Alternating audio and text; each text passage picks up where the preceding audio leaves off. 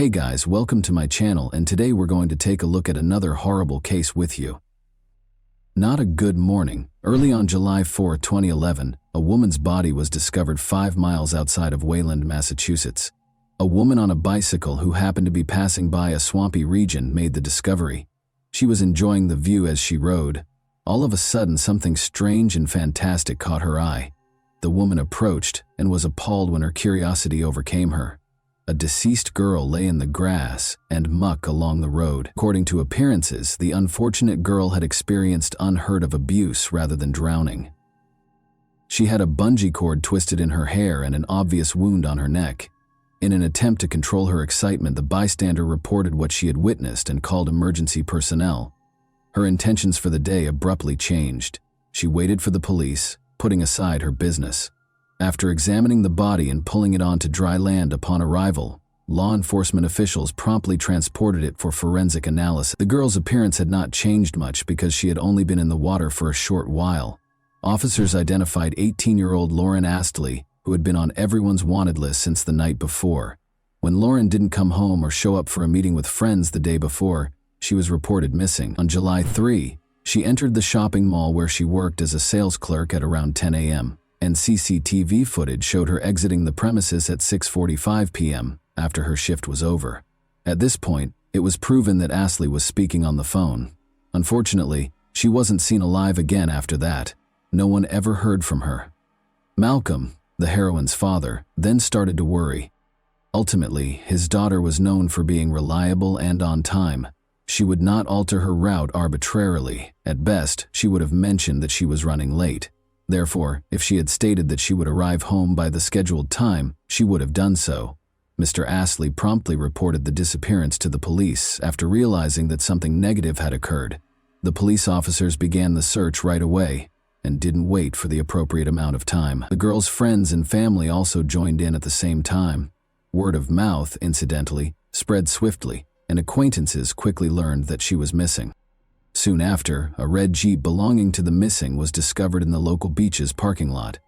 Her personal items, including a laptop and a pocketbook, were inside the car, which had its windows down, but not in it was the girl herself. Furthermore, it was unclear where she may have gone after abandoning the car in such a risky manner. Malcolm headed straight to the location where he attempted to determine his daughter's whereabouts after learning of the car's finding. Seeking her as though she had drowned, he strolled along the shore and threw a flashlight into the water. After him, Lauren's pals showed up. In an attempt to be the first to see her, they made the decision to stay the night at the location. They searched the region all night long, wondering where Lauren had vanished to. The young men had no idea where to look for her or what to think. But none of them could have predicted that Lauren had suffered an irreversible injury. The scene appeared to be something out of a movie. The person you were conversing and joking with a short while ago couldn't simply vanish in that manner. Lauren's body was discovered less than 12 hours later. Her father was the first person the officers phoned. They were invited to attend the identification and told about the awful discovery. Despite his final refusal to accept that the girl on the pathologist's table was his daughter, Malcolm finally came to his senses and acknowledged his child. His young, intelligent girl, who had just had her entire life ahead of her, lay before him. The man's heart was wounded by unbearable pain. However, nothing could be reversed or reverted. He now had two crucial tasks to complete: inform his ex-wife of the tragic news and identify the person responsible for his daughter's death. No one in the city believed what had happened when the depressing news got out. Lauren had no enemies or ill-wishers, according to a united voice of family and close friends. The only person who unintentionally came under suspicion was Nathaniel Fujita, her ex-boyfriend. Everyone was very hesitant to say his name, since they knew how much he loved Lauren and would never do her any harm. But the deformations that occur to someone who has experienced a breakup are different, and you never know what can happen to someone who can't let go of the past in their first love. A person's first love is a powerful emotion that enters their life. It shifts. The normal way of life is totally destroyed. Such feelings infuse reality with new hues while nourishing and inspiring. It also brings with it the first kiss, the first personal encounter, the first employment, the first time away from the parental house, and so forth. When some feelings are superimposed on others, it's a very vivid part of life. But this kind of love is frequently short-lived. When circumstances separate two people, they break up. Someone recognized they didn't fit together, and someone couldn't handle the inconsistencies that resulted. After that, most of us experience the understatement and incompleteness that will continue to fascinate us till the end of time. But not everyone has the strength to go past it, say goodbye, and express gratitude for the time spent. The negative aspects of love, heavy addiction and jealousy that broke young hearts are the subject of this tale. The entire high school is envious of Lauren Astley and Nathaniel Fujita. She is a small, attractive brown girl who makes a statement with her originality and activity. Many girls adore him since he is a tall, driven soccer player. Young individuals showed themselves to one another, even though they had known one another from childhood. Later, they dated for 3 years, starting in high school. With all the repercussions, it was a pretty colorful romance. They would argue and then reconcile, they would split up and then reunite. Despite their challenging personalities, the lovers made an effort to treasure the brittle bond that developed between them. For the first few years of their partnership at least, this persisted. In 1993, Lauren Dunn Astley was born in Boston. In Mary and Malcolm's family, she was the only kid. As a result, the young girl became the sole object of their attention. She was raised with strong morals because both of her parents were educators. Their daughter's development into a decent adult was their first priority. Astley and Lauren separated when Lauren was 6 years old. However, this had little impact on the girl's upbringing. They have a young beauty and they all still care about her and encourage Lauren in all of her pursuits. Cadile was a great deal. Her entire day was planned out minute by minute, and she was always enthralled with something. She has a wide range of fascinating interests. Lauren was a member of the Youth Symphony Orchestra, enjoyed playing soccer and tennis, and sang in a musical group. In addition, she was a counselor at a children's camp, a member of her church choir, and the lead in a theater production of Annie at the local arts center. She was always present at school and community concerts. A lot of people were in awe of her boundless enthusiasm. She was everywhere and very active. Social interaction was the second area of interest for the girls. Astley took part in numerous charity endeavors. She assisted Hurricane Katrina victims in New Orleans, Louisiana when she was 12 years old. She later made 2 additional trips to the region on a similar mission. She had a large, compassionate heart that was open to everyone and everything. As a result, she gave more thought to others than to herself. Everyone in her immediate vicinity was aware that they could always rely on her for guidance or assistance. Lauren and Nathaniel Fujita attended the same high school. He showed a lot of promise and was a superb player for the school soccer team. In addition, he had an ambition of tying athletics into his future. He was regarded as the company's soul and a hard-working pupil. The young man was Beta and Tom Fujita's eldest son. One could argue that his family was well off and well known in some circles. His father taught at Boston's Berklee College of Music and was a well-known guitarist. He was a unique individual who stood out from the crowd. Maybe Lauren and Nate's romance began when the girl conducted an interview with the boyfriend's father for a class assignment. She then started to visit their home more frequently, and as young people stopped keeping their emotions to themselves, their parents started talking to each other and visiting. As I mentioned before, the lovers' relationship was ideal for the first 2 years. The coupling was striking and they were both quite gorgeous young adults. Together, Nate and Lori did everything, went out, played sports, studied, and took part in events. And later on though, such a close relationship seemed stuffy. The guy controlled everything and wouldn't let the girl go any place by herself. He frequently saw things that weren't there because he was so envious of her. Nathaniel wanted her undivided attention and to keep it to himself. This was the cause of their disagreements. No one heard Lauren complain of any physical impact, but they increased in frequency as the young man started to respond more violently. Their relationship generally devolved into an emotional roller coaster. The tranquility was gone. Although it didn't work for them both, they were unable to return to their relaxed feelings. Lauren considered the future on multiple occasions and made a decision regarding her future life as her education came to a conclusion. She obviously understood that it was time to say goodbye after listing all the benefits and drawbacks of her relationship with Nate on paper. Additionally, she had never liked the way he behaved around her mother. Lauren didn't want that kind of conduct, and she had unintentionally projected their connection into her alleged existence with him. Furthermore, the upcoming enrollment was a significant factor in their lives. Already paths were splitting. Her partner received an invitation to play soccer at Trinity College in Connecticut, while Lauren was applying to Ohlone University in North Carolina. Breakup. On her birthday, April 1, 2011, Lauren made the tragic announcement. Since they still had time to adjust to their new circumstances and begin their lives over, she thought it was the ideal moment. Everyone was going to be busy and make new friends, which would help them forget about their depressing thoughts. But Nathaniel didn't have the same goals as Lauren. He experienced intense loneliness and grief. He had lost his enthusiasm for attending college. He quit going out and practicing. He spent the entire day watching TV and lying on the couch. The man descended into a profound sadness that he was unable to overcome. Everyone observed that he had changed from a once active and vivacious young man to a reclusive and melancholy individual. Furthermore, Fujita developed an addiction to marijuana and alcohol as a means of escaping the harsh realities of his life. Lauren found it difficult to witness his behavior, let alone to be the reason behind it. The girl sought her friends for advice on how to help him and what to do in this situation, but they all advised her to let him deal with this anguish on his own and not get involved. If she did, he might see her involvement as an opportunity to have everything fixed and given back. The suggestion from her friend was good. She should not have revealed her face to him because his condition deteriorated when he saw her. Regretfully, the girl had turned into his trigger, anticipating things. Her willingness to help and her goodwill later turned against her. About 150 individuals attended the large party that Astley and her friends planned after graduation. Young people danced and enjoyed themselves with the invitees during the event, which was hosted under a large dome.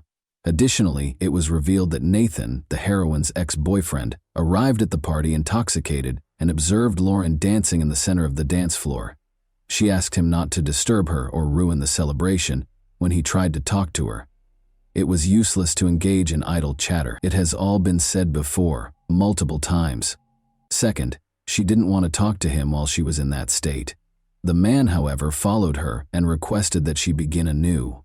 His attitude deteriorated with every minute that went by, and his aggressiveness became more pronounced. He got so enraged at one point that he moved aside and struck the pole supporting the structure as hard as he could. The building stumbled and fell in reaction. The festivities were utterly destroyed. Everyone was upset and wanted Nathan to leave the gathering. Later, Lauren sobbed as she told her mother that her ex-boyfriend follows her around and never leaves her alone. The girl went on to say that he acted disgustingly and wouldn't let anyone dance with her at the graduation function. The fact that she was content without him infuriated him. Be suspicious. Questioning everyone Lauren was connected to in one way or another was the first thing the police did after learning she was missing. Every path went to Fujita. He was the only one who appeared to have an incentive to hurt her. But his whole entourage told her that was not the case. Officers have, however, frequently seen situations in which criminal activity was committed by those who were not expected to do so. At the door, Nathaniel and his mother greeted the detectives. The youngster was perplexed throughout the chat. He seems impressed by his beloved's abrupt exit. He said that he had lately seen her at around 7 o'clock. After a pleasant talk, the girl drove away after stopping by him in her car. The man said that their talk lasted no more than 5 minutes. Furthermore, the young man stated that he was at home and did not leave when Lauren vanished. His mother concurred with her son's statement, although it was challenging to verify his alibi because he was alone himself at the time. Mrs. Fujita acknowledged that on the day she paid her a visit, she had also run across Nathan's ex-girlfriend at the shopping center, where the latter was employed part-time. Her son had changed, and the mom was upset by this. She wanted Lauren to speak with him for that reason. In actuality, the young man's parents had previously sought out a psychiatrist for assistance, but his efforts proved fruitless. Their boy simply existed and had lost all interest in life. In order to go on, Beta thought Lauren's remarks would give him courage, or at the very least a sense of masculine pride in himself. Lauren's preparations were derailed by the request, but nobody was aware of it because the meeting wasn't expected to last long. It found out that she and Nathan had spoken on the phone just after the meeting with his mother, as captured by the mall's security cameras. The girl called her ex-boyfriend and set up a visit for 7:05 p.m., since she was still worried about him. The information that Nathaniel and Beta gave the police officers was undoubtedly helpful. Astley drove up to Fujita's house and texted him, saying, "Here," but it was unclear what happened to Lauren after that, or why her car was abandoned on the beach. When the poor girl's body was inadvertently discovered in the swamp in the morning, the case became more obvious. The police decided to pay Nathan another visit because they were certain that the girl's body most likely belonged to Lauren Astley. He wasn't at home this time, though. His presence was unnecessary. The officers did, however, have a search warrant. Need proof to support the investigation's account on the ex-lover's role in the murder. The garage was the first area examined. Skilled experts quickly demonstrated that something negative had occurred in it. Bloodstains were discovered somewhere on the floor, and multiple elastic cords that matched those twisted in the girl's hair were hanging prominently on the wall. The residence also had blood traces. There were faint splatters on the bathroom sink, kitchen floor, doorknob, and kitchen sink. They were clearly the result of someone's sloppy and rather hurried attempt to sweep them up. In the basement was a black gym bag. It contained filthy, soggy tennis shoes. Detectives discovered a pair of bloody shoes and damp, bloody garments in Nathan's bedroom, which served as a sort of hiding spot. Although the samples had to be sent to a lab for a formal determination, the dirt on the shoes appeared to match the muck from the swamp where Lauren's body had been discovered. Experts later validated the detectives' suspicions. Unquestionable proof of Nathan's involvement in the ex-girlfriend's killing had been collected, and they also concluded that the blood discovered in Fujita's home belonged to the deceased, but his location remained a mystery. As a result, the case investigation moved forward at an unthinkable rate as soon as the man was listed as sought. The suspect was located a couple of hours later. He was lodging with a cousin in a nearby town during this entire period. Ultimately, Nathaniel was taken into custody on suspicion of murder early on July 5, 2011. He was silent, distant, and did not struggle when he was arrested. He also refused to assist with the investigation at that time. He made no mention of the alleged offense when being questioned. The investigators thought of it in two ways. He didn't say a word because he was either unable to justify his actions or he was scared to speak too much. The version of the investigator. According to the investigation, Lauren Astley met with the ex-boyfriend's mother before paying him a visit. The girl chose to speak with him and lift his spirits since she was concerned about him. The two of them then went to Fujita's garage shortly after that. Nathan may have attacked her and started strangling her with a bungee cord after a fight broke out there. He drove the girl's red Jeep to the beach after killing her, then tossed the keys into a storm drain. He went back home, loaded his sweetheart into his car, and took her to the swamp when they discovered the invader. He then made an effort to conceal the evidence of the crime. Everyone knew that her boyfriend was occasionally uncontrolled and capable of hostility, even if he had not before used physical violence against Lauren. Therefore, during a preliminary hearing on August 23, 2011, his motivations were underlying anger and an inability to accept the breakup. First-degree felony assault and battery with a dangerous weapon was Nathaniel's charge. The lover hardly made a sound when asked if he would enter a guilty plea to the charges against him, indicating that his attorneys had engaged in foul play by developing a particular line of action and defense. In order to prevent the defendant from being released on bond, the prosecutor filed a motion. The prosecutor's request was granted by the court.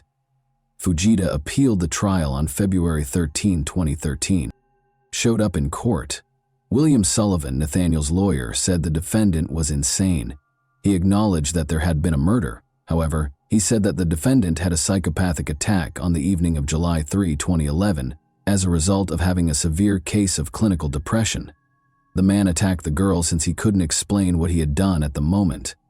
The defender's statements on Nathan's behavioral changes were corroborated by his friend. They disclosed that he had undergone a significant transformation and had ceased to be present at the organization. The fact that he had previously simply been tired of soccer and had never missed training, even when ill, astounded everyone.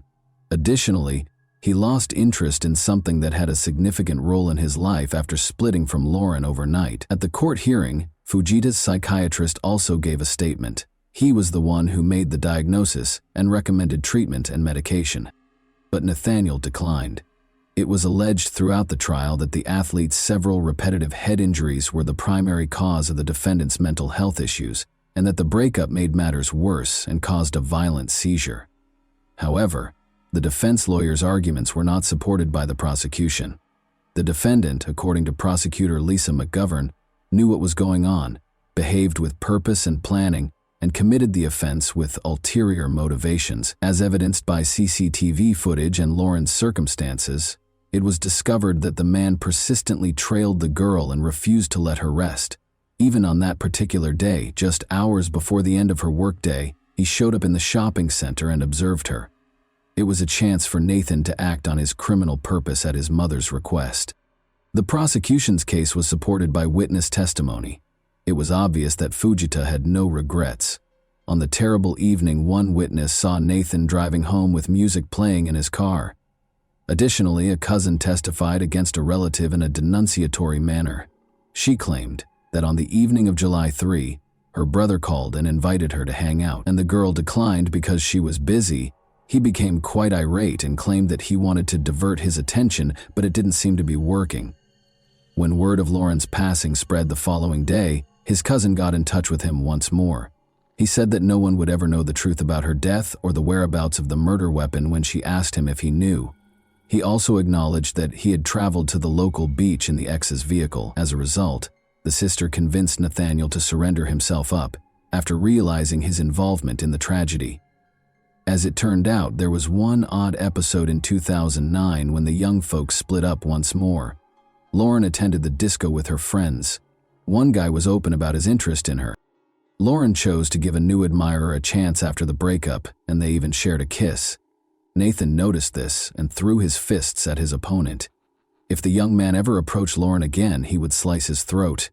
Considering the severity of Lauren's injuries from the murder, it was evident that Nathan was a jealous guy who got irascible and capable of many things when he drank alcohol. This incident not only implicitly implicated Fujita as the offender, but also validated his violent outburst. Other horrible facts also surfaced, such as the discovery of wounds on the deceased's body that had been caused prior to her passing. The so-called defensive wounds were evident among them. The girl had attempted to fight back.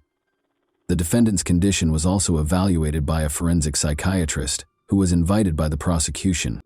He claimed that, in contrast to the last one, he was sane and made wise choices at the time of the crime. Given that Fujita's sentence would be drastically lowered if he was deemed insane, the prosecution and defense engaged in a heated battle. He was still charged, of course, but his guilt was much lessened. In every way, this trial was emotional. Both sides' relatives were present. These men had known one another in the past. They were all hurting in different ways in this predicament. The entire time, Nathaniel's parents were in tears. They felt a great deal of remorse for their son and were shocked by what had transpired. His loved ones were left to bear the consequences of his conduct. Malcolm and Mary were devastated. Lauren was dying in pain at the hands of the man she loved. They had lost their only daughter too soon. After cutting and tightening the cord around her throat, experts determined that the girl had survived for a few minutes. Lauren's mother wanted to know how long the verdict and subsequent life had been planned, as well as why this had occurred to her daughter. On March 7, 2013, Nathaniel Fujita was convicted guilty of all charges following a 3-week trial. It took the jury a day to render a decision. The 20-year-old received a life sentence without the possibility of release. Following the ruling, Nathan's parents were approached by Lauren's father, who gave them a hug. The man's act demonstrated the depth of his heart and the strength of his character. The most valuable possession of both families has been gone. The Lauren Dunn Astley Memorial Fund was later created by Mary and Malcolm Astley to educate teenagers about positive relationships. They think Nathaniel could have avoided the crime he did. The girl's family has committed the rest of their lives to raising awareness about how to overcome a breakup and prevent partner violence. Mandatory life without parole sentences for individuals under the age of 20 at the time of the offense were eliminated by the state superior court in 2024. Nathaniel was able to enjoy his freedom as a result. Given that he permanently took the life of an innocent girl and denied her parents happiness and tranquility, is that fair? Some people believe that it only takes one step to go from love to hate. Crazy behavior can occasionally result from envy, selfishness, and obsessive love. A tragic illustration of this is the tale of the Astley and Fujita families. And that wraps up today's chilling story. If you enjoyed this video, don't forget to like and subscribe so you never miss a new upload. Also, let me know in the comments what part of this story shocked you the most. Thank you for watching, and I'll see you in the next video.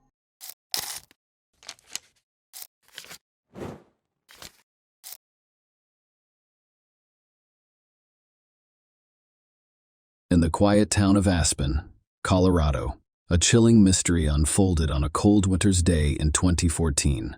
A heinous crime committed in secret shocked and stunned the community. An individual known and loved by many died tragically and unexpectedly, forever altering the tranquility of this picturesque mountain town. Nancy Pfister's life story begins in Orofino, Idaho, in July 1956, with her birth. She grew up in the picturesque suburb of Basalt, Colorado, and attended Bayside High School. Nancy's family had a unique connection to the development of the Buttermilk Ski Resort. Her father, Art Pfister, transformed the family cattle ranch into this well-known ski resort in 1958, making a large fortune in the process. Nancy's mother, Betty, has a remarkable background as well. She was a member of the Women's Air Force Service Pilots during World War IE. She began her college career at Brooklyn's Pratt Institute before dropping out and returning to her roots in Colorado at the age of 20. Back home, she continued to play an important role in managing her family's business, which was well known in the local tourism industry at the age of 29. Despite never being married, Nancy welcomed her daughter Juliana into the world. At the age of 39, she gave birth to a son. Nancy Pfister's life was defined by her dedication as a single mother, raising her two children in the log home her father lovingly built for her in 1991. On the fateful day of February 26, a visit to Nancy and her friend Kathy Carpenter's home took an unexpected and terrifying turn. It had been 3 days since they had last seen or spoken, and Kathy's concern had grown too strong to ignore. Kathy walked into Nancy's house and called out for her friend, desperate for a response. However, the eerie silence that greeted her sent chills down her spine. Her heart sank as she noticed a chilling detail: a small smear of blood on Nancy's headboard. The room itself was disorganized, with the covers thrown aside as if there had been a fight, but the most disturbing discovery was yet to come. Nancy's bedroom featured a large walk-in closet, and Kathy's concern grew when she discovered the door was locked. Desperate to learn the truth, she retrieved a spare key from the closet and cautiously opened the door. What she sensed was beyond her worst nightmares: a nauseating, unbearable stench. Inside the closet was a lifeless body. Kathy called 911 at 6:15 p.m., her voice trembling as she described the grisly discovery. She believed that the lifeless figure in the closet was Nancy herself. The arrival of the cops only confirmed Kathy's suspicions. Nancy's lifeless body was indeed hidden in the closet, shrouded in a heavy-duty trash bag from the neck down, with additional kitchen trash bags covering her head. The scene was a horrific display of violence. Nancy had been brutally beaten to death, her head showing signs of multiple blunt force traumas. An electrical extension cord had been cruelly wrapped around her neck, adding a chilling element to the crime. Despite the brutality of Nancy's attack, there was very little blood at the scene, with the exception of a small smear on the headboard. But when the investigators turned the mattress over, they discovered a large pool of blood soaked into the fabric. It soon became clear that whoever had attacked Nancy had taken the chilling step of flipping the mattress to conceal the gruesome aftermath before fleeing. The question that haunted both Kathy and the police was who could commit such a heinous and brutal act against Nancy. It was a question that sent shockwaves through their peaceful community, leaving them to deal with the unsettling realization that a heartless killer lived among them. Kathy Carpenter's revelation added another layer of complexity to an already perplexing case. She informed the police about recent tensions between Nancy and her tenants, William Trey Styler and his wife, Nancy Styler. This information immediately cast doubt on the Stylers and sparked speculation about their possible involvement in Nancy's brutal murder. The day after Nancy's lifeless body was found, an autopsy was performed by Dr. Steve Ayers, the Pitkin County coroner. His findings shed light on the severity of the crime. Dr. Ayers determined that Nancy died from 3 or 4 vicious blows to the head delivered with a hard object with a slightly curved edge. Although he couldn't identify the exact weapon used, he could tell that the business end of the instrument was small, about an inch or two. The exact timeline of Nancy's death remained unclear. Dr. Ayers estimated that the fatal assault occurred between the evening of February 24th and the morning of February 25th. Nancy's injuries were concentrated between her right forehead and right temporal bone, indicating 3 or 4 severe blows. In addition, several bruises covered her left upper arm, right neck, and right jaw, painting a bleak picture of the brutal violence she endured. Dr. Ayers concluded that Nancy Foster's death was the result of a homicide. The investigation took a significant step forward, escalating the search for truth and justice. The focus was now squarely on uncovering the truth about the Stylers' involvement, as well as any other potential suspects who could hold the key to solving this chilling and deeply unsettling murder mystery. The police investigation took a critical turn when they looked into the complex relationships between Nancy Foster, the victim, and the Stylers. Her tenants made it clear that there was more to the story than what first appeared. Nancy Foster's decision to rent out her luxurious mountain home during her annual warm weather vacations became an important piece of the puzzle. Her ad, on in the Aspen Times, was straightforward, offering a 3-bedroom home with 3.5 bathrooms, strategically located on the mountainside. The only rule was no cats. This advertisement piqued the interest of Trey and Nancy Styler, who were considering a fresh start in Aspen, away from their troubles in Denver. At first glance, the Stylers seemed to be ideal tenants. Nancy Styler, a world-renowned expert, and Lily Paget, a retired anesthesiologist who was forced to leave his position due to a debilitating neurological disease, appeared to be responsible people who would take good care of the property. However, their seemingly peaceful lives had been upended by a series of setbacks. Lawsuits had depleted their savings, leaving them in financial distress. Trey's illness forced him to resign from his position as chief of staff at a Denver hospital, causing additional hardship. In a desperate attempt to reinvent themselves, they decided to relocate to Aspen, a wealthy and promising destination. Nancy Styler's medical background had led her to consider new possibilities. She had taken Botox and laser treatment courses in the hopes of opening her own spa in Aspen.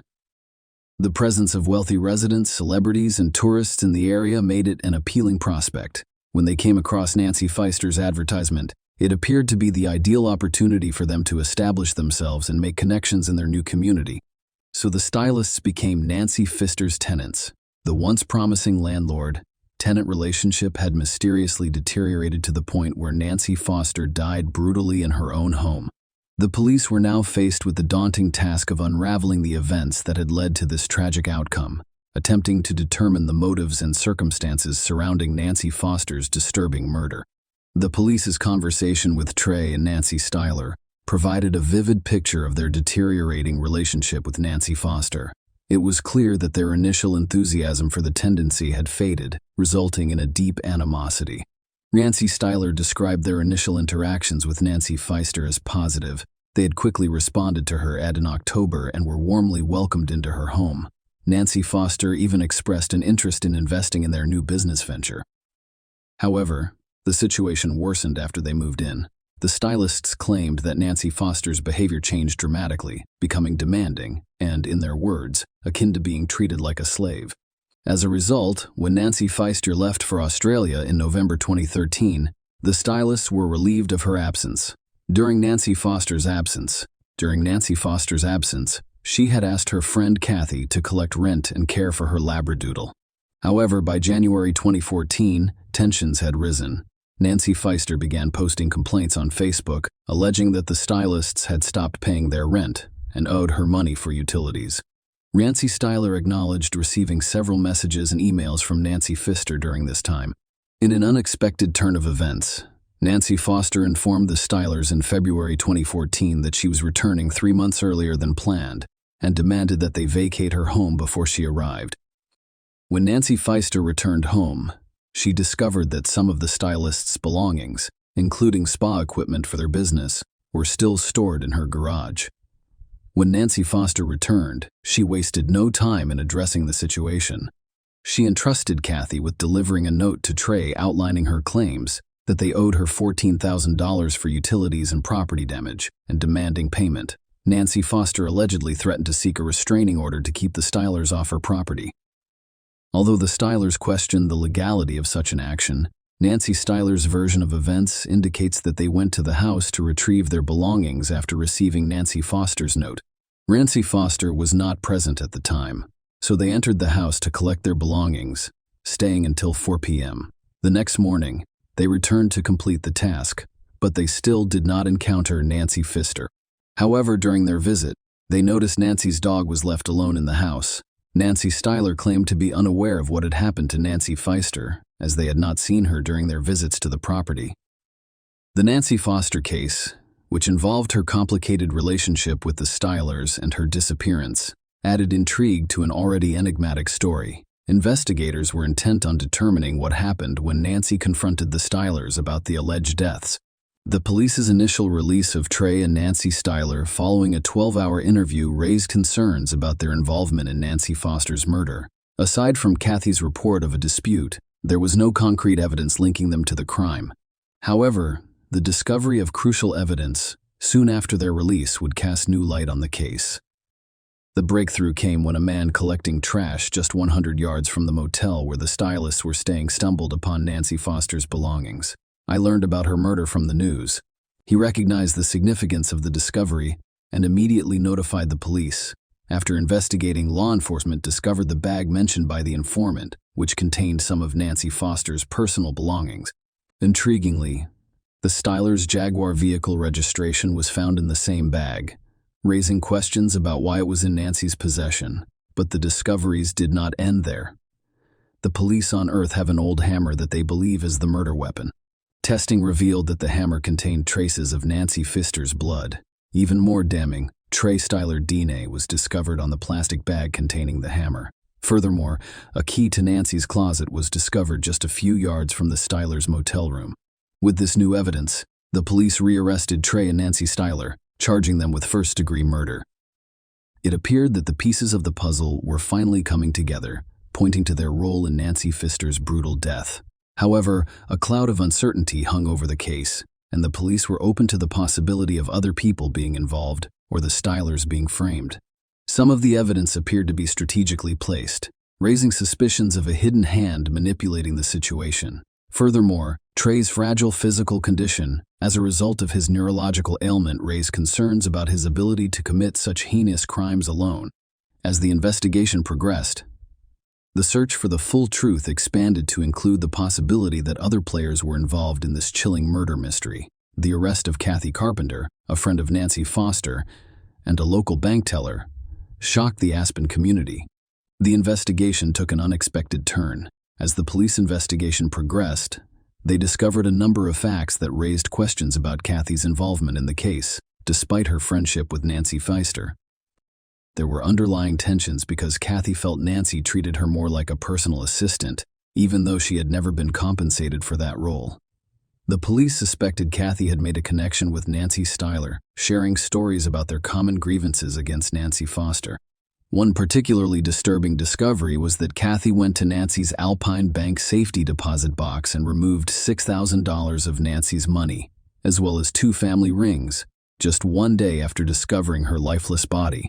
When questioned about this, Kathy stated that Nancy had granted her legal access to the safe deposit box and that she had taken these items with the intent of delivering them to Nancy's daughter, Juliana. Despite the complexities of their relationship, Kathy remained devoted to Nancy and considered her a close friend. She admitted that Nancy could be demanding and frequently gave orders, but she also emphasized the enjoyable times they had together, which fueled the police's suspicions. According to records, Nancy Styler called Kathy 3 or 4 times on February 26, shortly before Nancy Foster's lifeless body was discovered. This communication pattern fueled the investigators' belief that the 3 individuals were somehow connected to Nancy Foster's murder. The twists and turns of Nancy Pfister's tragic death continued with a shocking revelation. Just weeks before the trial was scheduled to begin, Trey, a key figure in the investigation, made an unexpected decision.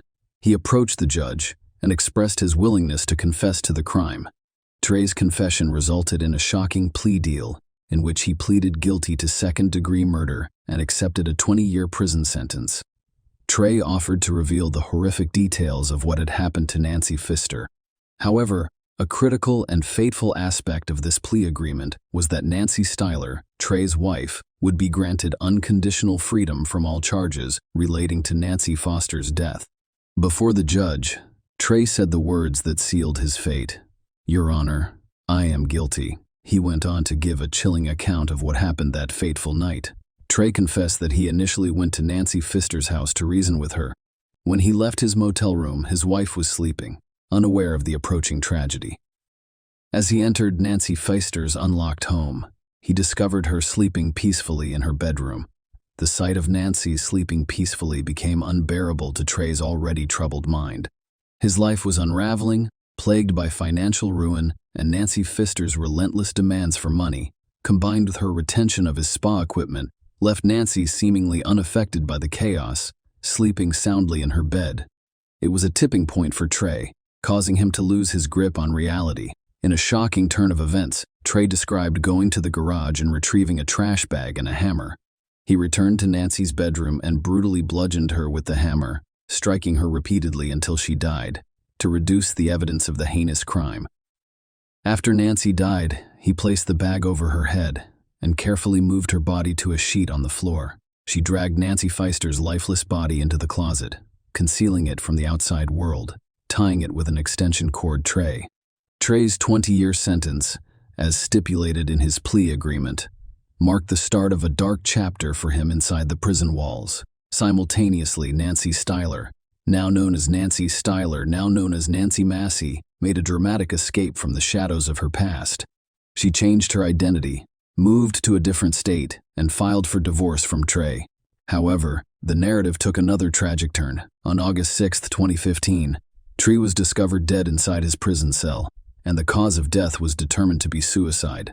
Following her death, Nancy Styler Nancy Masson was able to collect a significant sum of $1 million from a life insurance policy.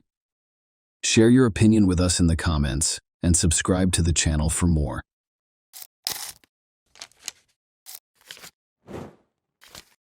The exception was Cassandra and her twin brother Rob.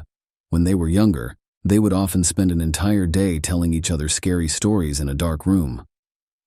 Rob considered himself to be a natural storyteller. Every time he told a scary story, Cassandra would scream and he would scatter on his bed, mumbling to himself, "You can't even scare the neighbors, little Joey, with stories like that.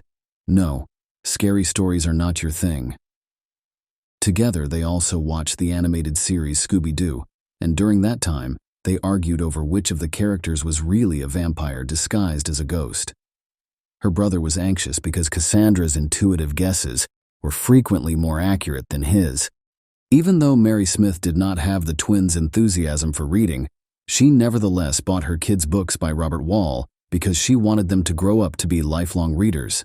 The brother and sister's love of scary stories was a lifelong passion that they developed as children. Even as adults, they entertained the idea of launching a horror-themed store and even gathered figurines of villains. Cassandra joined the set in 2004 due to her interest in horror films, and she made a cameo in a scary film that, while not very successful, still caused a lot of jealous looks. "I'm ready to play anyone." "Rob, you must have made some acquaintances there, right?" "Cassandra, maybe we should talk." Rob's sister responded, "I'm pretty close with the head of the cast. Maybe something will come out of it, but no promises. I got the part by accident myself." Rob continued to beg his sister to broker a deal on his behalf.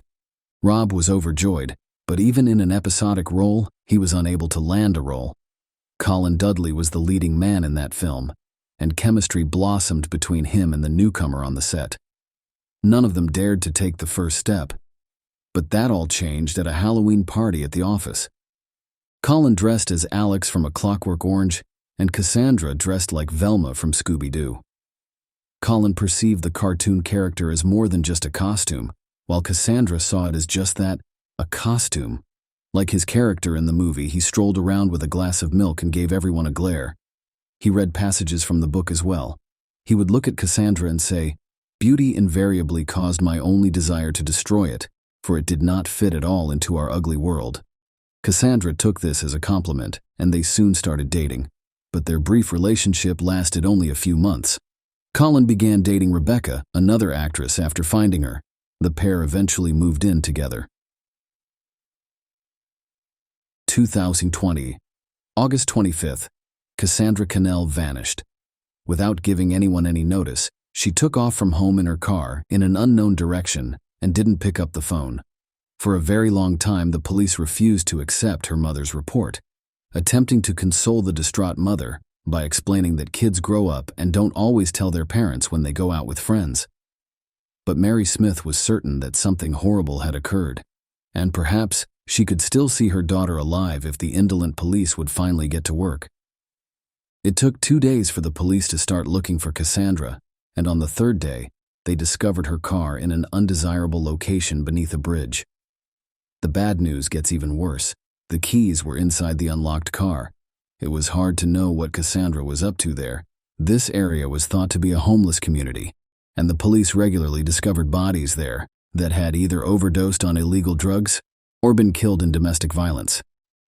The police had to patrol the neighborhood, questioning a large number of homeless people who attempted to flee when they saw them. All of them were unaware of the time the car appeared there, though, and none of them had seen Cassandra. It was difficult to have any higher expectations of the people who lived beneath the bridge and consumed alcohol all day.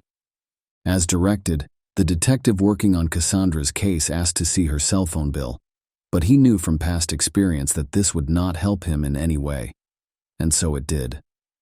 The signal indicated that the phone was in the body of water closest to the bridge, making it impossible for the investigators to retrieve it and obtain the information they required. Still, a group of divers started combing the shoreline. To see how far they could throw the phone, they picked up rocks from the shore and tossed them into the water before doing so. Cassandra's mother claimed that since her daughter's phone case was adorned with rhinestones, it would be easy to locate. While it is true that the phone was located quickly, Cassandra's body was not in the water. Although her mother was told this was good news, she did not feel any better. Her daughter's death appeared to have become second nature to her, and all she wanted was for her body to be discovered and for this terrifying period of uncertainty to end. She replied, "I was looking forward to my granddaughter. I wanted to be a grandmother sooner, and I didn't even have time to give her a crib. It's just sitting in the garage in a box. What should I do with it now?"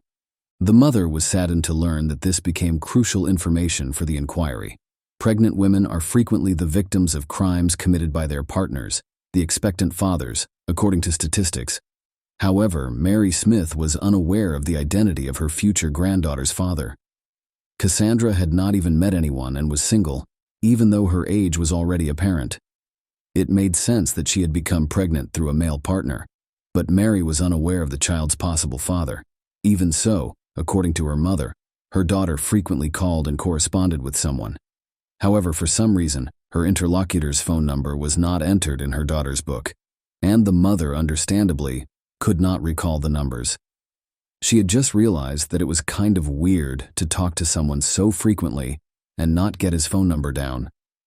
It was common knowledge that girls could not maintain complete confidentiality in their relationships, so Cassandra should have at least one friend with whom she could share her secrets, particularly if those secrets involved a pregnancy. One found a friend like that.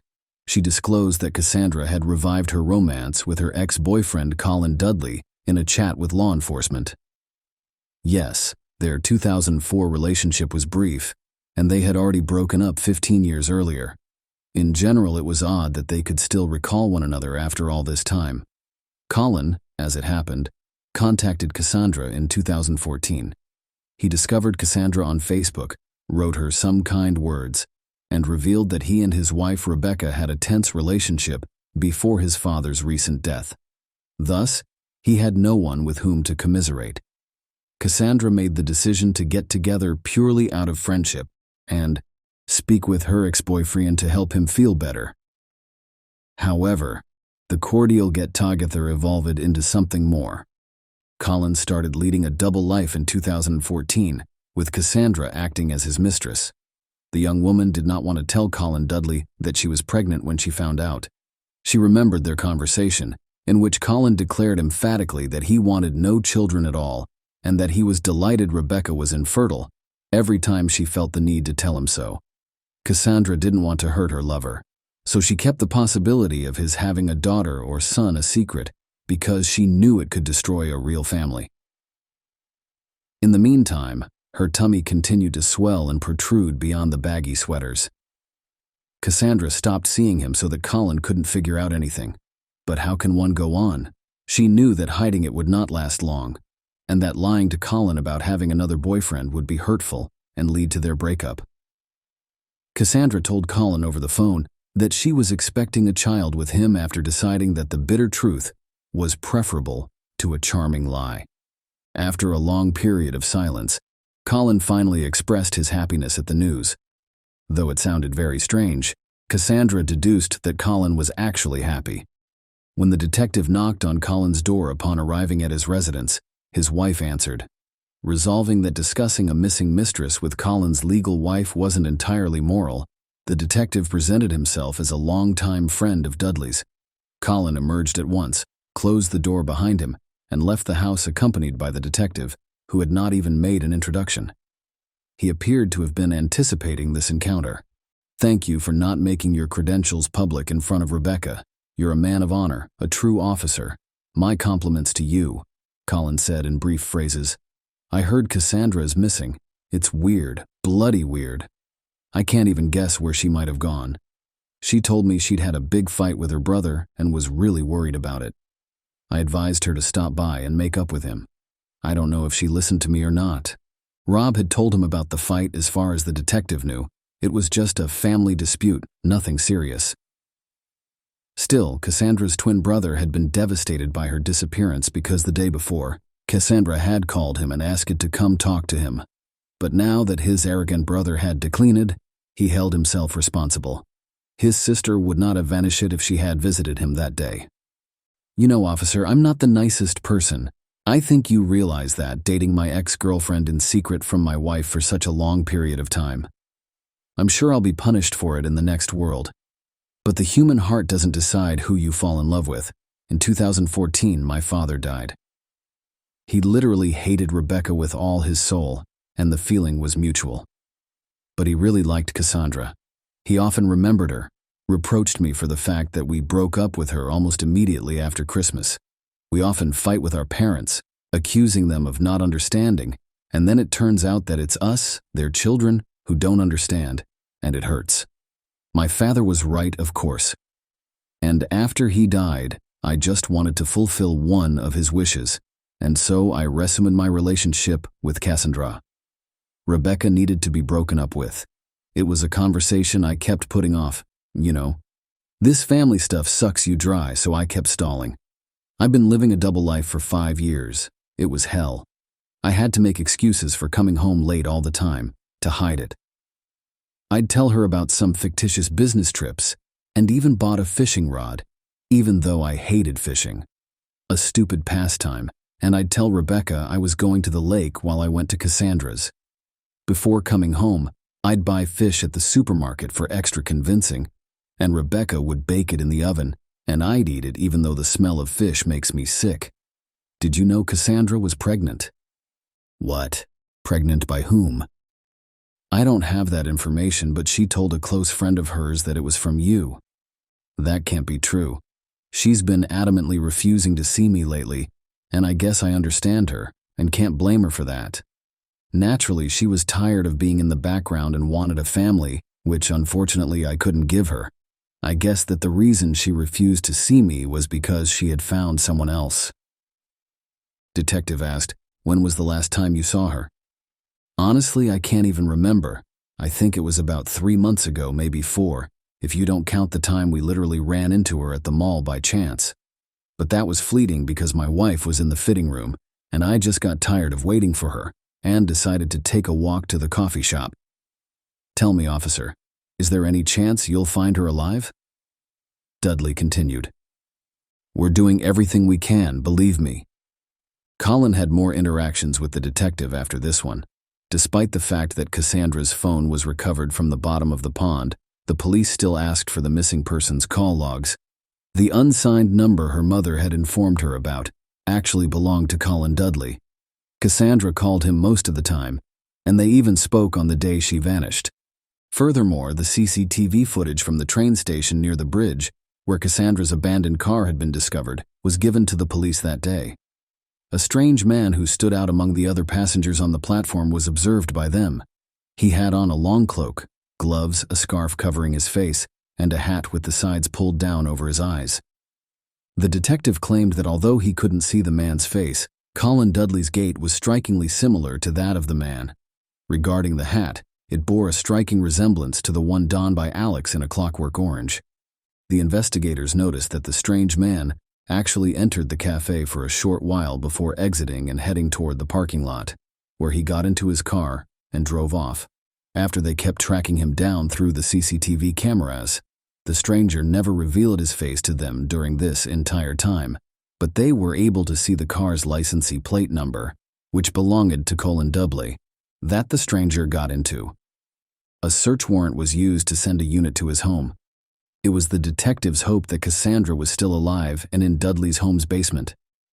Initially, there was no proof of a homicide at Colin's residence. However, they discovered the exact hat Colin was attempting to conceal himself in the closet. After that, they descended to the basement, where they found no sign of the crime and no sign of Cassandra. But when the service dog sniffed the couch, it was trained to search for bloodstains.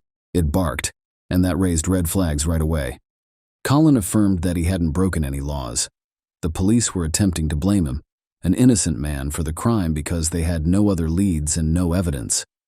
When the detective spoke with his wife, she was naturally horrified to learn about the activities in their home, the charges against her spousey, and the years-long deception.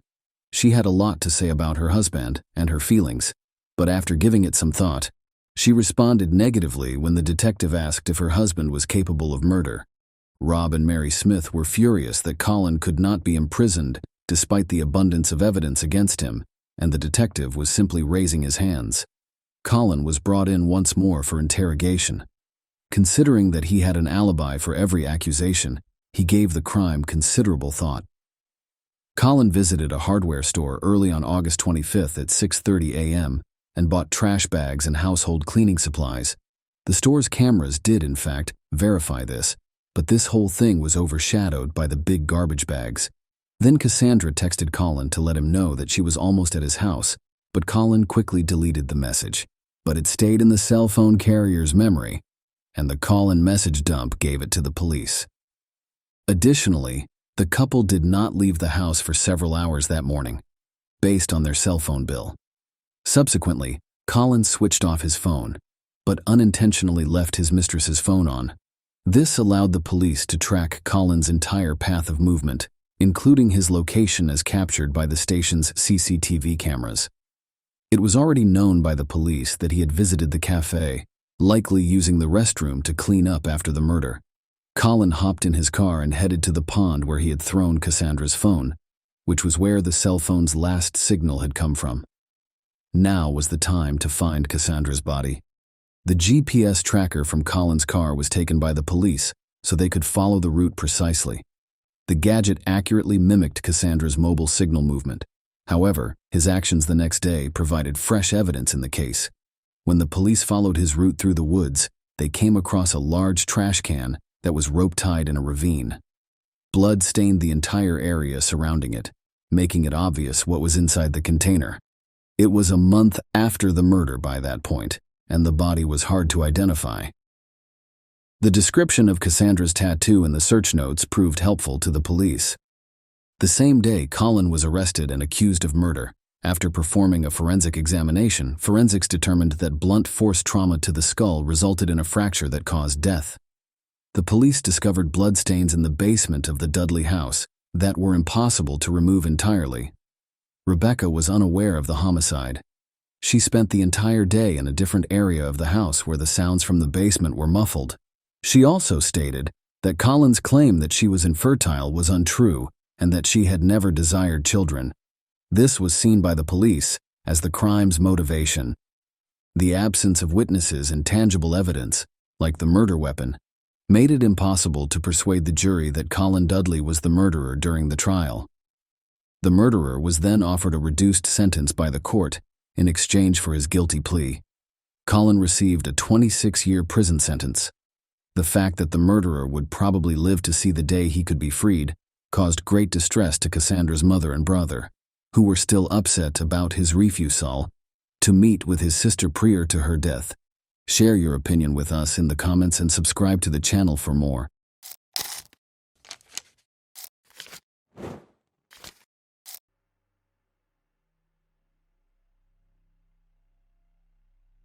A girl went missing after spending the night at her friend's house.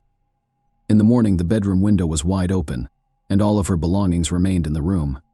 Police began looking for her, but no one anticipated the dark secrets they would soon discover in the small town. Amanda Lenke was born on June 7, 1991 in Tennessee. She grew up in a large, friendly family with many brothers and sisters.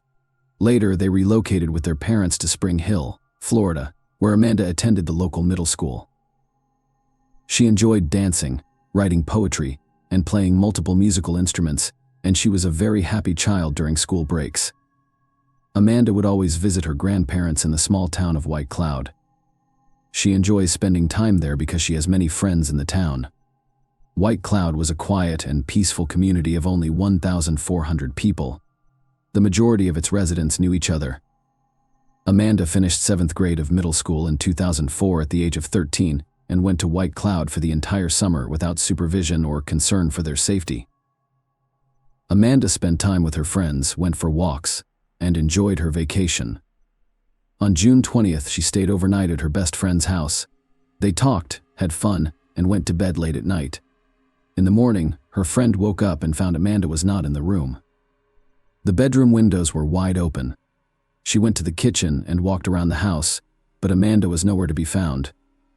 Investigators spoke with Amanda's friend, who stated that she did not hear anything that night and that Amanda never told her she was planning to leave. The friend's parents, brother and sister were present at the time of the disappearance and did not witness anything. Police attempted to locate witnesses who lived near the house but were unsuccessful. No residents noticed anything unusual on the first day of the investigation. Amanda's relatives were outraged by the police's version, claiming she had no problems at home and was happy to spend the summer in White Cloud. They also pointed out that Amanda had left all her belongings, including clothes, in her friend's room. The investigators decided to check the girl's computer for information that could aid in the search. They discovered correspondence with a specific young man, and based on this, the police assumed Amanda fled to meet him, but there were inconsistencies. There was no mention of a possible meeting among these correspondents, and the conversation was about ordinary and everyday issues. Nonetheless, the investigators considered this sufficient to reassure themselves of their correctness. At the time, they did not reveal all of the investigation's details, but information about correspondence with a specific guy spread throughout the city, leading many locals to believe that the girl simply ran away from home. Despite Amanda's relatives' efforts, the police did not fully utilize their resources to locate her. If the case had been classified as a kidnapping, the FBI and other agencies could have been involved in the investigation. On July 5th, mushroom pickers discovered a human body in a forest near White Cloud and reported it to police. Investigators identified the body as Amanda Lenke, who was wearing the same pajamas she had worn at her friend's house. Medical experts confirmed her identity and determined she had received multiple blows from a heave. They also decided to look into the young man with whom Amanda had communicated online. The problem was that his nickname included the word killer. Police considered the possibility that the victim went to meet him and he murdered her, but this version contained numerous inconsistencies. There was no reason to believe the girl would have gone to meet someone in her pajamas in the middle of the night, and their correspondence contained no hints of a personal meeting. The investigator was unable to identify this individual, and the version of his involvement was quickly abandoned in order to generate new leads. Detectives decided to investigate all of Amanda's belongings, which resulted in a breakthrough. They discovered her personal diary, which contained extremely disturbing information. Amanda wrote shortly before her death that a certain man was harassing her, and the following pages were torn out. Investigators suspected his name had been written on them. This diary quickly became the focal point of police investigations into the man's identity. They spoke with all of Amanda's friends and inquired whether the girl had mentioned anything about this. Several of her friends admitted that she had indeed told them about it, and even named the man Cecil Wallace, who was the stepfather of Amanda's friend, and she had stayed the night for detectives, so this was a huge surprise. They had been looking for the killer all over town and beyond, and in the end, the possible suspect was in the same house as the victim. But the friend's testimony was insufficient to arrest him. Investigators had no substantial evidence against the man. No DNA samples were found on the victim's body, and court documents did not state whether she had been abused. Detectives questioned Wallace, who denied any involvement in the crimes. The police were perplexed as to how the man could have done all of this without being noticed in a small house where his wife and 3 children were sleeping. The detectives were unable to detain Wallace due to a lack of evidence or confession. However, they discovered that Wallace's sister, Candace, worked in the police department handling Amanda's case. She actively assisted her brother and his family during interrogations, literally telling him what to say and how to behave. Other detectives were already handling Amanda's case and questioned the objectivity of the investigation by the local police. However, they could not confirm that anyone other than Candace could be helping Wallace. Investigators questioned the man and his family several times but did not yield any results. They continued to look for leads, but the case stretched on for several years. 4 years after the murder in 2008, detectives turned to the National Center for Missing and Exploited Children for medical help. They dispatched their investigators to White Cloud, where they reviewed all of the case materials, conducted new interrogations, and looked for new leads. Ultimately, they reached the same conclusion as the local detectives: there was insufficient evidence to make an arrest. 3 more years passed, and in 2011, the police received a new lead that changed everything. A 27-year-old Texas girl who grew up in White Cloud visited a news website from her hometown. There, she discovered information about Amanda's murder and began investigating it. After learning that the victim had spent the night at the Wallace house, the woman decided to contact the police and report something disturbing. In 1998, when she was 13 years old, she stayed overnight at Wallace's house because she was friends with his second foster daughter. In the middle of the night, a man entered their room and assaulted both of them, threatening them to keep quiet. The victims were too scared to report the incident, so they never told anyone. However, when the adult victim learned about Amanda's case, she decided to contact the police. The victims were then aged between 13 and 16 years old. In October 2011, police arrested Wallace, 43. After compiling all of the evidence, he was charged with molesting both of these victims and the man who was named as a suspect in Amanda's case for the first time. Detectives had no doubts about his involvement in the murder after hearing everything the other women had to say. At the preliminary hearing, he was granted bail of $150,000, which he was able to pay. Apparently, his sister and other relatives assisted him in gathering the funds. The trial was scheduled to begin in a month. While waiting for Wallace to return to work, the locals were upset that he had been released on bail. They repeatedly protested outside the company's office, demanding that the man be fired. On November 10th, the day of the first court hearing, an unexpected development occurred. Wallace did not appear at the scheduled time, and the police immediately declared him wanted.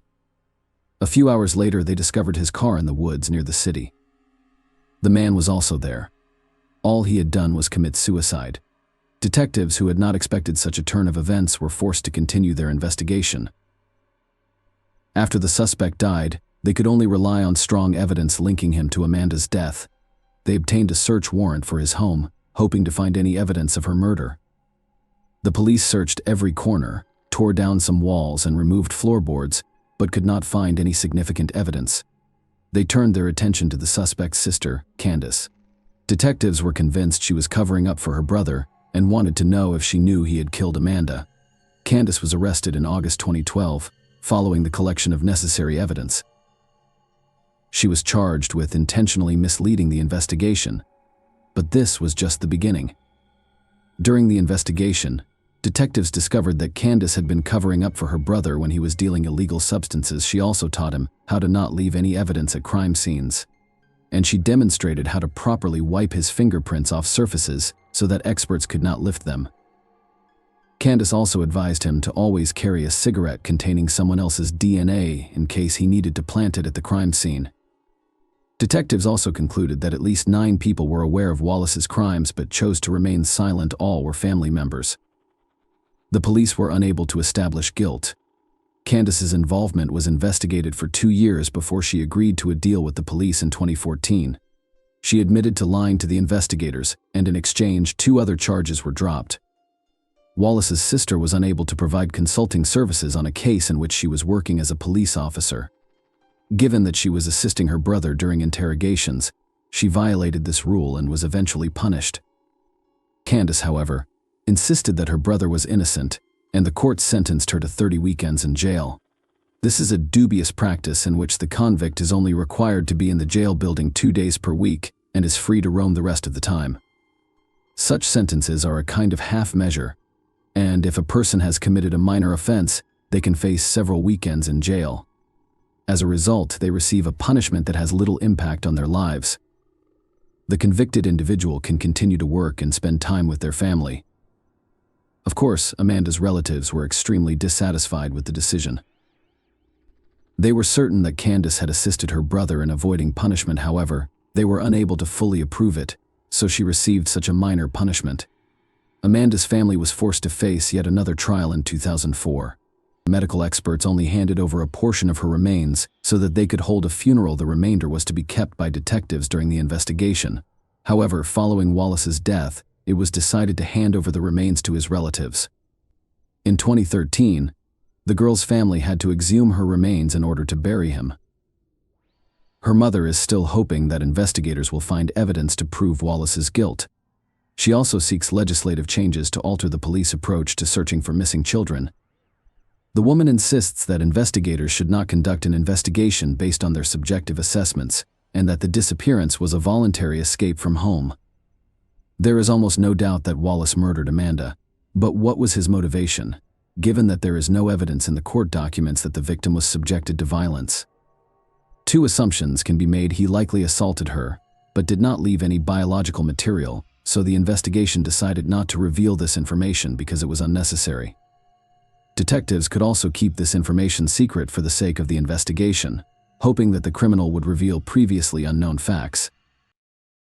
His past crimes also speak in favor of Wallace being the killer. He assaulted at least 3 victims using the same scheme. All of them stayed at his house overnight. The question remains, why did he kill Amanda? Perhaps he planned to intimidate her, like the others, but the girl threatened to tell the truth to everyone, or she tried to run away from him, and then he panicked. Something else in this case is very alarming. Detectives suggested that all of Wallace's relatives who were in the house on the night of the murder knew about this crime, and even helped the man hide it. In addition to Amanda, his wife, son, and daughter were there. This could explain how he managed to attack the victim without waking any of his relatives. In any case, even without a final verdict from the court, Wallace will no longer be able to harm anyone. The fact that he settled the score with his life before the trial once again speaks in favor of his guilt, even though he took the details of this crime to the grave. Please share your thoughts on this story in the comments section, and thank you for watching.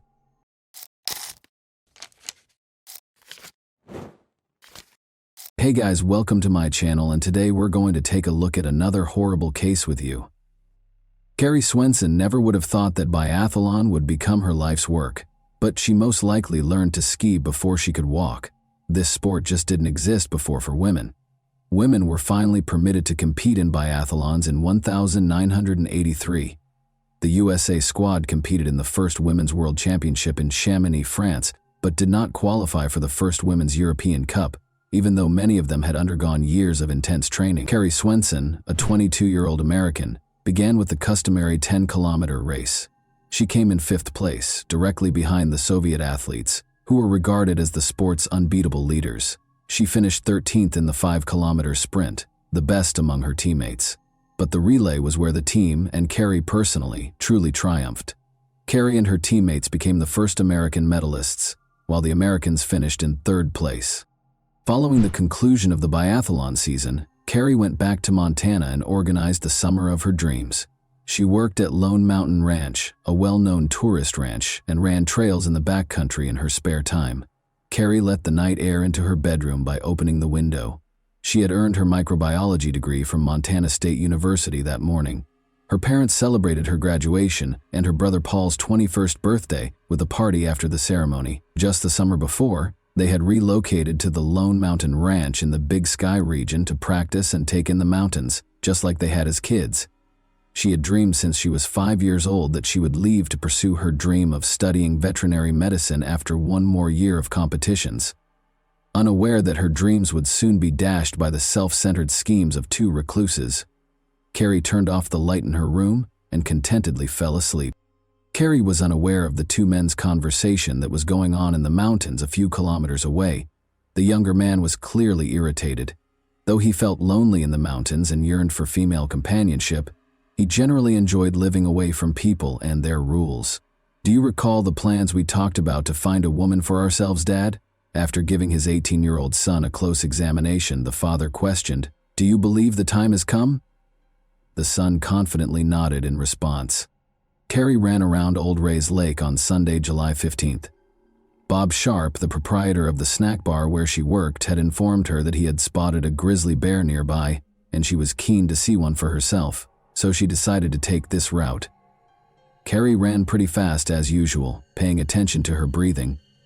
She only realized there were two men in front of her at the last second. The strangers appeared disheveled. The younger one had a knife and a pistol in his hands, and neither of them was grinning. The hunting season was long over, but there were still rifles lying by a tree. The men made it clear to Carrie that they had no good intentions without taking their eyes off her. Regretfully, she saw them too late to turn around and flee. An adrenaline rush brought on by fear caused Carrie to run even faster, attempting to get past the strangers as fast as she could. But her plan didn't work. On the trail, the older man leapt directly in front of her and took hold of her wrist. He took hold of her other hand before she could respond. Unable to escape their hold, Carrie chose to keep her composure and use her cunning. She was scared by the wild expression in the older man's eyes. Remain composed. Avoid upsetting them, she thought. She pleaded, "Please, let me go." "No, we don't often see attractive girls like you. We would like to speak with you. What is your name?" He held Carrie even closer as he asked. He started questioning her about who she lived with, whether she was married, and other things. Carrie tried to scream, but the man quickly silenced her after realizing she wouldn't be easily freed. After letting go of her left hand, the stranger hit her in the face and tied her up with a rope. The men promised to hold her for 4 or 5 days before releasing her if she didn't enjoy living in the mountains. But she could tell by their smirks that they were more likely to exploit her weakness and end up killing her. She kept telling herself, "It's just a nightmare," hoping to wake up at any second. However, she knew it wasn't a dream because of the throbbing pain in her face and wrist. Carrie attempted to reason with them by stating that her friends and family would find her. The older man retaliated by threatening to shoot anyone who attempted to save her. In order to avoid being seen, the men rushed on, hoping to get deeper into the forest and away from the lake. All Carrie could do was let them pull her along on the rope. In order to make sure she wouldn't run in the wrong direction when she had the opportunity to flee, she covertly memorized the area while feigning submissiveness. As though kidnapping girls were a daily occurrence for the men, they strolled alongside each other, engaging in casual conversation. They talked about how they felt about the mountains, laws, and society.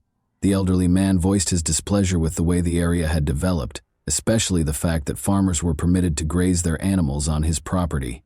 He assured the younger man that he could acquire all life's necessities without going back to school or abiding by social norms.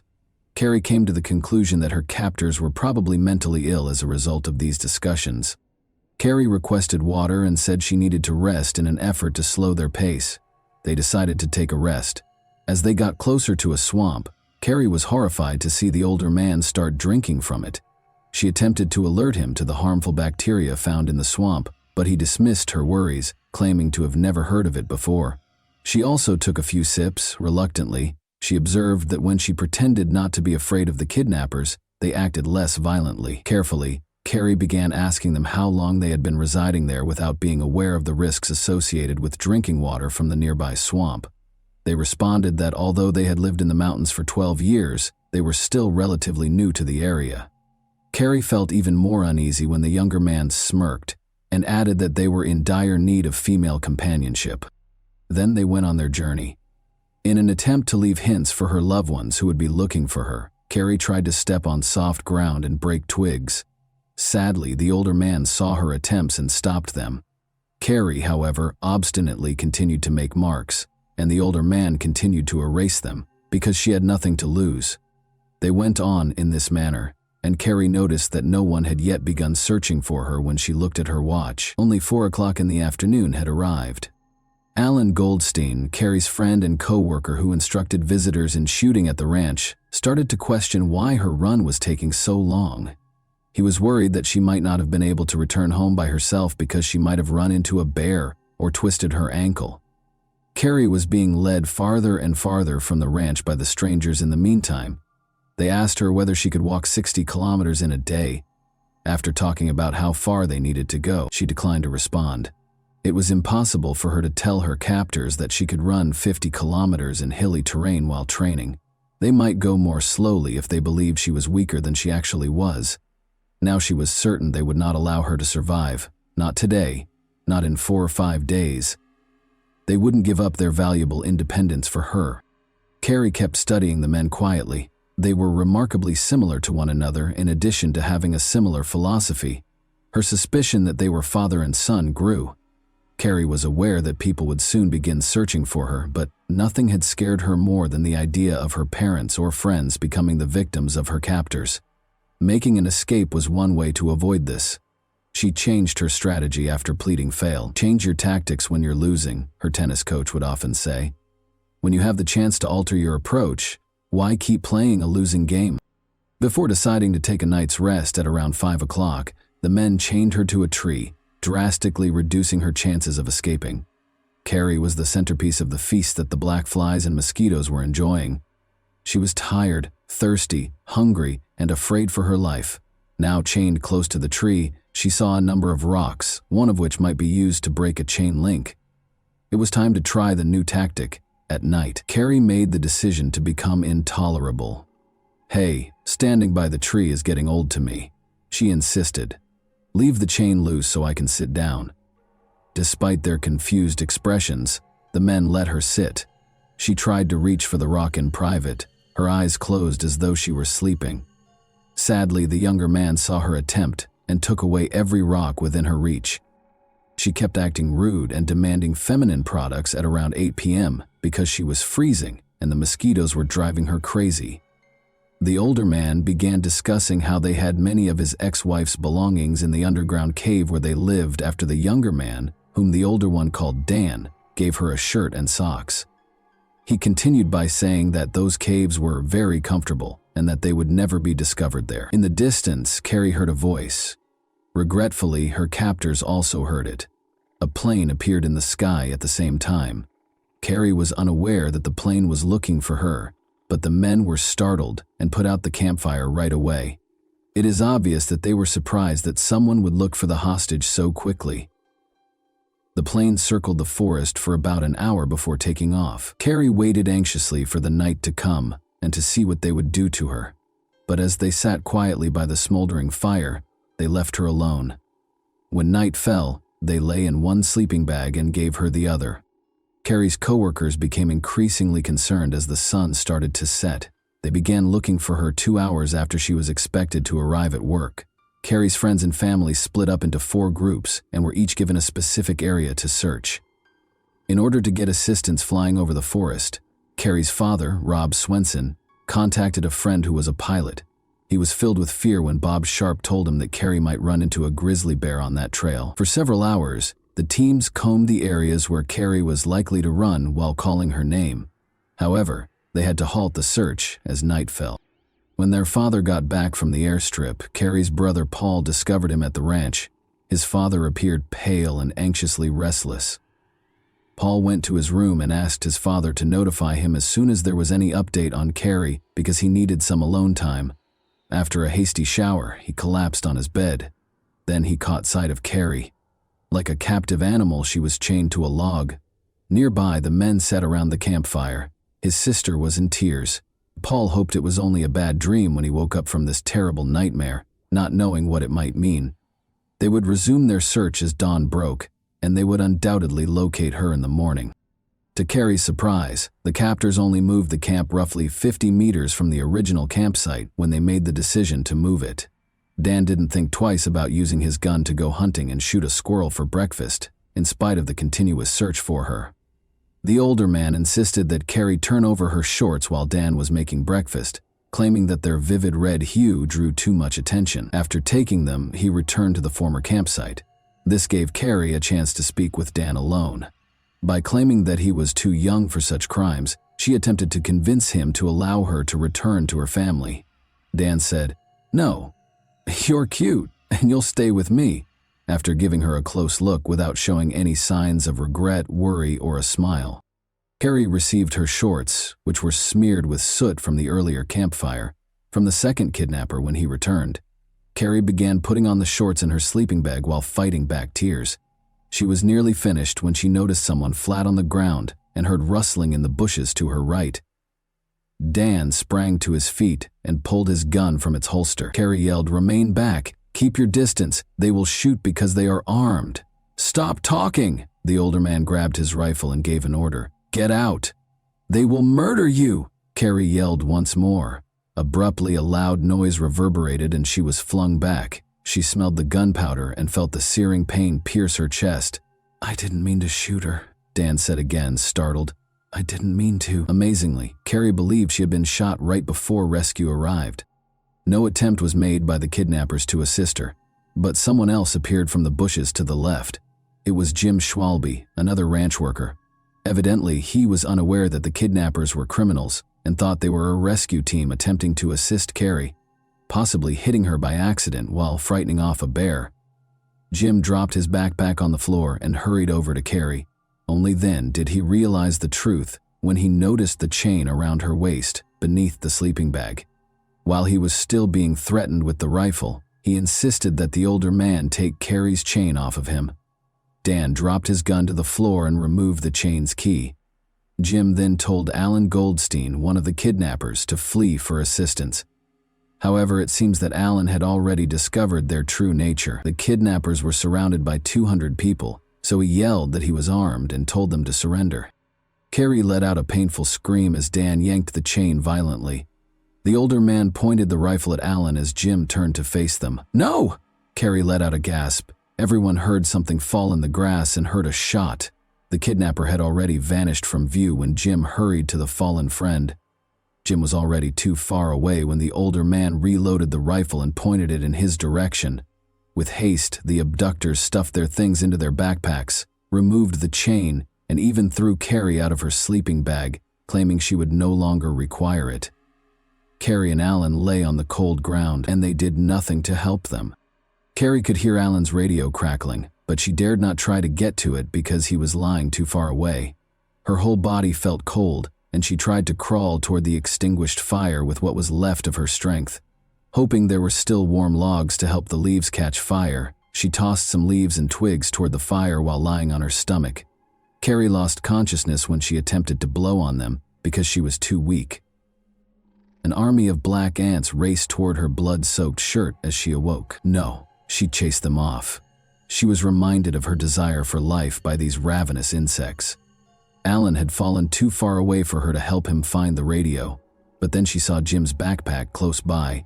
After struggling to unfasten the backpack with her icy fingers, she discovered a sleeping bag, a chocolate bar, and a water bottle inside. There was no radio. After successfully inserting her legs into the sleeping bag, Carrie opened the water bottle to find some warmth. She took a sip of what turned out to be warm lemonade and nibbled on the chocolate bar. Carrie attempted to approach Alan once more, but this time she had to pull the sleeping bag with her. She couldn't help but think of her brother Paul's reaction when he saw her crawling on the ground like a caterpillar. He would most likely chuckle and encourage her at every turn. She laughed at the absurd ideas that crossed her mind during these times. Unaware of the situation, other search teams carried on their work about 1.5 kilometers away from the shootout. Jim Schwalbe, breathing heavily, abruptly cut them off. To those around him, he yelled, "There were 2 guys. When Carrie yelled at us to keep away, they shot her and tied her to a log." "Is she alive?" Bob asked him. "She was when I fled, but she was shot by that scoundrel, and Alan was struck in the head by the elderly man." Carrie was losing life with each breath. The bleeding worsened as breathing became extremely challenging. She instinctively made a choice. She closed her eyes and found herself back on the biathlon track, where, like speed and accuracy, athletes systematically practice their breathing technique. Carrie was able to slow down her bleeding and heart rate by focusing and breathing very slowly, almost like in yoga. Strangely, the annoying flies that buzzed around her kept her awake. Jim was on her mind. Unless he encountered the kidnappers once more, he ought to have brought assistance by now. A few hours later, that grating buzzing noise was back. Searching for the source, Carrie noticed a helicopter hovering over the treetops. People were looking out of it as it paused right over her. "Please, locate us as soon as possible," she begged in silence. She heard the sound of a radio and the crack of branches as the helicopter took off. "Aid!" With all the strength she had left, she let out a cry. "She's right here!" someone yelled. "We located her. Carrie, are you all right? Do you hear me?" "Yes," she said in response to a man's question. All she could do was smile, wishing she could yell, scream, or thank them for finding her. It was difficult to see what was coming next because her eyelids felt heavy, like they were made of lead. The police worked tirelessly to track down Carrie's kidnappers while she was being transported to the hospital. They had no idea that it would mark the start of a months-long search. The two fugitives are the only ones who are familiar with the hundreds of kilometers of local mountains and forests. For 5.5 months, the kidnappers were able to successfully elude the police, and the media romanticized their image, portraying Dan as a handsome prince and the other man as a strict and affectionate father. A local businessman even expressed interest in selling T-shirts featuring their pictures. The victims of their crimes were ignored by the journalists in the interim. Then, roughly 2 weeks prior to Christmas, Sheriff Johnny Franz got a surprise tip. In the woods on his ranch, one of his family members spotted smoke. Franz knew every inch of that ranch, having grown up there. The radio had sporadic signals in the mountains. It was dark, and the criminals might vanish at any time. The sheriff, however, hurried to their camp. Years later, he joked, "Why did I go there alone? Because that's what I was paid for." He came as fast as he could on a snowmobile, found the father and son, and was aiming for them. Without hesitation, the father drew his rifle and vowed to shoot. The sheriff responded by threatening to shoot his son twice. To get the father to listen, he had to use the boy's influence. The sheriff persuaded them that they could at last take a shower, eat healthily, and warm up. The sheriff had complete control of the situation in a matter of minutes. Dan and his father, Don Nichols, were taken into custody and charged with kidnapping. Don was also accused of killing Alan Goldstein. It was disclosed during the trial that the men had plotted the abduction for a number of years. About 5 or 6 years ago, Don Nichols bought a chain for his future bride because Dan wouldn't live in the mountains without a woman, and not all girls would accept their lifestyle. Carrie was meant to be the mother of his son's future children, and he had aspirations of starting his own clan and living apart from society. Don was released in 2017 after receiving an 85-year prison sentence. Dan only spent 6 of the 20 years he was sentenced to in prison. With his marriage, education, and decision to assist those with disabilities, it appeared that the young man had changed his life. He was, however, arrested once more in 2012 in relation to illicit substances. After spending 8 days in the hospital, Carrie started pushing the limits of her physical capabilities and conquering pain to hasten her recuperation as soon as she was released. Carrie recovered sufficiently by 1986 to compete in triathlons in Oslo, Norway. Despite her 4th-place finish, the 3rd-place finisher acknowledged her abilities by inviting her to join her on the podium. Although it might have appeared to others that she was completely recovered, Carrie was aware that the injury and kidnapping had left a permanent mark that would never go away. During intense physical exertion, she still felt pain from scar tissue and the bullet shrapnel that was still embedded in her body, affecting nearby nerves. She therefore made the decision to give up competitive sports and concentrate on becoming a veterinarian, moving to Colorado to pursue her studies. Carrie Swenson, who has loved the outdoors since she was a young child, is a veterinarian in Bozeman, Montana, and still enjoys it today. She has turned into a harsh critic of the media's coverage of the kidnapping and hardly ever discusses what happened. She felt that the romanticization of the murderers and kidnappers as rugged mountain men skilled in wilderness survival was particularly inappropriate. Additionally, she thought that the media greatly minimized the emotional trauma of the kidnapping by making it seem more romantic than it actually was in the hands of the mountain people. The Nicholses may have lived in the mountains at times, but they couldn't survive there. At least, not without theft and robbery. Often leaving the woods for months and buying modern equipment, in the end they were so easy to catch because they froze, starved, and grew tired of mountain life.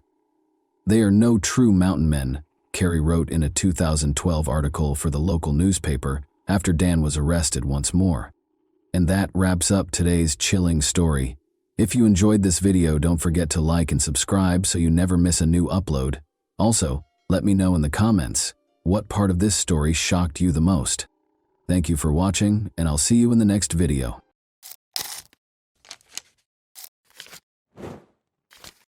Hey guys, welcome to my channel, and today we're going to take a look at another horrible case with you. Brigitta Unto was close to passing away when she got to the emergency room. Despite the fact that her vital signs were rapidly declining, doctors were unable to identify any indications of infection or injury. Together, the police, FBI agents, and medical experts were able to solve the medical mystery and unearth a horrifyingly creative crime. The medical staff at a hospital in San Diego, California, waited for Brigitta, a 28-year-old patient, to arrive on March 5, 2018. An ambulance was taking her from the office of her family physician. Brigitta had called her mother Olga that day to complain of feeling ill. Brigitta's legs shook with agonizing pain, and she could hardly breathe, as Olga fought to get her into the car. The family doctor only needed to glance at the once vibrant and healthy young woman to realize that Brigitta was in serious trouble and that there was nothing he could do to help. In order to transport her to the hospital, he called an ambulance. The medics in the emergency room were also concerned because they thought they might not be able to stabilize her condition, and Brigitta was in excruciating pain, had no feeling in her hands or feet, could hardly see, and could hardly speak. The most perplexing symptom, however, was the clumping of her once beautiful chestnut hair. Immediately after starting their work, the doctors concluded that she had no visible signs of trauma, including no wounds, bruises, or infection. Her illness had an internal cause. According to Brigitta's mother, her daughter had been experiencing severe pain, exhaustion, and unexpected bouts of nausea for a number of months. She would spend days in bed because the symptoms would come on suddenly and without warning. It was difficult for Brigitta to care for herself, much less her husband and young son. She sought advice from several experts, but none of them could figure out what was wrong with her. There was no known illness that matched her symptoms.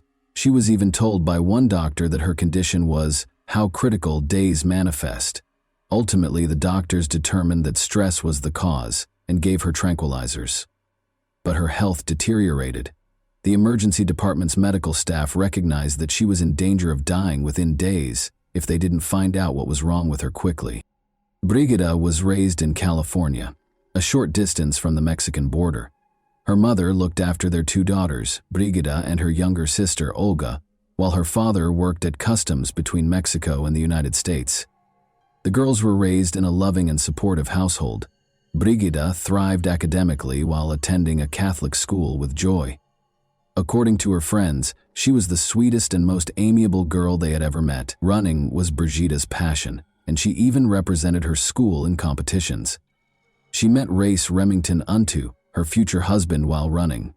Although Race went to a different school, they met in high school and shared a love of sports. Because Brigitta's daughter had no interest in dating boys, her family initially paid little attention to their friendship. She spent most of her time studying and playing sports, but over time, the young couple began dating and became more involved with one another. Race was able to bring out Brigitta's more daring side, and they quickly became inseparable. Race had a very lofty ambition. He wanted to enroll in the Annapolis-based United States Naval Academy. It was a difficult task because the student acceptance rate was less than 8%. In addition to doing well in school, the candidate had to work on personal growth, play sports, volunteer, be involved in the community, and much more. Remarkably, Race was accepted into the academy and relocated to Maryland to start his studies. The young couple kept up their long-distance romance. Race was eventually diagnosed with a hernia, though, which didn't fully heal. Despite having to leave the academy, he was able to find employment in the Navy as an electrician.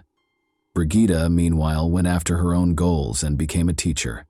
Following 7 years of dating, Brigida, 25, and Race, 24, were married in 2014. They welcomed their son shortly after.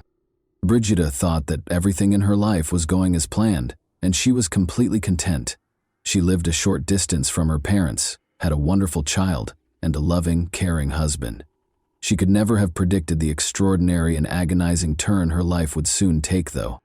Dr. Jeff LaPointe, a certified toxicologist, was one of the emergency department doctors at San Diego Hospital. This was unusual. Like a great detective, Dr. LaPointe followed the trail of clues that might help him figure out what was happening to Brigida. He was a true medical detective. Was an autoimmune disease killing her? No, that was not confirmed by blood tests. Is it possible that she has cancer? No. But among all the symptoms, hair loss was the most noticeable. This was a result of treatment rather than the illness. Brigida had been exposed to a toxic chemical, according to all the symptoms. But which one and how? It wasn't cesium, cadmium, or arsenic, because hair loss wouldn't be caused by these heavy metals. But thallium was the one material that could. Thallium was employed as a depilatory agent at the beginning of the 20th century. Additionally, doctors actively used it. For instance, if a child had lice on their head, thallium was applied to the lice, which caused the lice to fall off, along with all the hair. In the years that followed, thallium took center stage in rodent poisons. But by the 1970s, and arsenic had become so widely used as murder weapons that they were outlawed for use and sale. Leg pain, weakness, deteriorating vision, appetite loss, weight loss, and of course hair loss were all signs of thallium poisoning that Brigida was experiencing. Dr. LaPointe's inability to promptly verify his suspicions was the issue. There was no way to test the patient for poisoning on the spot, and no one in the hospital had ever seen a case like this before. The results would be available in 3 days, which Brigida might not have, and the samples needed to be sent to another lab. This was the start of the race against time. In order to get an expedited analysis, Dr. LaPointe began phoning each agency. The antidote would be desperately needed, even if the doctor's suspicions were confirmed and Brigida had thallium poisoning. But getting the antidote, which was aptly named Berlin Blue, proved to be more difficult than he could have imagined. Since Berlin Blue is a blue pigment used in paints, we have all seen it. When creating Starry Night over the Rhone, Vincent van Gogh used it. Additionally, it speeds up the body's removal of heavy metal poisoning by acting as an antidote. Though blue paint is available at the closest art supply store, it is nearly impossible to find medical-grade Berlin. Despite calling every pharmacy, naval medical officer, and clinic, Dr. LaPointe was only able to locate the antidote at one warehouse, a classified warehouse located in Los Angeles. In the event of a dirty bomb explosion, for example, Berlin Blue can also be used as an antidote to radiation exposure. Therefore, until thallium poisoning was verified in the lab, Dr. LaPointe could not rely on receiving the antidote because the government maintains exacting records of every tube of Berlin Blue in the nation. LaPointe's worst fears were validated when the toxicological analysis of Brigida's case was delivered. Brigida's body contained 1,000 times more thallium than was allowed. To transport the antidote to San Diego, a hospital employee drove through the night. But the doctor was concerned that one antidote might not be enough for such severe poisoning. In order to purify the patient's blood, he recommended dialysis. After a long and agonizing process, Brigida's family and the medical staff were left with nothing to do but wait and pray. To keep an eye on their health, Brigida's husband and son were moved to a different hospital wing. They might have been impacted as well if she had been exposed to thallium. Where could she have gotten so much thallium? That was still the key question. FBI agents were looking for the answer to that. Remember, this was all taking place in a state with multiple military installations. Additionally, President Trump's scheduled visit was the backdrop against which these events took place. As a result, FBI agents became very interested in what was going on in the city when Dr. LaPointe began searching for Berlin Blue. It was ultimately delivered so far away from the city that a local scientist for Harvard chemistry began searching for cocaine flu. When Brigida started having an unexplained illness, police and FBI agents found that she had been treated at an alternative medicine clinic in Mexico a few months prior. After looking into this lead, the police decided to ignore it. Because Brigida's school was a former World War II military installation, rodent poisoning may have happened there in the past. Many of the school's teachers became ill that year. This lead, though, also proved to be a dead end. Because Brigida was depressed, investigators could not rule out the possibility that she had used thallium herself as a cry for attention. She loved life, however, and would never desert her son, according to everyone who knew her. Furthermore, rather than the other way around, her depression developed after the emergence of inexplicable symptoms. Regarding the poisoning of his patient, Dr. Lapointe had his own suspicions. After scanning Brigida's internal organs, he was appalled to find a large number of white spots all over her digestive tract. It became clear that food was the entry point for the poison into her body. The ideal crime had been attempted by someone close to her. The patient was placed in total isolation by doctors, but food was the least of her worries at the moment. The antidote helped Brigida regain consciousness a few days later. She was unable to sit or move, and all of her hair had fallen out, but she was still alive. She was unable to identify anyone who would want to hurt her. Nonetheless, the police were aware that poisoning is always a private crime carried out by a close friend or relative. The fact that Brigida's husband and child were unharmed was also intriguing. Her husband, parents, and sister were all willing to assist with the investigation when the police spoke with them. Her husband, Race, complained that he was unable to put himself in his wife's shoes to ease her pain. Investigators sensed that he was lying, even though he said what they wanted to hear. Additionally, the medical staff observed that he asked odd and occasionally inappropriate questions and didn't seem as concerned. When her husband was suspected of being involved, Brigida became enraged and strongly denied it. She maintained that Race had taken care of their son and taken her to the hospital while she was ill, and when she didn't have the strength to get out of bed, he would cook. But what the investigators discovered during their chat with Brigida gave them the chills. Race had a rather peculiar pastime. He liked to gather rare poisonous plant seeds. After Brigida was hospitalized for 16 days, the police became interested in this and gathered enough information to search their house. Race, looking a little agitated, opened the door. He voluntarily turned over all of the family's devices, including laptops and phones, when the detectives asked him to. They were unable to ignore the fact that the device's entire search histories had just been erased. The police discovered 2 books, Criminal Poisoning and The Poisonous Handbook, despite the purportedly erased data on his phone. The Poisonous Handbook claims that thallium allows the poisoner to manipulate the rate at which their victim perishes. As the patient gradually deteriorates for unclear reasons, the poisoning manifests as a medical mystery. Race's vehicle yielded even more fascinating findings. In a tiny compartment in the spare tire, they discovered a packet of exotic seeds and an acetone canister. Additionally, just before the police arrived, their mother saw Race throw away a black garbage bag, which Brigida's sister handed over after retrieving it from the trash can. Receipts for exotic seeds, including cerebra dollar, prayer nuts, and tick seed, as well as a variety of equipment for grinding and filtering them, were found inside. Stated differently, everything required to produce rare poisons. The man had clearly already tried to crush tick seeds to extract ricin, a poison that is poisonous to mice but harmful to people if swallowed or inhaled. Although the detectives' suspicions increased, no thallium was discovered in the car, yard, or house.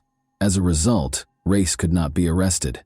They had no choice but to inform Brigida of their suspicions and request that she refrain from going home. Despite her continued incredulity, she did not object to the investigation's continuation. As they dug further, the investigators found a potential motive for the murder. One of Race's lovers thought he was a widower. He misled her by saying he was a Navy SEAL and that he wanted to work in the poisoning division of the FBI. Race led a double life, going so far as to have another affair and confessing to the woman that he was married. He didn't think twice about taking his young son on their dates, and the boy had become so attached to the woman that he called her mom. But in order to avoid having to share custody of their son, he wished that his wife would be struck by a bus. Why the woman wasn't alarmed by this is unknown. Even so, it was obvious that the man wanted to break up with Brigida. However, as a devoted Catholic, she had informed him prior to their marriage that she did not support divorce and that their union would be lifelong. Her unfaithful husband taking this ending so literally was not something she could have predicted. Race was asked to take a polygraph test by the detectives, but he failed horribly. He didn't try to deny the results when the polygraph examiner told him, and he admitted to everything. Race claimed that in August 2017, he placed 3 online orders for thallium. He started by making his wife a sandwich for breakfast in an effort to incorporate it into her meal. He used her weight to determine the thallium content. Brigida felt ill the following day, but it didn't kill her. She began to get better. Race increased the amount of thallium in the soup by a small amount in December of that year. Once more, he failed to get the desired result. He concealed the poison in a sandwich once more, in January, and increased the dosage 5-fold. He planned to murder Brigida in a few days. She started to lose her hair, felt awful, and was in terrible pain, but she persisted in fighting for her life. Race confessed and was taken into custody. He entered a guilty plea to 3 attempts to kill his wife 8 months later. His attorney attempted to claim that Race's judgment was impaired due to a spinal injury he sustained while serving in the Navy. This defense, though, was ineffective. He was given 3 life sentences, ranging from 21 years to life, on March 14, 2019. In October 2033, he might be eligible for parole. He will only be incarcerated for 14 years and be released before turning 42 if he is fortunate enough to be successful in his first attempt at freedom. Brigida finally had the opportunity to speak to her husband directly during the trial. She stated, "I wanted to believe that I knew the man I married 3 years ago, the man I had been dating for nearly 10 years. I wanted to believe that he would never harm me. I am horrified by the thought that he could be responsible for attempting to kill me. How could you do this to the mother of your child? Why do you think you have the right to decide that I am not a worthy mother for your son? How could you decide that the way to end our marriage is by slowly killing your wife, watching her suffer for months? I cared for you, and I loved you." Brigida gets cold sweats every time she thinks about the incident. She was lying in bed feeling ill. Her spouse brought her a peanut butter sandwich. Climbing onto the bed, their young son requested a bite. Race yelled at her to stop giving him any right away. Although Brigida is unsure if the sandwich contained thallium, she thinks her son was at least close to getting seriously poisoned. Brigida eventually got a divorce from Race, even though she was reluctant to acknowledge it. She continues to experience nerve damage, leg weakness, and persistent exhaustion. She is slowly getting better, though, and has resumed her job at a special education school. She acknowledges that finding a way to connect with each student is now much simpler for her. Once unable to walk, Brigida is now trying skydiving, running, and living life to the fullest. And that wraps up today's chilling story. If you enjoyed this video, don't forget to like and subscribe so you never miss a new upload. Also, let me know in the comments what part of this story shocked you the most. Thank you for watching, and I'll see you in the next video.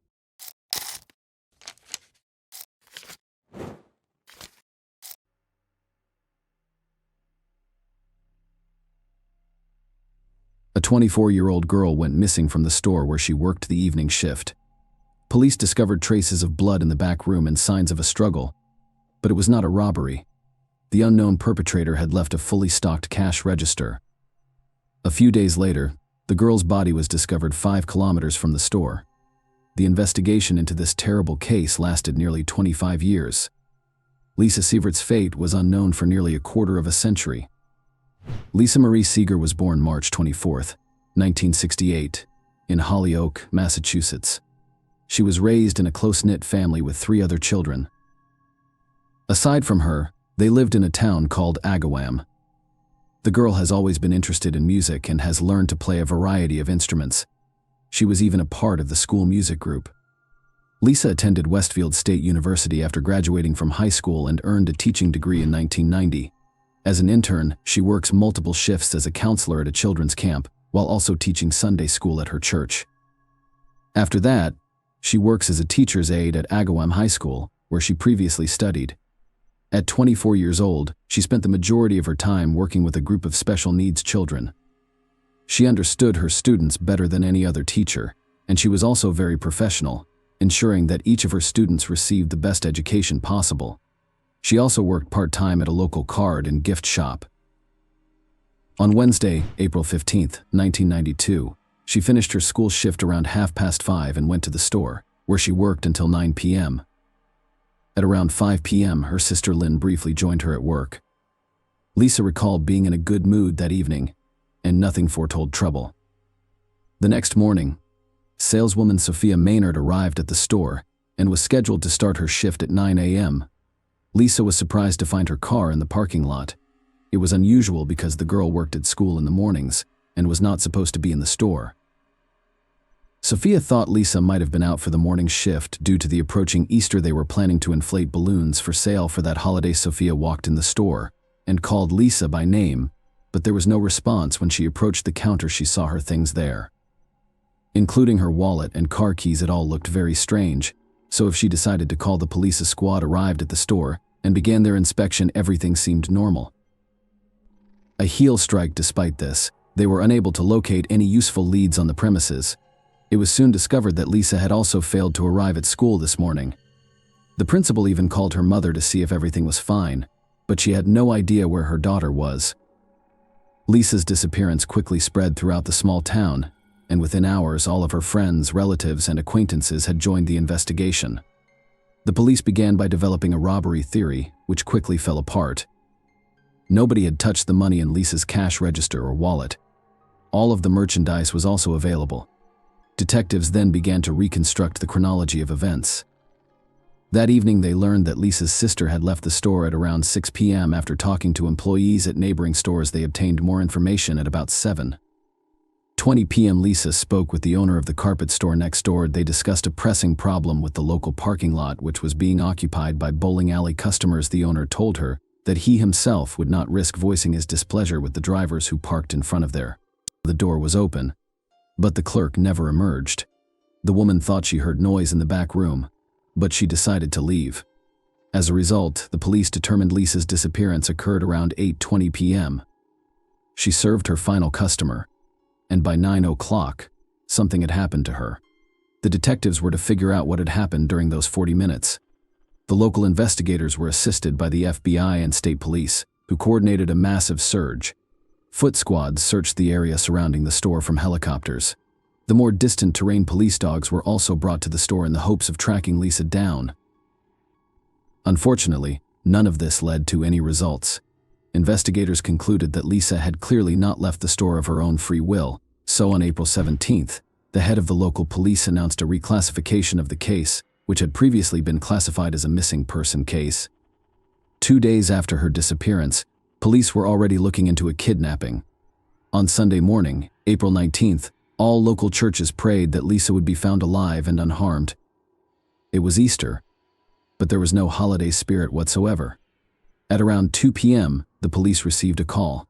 A man was walking his dog on the outskirts of town near Highway 75, walking along a wooden area when he noticed a woman's body and immediately contacted law enforcement. Officers arrived on the scene and identified Lisa Sievert. They found multiple wounds on her body from a sharp object. Later, medical experts determined that the girl had also been abused. Her body was about 5 kilometers from the store, which meant that the perpetrator most likely drove the girl here in a car. A farewell ceremony was held at the church where the girl taught on Sundays. It was attended by nearly 1,000 people. The residents of the small town, who were accustomed to a quiet and safe life, panicked. Many store owners eliminated single shifts, and employees walked each other to their cars. The self-defense sections became overcrowded in a matter of days. In addition, approximately 300 women applied for firearm ownership permits. The entire town feared that an unknown criminal would strike again. The police and FBI were working on the case almost all day and night. It soon became clear that they had obtained a DNA sample from the crime scene that could belong to the killer. They developed the theory that Lisa's boyfriend was involved, but he had an alibi and his DNA did not match the sample. They discovered that the girl's friends, coworkers, and relatives had all undergone DNA testing, but there were still no matches. The police also received numerous tips from local residents. Some reported seeing a suspicious car on the night of Lisa's murder, while others claimed to know the identity of the perpetrator. However, all of these leads led nowhere, and detectives sifted them from the tire tracks on the road near where the body was discovered. The police determined that they were abandoned by a van or large SUV.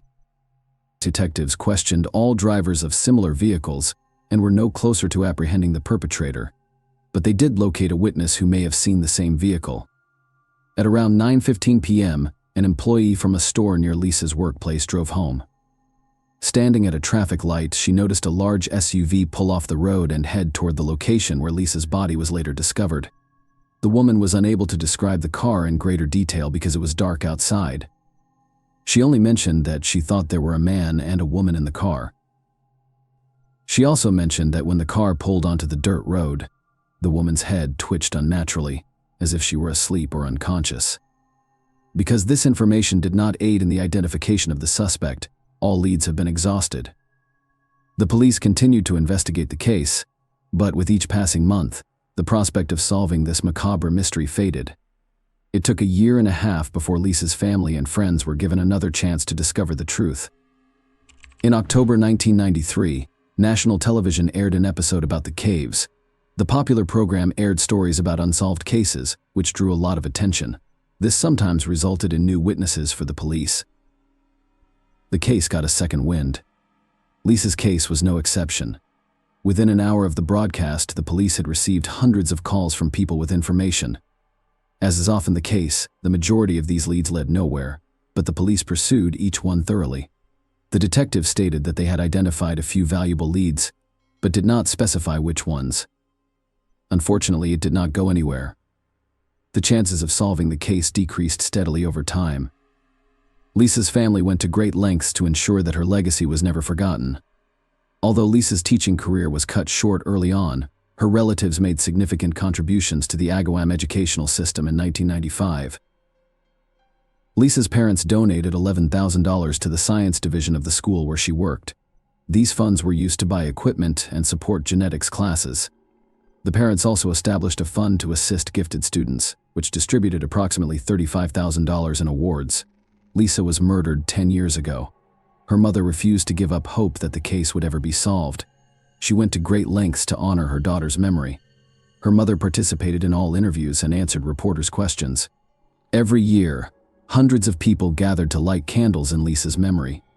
Meanwhile, police had only one piece of significant evidence in their possession: a DNA sample from the alleged killer. They kept cross-referencing it with known criminal databases, hoping that the right person would show up sooner or later, but it never happened. A new method of DNA phenotyping essence is as follows: using the information embedded in a person's DNA, experts determine the features of his appearance and construct an assumed portrait at the time. Specialists can use DNA to determine sex, approximate age, eye and hair color. The portrait created from this data is not always accurate, but the coincidence with a real person's face can be amazing. Experts presented 2 portraits of Lisa's alleged killer, aged 25 and 50, based on DNA evidence. When the police department posted these portraits, they received over 170 calls. These individuals reported seeing a similar man, but the majority of these leads also led nowhere. Only a year later, on September 18, 2017, police issued a high-profile announcement that the perpetrator had been apprehended. Gary Shara, 49, was the man who revealed himself. The news quickly went viral in the American media. When the police find the killer after a quarter of a century, it is extremely rare, so such stories immediately piqued the public's interest. Investigators revealed how they located Cher shortly after his arrest. It turned out that the man was considered a suspect in 1993, a year after Lisa was murdered. Remember the federal television program that prompted the police to receive hundreds of calls with potential leads? A lawyer from Seattle was among those who called in. He informed detectives that his client may have information about Lisa's murder. She was a woman in the process of divorcing her husband. They lived in the town of Long Meadow, which was near Agawam. According to the woman, her husband was paying more attention to Lisa Sievert's case. If this murder were on television, he would rush into the room and stare blankly at the screen, completely unresponsive to those around him. As you may have guessed, this man was Gary Shara. He was 24 years old at the time. He was in a very troubled marriage with a 1-year-old son. He and his wife were constantly fighting and had begun divorce proceedings shortly after their child's birth. According to the police statement, they developed a theory that Gary was involved in 1993 but found no evidence to back it up. On the contrary, using his ex-wife as a source of information raised concerns. The truth is that she suffered from a variety of mental disorders and had a long history of alcohol abuse. Furthermore, during their divorce, Gary obtained custody of their son through the courts, but his wife secretly relocated the child to another state. Another important point to note is that this was not the first time former or current wives had called the police, alleging that their husbands were involved in Lisa's murder. Surprisingly, there were many such calls, so the detectives assumed Gary's case was just one of them. However, they questioned him, and the man denied his involvement and refused to provide a DNA sample. Because no one could legally force him to provide a sample, the police were left with few options. Later, detectives compiled a list of all the men interviewed in the case who refused to provide a DNA sample. Gary was among them, and the police called him in for questioning several more times. During the third interview in 2008, it was apparent that Gary was trying not to touch anything, not even the table. He was offered a bottle of water, but he refused. He looked as if he had only one thing on his mind: how the cops wouldn't get his DNA sample. By 2017, detectives had a list of 11 suspects on their hands, including Gary. All of them had been interviewed at various stages of the investigation and refused to voluntarily submit to DNA testing. In fact, there were many more suspects on that list, but through DNA phenotyping, investigators were able to weed out unsuitable candidates. They did not match some of the characteristics that experts determined from the DNA sample of Lisa's killer. In August 2017, detectives gathered all available information and went to court. They asked for an order compelling all the list members to provide DNA samples, and the court agreed. On September 13th of that same year, police went to Gary's apartment to notify him of this obligation, but the man was not home. The door was opened by his neighbor with whom they shared an apartment. The detectives left him their business card and asked him to give the information to Gary urgently. The very next day, something unexpected happened. Gary's current girlfriend came to the police station and reported that he had left 3 letters in her apartment. The researcher was surprised to find an apology to the secret family, as well as a detailed confession of Lisa's murder on 2 sheets. Gary wrote that he had violent and uncontrollable desires since childhood, and that evening he was obsessed with the idea of kidnapping and abuse. Gary, as he stated in a letter, allowed himself to do something horrible while driving past Lisa. The man stated that he did not intend to kill Lisa, but events allegedly spiraled out of his control. Gary stated that he wanted to surrender to the police hundreds of times but was unable to do so due to cowardice. He admitted to having suffered from self-loathing for many years. At the end of the letter, he stated his intention to commit suicide. Police immediately began looking for Gary, and his car was soon discovered in. Another suicide note was found on the windshield of a car in Stafford Springs Hospital parking lot. The man had ingested some powerful drugs, but he immediately got into his car and drove to the nearest hospital, where he was pumped out. When the doctors finished helping Gary, the police arrested him and took him to the station. At the same time, a judge issued a search warrant for both his and his girlfriend's apartments. The police discovered several objects containing his DNA. No one was surprised by the results of the analysis. It matched the killer's sample exactly, as well as several other potentially significant leads. Gary's wife, who had reported suspicions about him back in 1993, died in 2014. However, investigators discovered documents drafted by her lawyer in which the woman revealed numerous gruesome details. One day, Gary told her in plain language that he could not engage in intimacy with her unless he had a knife in his hand. The day after Lisa's murder, the woman called her sister and told her that Gary had come home late at night, was extremely disturbed, and his body was covered with scratches. He also gave his wife a music box and said that he had bought it at the very store where Lisa worked, except according to Gary himself, it was an older woman with gray hair who sold it to him. The problem is that no such employee has ever been there. It is not clear why all these details were not reported to the police in 1993, and it is impossible to find out now. While in custody, Gary suddenly proclaimed his innocence and refused to confess to what he had done. In all likelihood, he was driven by simple fear, but with that kind of evidence, there was no chance of getting away with it. The only thing he was able to achieve was a postponement of his sentence. The trial was not to begin until 2 years later, but Gary, who had been in a cell the whole time, suddenly decided to confess. On September 21, 2019, he appeared before a judge and pleaded guilty to the murder of Lisa Sievert. This charge qualified as first-degree murder, and in Massachusetts, a defendant on such a sentence faces life in prison without parole. Lisa's family was present in the courtroom. Her mother, who had waited 25 years to learn the truth, spoke. She thanked everyone involved in the investigation, as well as the ordinary concerned people who had been there for her family throughout. As a result, the killer went on to live the rest of his life. Despite taking a quarter of a century, one of the state's longest-running criminal cases was finally closed behind bars. The harsh reality in such a situation is anything but endless ignorance. Take care and thank you for watching.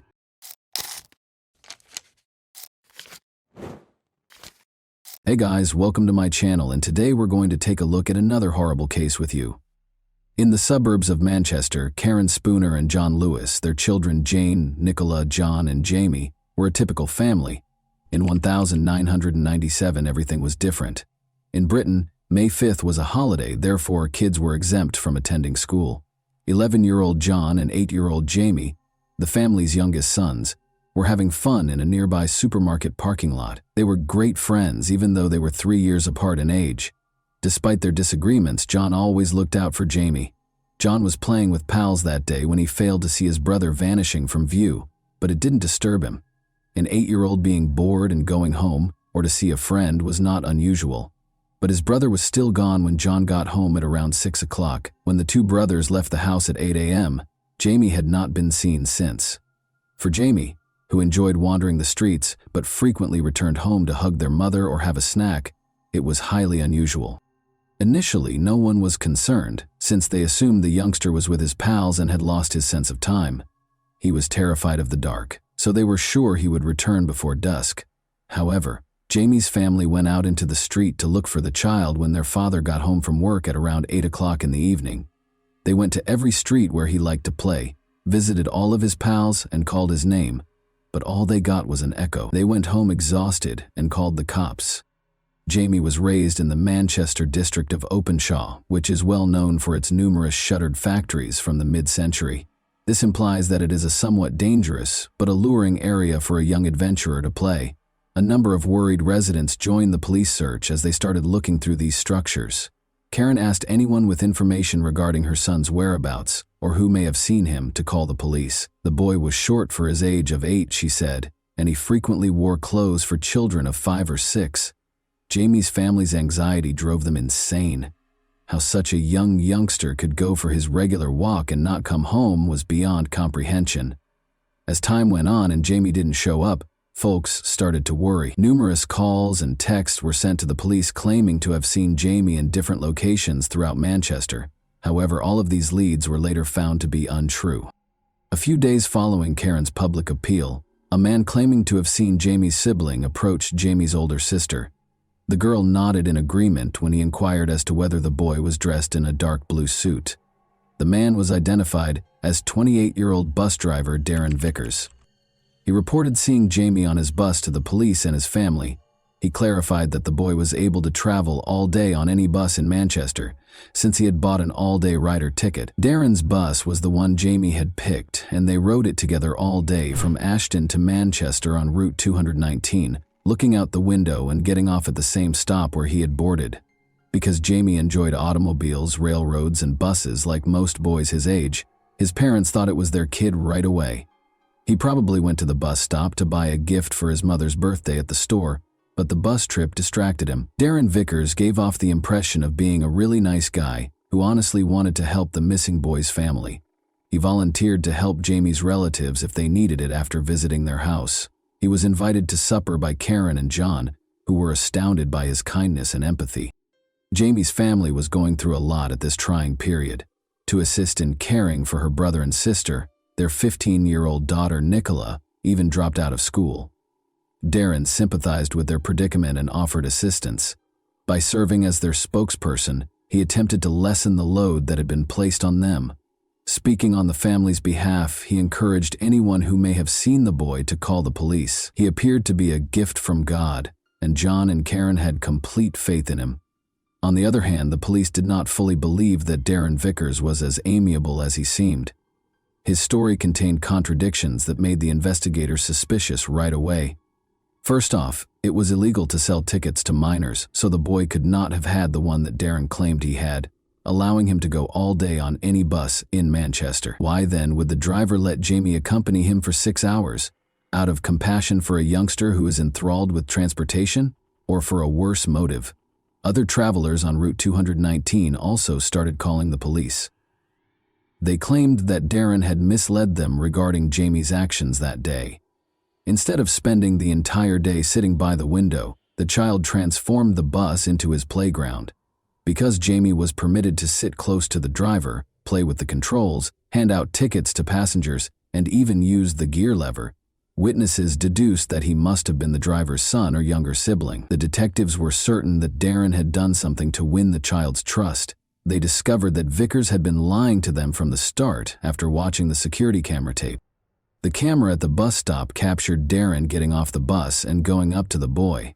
Before they boarded the bus, Darren even brushed the child's hair during their brief talk. In the evening, Jamie and Darren did not show up at the same bus stop.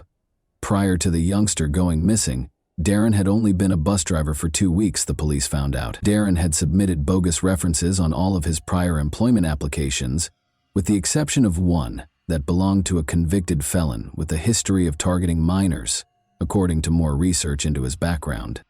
The investigators invited Darren Vickers, who was a very nice person, to the station to be questioned when he unexpectedly became the main suspect. Unexpectedly, Jamie's family was incensed by this. They thought the cops were desperate, so they concentrated all of their attention on their new acquaintance, since they had no other suspicions. They waited for him outside during his time at the station, supporting him in the same way that he had always supported them. The detectives had to free Darren because they had no concrete evidence against him, and their investigation of his house turned up nothing. Jamie's family organized a party for him right away. Not only that, but Darren also moved in with them, taking up residence in Karen and John's bedroom while the parents, unable to find any rest, slept on the living room sofa. This was shocking and unbelievable to the police and many residents of the community who suspected that Darren was not who he claimed to be. The more he spoke to the media on behalf of the family, the less people thought he was innocent and sincere. Darren specifically gave himself away during interviews by repeatedly shaking his head and shrugging his shoulders when addressing reporters, according to body language and gesture expert Cliff Lansley. Because people make these tiny head motions without realizing it, and because they obviously contradict the statement they are conveying, they were a gift for a gesture master. In an attempt to restore control, Darren called a radio station and begged everyone to stop holding him responsible for the kidnapping of the boy. He said that because he lived close by, he offered Jamie a ride home in his own car after the boy had spent the entire day on his bus. This claim exposed more contradictions in his account. After all, he first stated that he had driven him to his grandmother's house after dropping him off at the same bus stop where he had picked him up. Darren seemed to have taken the child home now. The man's feigned affection and his desire to bring their kid home alive blinded the Lewis family, despite the fact that everyone could see through his falsehoods. He stayed with them all the time, going to locations where they might have seen the youngster and occasionally even taking the lead in the hunt. One of the cops even claimed that the family trusted him more than the police because of his peculiar behavior, which made their job much more difficult. Given that the police have a duty to tell the victim's family during the inquiry, Darren likely believed it was shrewd of him to try to persuade them to back him. However, it was not a good idea to be as open with the family as he wanted to seem when the police knew that the enemy was inside the family. They had to be separated by the investigators. Luckily, the police used Darren's traffic infractions as justification to put him in jail for 10 weeks in September. The investigators searched for any evidence against him during this period. They determined on October 14 that they had sufficient circumstantial evidence to accuse Darren of kidnapping the child. Even though they were certain that Jamie was dead, they were still unable to charge him with murder. Luckily, Darren's frequent TV appearances worked against him. 2 adolescents came to the police and told them a terrifying story about how a man who looked like Darren had attempted to kidnap them one night. After luring the kids to a quiet area of the neighborhood park, he showed them a picture of Jamie and yelled, "There he is! He was there, you see!" and tried to guide them deeper into the park. The children, however, were alarmed by the man's peculiar actions and were able to flee. The detectives shared their findings with Jamie's family. When Jamie's brother John told them a similar story, they were even more shocked. John held himself responsible for his younger brother's disappearance during this period. Darren became aware of this and began to show John more love by buying him gifts and supporting him all the time. But Darren took John to the park a few days after he moved in with the family, handed him a smoke, and said that his younger brother was there. However, John would wind up there himself if he spoke to anyone, and neither he nor Jamie would ever be seen again. John was frightened and startled by this confession, so he honored his oath and vowed to remain silent. It's interesting to note that the boy's older sister acknowledged that she was first uneasy about Darren's treatment of John. He obviously became attached to him, purchasing him a variety of things, such as a bicycle and pricey shoes, while utterly disregarding the older girls. Like the rest of the family, though, she soon came to feel that the man had been sent to support them at their darkest moments. The police and forensic specialists started searching the location that the teenagers had told them was where Darren had tried to lure them. Police found a jacket that matched Jamie's outfit and children's sports pants during the search. They discovered a piece of a jawbone when they took the garments to the lab for analysis and spread them out on the table to dry. According to experts who examined the bone, it was a human bone and belonged to a child between the ages of 7 and 9. The jawbone was identified as belonging to Jamie Lewis by subsequent DNA testing.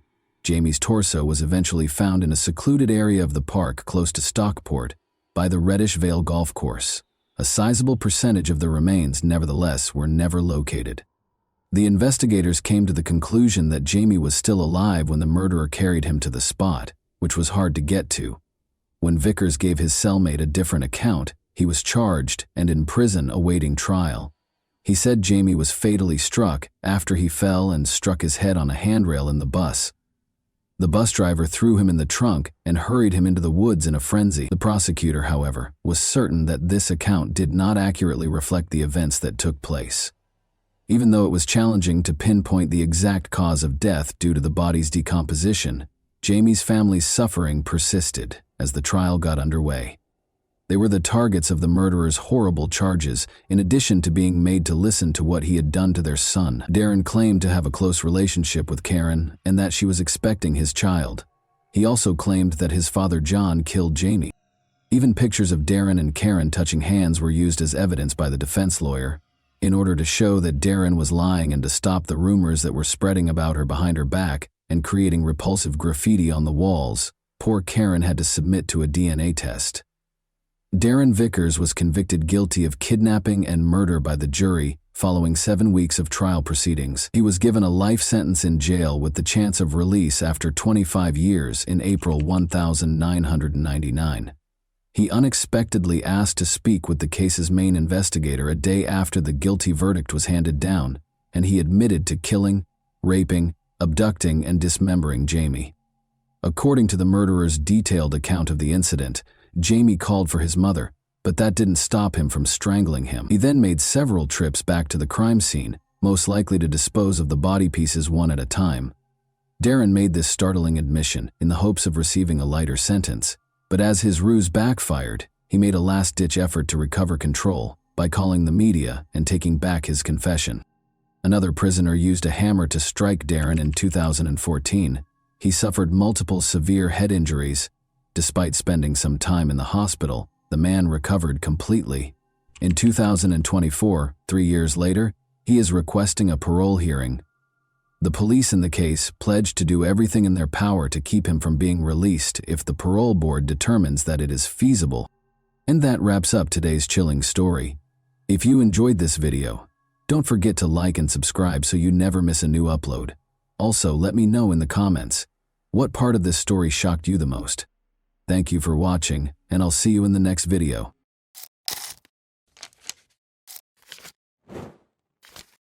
Hey guys, welcome to my channel, and today we're going to take a look at another horrible case with you. A woman who was determined to return home safely to her children risked her life to get out of a predator's grasp. She had no idea that her courage in assisting in the kidnapper's capture would reveal a much more sinister force and save the lives of innumerable others. By working with the police, she was able to expose the rapist's true identity as well as that of a serial killer. Her testimony's credibility was called into question, though, given the process used to retrieve her memories of the assault. Shackled in chains, the prisoner paced the field, moving across the ground with deliberate steps. He lost himself in recollections, his gaze never leaving the tall yellow grass. The simple clothes he used to wear, jeans, a shirt, and a cap, had become luxurious, and his once dark auburn beard had gone completely gray since his last visit. He was now with police officers, the very people he had avoided for almost 20 years. The prisoner had recently broken his lengthy silence by confessing to the disappearances of multiple young women in the 1990s and agreeing to help the police locate their bodies, which were buried in a field outside of Houston, Texas. Families in Texas and Oklahoma had been tormented for years by the loss of their daughters, who had disappeared in the middle of routine situations, like going for a morning run, getting washed, or coming home from a theater group party. There were no answers for a long time. Finally, the man who had caused their pain, a 56-year-old Texas prisoner who was charged with violence and kidnapping but not murder, spoke. At least 7 victims, including 4 girls who did not survive their interactions with him, were connected to him by the police. When taken as a whole, these cases depicted a serial killer posing as a good Samaritan who preyed on a particular kind of young brunette who was discovered on the streets. Although his surprising admission helped reveal the truth about what had happened to some of the victims, the family's most important question was still, why? Sandra Soppel, then 19 years old, completed her high school education and began working as an exotic dancer in May 1997. She was bringing up 2 kids and getting ready to have a third. Sandra's intelligence and determination, which would ultimately save her life and open a Pandora's box of horrific crimes, were characterized by those who knew her. An frightened young woman called the police on May 17, 1997. Sandra was the one. She described the nightmare she had just gone through. She had been abducted and had thrown herself out of a moving car in a last-ditch attempt to get away. She was taken to a nearby hospital after reporting the crime, and despite her severe injuries, she insisted on talking to detectives. Keeping the kidnapper from hurting anyone else was her top priority. But the fall from the car had messed with her memory, and she had forgotten important details of the crime in her subconscious. Later on, Sandra's recollection would prove to be crucial in cracking the case. After failing to find any early leads, the police changed their strategy and had Sandra put under hypnosis. She remembered specifics of the attack after the session. She remembered the kidnapper's face in addition to the make, model, and color of his vehicle. The police's suspicions about a possible suspect were confirmed by this discovery. Sandra was asked to choose her assailant from a lineup a few weeks following the hypnosis. A man named William Lewis Rice was indicated by her gesture. The police had seen Rice before. He had long been of interest due to his criminal past and actions. Although Rice had a challenging upbringing, he had a strong bond with his mother, who would stop at nothing to help him. Rice was born and raised on a farm in Yukon, Oklahoma. He left school to work as a horseshoer in the 9th grade. He married Judy Fleming, a shy girl he met in Anadarko, Oklahoma, when he was 19 years old. Judy remembered that if she didn't date Rice, he would shoot himself. She initially thought he had good intentions, but she quickly discovered he was capable of extreme cruelty. Their turbulent marriage was characterized by violence and adultery. After Rice broke into her new house, beat her, and put a knife to her throat, Judy finally filed for divorce. Even after getting married and getting divorced once more, Rice's violence spiraled out of control due to his growing hatred of women. Rice's first attack is known to have occurred in the spring of 1986, when her Mustang broke down on Interstate 35. The 19-year-old aerobics instructor, daughter of a sheriff's deputy, found herself stranded. Rice offered to help, but instead he kidnapped her, taped her hands together, and pushed her into his truck's sleeper cabin. After saying he loved her and that they would live together in Houston, he later attacked her. By calling her family from a payphone and feigning the need to use the restroom, the girl was able to get away. For the kidnapping and assault, Rice was taken into custody and given a 25-year prison term. However, because of prosecutorial misconduct, an appellate court lowered his sentence to 10 years in October 1996. Following his release, Rice went back to Anadarko to live with his mother, where he assimilated. His background was unknown to many locals, and he came across as modest and courteous. But by the spring of 1997, local young women were starting to go missing. Now in his late 30s, Rice had relocated to Houston, where he continued shoeing horses and working on construction sites. Although his actions raised suspicions, there was no hard proof that he was responsible for the crimes. When Sandra Sapal identified Rice, it was the last straw for the police. By connecting him to Sandra's attack and other unresolved crimes, they compiled evidence against him. Rice's trial took place in April 1998. In her testimony regarding her kidnapping, Sandra described how Rice had threatened her with a knife, cut her tire, and enticed her to his vehicle. She talked about how she thought her risky escape had saved her life. The defense, however, contested her testimony, claiming that Rice's name and photo might have distorted her memory and that hypnosis was unreliable. In spite of these defenses, the jury convicted Rice of aggravated kidnapping and gave him a 60-year prison term. The community experienced brief respite after Rice was imprisoned, but it wasn't until years later that he came forward with his most sinister secrets. Detectives were able to re-examine cold cases in the mid-2000s thanks to developments in DNA testing. In one instance, Tiffany Johnston, a 19-year-old recently married woman, was kidnapped in July 1997 from a car wash in Bethany, Oklahoma. Although her body was discovered the following day, the case wasn't resolved until 2015, when Rice was connected to the crime by DNA evidence. In order to avoid being executed, Rice consented to assist law enforcement, which helped them locate the remains of two additional victims, Kelly Cox and Jessica Kane, who were interred in the Texas killing fields. Although Rice's motivations were still unknown, his confessions gave his victims' families closure. Some saw his cooperation as a perverted form of pride, while others thought it was motivated by a wish to avoid the death penalty. In any case, his crimes left a path of destruction, and those he had harmed received some justice when he was ultimately sentenced to death. In addition to saving her own life, Sandra Sapal's courage and tenacity helped expose a serial killer who had been terrorizing communities for years. Her story serves as a testament to the tenacity of people who are not intimidated into silence, and her bravery made sure that Rice could no longer prey on innocent lives. And that wraps up today's chilling story. If you enjoyed this video, don't forget to like and subscribe so you never miss a new upload. Also, let me know in the comments what part of this story shocked you the most. Thank you for watching, and I'll see you in the next video.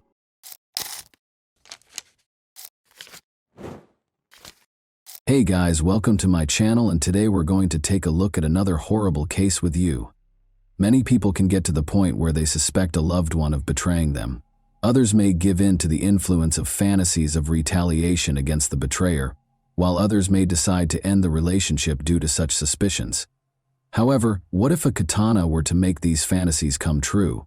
The setting for this story was Camas, Washington, in 2018. The topic of discussion was a woman who lived in a nice home in a quiet neighborhood. Alex Lovell was the man's name. For 29-year-old Alex, playing video games was his main passion. He was in front of the computer for about 12 or 13 hours every day. Alex took his pastimes so seriously that he routinely performed shoulder, wrist, and hand exercises.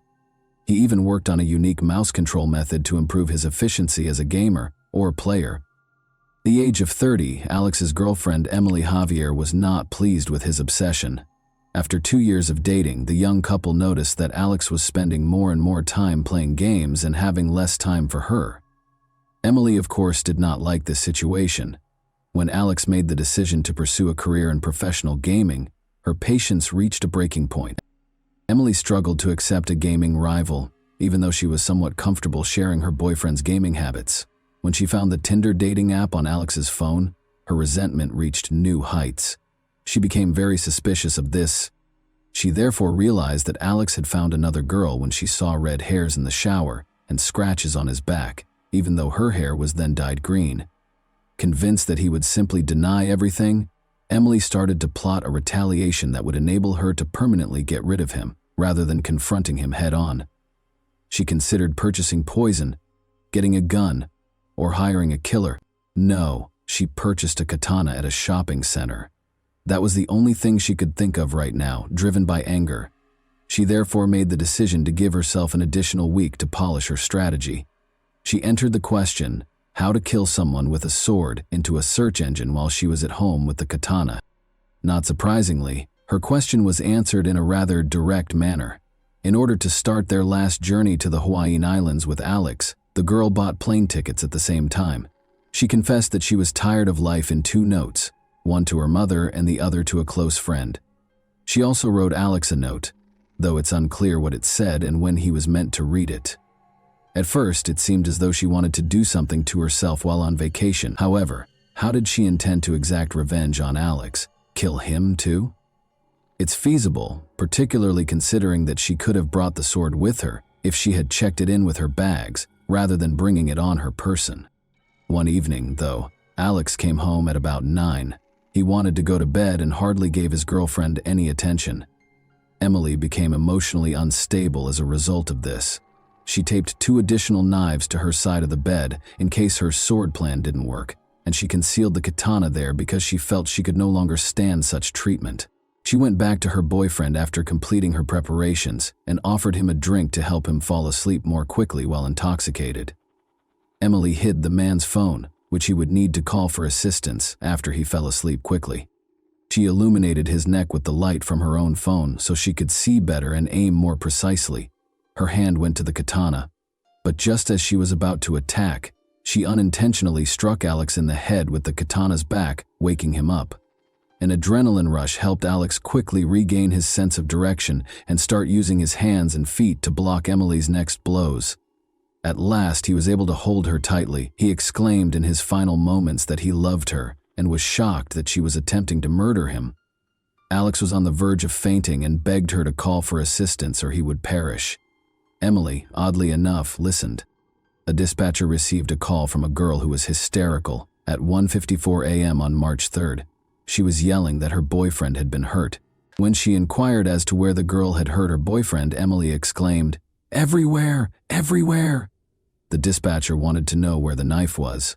The girl responded, shocked, that she had used a samurai sword to attack her boyfriend. The dispatcher advised her to bandage her boyfriend's wounds and asked her to go back to the bedroom where he was to see if he was still breathing. Emily, however, insisted that she couldn't go there because there was too much blood. She snapped back to reality and saw that her boyfriend was actually dying. She even considered the possibility that he was already dead. Officers soon showed up on the scene. Alex was curled up, covered in blood when they entered the bedroom.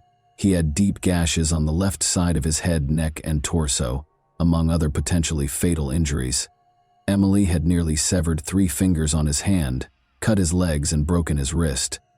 Emily was taken into custody without protest and with tears in her eyes. While Alex was taken to the hospital, she let the legal system take care of her. A $350,000 bail was set for her. Alex's body had 26 wounds, according to the doctors. 6 major surgeries were required for him. 45 of the 150 staples they applied to him were on his head alone. However, the medical staff miraculously succeeded in reattaching his fingers. He would undoubtedly need to see a physical therapist for a while, but the fact that he lived was more significant. Because of Emily's weapon choice, the ferocity with which she executed the attack, and Alex's incredible fortitude, this attack garnered a lot of attention in the US and made headlines in numerous media outlets. Even though he had a long recovery ahead of him, he maintained an exceptionally optimistic outlook. He amusingly posted a question on the internet a day after the attack, asking if anyone could split a picture of him and Emily together. Some of his remarks were repeated by the media, though it's unclear how he was able to take the attack so lightly.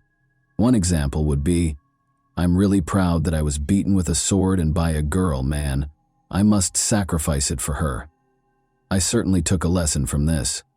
There's no comparing the feeling of when I overpowered her," he continues. "I've participated in sports, taken first place in major competitions, and more. I've performed snowboard tricks. This is superior. I believed it was right to defeat someone who was determined to do me harm. I had spent my entire life anticipating this." Alex credits his love of kung fu movies and his habit of competing against other gamers with helping him win. He says he never cheated on Emily, but acknowledges that he likely spent too much time in front of the monitor.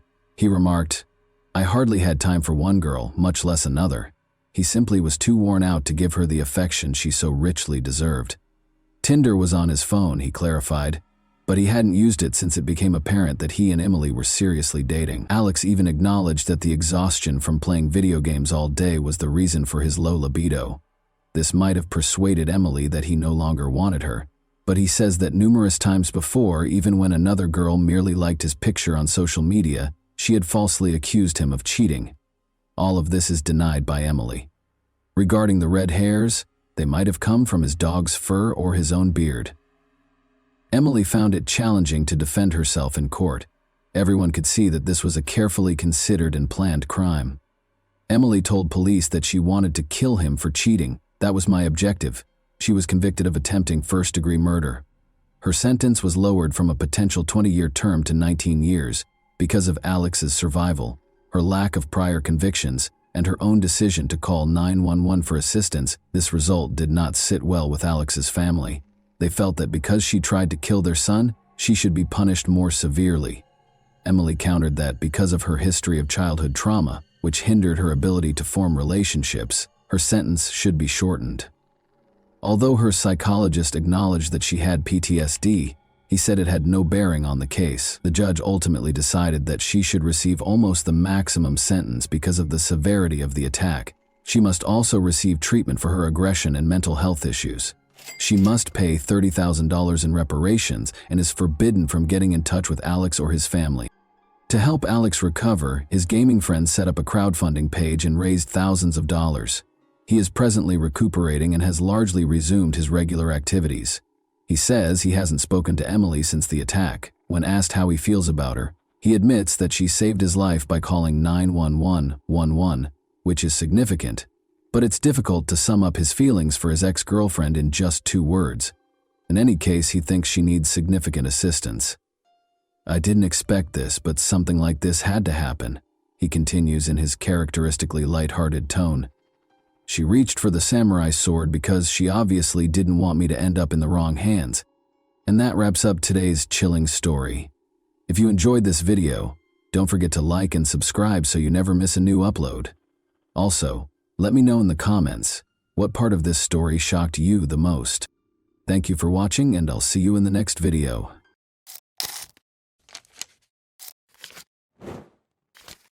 Hey guys, welcome to my channel, and today we're going to take a look at another horrible case with you. On February 27, 2017, the 1-year-old Valerie Arrow was found dead in her home. The scene that unfolded before the eyes of the police was shocking in its cruelty. Valerie lay on the bed wearing a bathrobe, her wrists bound with a shoelace, and a scarf in her mouth as a gag. It was soaked in blood that had flowed from her throat. The room's floor was covered with the torn underwear of the girl, ripped in half. One obvious injury on her body was a strangulation mark on her neck. The police had even more to ponder after the autopsy. The toxicological analysis revealed that Valerie had been under the influence of multiple substances, and 2 scarves were discovered deep in her throat. They were so numerous that they might have killed her on their own. In addition, Valerie's backpack was discovered in the trash a few days prior by a building worker where the girl resided. Her papers, an ashtray, cigarette butts, a glass, shoes, apartment keys, and a blood-stained bedside lamp were all found inside. After compiling this data, the investigators came to the conclusion that the girl had committed suicide on her own volition. The matter was resolved. Naturally, Valerie's family was not pleased with this conclusion and made vain attempts to convince the police to look into the case as a murder. A girl named Law Martin's wallet and documents were discovered by hikers on the Fenway Trail 11 months later. The same day, they found the dead body of a 19-year-old girl in Bon Roppers Roquette in a canal about 20 kilometers away. She had taken off her socks and was completely nude. Law, who had been absent for 2 days, was there. According to the autopsy, the girl was strangled to death, but before she passed away, she had been sexually assaulted both vaginally and anally, using what appeared to be a baseball bat. The forensic specialist also discovered a torn spleen, which suggests a very powerful abdominal blow, like a kick. Despite starting an investigation, the police were unable to find any solid leads. Furthermore, nobody ever thought to link the 2 cases together, of course. After 7 years, the morning of February 11, 1997, arrived. In Toulouse, firefighters broke into a 4th-floor apartment in a multi-story building at 9 in the morning. They found a 29-year-old woman named Martin Matten's charred and lifeless body inside. Martin was on the bed, face down, There was a magazine from an automatic pistol on the floor and a ripped and blood-stained bra in the bathroom. Blood was all over the carpet and the bathtub, and a light bulb that had been unscrewed was lying on the floor. The firefighters came to the conclusion that there were two fires, two obvious attempts at intentional arson in the living room by the armchair and in the bedroom. After weighing all of the available evidence, the investigating police inspector came to the conclusion that Martin's death was caused by a choice she made. Emily Espes, then 21 years old, went into a Toulouse bar 10 days later, on February 26, 1997. She wanted to grab a drink with her friends in the afternoon. She met Patrice, a nice and attractive man in the bar. Because he gave Emily and her friends illegal drugs, he had his own method of luring girls. The rest of the day and the next morning were spent with Patrice and Emily. The young man asked Emily to accompany him to a concert that he was planning to attend that evening. He invited her and she accepted. They did, however, meet up with Patrice's friend Eve, whom he had been living with for a while prior to the concert. The young people in the group shared a meal and some beverages. After that, Patrice and Emily headed to the concert in Patrice's car, arriving at around 1:30 a.m. While Patrice spent more time drinking beer at the bar, Emily danced a lot. Emily asked her new acquaintance to drive her home at around 2 in the morning because she was exhausted from not sleeping for 2 days. The tired girl fell asleep right away, before she had even had a chance to sit in the car. She was lying on the back seat of the car when she woke up, even though it felt like only a moment had gone by. Emily opened her eyes and was shocked to see that she was being choked by Patrice, a buffer with protruding eyes. He was no longer the nice guy she'd spent the entire day with. How someone could spend a whole day with such a nice guy and then, in just 1 minute, transform into a monster who was now strangling her was beyond Emily's comprehension. Emily made an effort to resist. She tried to rip Patrice's hair, screamed and scratched him. Emily passed out after he repeatedly hit her face and told her to stop talking. She woke up without her underwear a few minutes later. She must have been violated by his attempt.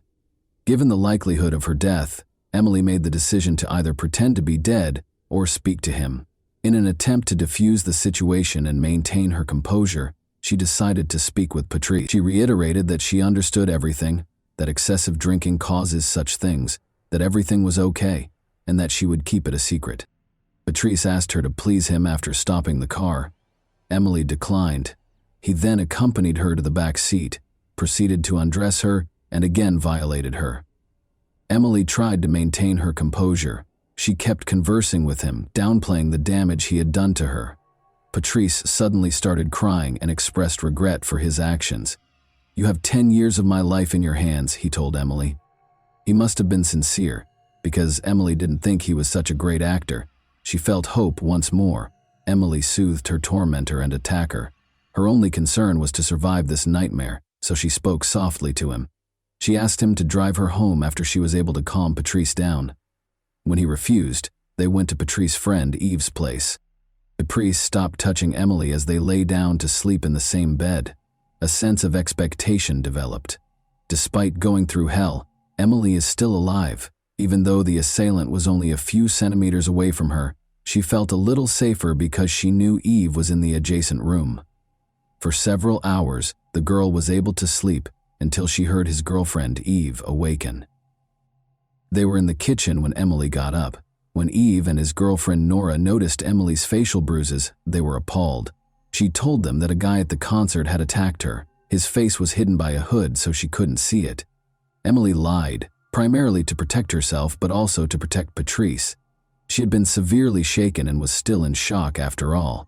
She might not have been completely conscious of what was going on, as though her soul had separated from her body. This is a typical defense mechanism used by traumatized individuals. Since Eve knew that his ex-girlfriend had thrown him out following a heated argument and didn't fully trust him, she discreetly pulled her aside and inquired as to whether Patrice had anything to do with it, even though she was staying with him. Nora is adamant that it was a guy from the concert and that Patrice had nothing to do with it.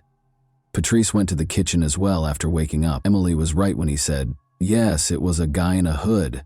Unfortunately, there was no chance of catching him." Anyway, Emily was taken to the hospital by Nora. The girl's neck had evidence of strangulation, according to the doctors. She also had a number of facial injuries. She would need to stay in the hospital for a few days while being monitored by doctors. Emily felt at last more secure in the hospital. She made the decision to come clean and admit that Patrice had actually attacked her, but he had already vanished because he thought Emily might confess everything. Now that one of Patrice's victims was alive, the police began looking for him. He would spend 3 months evading capture. Patrice, now known as Frank, met Marie Norman at a country festival on June 14, $1,997. Murray lived in a chalet in a small town below Foix and was 35 years old. When the young man complained about having nowhere to stay, Murray felt sorry for him and offered to let him live with her in return for some housework. In addition, Murray decided that Frank would take care of the house while she visited her parents on the 20th.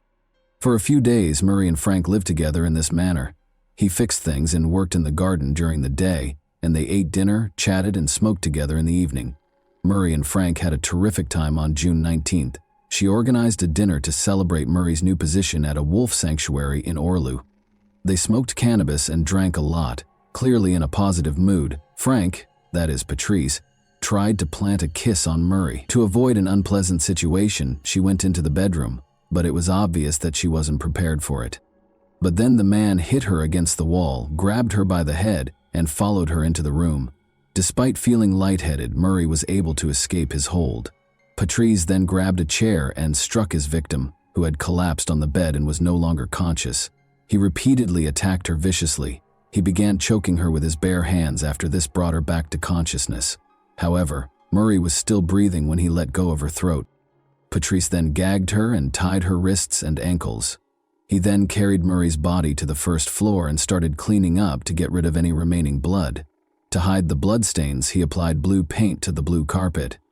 The top layer of blood-stained wooden furniture was removed with an angled grinder. The murderer washed his own clothes in the washing machine and set fire to sheets and clothing in the garden. He then buried Murray in her own garden after digging a hole in the garden and covering the victim's body with a blanket. He stole some valuable items that could be sold, such as the angle grinder, and 5,000 francs in cash the next evening before departing the chalet. He left the following note on the table to try to dispel suspicion. Murray, I don't know where you are. I finished my work and am leaving. Patrice was traveling to Spain in Murray's vehicle on June 20, 1997. In addition, it was his 29th birthday. Patrice arrived in the southern Spanish city of Alicante a few days later. He met Isabelle and Valerie, 2 French girls there.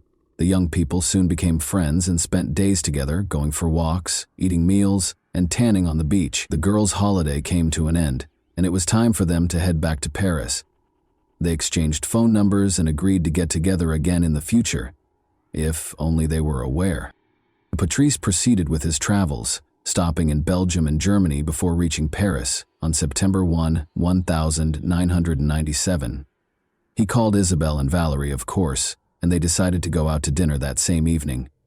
Patrice told the girls that his car and all of his money had been stolen, but they were still glad to see their new friend again.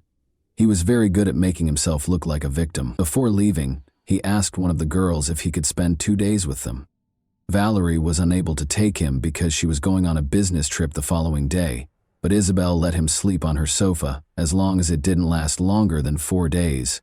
A loud explosion woke up the residents of the apartment building where Isabelle Chouchari, then 31 years old, lived on September 4, 1997. As it happened, the girl's apartment had been the scene of a fire before the explosion. Her body was discovered on the bed, partially burned. The fire started close to the restroom after the kitchen's gas burners were turned on. Isabelle's death was clearly not a coincidence. 3 glasses, a bottle of pink wine, and champagne were on the table, and the front door was left open. The killer's extreme cruelty was demonstrated by the wounds on the victim's body. Blood was dripping from her mouth, nose, and anus, and there was blood in the toilet. Isabelle's body, however, showed no signs of semen. Rather, a carrot that was stained with blood was discovered close to the mattress. It would be confirmed by the autopsy that the girl was tortured by the perpetrator. In addition, she had been badly beaten. Her face was primarily struck, but other parts of her body were also hit. The cause of death was asphyxia. Because of the testimony of Emily Espy, who survived Patrice Allegre's attack at the end of February, investigators were immediately alerted to the fact that Isabel had provided shelter to a man named Patrice. This was because the police had been looking for a particular Patrice for a while. Then, Mireille Norman's relatives, who were expecting her as a guest, started to worry after she vanished, but her body wasn't discovered until 3 weeks later, when it was bound and buried in the garden. However, even though he gave a false name, many witnesses had seen his face and recognized him from the investigators' photos. So after the body was found, gendarmes' suspicions were strongly connected to Patrice. He was already being actively sought when he returned to Paris in early September. His search warrant made the rounds of France. The police reached out to his friends and family and offered a reward for helping to apprehend him. Patrice then got in touch with a friend and asked him if he could spend the night in Paris. At that point, the investigators saw a chance to capture him. They requested that this man give Patrice a call back and point him in the direction of a prime capture site in Châtenay-Malabry. At 5:10 p.m. on September 5, 1997, Patrice went inside the house where the police were already concealed. He didn't fight being arrested. He even appeared relieved to be arrested, as if he were sick of hiding, according to some witnesses. Unexpectedly, the public paid little attention to the serial killer's arrest. Since the investigators were initially unable to connect the various cases, it could be that the media failed to report that a serial killer was on the loose. However, it was also because the car accident and Princess Diana's death in Paris on August 31, 1997, took center stage in the news. Consequently, there was little media coverage of Patrice's arrest. It didn't garner much media attention. Patrice voluntarily cooperated when he was being questioned. He gave a detailed account of his crimes and admitted to them. He described them in the present tense as though reliving them, but with a totally detached expression, which made it terrifying. Patrice was taken into custody in connection with the assault on Emily S.B. and the killings of Isabelle Ciccari and Mireille Norman. But he used a different name when Patrice mentioned Mireille Norman, the girl who let him stay in her chalet in return for helping out in the garden. The investigators wondered why he had given her the name Martine. They gradually came to understand that he was mistakenly thinking she was another of his victims. Investigators offered Patrice champagne, oysters, foie gras, and more outdoor walks in exchange for disclosing information about his other victims, because they knew he had a penchant for luxuries. In fact, Patrice later admitted to the murders of Valérie Thériault, Martine Mathias, and Laure Martine. Only after the pieces of the puzzle began to fit together as evidence that the detectives were already aware of.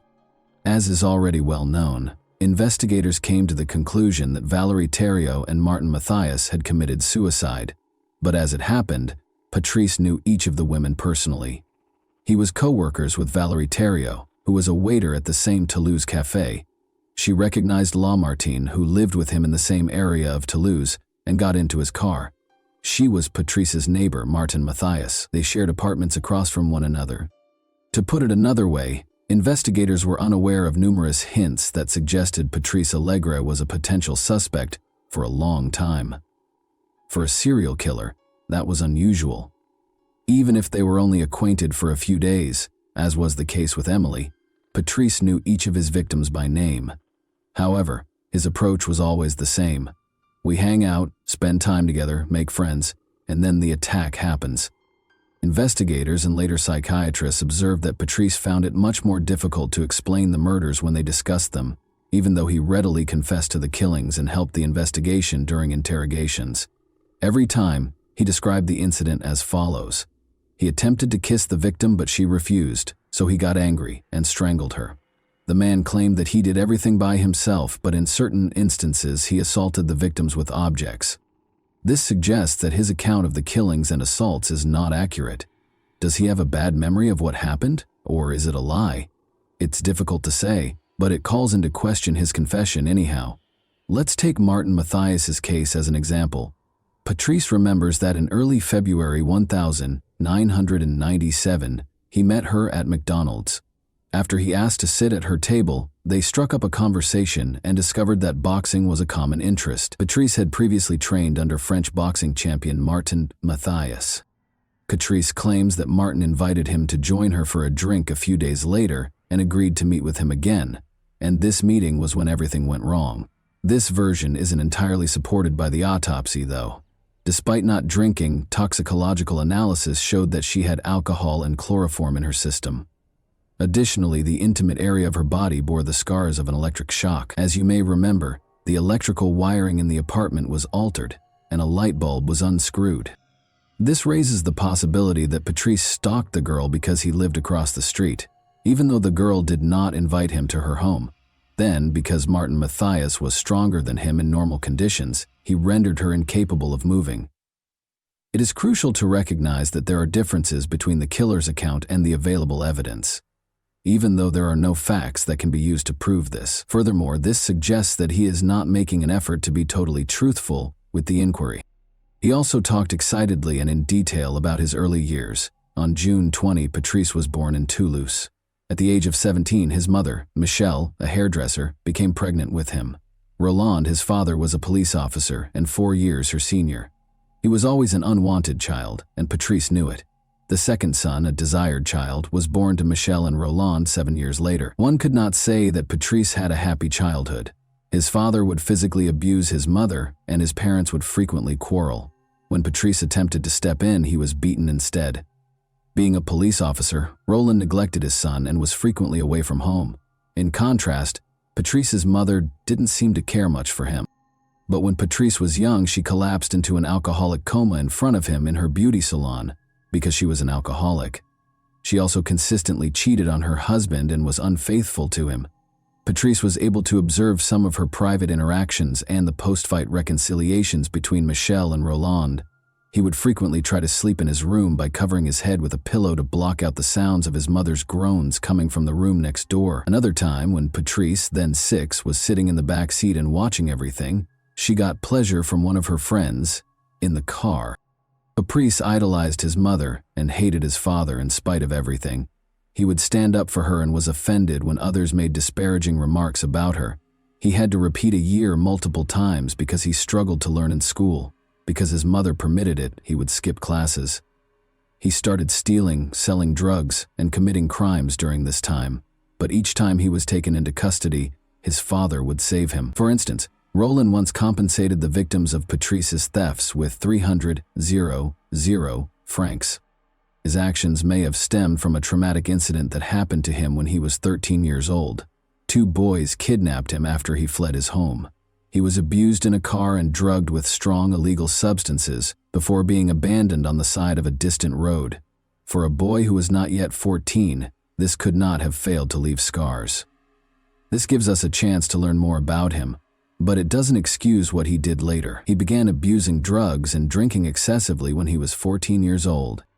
The issue was that under the influence of drugs, Patrice, who was characterized as charming when sober, underwent a radical transformation. He became so genuinely aggressive that his friends, who were aware of it, were terrified of him. Patrice once became furious when someone made a negative comment about his younger brother while he was intoxicated at a bar. After leaving, he came back to the bar brandishing a weapon, held it to the victim's head, and squeezed the trigger. The gun miraculously failed to discharge, and Patrice was captured. His first and last murder might have been this one. At the age of 17, Patrice Allegre attacked a girl for the first time. Everything was going well when he first met the girl at a party. They went to a park, where the girl pushed Patrice away when he tried to approach her. It should be clear to you by now that rejections made him furious. He apologized, took the girl home, and immediately stopped choking her. But his strategy was already starting to take shape. It's interesting that Patrice never had issues with girls. Rather, the issue was that he had 2 sides. He was charming as long as the girl agreed, but if she didn't, he had to coerce her into giving him what he wanted. Patrice had 2 committed romantic relationships in his life. Cécile was the subject of the first. Their first real love story began in 1986, when Patrice was 18 years old.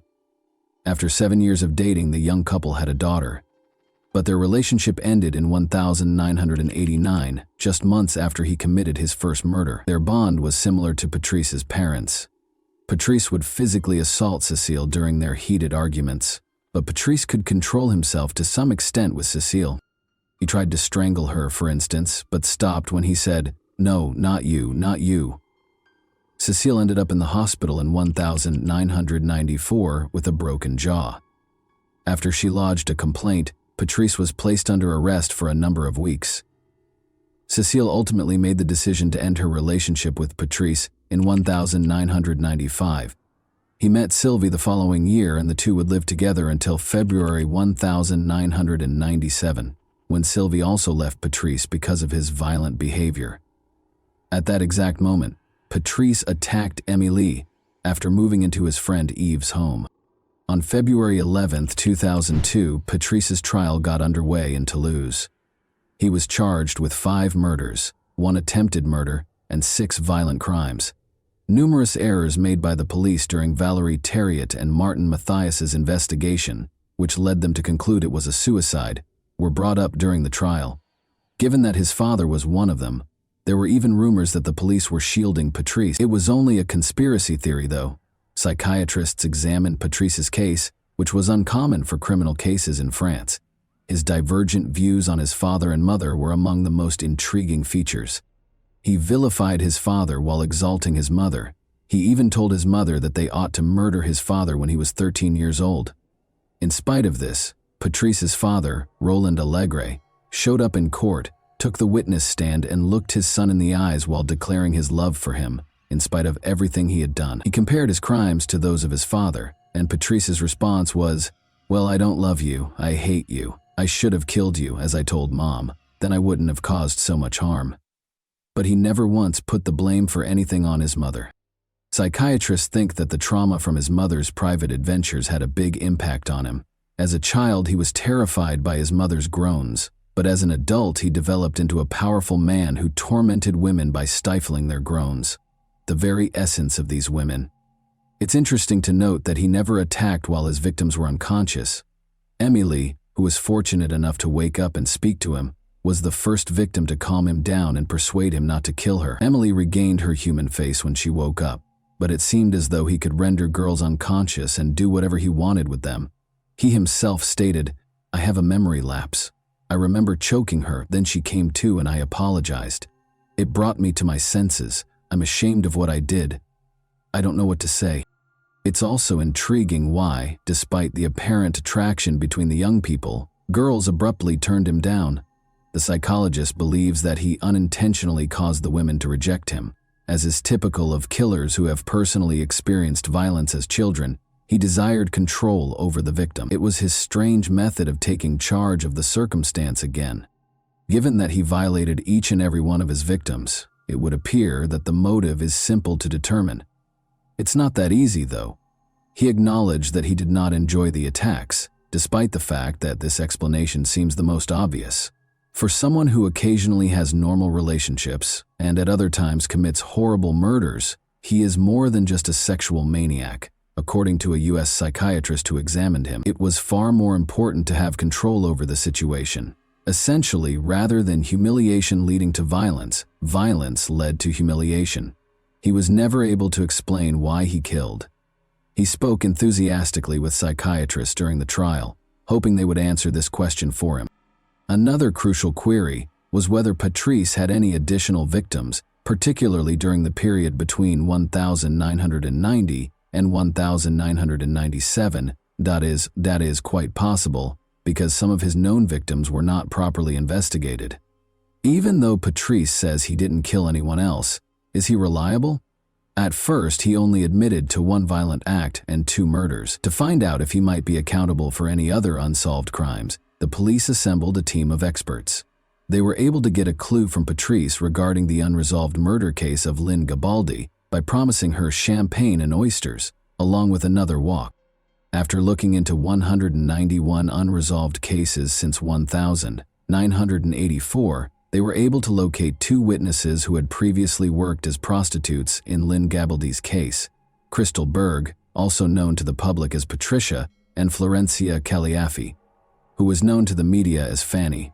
They all accused Patrice of killing Lynn, but in addition to him, they also accused Marc Barrage, the Toulouse prosecutor, of committing crimes. He allegedly hosted sadomasochistic parties where judges and politicians would have a good time. According to Fanny, The girls were abused, tortured, and occasionally killed because they did not voluntarily attend the parties.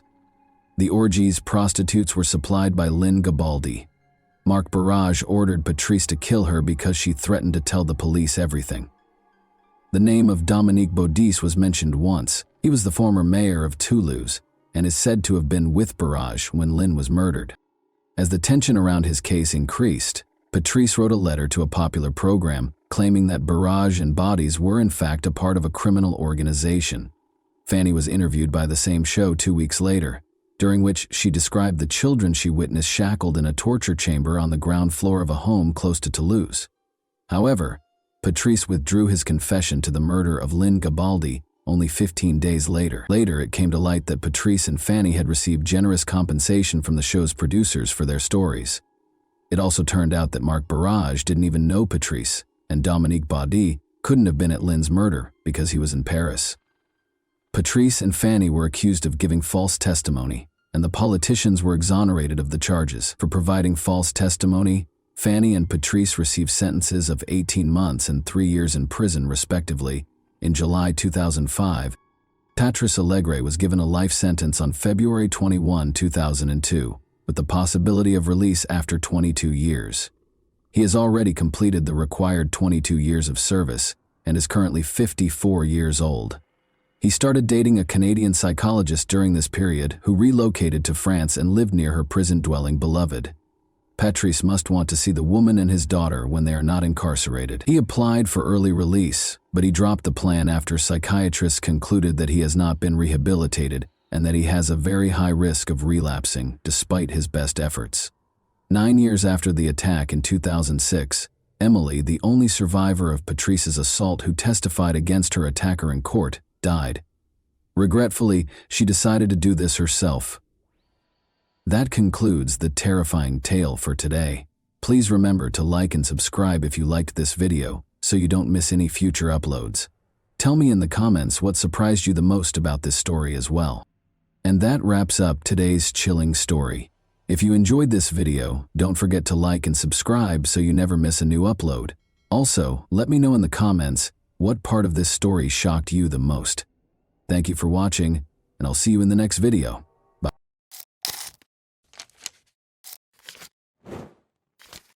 Hey guys, welcome to my channel, and today we're going to take a look at another horrible case with you. As they did almost every day of that year, Serena Tolson and her friend Israel spent the evening of January 23, 2012. The young couple was unaware of the descent of the dark night. They heard a scream while they were seated at a picnic table in the neighborhood park. Since it was 2:30 in the morning, it couldn't have been children playing. Israel and Serena ran toward the source of the shrill scream when it recurred. The scene that played out in front of them looked like the bloodiest horror film ever. A man was hovering over a girl in the middle of the road, repeatedly stabbing her with a knife. Serena yelled for the man to stop as she ran toward him. Israel shoved the assailant away from the girl, but the man got up and fled back to his car as Serena was calling the emergency hotline. With a bigger knife in his hands, he moved away from it. The two were pursued by the man. Israel and Serena dispersed in different directions, but when Serena turned around, she saw that he was going back to his victim to complete the task he had begun, not chasing after her. Serena was unable to speak because of the noise the big knife made as it entered the victim's body, and the girl saw him thrust it into her. The girl was dead, she told the operator. In the meantime, the man went to his vehicle, climbed in, and drove off. Melissa Dahm was born in the well-known resort city of Clearwater, Florida, which is renowned for its immaculate white beaches. Being the youngest in her family, Melissa was surrounded by her parents' and older siblings' love as she grew up. She never had any issues. She wanted to make her parents proud, so she did well in school. In an effort to become independent and self-sufficient, she secured a job at Dairy Curl to cover her own gas, insurance, and other costs. Before going to the beach to purchase ice cream, everyone would stop at Dairy Curl. Due to the cafe's proximity to her home and the frequent visits from her friends, Melissa loved her job there. Melissa first became aware of Robert Burton at Dairy Curl. Although he was a few years older than Melissa, they went to the same school. Robert's amiable and charming demeanor enthralled the girl. He was tender and kind. The young couple wanted to spend more and more time together, even though they seemed to be very different from one another. Robert didn't particularly enjoy getting together with friends, but Melissa was gregarious and energetic and loved spending time with them. In addition, Robert felt uneasy around his own family, whereas Melissa grew up in a close-knit household. He felt alienated in his own home because his mother had remarried and he had stepbrothers. He consequently began spending more time with Melissa's relatives.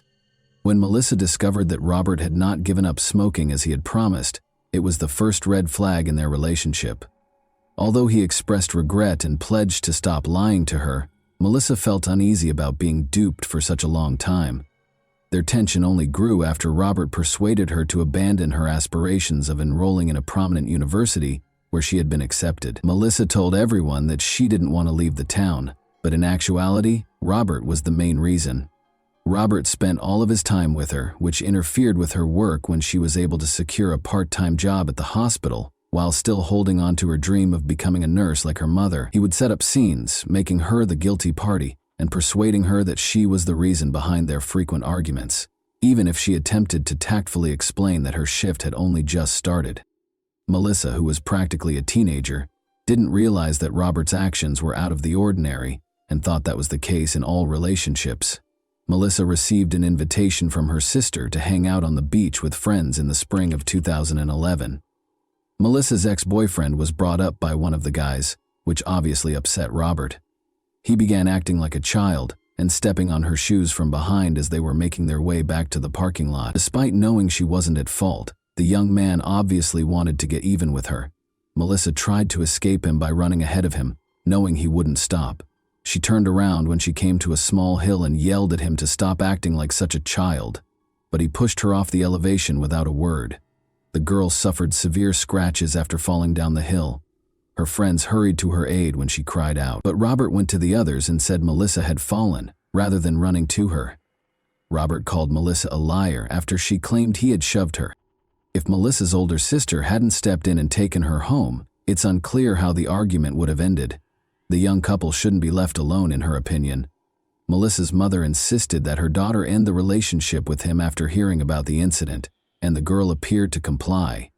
But 2 weeks later, to her astonishment, Robert returned to her home. Their relationship completely changed as a result of this incident. He threatened to harm himself, which prevented Melissa from ending their relationship. Melissa and Robert were once more hanging out with friends on October 25, 2011. Melissa apparently felt more courageous than normal because she refused to go get cigarettes when Robert insisted on it. Clearly upset, the young man grabbed her car keys and demanded that they go to the gas station store together. Melissa subtly requested that the guys follow them in their cars since she could sense a storm coming. After noticing this tactic, Robert began to wonder if Melissa had spoken to them. Naturally, she denied it, but he was unable to relax. He began flinging Melissa's phone, keys, and bag across the street after they got home and she braked in the driveway. He hit the girl in the face after she screamed for him to stop. Melissa was clearly trying to beat Robert when he lunged at her, but she was able to hit him in the groin, get up, and flee. The girl recalled where her phone had been thrown by him. Reaching for it, she dialed 911, but she hesitated when it came time to hit the call button. Robert always threatened to kill her if she ever complained about him to anyone, after all. However, he was only 2 steps behind her when she turned around. She gained courage from that. She called the number and informed the emergency operator about the attack. She realized he wasn't pursuing her as she ran toward the intersection where the gas station was. She had the sudden thought that he was aware of the location of the keys he had thrown. As he always threatened, he would visit her home and murder her mother. It was Robert's primary means of controlling Melissa, because he was aware of how important her mother was to her. Melissa hurried back, terrified for her mother. Robert grabbed her as he leaped out from behind the bushes. He most likely would have given her a serious beating, but just then a patrol car arrived. Melissa couldn't believe he was holding her responsible for what had happened, so he yelled at her angrily, "So you really want to do this to me? You want me to get arrested?" The girl, still under Robert's influence, started pleading that instead of being arrested, he be sent to anger management classes or something. Regardless of what she said, the officers informed her that everyone had seen the incident and that he would be arrested. After escorting her home, the police officers spoke with her and her mother about domestic violence, explaining that victims frequently went back to their abusers and that they didn't want her to experience the same thing. After being taken into custody, Robert was accused of assault. But only 6 hours into his incarceration, he called Melissa the very next morning and insisted that she take him home. Luckily, she declined. January 23, 2012 was the date set for Robert's trial. Melissa had a good weekend with her friends because she didn't have to be at the trial. She was getting ready for her impending tests and gradually getting back to her regular life. However, the phone rang in the middle of the night while she was soundly asleep. Robert was the one. He called again, but Melissa didn't answer. Reluctantly, she replied. Robert informed her that he was close to her residence. He begged for a final farewell meeting while in tears, saying that he just wanted to give her one last hug and that they shouldn't part on such a sour note. The girl reluctantly consented and, believing she could manage the situation, retrieved her phone, keys, and pepper spray, but she knew it was a big mistake the moment she stepped outside. Unfortunately, the girl was too ashamed to turn around because Robert had already noticed her. She hoped to bid him farewell as soon as possible and then go back to bed to rest before her test. The young man came up to her and gave her a tight hug, and then she heard a click. He pulled out his pocket knife. With great force, he hit her, striking her throat, face, and shoulders. Melissa let out a cry and struggled for her life. Suddenly, a girl came out of the shadows and told him to stop. Melissa reached for the girl's hand even though she didn't know her and wasn't sure how she could help. She hoped to call for assistance when she noticed a phone in her hands. Israel complied with Serena's instruction to push the assailant away from the girl at the same moment, because that was her name. Robert got up and walked calmly to his car. Robert abruptly started chasing after them as Serena went up to Melissa and was ready to take her hand. Fearing she would be his second victim, the girl was frightened. She reported the attack to 911 while she was running. However, she turned around to see that the man had gone back to finish what he had begun with the bloodied girl on the ground. The girl was dead, Serena was sure. In actuality, Melissa was still conscious, but she was certain that everything would end when Robert ran her over with his car. That evening, Clearwater police officer Melissa Harris was working on paperwork in her patrol car when a radio call regarding a crime was received. She was told that the man who had attacked the girl had driven off in a red pickup truck and that a dead girl was lying on the side of the road on the north side of the park, but there was nobody there when she got there. Unable to comprehend what was going on, she slowly looked around the park. Melissa was certain Robert was aware that assistance was on the way and that everything needed to be completed as soon as possible.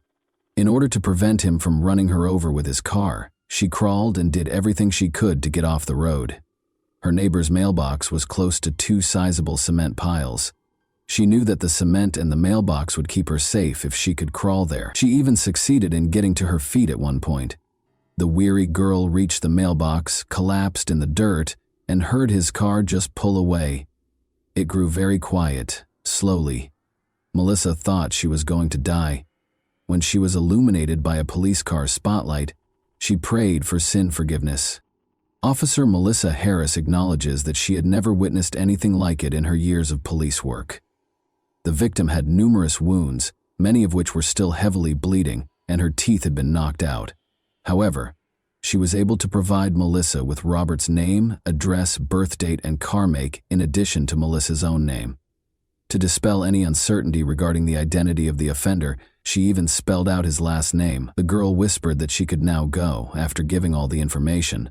But the oncoming medics stopped her from closing her eyes because they knew she might not wake up again if she did. Melissa's mother woke up as they struggled to treat her most serious injuries. The woman was asked to accompany the police officer, who had already arrived at their house after the girl had been attacked, because her daughter had also been attacked. She was positive that Melissa was sleeping upstairs because the police had misidentified the door. She realized, however, that the officer was pressing her along in order to get her to see Melissa before it was too late. Every second that went by made Melissa's condition worse. She was clearly in need of helicopter transportation. Cameron, a firefighter who also showed up on the scene, recommended landing on the football field. He marked the landing area with signal cones after jumping over the fence. Melissa was placed on a stretcher in a matter of minutes. Nobody thought she would live, and her condition was critical. Cameron, however, felt somehow certain that he would see her again as he watched the helicopter take off. Melissa came dangerously close to death multiple times on the operating table. Her body just didn't have enough blood, and her heart had a hard time pumping it. As a result, while transfusing blood on one hand, the doctors attempted to halt the bleeding on the other. 3 hours later, she was still breathing and squeezing the surgeon's hand feebly. It was only at that point that the weary medical staff decided to take a break and let the patient and themselves rest. The police radio announced that Robert had been spotted in the city in the morning. Presumably to wash away Melissa's blood, he made a stop at a store and purchased a large amount of water. He then went to Walmart to buy sleeping pills and had a meal at McDonald's. His vehicle was then discovered wrecked in a store. The young man was discovered unconscious behind the wheel. The vehicle caught fire after the wheel carved a hole in the ground from the prolonged operation. After being brought to the hospital, the man was shocked to learn that his victim had lived. At first, Robert maintained his innocence by saying he wasn't himself. He suddenly admitted his guilt, though, after the psychiatric evaluation determined that he was not insane and the court date was set. He received a life sentence without the chance of release. Melissa was hospitalized for 3 weeks. She had to retrain herself to walk, talk, eat, and even close her eyes. Melissa was asked to speak at a violence victim center after she recovered completely. Even though she was extremely anxious, she couldn't help but notice that 2 young firefighters were sitting in the front row, paying close attention to her every move. As it happened, Chief Cameron had called to let them know Melissa would be speaking close by and suggested they surprise her. The fact that Melissa was the same girl he had assisted in rescuing in the helicopter astounded Cameron. After introducing himself, Cameron invited Melissa and her mother to their fire station for a celebratory lunch. The youths were essentially inseparable after that day. Cameron restored Melissa's love for life, even though she was certain she would never date again. Later, when she was asked to ceremoniously open a baseball game, Cameron ran up to her and asked, "Will you marry me?" Melissa naturally said yes, and the two fell in love and were married in 2017. Never date an ex-partner after a relationship breakup is Melissa's main piece of advice as a lawyer who advocates for the rights of victims of violence. Even she was unaware of the potential danger. She believes she lived to fulfill the vital duty of assisting young women who feel they are undeserving of respect and true love, despite having nearly died. And that wraps up today's chilling story. If you enjoyed this video, don't forget to like and subscribe so you never miss a new upload. Also, let me know in the comments, what part of this story shocked you the most? Thank you for watching, and I'll see you in the next video.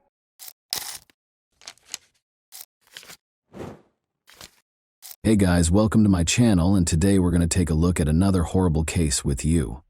In December 2010, at St. Malachi's Church in Tyrone, Northern Ireland, it all began exactly where it ended. In front of more than 300 guests, beauty queen and educator Michaela Hardy and athlete John McArevey exchanged vows. But 3 weeks later, John came back with his young wife's body, buried in her immaculate wedding dress. What caused Michaela to pass away? Who could be so cold-blooded and cunning as to murder a woman who had just recently started to enjoy her wedded life with her beloved? And will international cooperation aid in the investigation of one of the most horrific and unforgettable crimes of the past several years? In 2005, John McArevey, the captain of the Irish football team, and Michaela Hardy, the daughter of one of the nation's best football managers, met in university.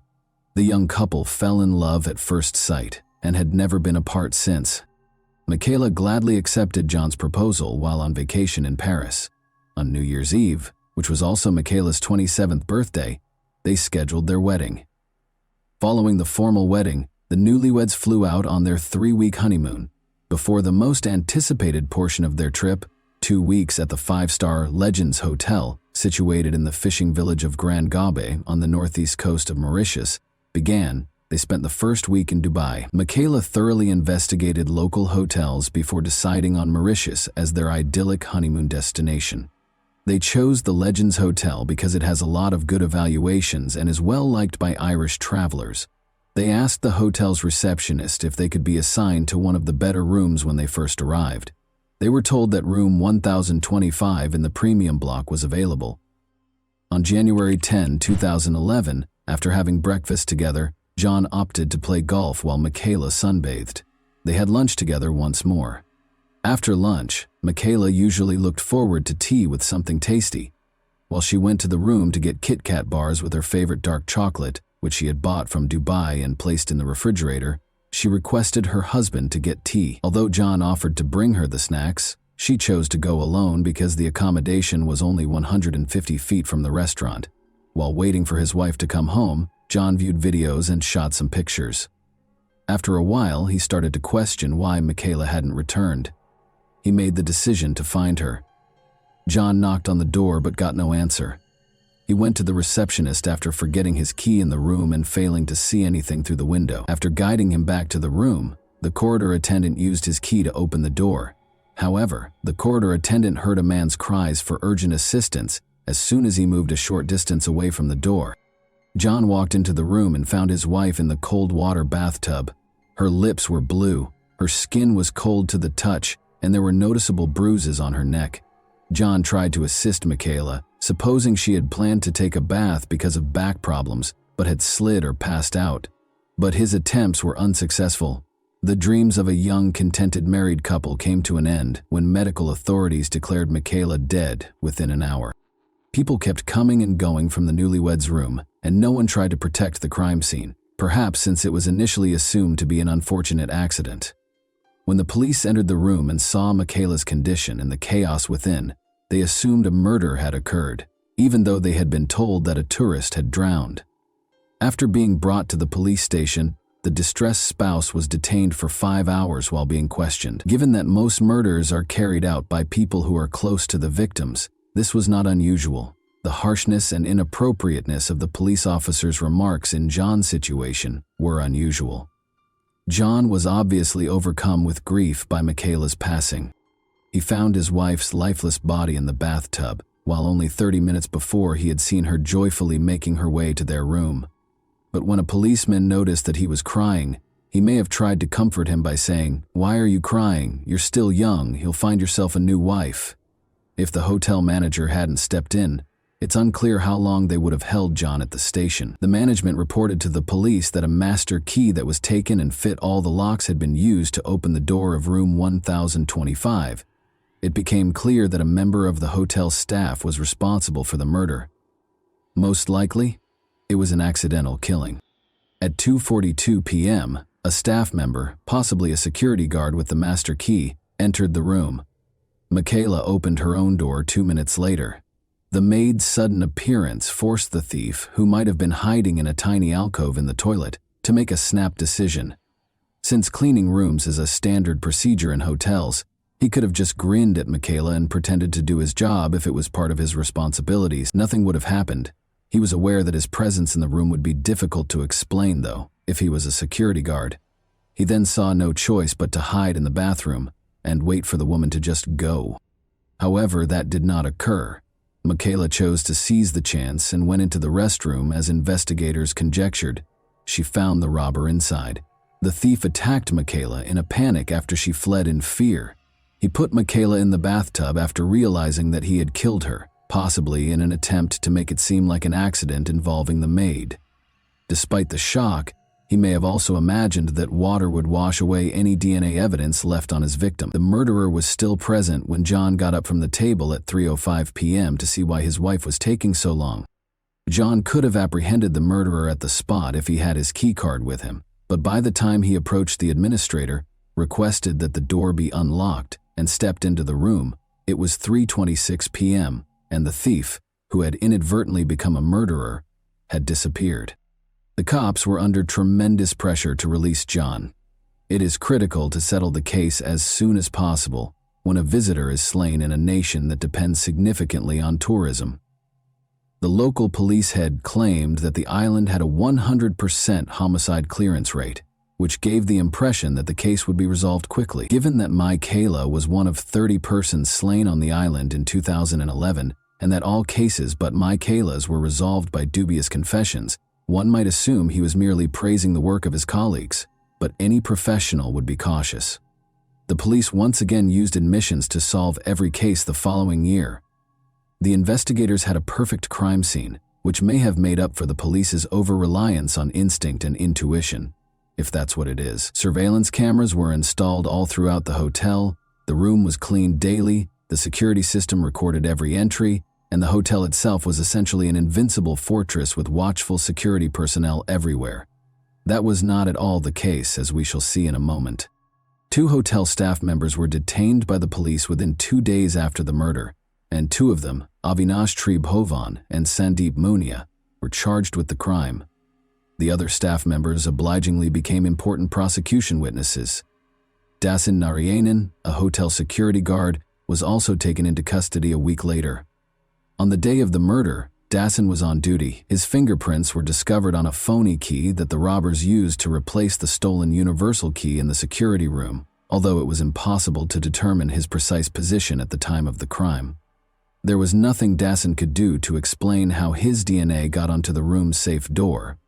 He gave a preemptive explanation for why his DNA might be present if it were discovered, acknowledging that he had touched Michele's cheek in his haste to assist John. Nevertheless, the police chose to concentrate their efforts on Avinash and Sandeep and merely charged Dasan with being an accomplice to the thefts, despite his contradictory testimony. In 2012, the trial started on May 22. The police's pattern of obtaining confessions served as the foundation for the prosecution's case. According to the prosecution, Michele discovered Avinash and Sandeep stealing cash from the safe or her purse when she returned to the hotel that day. In order to save their jobs, the robbers chose to silence Michele because hotel workers frequently provide the majority of their family's income, not just their close relatives. Their colleague Raj Thikoi also provided testimony during the trial. After being arrested at first, he was granted immunity and turned out to be the most important prosecution witness. Raj claimed that although he was close to the room and heard a woman's anguished cries, he chose not to knock on the door. Rather, he hid and watched as Sandeep and an upset, sweaty Avinash left the newlyweds' room. When he later inquired about what had transpired, they responded, "Nothing happened, just keep quiet. If you say anything, we'll involve you in this matter." Prosecutors mostly relied on the confession that one of the suspects, Avinash Tribhovan, gave, in accordance with standard police procedures, in addition to witness statements. Because of their negligent investigation, it appeared as though the police were being judged alongside Sandeep and Avinash, even though they were the ones who were implicated. The defense lawyers called attention to all of the investigators' obvious flaws, errors, and gaps. First of all, the hotel was not closed when Michele's death was found, and neither a visitor nor a staff member was questioned. The evidence was compromised since some tests were not carried out and others weren't done until the hotel room was given back to them. Although palm and fingerprints were discovered in the room, their owners were not recognized. However, there was no DNA evidence that Sandeep and Avinash were guilty. Even the paper money, which the authorities said the robbers were interested in, was not scanned for DNA or fingerprint. The court was also informed that numerous significant artifacts were not captured at all, and that all of the photos taken at the crime scene were in black and white. The enigma surrounding the 46 security cameras that recorded the activities within and outside the hotel, however, generated the most controversy. The cops refused to give the defense lawyers the videotapes in spite of repeated requests. As it turned out, they were unable to conceal the footage, not because they wanted to. Due to their inability to control the cameras, the police officers deleted 90% of the videos. Instead of providing a truthful response when asked to explain how the apparatus operates, they merely hit the button, which also happened to be the record button, and when they believed they were playing back the recordings, they were actually erasing them. International media questioned whether the local authorities were purposefully undermining the probe due to the police's obvious incompetence. Lastly, the defendants asserted that they only confessed after the police tortured them. Sandeep, who reportedly handed the key card, stated that he was forced to make the confession under threat of a firearm. Avinash also refuted his testimony, claiming that he vomited blood after being tortured and subjected to water interrogation by the police. He was also allegedly informed that his wife would be deported and that he would have to move to Ireland to live with John McAvery, who would now require a new wife. Avinash claimed that he only signed the document that was given to him, not even reading his own confession. Even though he and Sandeep were in room 1009 where a VIP customer was scheduled to stay when the murder occurred, another witness said he was coerced into providing false testimony. Sandeep demanded that his subordinate keep the space spotless at all times. He even picked up the mop personally at one point to show how the floors should be cleaned. Telecommunications data also supported Sandeep's assertion that he was speaking on the phone with his sister in Britain at the time of the incident. Lastly, it was verified by the retained security camera film that he was in a separate area of the hotel when the murder occurred. The court case took over 8 weeks to complete, even though it was only supposed to take 2 weeks. This was mostly because the defense lawyers went beyond the bounds of decency and made the trial into a spectacle. They frequently cracked jokes and caused the board, spectators, and law students in the courtroom to erupt in laughter. The defense brought up the possibility of a sexual motive for the crime, implying that Michaela's husband was involved. They implied potential wrongdoing between John and his wife and mentioned an intimate aid they discovered in the hotel room. But it was actually a straightforward insert from Cosmopolitan, a women's magazine Michaela had bought at the airport. Then, using a purportedly verified video, they tried to demonstrate that John and Michaela had a heated argument, but the people in the video weren't Michaela and John. Rather, they were 2 Germans who looked like them.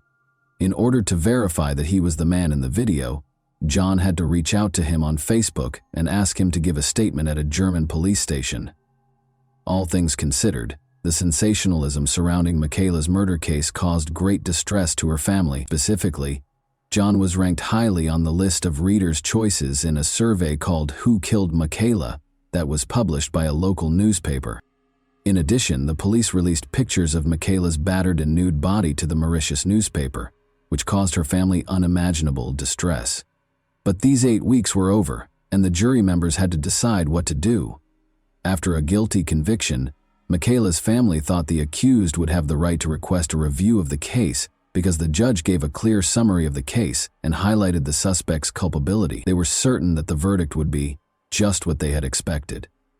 The court also firmly asked the jurors to make the appropriate choice from their point of view, rather than to think about how this case would affect the nation's reputation.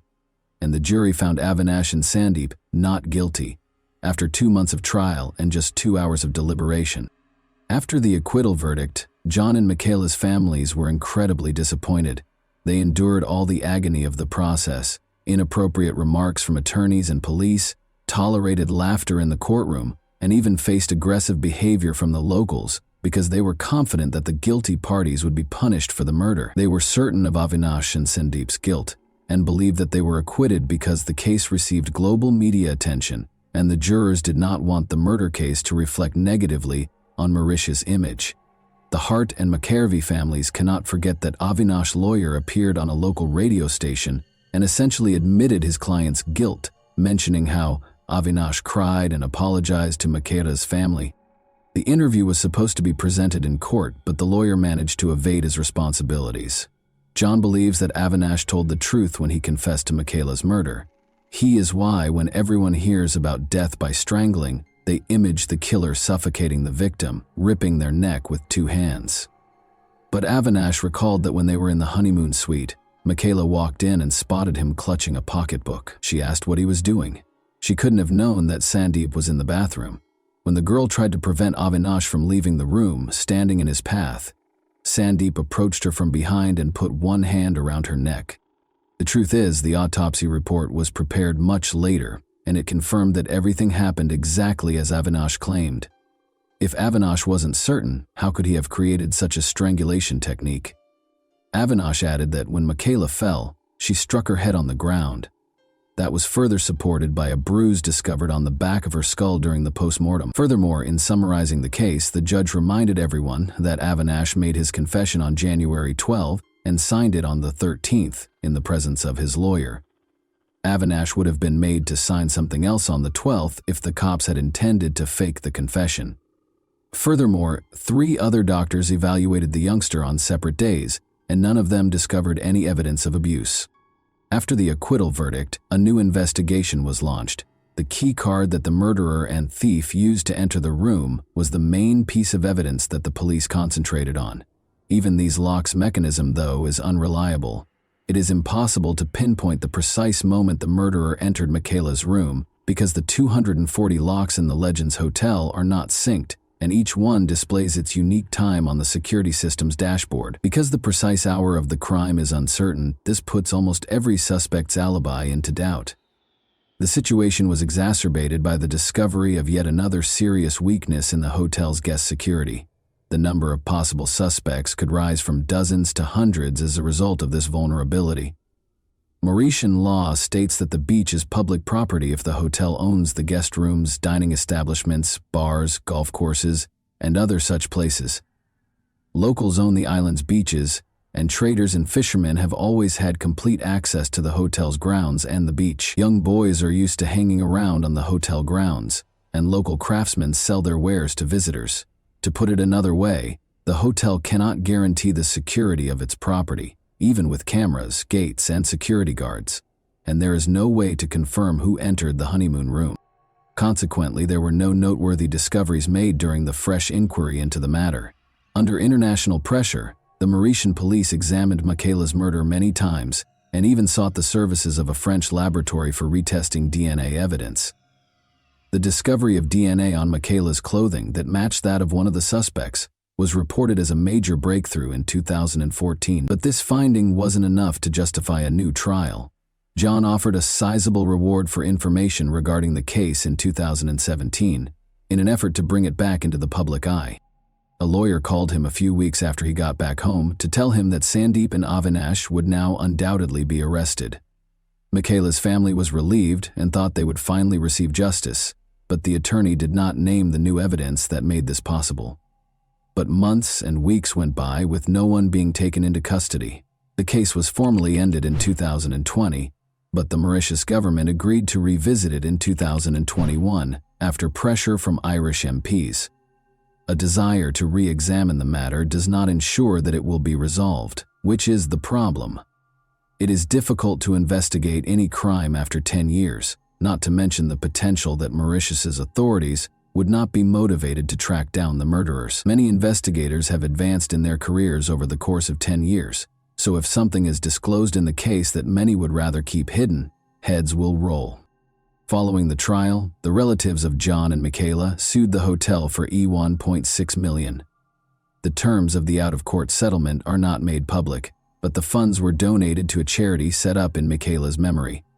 Both the Legends Hotel, which was renamed the Lux Hotel, and Room 1025, which was renovated and given the new number 1026, are still quite popular. At a memorial luncheon for Michaela in 2013, John, who is now an accountant, met a sweet girl called Cara Brennan. John proposed to Cara, who works as an accountant, in 2015. James McAravey, the couple's first child, was born last year. And that wraps up today's chilling story. If you enjoyed this video, don't forget to like and subscribe so you never miss a new upload. Also, let me know in the comments what part of this story shocked you the most. Thank you for watching, and I'll see you in the next video.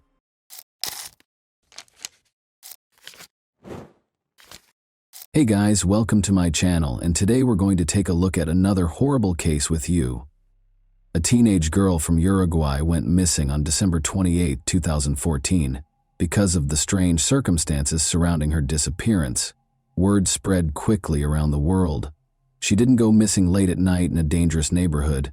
Instead, she was walking along the beach in broad daylight, visible to everyone.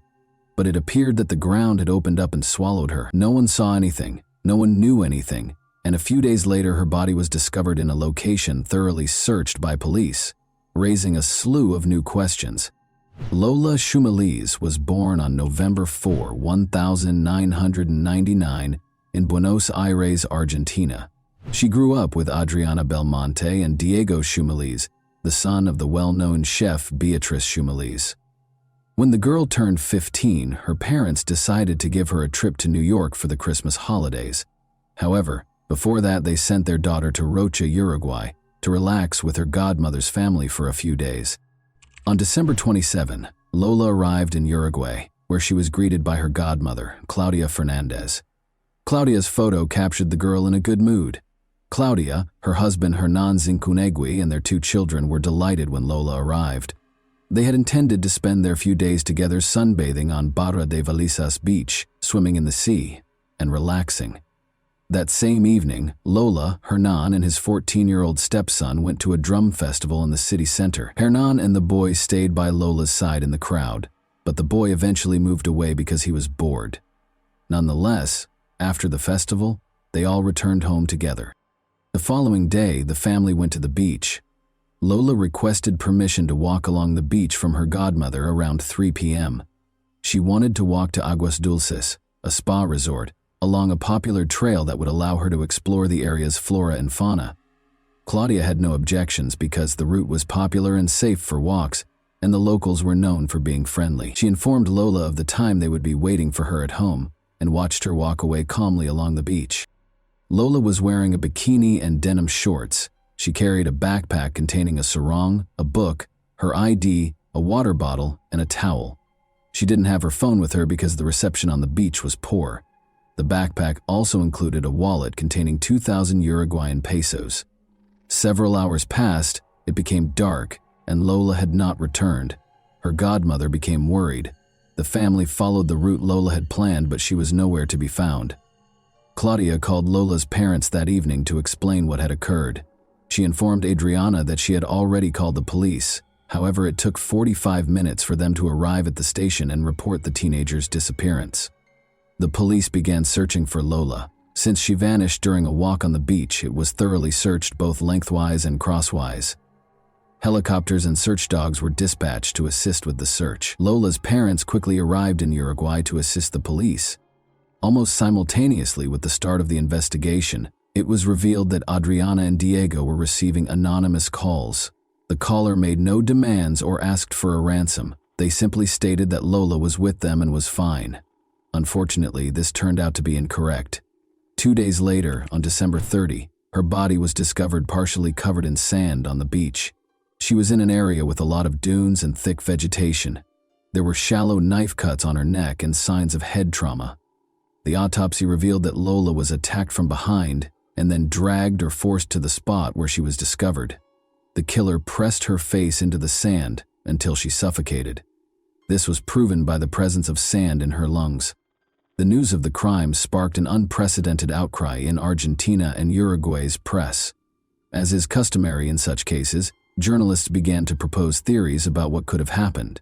The Uruguayan police and media quickly focused their suspicions on Lola's godmother's family, particularly Hernan.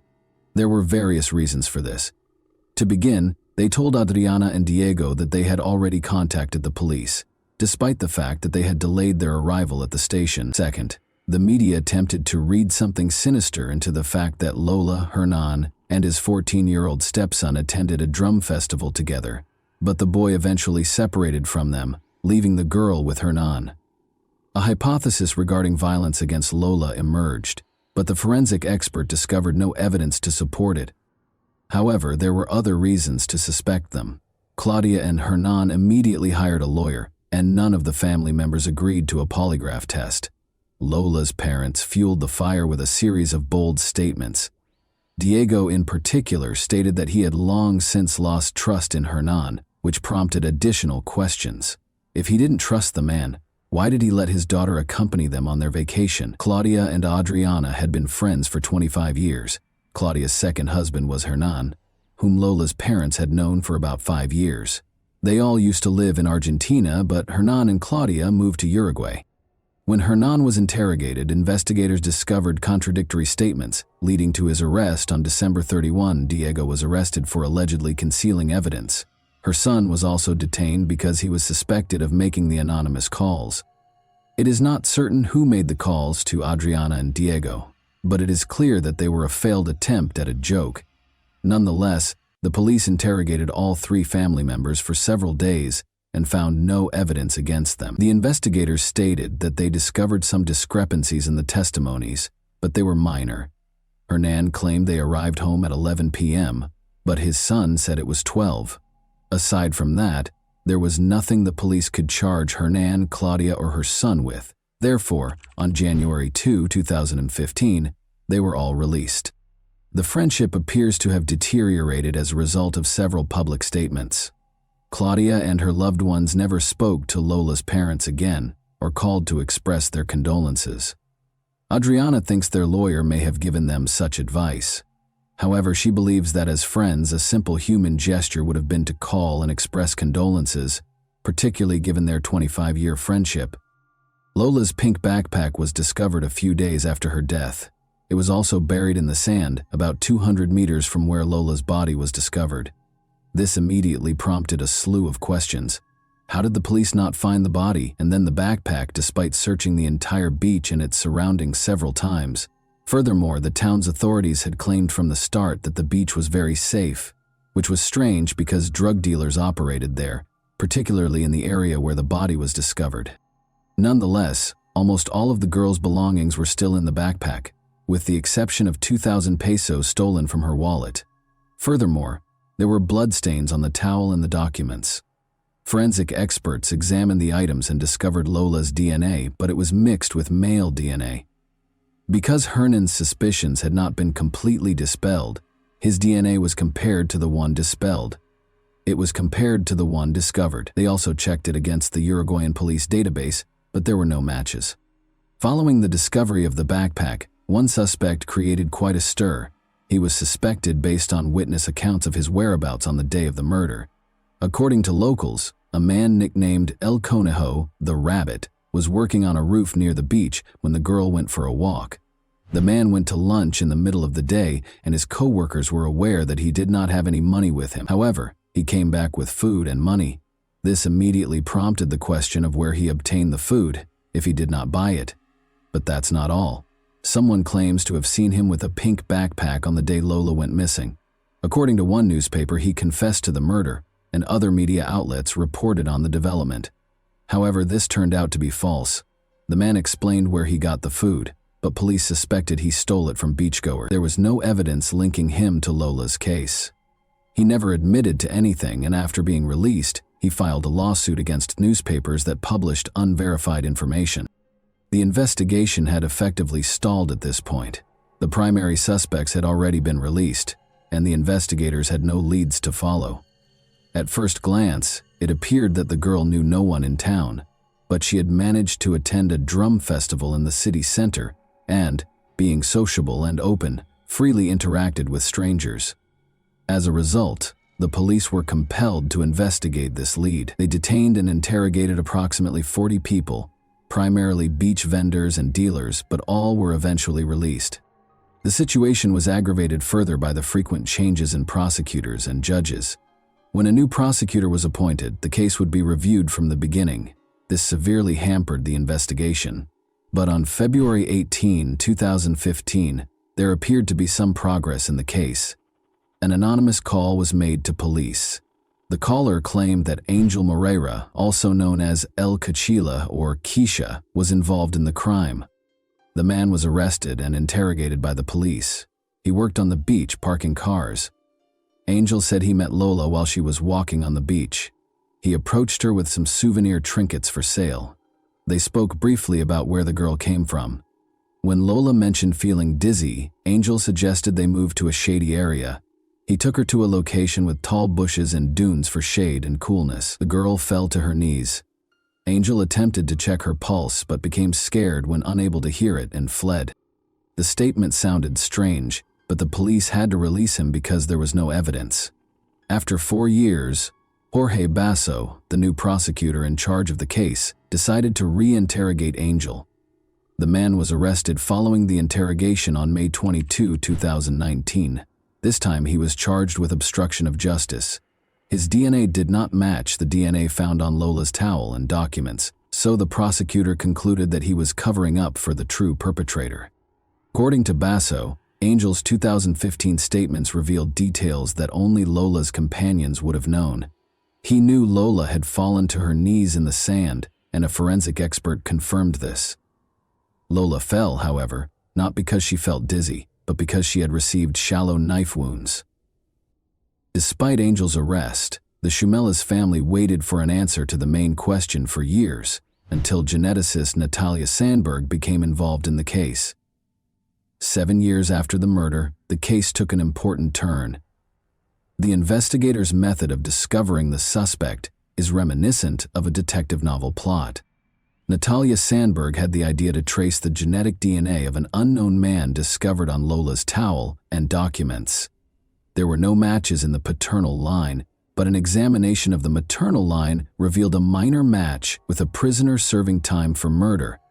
In other words, the man who left blood on Lola's towel is related to the man who is currently serving a sentence.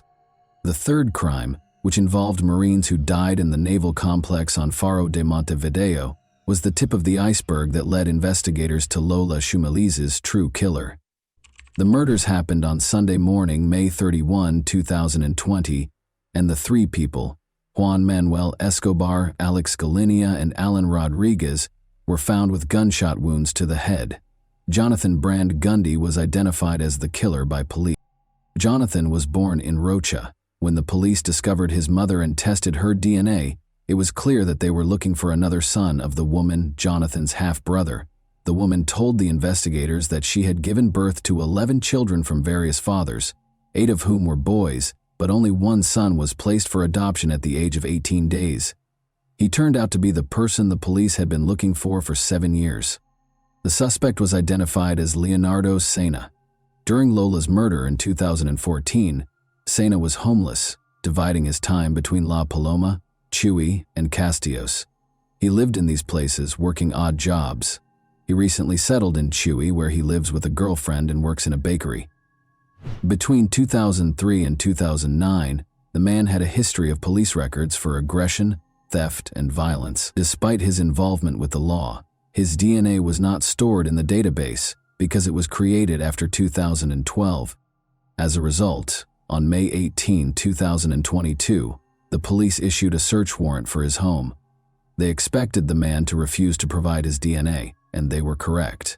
However, forensic experts looked at the man's toothbrush and comb. To the surprise and delight of the forensic experts, the DNA match was 99.9%, indicating that it was his DNA.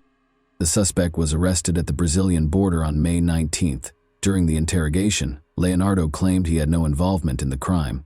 Regarding the DNA found on the identification card and the girl's towel, he stated that he found a pink backpack on the beach. When he looked inside, he saw a wallet containing 2,000 pesos and stole it. Concerning the blood, he stated that he had cut himself with a bottle shard at work a few hours prior, and when he reached into the backpack, the bandage came off and the cuts began bleeding. So he wiped his hand on Lola's towel. However, there were several inconsistencies in his account. For starters, his blood was mixed with the girl's blood rather than simply found on her belongings. This would not have happened if he had simply found the backpack and removed the wallet. Second, according to his own words, someone other than Leonardo took Lola's backpack on the 28th, the day of the murder, after Leonardo stole the money and mysteriously buried it 4 kilometers away from where it was found, without taking anything from it. Even the suspect couldn't deny the absurdity of the story. Finally, his colleagues from December 2014 did not recall the incident involving the broken bottle and Leonardo's cut. Furthermore, according to documents, Leonardo was no longer working at the brewery on the day of the crime. According to police, Lola was stopped by Leonardo and Angel while walking on the beach on December 28, 2014. They dragged her through dunes and bushes. Lola attempted to flee, but the kidnappers struck her on the head several times and stabbed her in the neck, knocking her to her knees. However, Lola's wounds were not fatal and she resisted. She most likely screamed loudly to get the attention of other vacationers or beach vendors. In an attempt to silence Lola, they pressed her face into the sand. They pushed for too long, causing Lola to suffocate. The police believe the crime was motivated by violence, but the assailants were unable to carry out their intended act and ended up killing her because they did not anticipate such fierce resistance from the teenage girl. This hypothesis is supported by the fact that Leonardo was previously tried in a case similar to Lola's. That happened in 2009. When Leonardo was 26 years old, the victim was a 15-year-old girl, just like Lola. Leonardo pursued her for a few blocks before attacking her with a knife. He dragged the victim into a remote wooded area where he assaulted her. Uruguayan police believe that at least 2 people were involved in the attack on Lola. As a result, they charged Leonardo with aggravated murder and Angel with harboring a criminal. Jorge Basso sought a 10-year prison sentence for Angel and 15 for 30 years for Leonardo. A judge granted Angel conditional early release under oath in June 2021, after he had been in prison since 2019. Despite psychiatric and psychological evaluations describing Angel as aggressive and impulsive, the judge found no grounds to accuse him of harboring a criminal. Harboring involves assisting a criminal after the crime has been committed. Angel should have faced charges as an accomplice in this case. The judge determined that Angel Moreira's actions did not constitute harboring. The prosecutor filed an appeal against the judge's decision, arguing that Angel was present before, during, and after the crime. Despite their initial suspicions, Lola's parents, Adriana and Diego, believe the evidence presented by the police, agree that two suspects were involved in the crime, and wish for a quick verdict. And that wraps up today's chilling story. If you enjoyed this video, don't forget to like and subscribe so you never miss a new upload. Also, let me know in the comments what part of this story shocked you the most. Thank you for watching. I'll see you in the next video.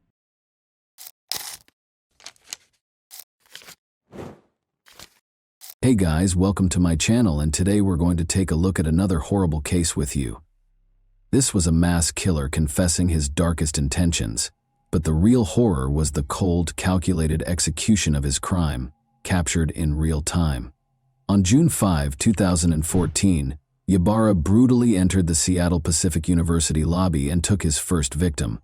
He had planned a massacre, but that was not what happened. During one of Seattle's worst crises, a single small mistake set off a series of events that would change everything. There were a number of horrifying facts that were just waiting to be revealed.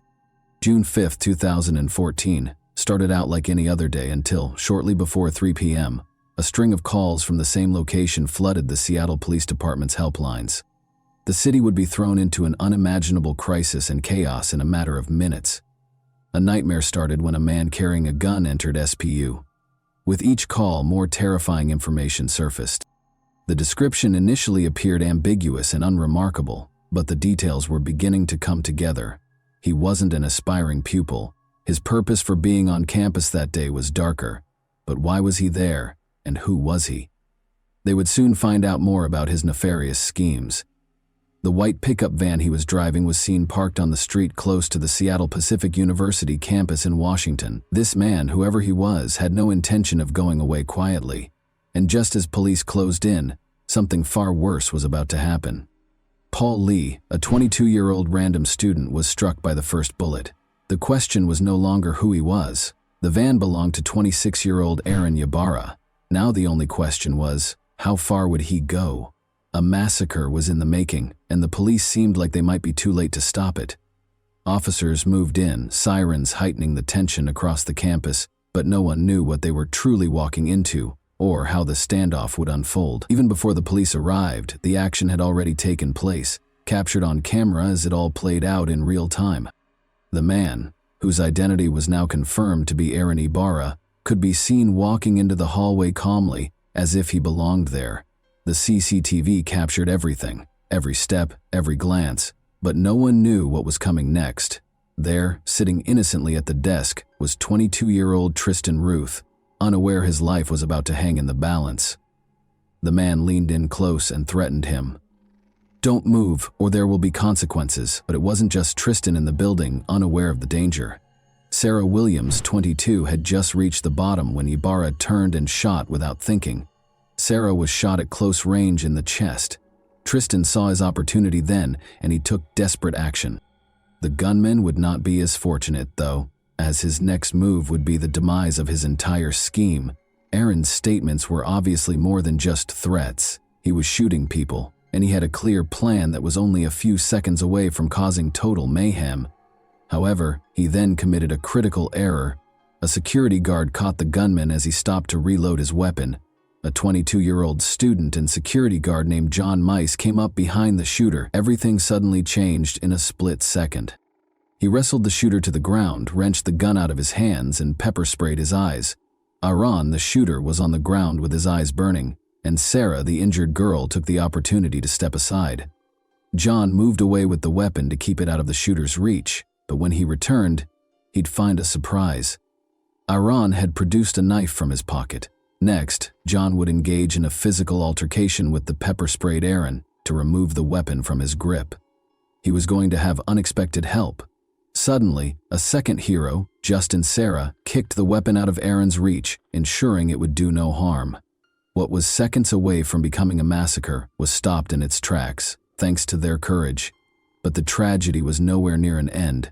and what came next was going to expose the harsh reality that changed everything.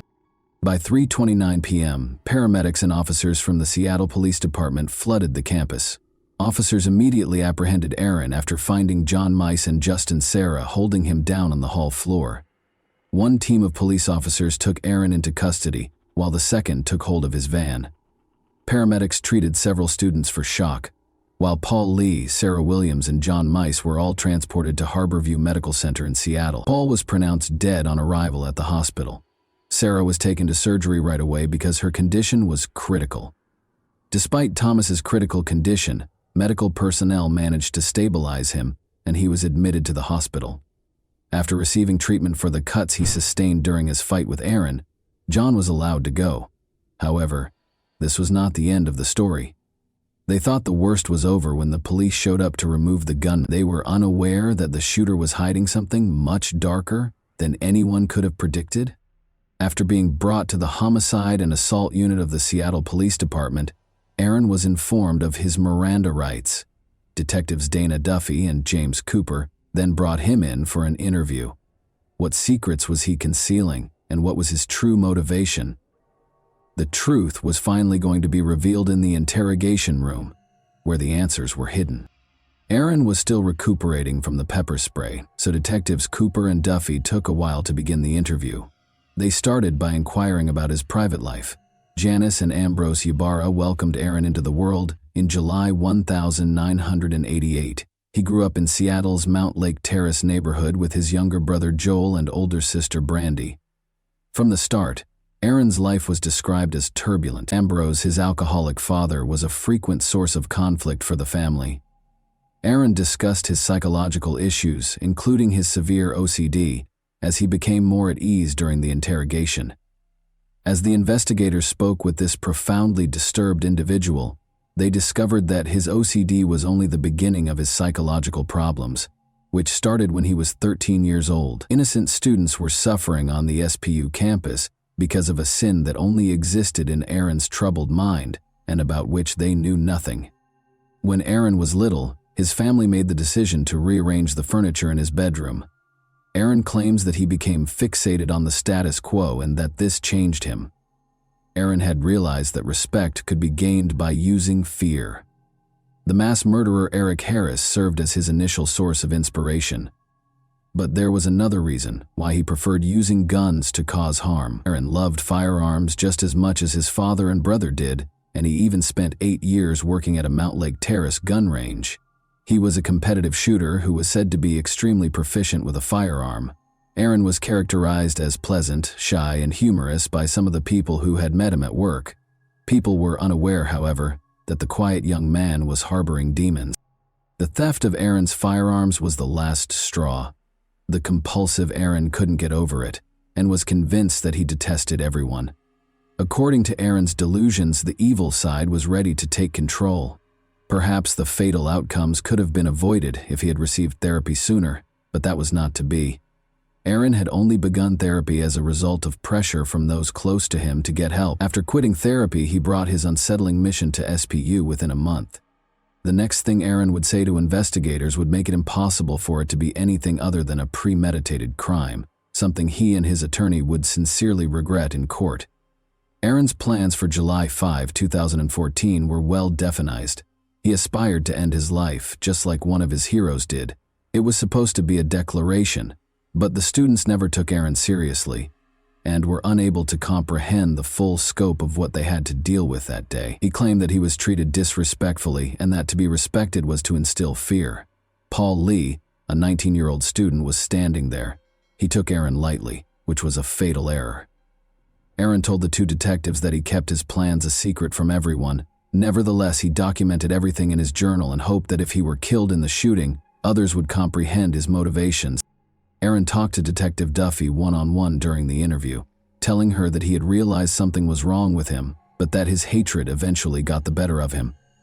Aaron appeared to have accepted his fate and realized that his actions would have a severe impact on his life and future by the end of the interrogation. As investigators got to work on their case against Aaron Ybarra, students began to return to campus life and resume their regular activities in the wake of the tragedy.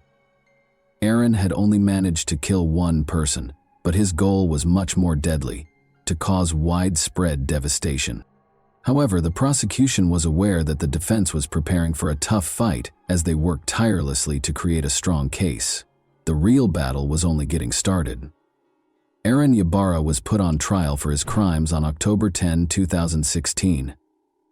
Prosecutors weren't going to let Aaron's defense team get away with a lesser charge or sentence, even though they were already ready to use the insanity plea as their argument in the case. According to defense lawyer Ramona Brandis, Aaron experienced crippling bouts of mental illness and depression, which caused him to hear the voice of God, who urged him to go on a murderous rampage. She also questioned his upbringing and his unstable home life, claiming that he never got the support he actually required. Aaron's victims' testimonies were crucial to establishing the case as it actually was. Paul Lee was the worst hit, followed by Sarah Williams. Before she could resume her regular life, she spent days in the hospital. She made an effort to describe the pain she endured in court. The entire scene in the SPU lobby where he and John Mice had overpowered Aaron was described by Justin Sarah. Ramona, the defense lawyer, also contended that Aaron's actions were influenced by his upbringing and unstable home life because he had sought professional help for his years-long mental illness. Under the direction of Senior Deputy Prosecuting Attorney Kristen Richardson of King County, the prosecution team was ready for the insanity defense. Aaron's own words were going to be used against him by the prosecution. They provided evidence that Aaron had voluntarily stopped taking his medication and quit therapy in order to allow his dark side to take control, shattering the notion that he did not receive assistance for his mental health problems. The assertion that Aaron was getting assistance from at least one family member was supported by testimony from his mother, Janice. His journal also provided evidence to the prosecution that he had premeditatedly planned and executed the shootings. Additionally, the recorded interrogation by detectives Cooper and Duffy was made available to the jurors, demonstrating Aaron's complete awareness of his actions and the repercussions.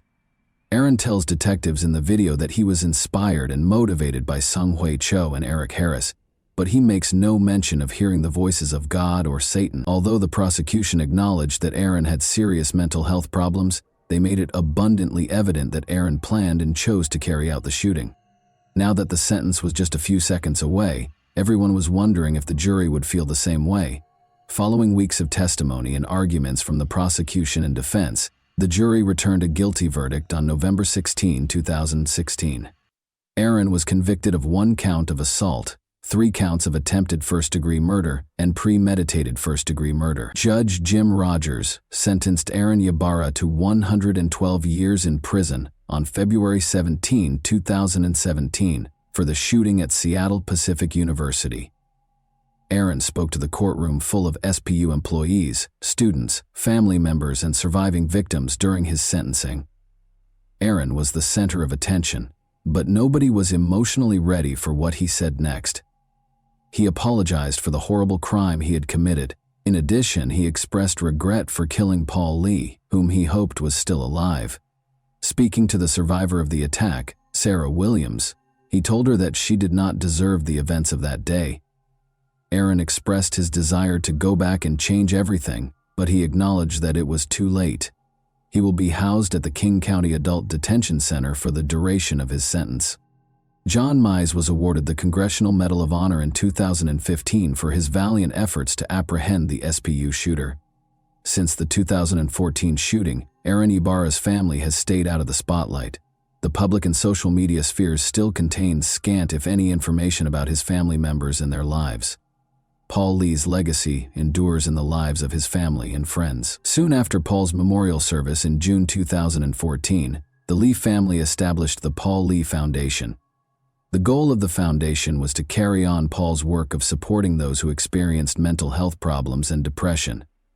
It was cruelly ironic. He wanted to help people with mental illnesses, but before he could complete his education, he was harmed by someone he would have preferred to assist. The foundation has made it its mission to raise money to support groups that conduct research and create solutions to assist people with mental health conditions.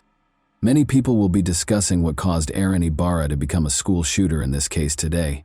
Seeing young lives lost so needlessly and murderers succumbing to their own mental health problems is heartbreaking. Could something have been done to prevent this tragedy, considering Aaron's family life was, to put it mildly, turbulent? Or was he destined to become a killer?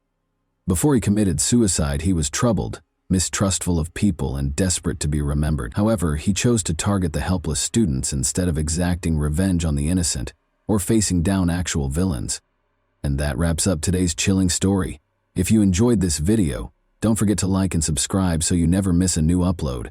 Also, let me know in the comments what part of this story shocked you the most. Thank you for watching, and I'll see you in the next video.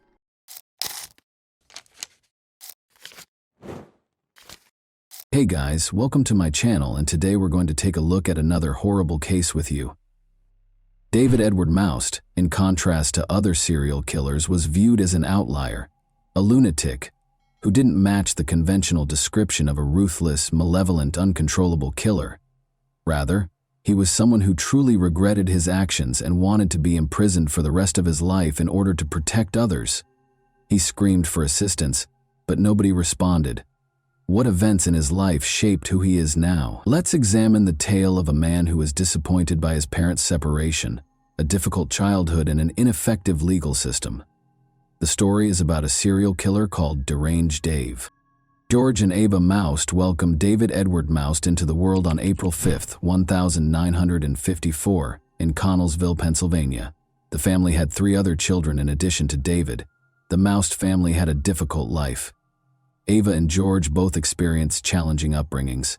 The parents were unable to provide a loving home for their own children because his father was placed for adoption when he was 12 years old. George tried to avoid his wife, who needed constant attention, was emotionally unstable, and self-centered, by being away from home a lot. Their mother had a nervous breakdown shortly after the birth of David's younger brother Jeffrey and spent a month in the hospital. She might have experienced postpartum depression, although at the time medicine didn't fully understand or support women with such conditions.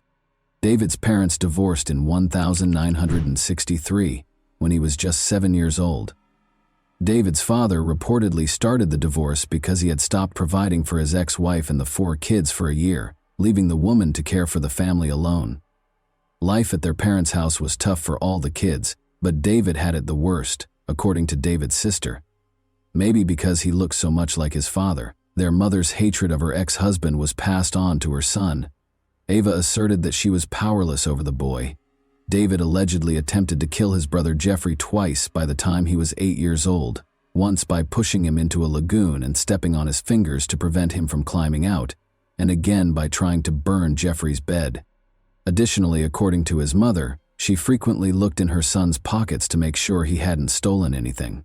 She said he would take her valuables and sell them, all allegedly before he was 9 years old.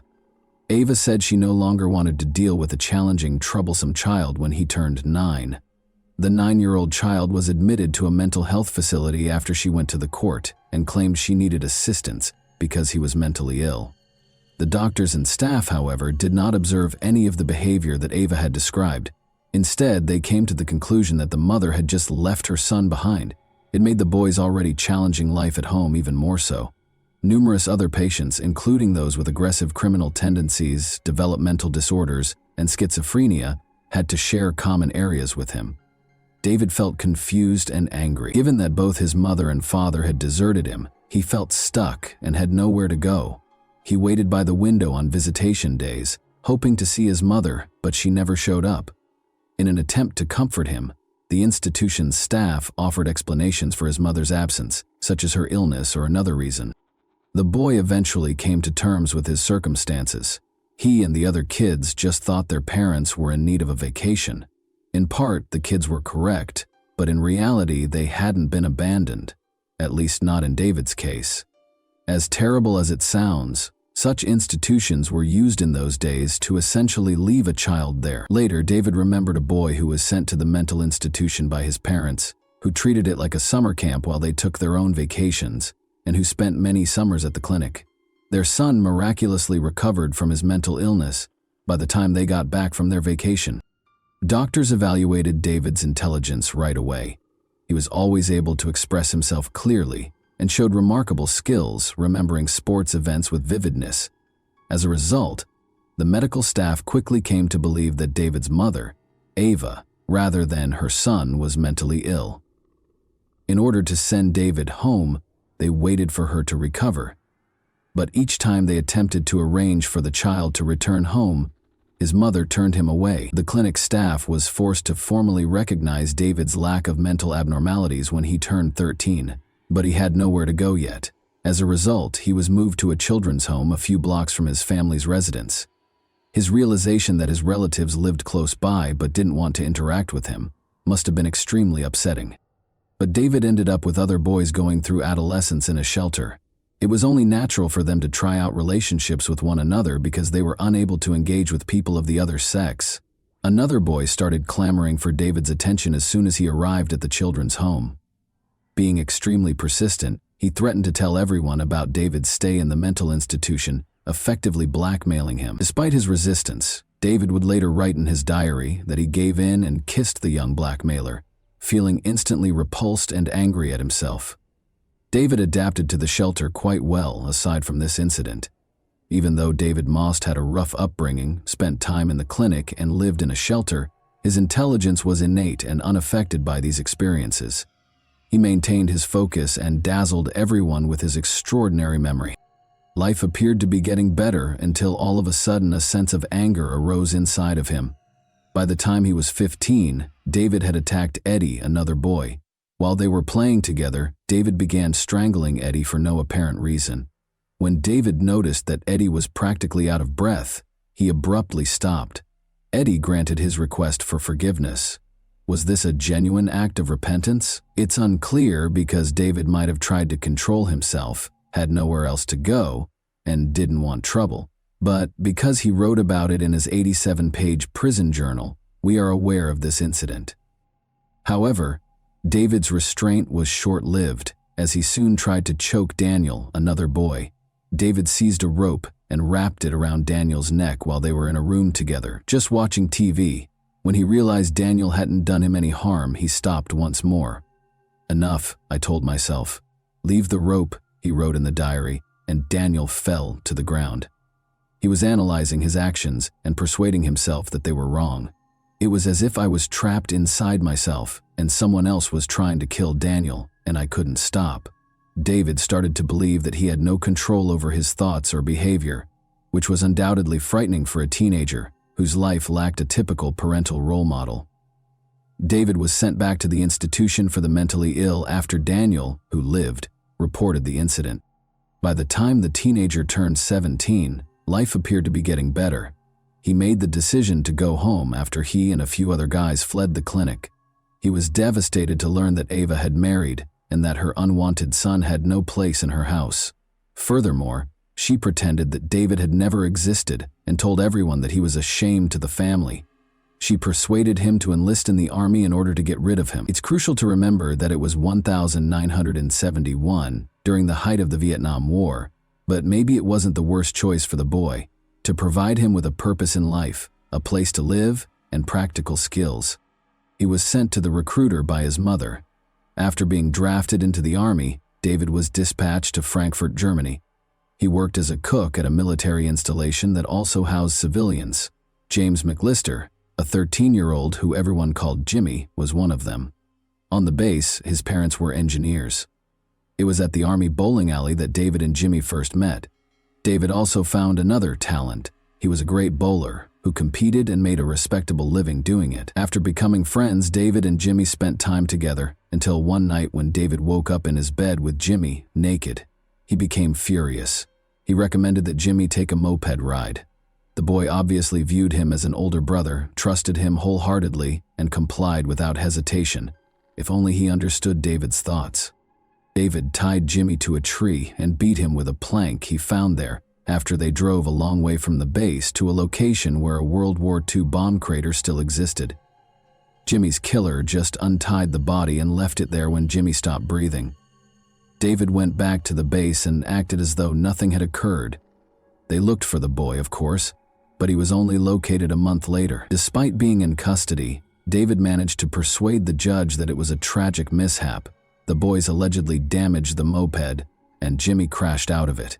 David hid Jimmy's body because he was afraid and unsure of what to do. He was taken seriously. David was given a 3-year prison sentence because there was no proof of murder. It's interesting to note that David behaved flawlessly while incarcerated, received a diploma, wrote to his family once a week, and learned practical new skills. He was eligible to be considered for early release on parole because of his excellent behavior, but he turned down the offer. The young man was terrified of being free as he realized what he was capable of. He had ample opportunity to think about his actions while confined, and he came to the conclusion that he would undoubtedly murder someone else if he were freed. He was repulsed by such thoughts and feelings and hated himself for them. Because he had a conscience, his lawyer subsequently referred to him as one of the most remarkable serial killers. Even up until the point at which he committed another murder, he felt bad about killing people. Because of what he had done, he detested himself, but the desire to kill came back, and he gave in and killed once more. It's a really odd behavioral pattern. However, when he turned 23 in 1977, he was set free.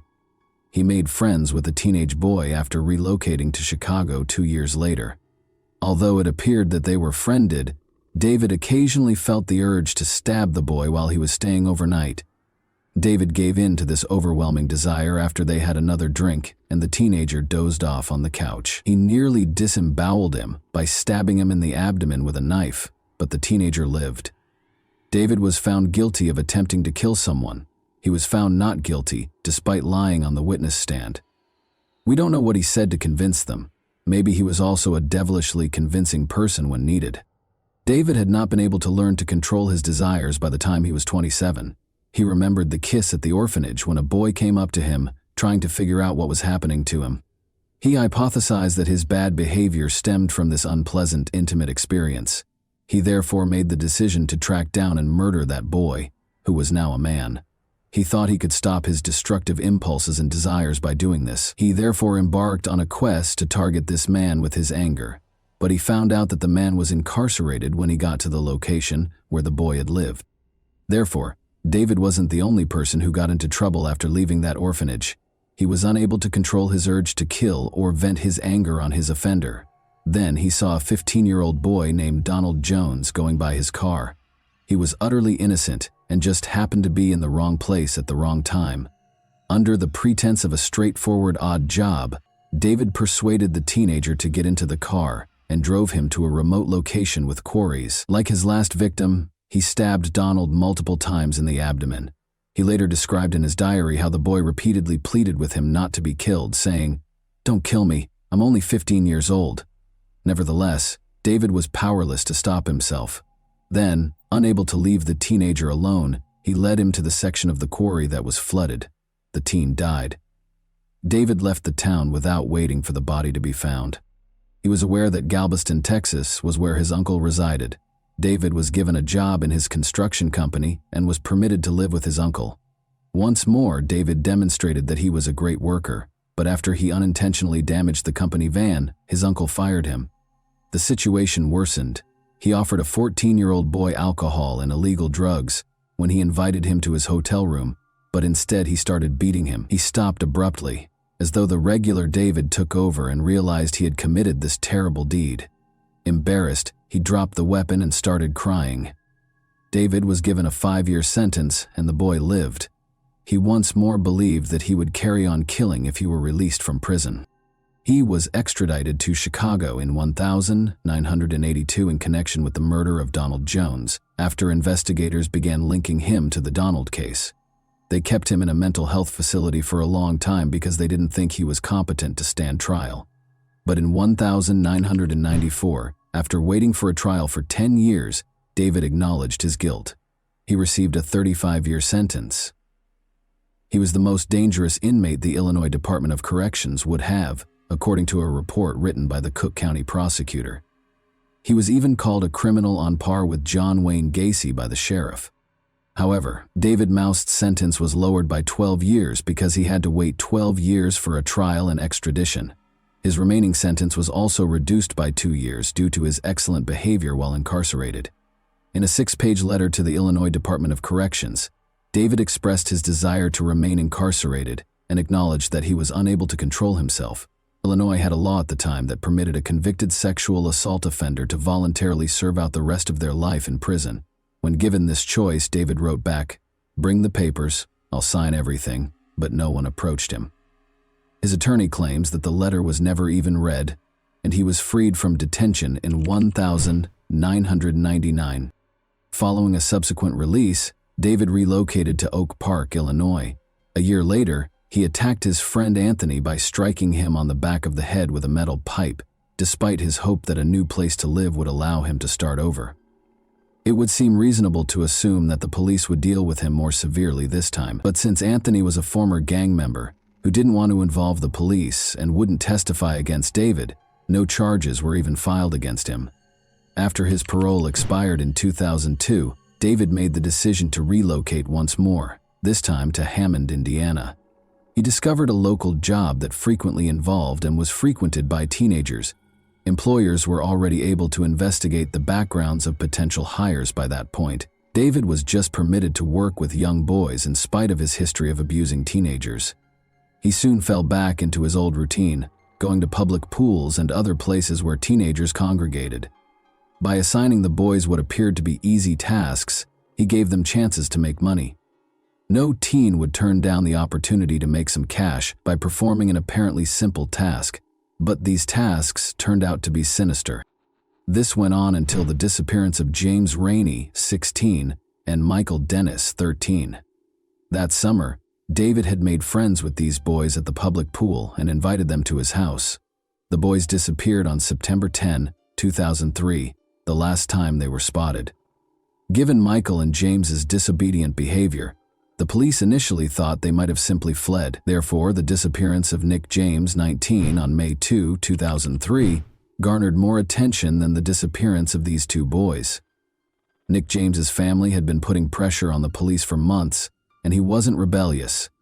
Investigators looked into his background after discovering that he shared a store with David Moust. They asked him to take a polygraph test because they had no proof, and he passed.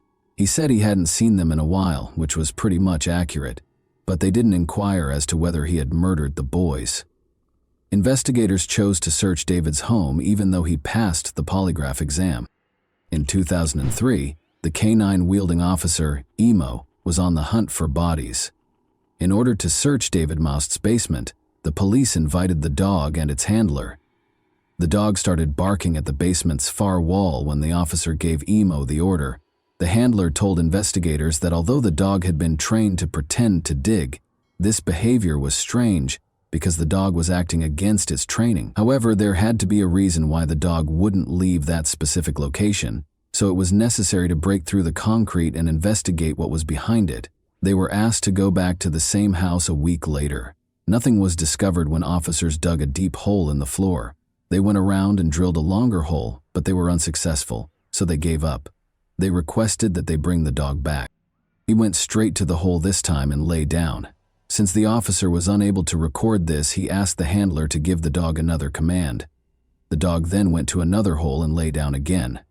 After bringing in a concrete specialist, police discovered that David had used a staggering 80 bags of concrete.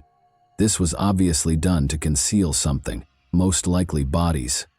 3 bodies were discovered when the police finally removed the concrete. Along with Nick, David had buried James and Michael beneath the basement after suffocating them in his apartment. David's brother and mother, who hadn't spoken to him in a long time, suddenly showed up. In numerous interviews, Jeffrey questioned whether the events could have been avoided had the police taken notice of David sooner. He claimed that his brother had committed horrible things when he was younger, but he had no proof. In addition, his brother and mother, who had not spoken to David in a long time, appeared to be desperate for attention. Jeffrey even had aspirations of becoming a writer. Thomas Wayne, his lawyer, claimed that although David was a serial killer, he wasn't born that way. The lawyer genuinely thought that his childhood was the recipe for making a serial killer, if anyone was looking for it. He never learned how to interact with others or live in society. David entered a guilty plea to the killings in November 2005 and received 3 life sentences. David died in January 2006 at the age of 51. He confessed to 5 murders, including 3 in Hammond, in a note discovered in his cell. He expressed his disappointment in not receiving a death sentence because he believed he deserved it. He felt that he would not have committed as many crimes if he had been kept out of the public eye. He also didn't want his existence to be funded by taxpayers. He accepted responsibility for his actions and begged the families of the victims for forgiveness.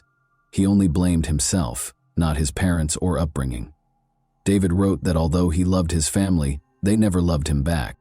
And that wraps up today's chilling story. If you enjoyed this video, don't forget to like and subscribe so you never miss a new upload. Also, let me know in the comments what part of this story shocked you the most. Thank you for watching, and I'll see you in the next video.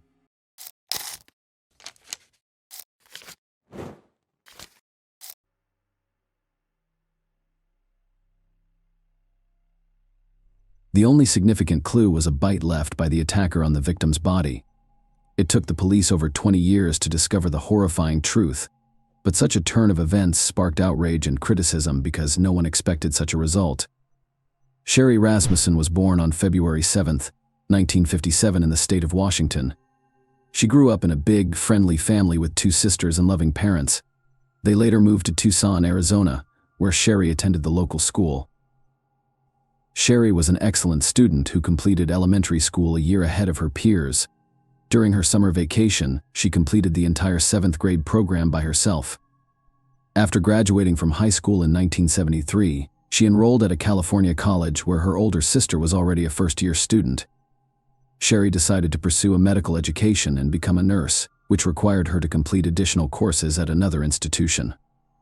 After graduating from college in 1975, Sherry decided to pursue a master's degree at the University of California, Los Angeles, where she also worked as a nurse to fund her education.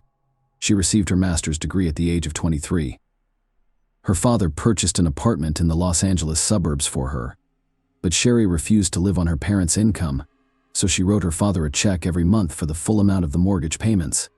She also got a job at a local hospital, where she led the nursing department that cared for seriously ill patients. In May 1984, Sherry met John Ruthin, a computer engineer with a good education and intelligence. They started dating and married a year later. John moved in to share their apartment. They spent their honeymoon in Jamaica and returned home to celebrate Christmas with Sherry's family. Closer to 10 a.m.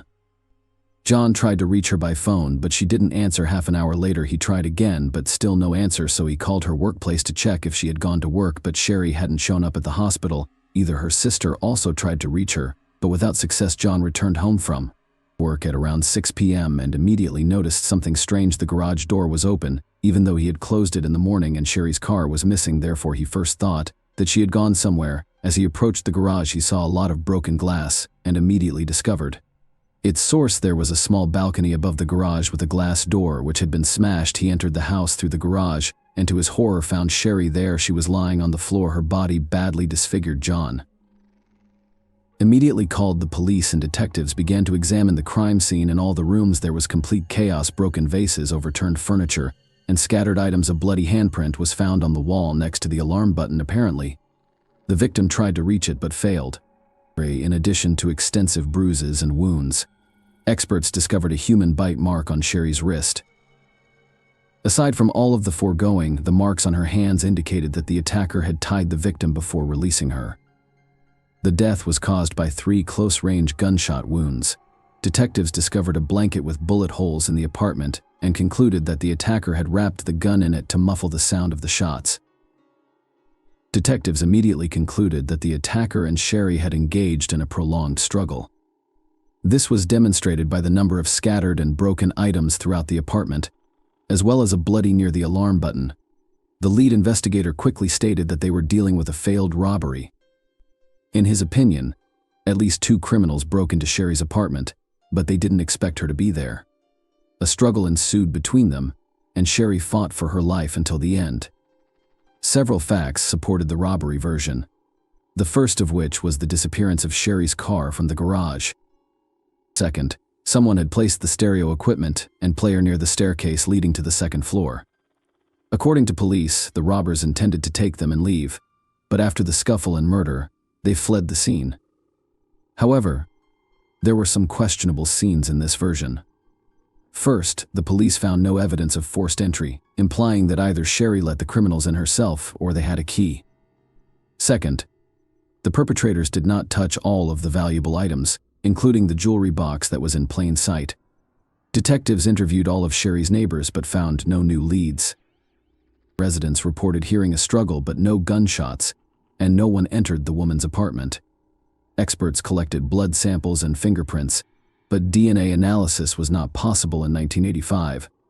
The lead investigator soaked a piece of cotton in the trace of the bite on Sherry's body, hoping that the attacker's saliva could be left behind as a clue to catch the killer. Furthermore, he informed the police about the disappearance of the document. Detectives were unable to find an explanation for this unusual occurrence. After a week and a half, they discovered Sherry's car in a parking lot 4 kilometers from her apartment. It was unlocked, with the keys in the ignition. Forensic experts attempted to locate fingerprints, but were unsuccessful. Either the criminals only touched it while wearing gloves, or they removed all fingerprints. A robbery occurred 2 months after the murder, which took place just a few hundred meters from Sherry's home. Detectives immediately discovered numerous parallels. 2 criminals broke into a stranger's apartment through the garage, threatened the owner with a gun, and took stereo equipment. The lead investigator suspected that these 2 were responsible for the woman's murder, so the police searched for them through witness accounts.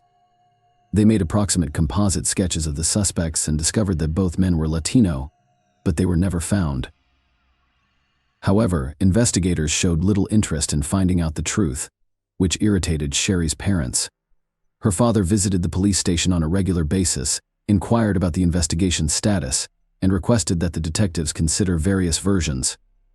He even asked them to look closer at John's ex-girlfriend Stephanie Lazarus, who was also a police officer.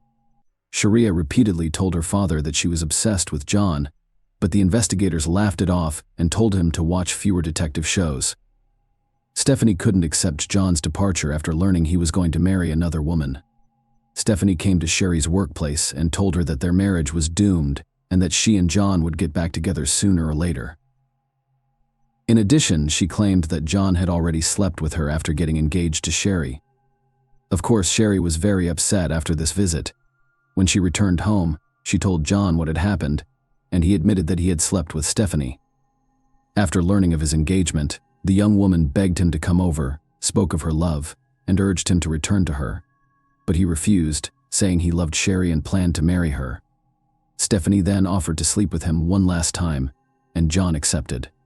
He apologized to Sherry and admitted it was a huge mistake on his part. The woman eventually forgave him and the incident with Stephanie faded away. However, Stephanie continued to visit their home without warning under various pretexts. One time, she came with a set of skis and announced that John promised to wax them for her the next time she entered their apartment when the man was not present. Sherry was surprised to see Stephanie in her living room when asked what she was doing. Apparently, the woman used her police badge and the security letter to enter Stephanie's apartment otherwise. A duplicate key was required otherwise. She could not have entered without breaking the log. Sherry also noticed that someone was following her while she and John were sitting in a restaurant, and the woman saw someone staring at them intently. When she looked at this person, he immediately left. Sherry couldn't see his face because it was covered with a hood.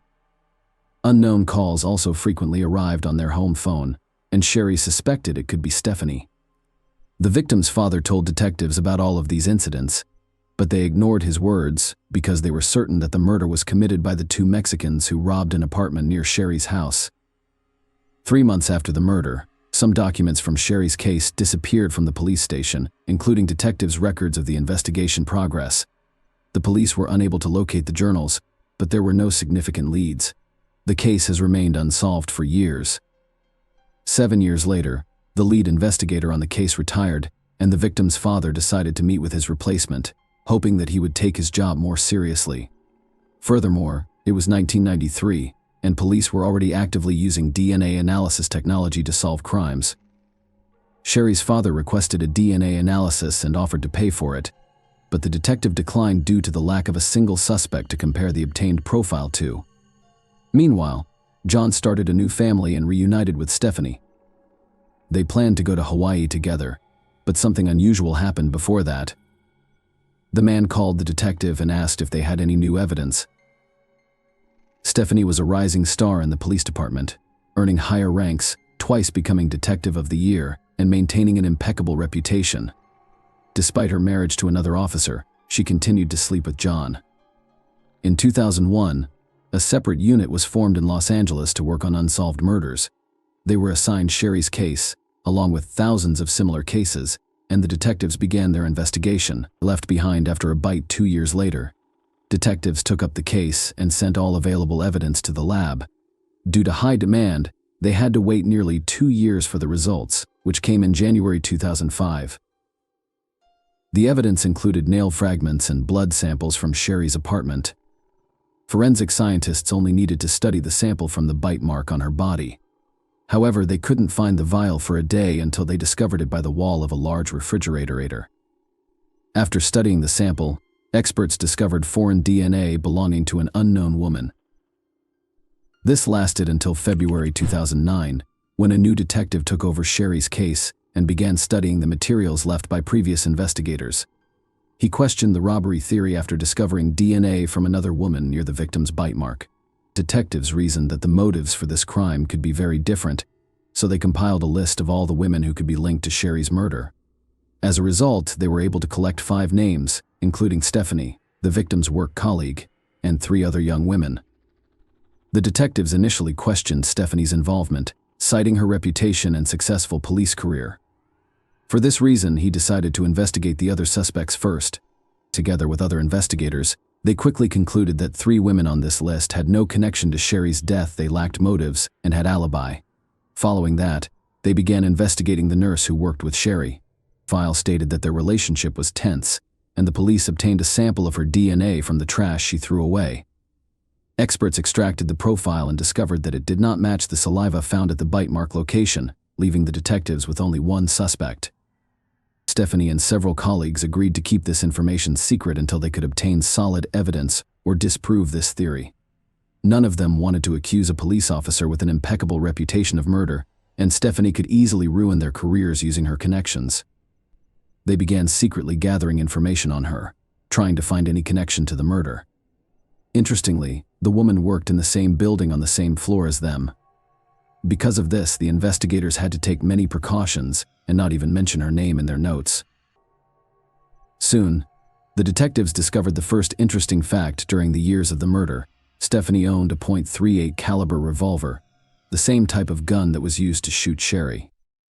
They also learned that the victim had repeatedly complained about strange and even aggressive behavior from Stephanie. The fact that the police officer came to Sherry's workplace in her uniform and said rude things to her seemed suspicious. Even more suspicion was added by the fact that Stephanie had broken into Sherry's gated community and even into her apartment several times. After analyzing the reports and photos from the crime scene, the detectives concluded that the possible robbery seemed staged. Nothing was taken from the apartment, not even the valuable items that were prominently displayed, but instead only a player and stereo were taken away. Moreover, the shooter had to be well versed in how the gun worked in extreme conditions. They were able to wrap the gun barrel with a blanket in such a way that the neighbors did not hear a single shot. It is unlikely that a low-level thief of players could possess such skills, but a trained and experienced police officer could. Another fact indicating Stephanie's involvement was a stolen marriage registration certificate found in her apartment. Why would some random burglars look for this document and take it with them, leaving a whole box of jewelry behind? But for Stephanie, it could have had significant symbolic value. Perhaps killing Sherry was not enough for her, or she had planned to break into her apartment only for this document, but the woman caught her in the act. In the end, the detectives learned that 2 weeks after the murder, Stephanie came to the police station and filed a report of theft. According to this information, someone had broken into her car, which was left near the pier, and stolen several items, including a sports bag, clothes, videotapes, and a .38 caliber revolver. Given all the facts presented, the moment with the gun seemed very suspicious. Detectives suspected that she intentionally got rid of the weapon, disguising it as a theft. Furthermore, she filed a report at a different police station where nobody knew her, which seemed very strange since her colleagues would have taken the case with the utmost responsibility. As a result, the detectives decided to obtain a DNA sample from Stephanie. Several officers undercover followed her for a week until they finally had the opportunity to get it. On May 28, 2009, Stephanie and her stepdaughter stopped at a cafe for a snack. As soon as they left, the officers took the glass she drank from and sent it to the lab. The next day, the result was ready a full match. Despite the many factors pointing to Stephanie's involvement, the detectives were still shocked. It was hard for them to believe that a high-ranking and respected police officer was connected to the murder, but the DNA results were indisputable. However, at that moment, they did not have time for these thoughts, and investigators began developing a plan to arrest her. None of them wanted to do this in the middle of the police station in front of hundreds of officers. Moreover, Stephanie had extensive connections, and the detectives decided to lure her away from prying eyes. The chief of the Los Angeles Police Department was unofficially informed that one of his subordinates was suspected of the murder. The chief ordered the detectives not to approach Stephanie while she had her service or personal weapon with her. The detectives considered arresting her in her home, which was risky because she lived with her husband and stepdaughter. They devised a plan to entice the person who outranked them to surrender their weapon. They found holding cells in the basement of the police department designed for temporary detention of criminals, where anyone entering had to surrender their weapon. This led to the creation of a legend saint. Stephanie went with them to the basement where the suspect was supposed to be held. After the woman surrendered her weapon, they went to the interrogation room, but there was no suspect there. The detectives gradually laid out the cards on the table and asked Stephanie questions about Sherry's murder. At first, they simply said that they needed to ask her a few questions about an old case related to her ex-boyfriend over the course. The detectives let her go, but at the end of the corridor, Stephanie was met by several police officers wearing handcuffs. 23 years after the murder, the woman was arrested. Given Stephanie's extensive police experience, all attempts to speak with her during interrogations yielded no results. She had a perfect understanding of the situation. There was DNA evidence against her found near the bite mark on the victim's body, which was extremely difficult to refute. Nevertheless, she denied any involvement and maintained her innocence.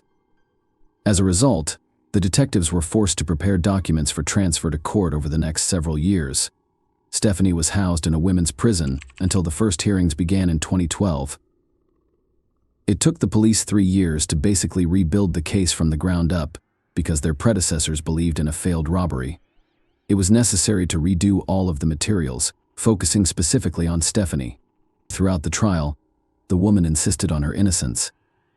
Stephanie's lawyer questioned the DNA test results and argued that there were no suspicions against her during the initial investigation. However, the prosecution believed that Stephanie entered Sherry's apartment and shot her once. Sherry resisted and a struggle ensued, eventually leading to Stephanie's death. The trial concluded on March 8, 2012, with Stephanie being found guilty of murder by the jury. She received a sentence of 27 years to life in prison, plus an additional 2 years for using a service weapon. The judge reduced her sentence by 1,000 days, citing her good behavior and time spent in custody awaiting trial. Sherry's parents attempted to sue the detectives who first worked on the case, despite the fact that the victim's father had instructed them to look into Stephanie from the start. They ignored his words. This begs the question, were they purposefully concealing their colleagues' involvement, or did they truly believe she was not involved? In the first case, it would have been a serious crime, whereas in the second case, it would have been simple negligence and disregard for significant facts. The statute of limitations expired in this case, so the court did not prosecute the police officers. Stephanie filed an appeal after the trial, but it was quickly rejected. She still denies her guilt and can only petition for early release in 2039. Sherry's ex-husband John lost interest in investigating her murder and began a new life. Please share your thoughts on this story in the comments section, and thank you for watching.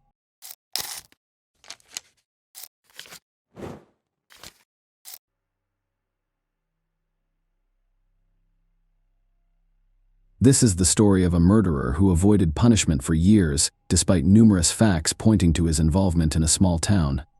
A 13-year-old girl vanished, and it was not discovered until 24 hours later. This case remained unsolved for over 10 years, and it was finally resolved in the summer of 2021. In this video, we'll explain what happened to Haley Dunn.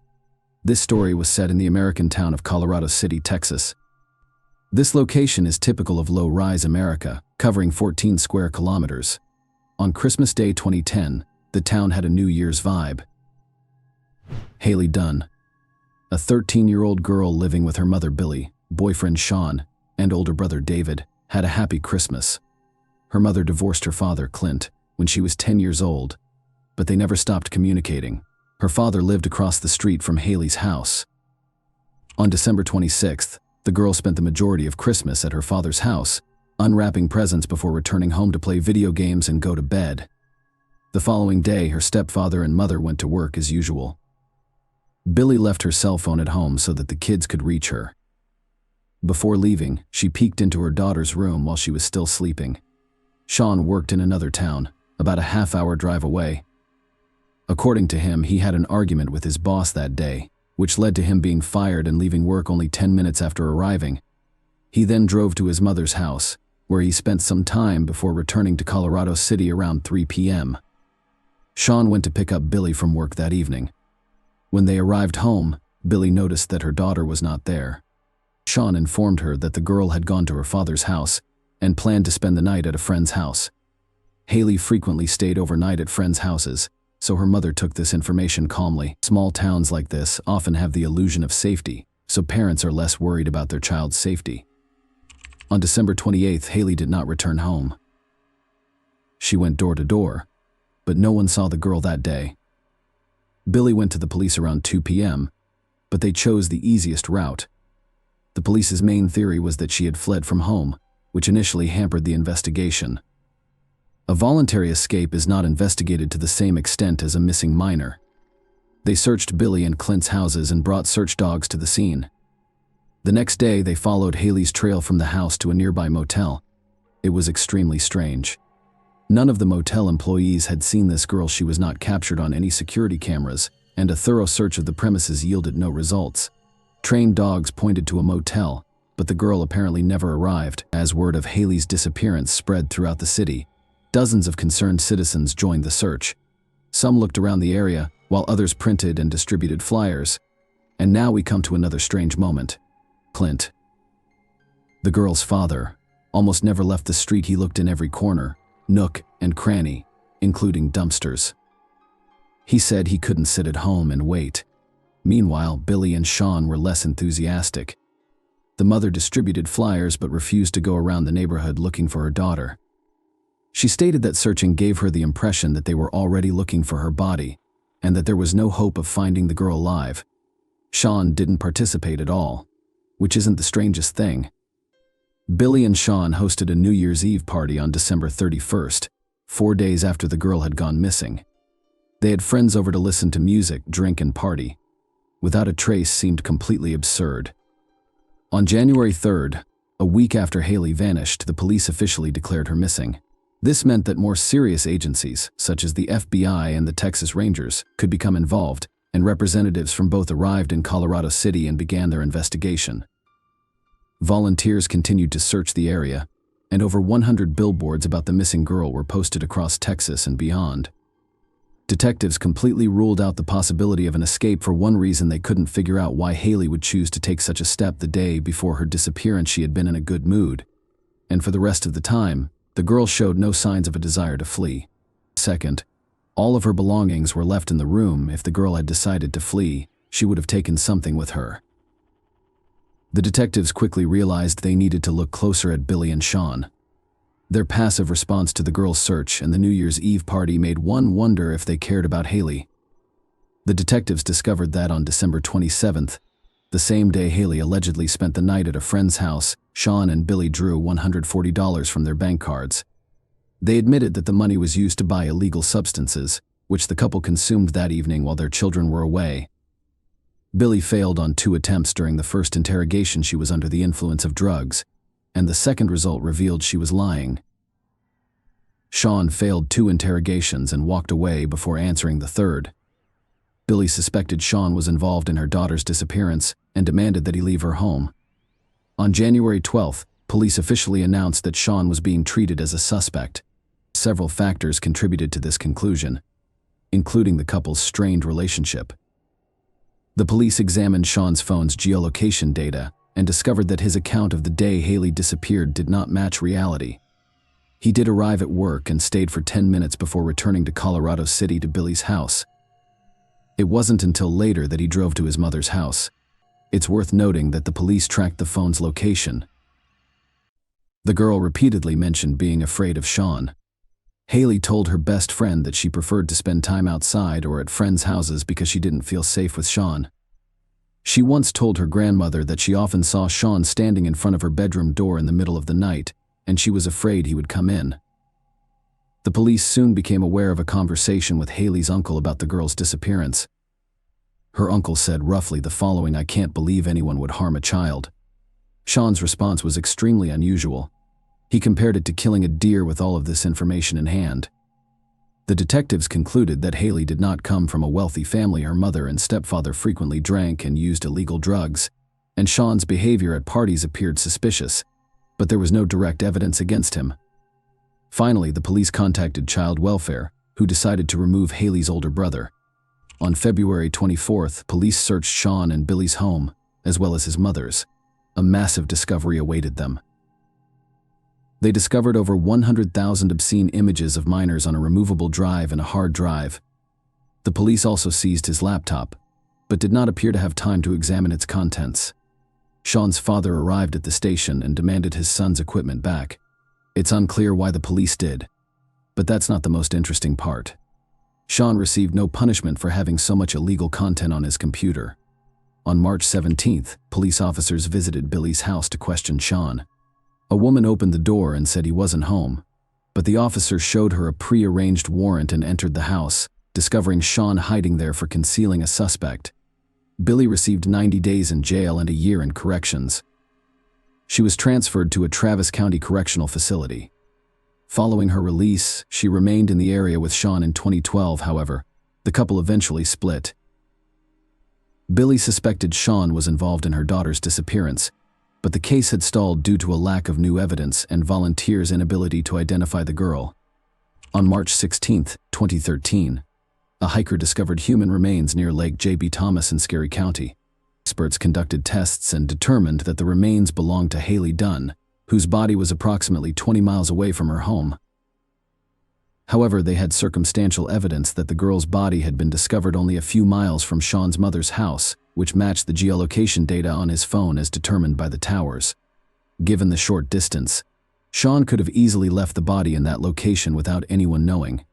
Furthermore, he grew up in the area and was well versed in where to hide the body, but investigators were unable to uncover any additional clues, and the case was refrozen for several years. Despite this, the girl's family had to wait 4 years to bury her body. A memorial service was held in January 2017. In 2018, Haley's father, Clint, stated that he believed Sean and Billy were guilty in his version. His mother either helped conceal the truth or was directly involved in the murder. During the same year, he began conducting numerous interviews and attempted to actively publicize the case. The man stated that in the early years of the investigation, he tried not to bother the police with constant questions, but his patience had run out. The detectives did little to investigate, and his last hope was to spread the word widely in an attempt to bring the perpetrators to justice, which paid off. In 2019, an unknown person wrote to Clint, informing him that in 2011, he discovered several items that could have belonged to Haley. This person was in high school at the time and had not heard about the missing girl, so he did not consider reporting his find to the police. True information about the items has yet to be revealed, and the police have not stated what they are. Clint only mentioned that they were discovered in an area that had been thoroughly searched by volunteers and police. Later, new information emerged. Private investigator Erica Moore, who was handling the Haley case and kept in touch with Clint, revealed some disturbing information about Sean. In October 2019, she began receiving messages from various women in Texas, all of whom claimed they were being aggressively harassed online by a man named Casey. Not only was he harassing them with lewd messages, but he was also sending them explicit photos and videos of himself, as Sean shared a middle name. Erica asked the women to send her photos and videos of the man sending the girls, and her theory was confirmed to be correct. She persuaded one woman to go to the police station and report Sean, but they refused to press charges and even accused her of falsifying the facts. Erica believed Sean was responsible for Haley's death and planned to arrest him for stalking women on the internet. However, the case remained quiet until May 2021 when Erica and Clint were summoned to the district attorney's office for an urgent meeting. Police arrested Sean and charged him with Haley's murder. He is currently in Vail, awaiting trial on $20 million bail. but police have yet to reveal what new evidence led them to make this arrest. Apparently, this information will be kept secret until the trial. All we know now is that the police were granted permission to collect Sean's DNA sample shortly before his arrest. There may be a connection here to Haley's belongings, which were discovered in 2011. When Billy learned of her ex-boyfriend's arrest, she made a strange statement. She said she wasn't surprised Sean was involved in the murder, and she wanted to believe in his innocence until the very end. She also thanked God that the man would now be punished for his actions, which Billy had actively obstructed during the initial investigation while defending Sean. A date for the trial will be announced soon. At this point, it is difficult to predict whether a conviction will be obtained. It will be determined solely by the significance of the evidence, which police are now withholding in any case. Sean remained at large for over 10 years, despite the fact that all evidence pointed to his involvement in the murder. Haley's complaints to friends and relatives, the use of forbidden materials with children, and the man's constant lies during interrogations raised suspicions on all sides, as did Billy.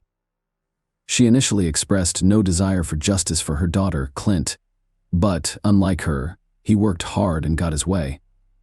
In one interview, Erica Moore hinted that the case would not have been solved without his participation. She did not provide any details, but we can recall the story of Haley's found objects.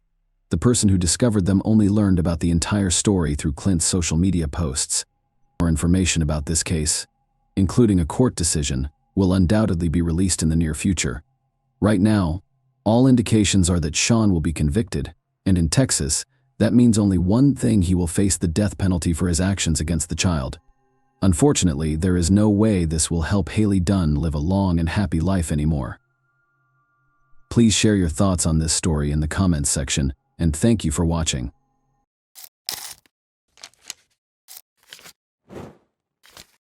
Hey guys, welcome to my channel, and today we're going to take a look at another horrible case with you. Susan Walters, formerly known as Susan Kuhnhausen, was employed at Portland Hospital in Oregon's Critical Care and Resuscitation Unit on September 1, 2006.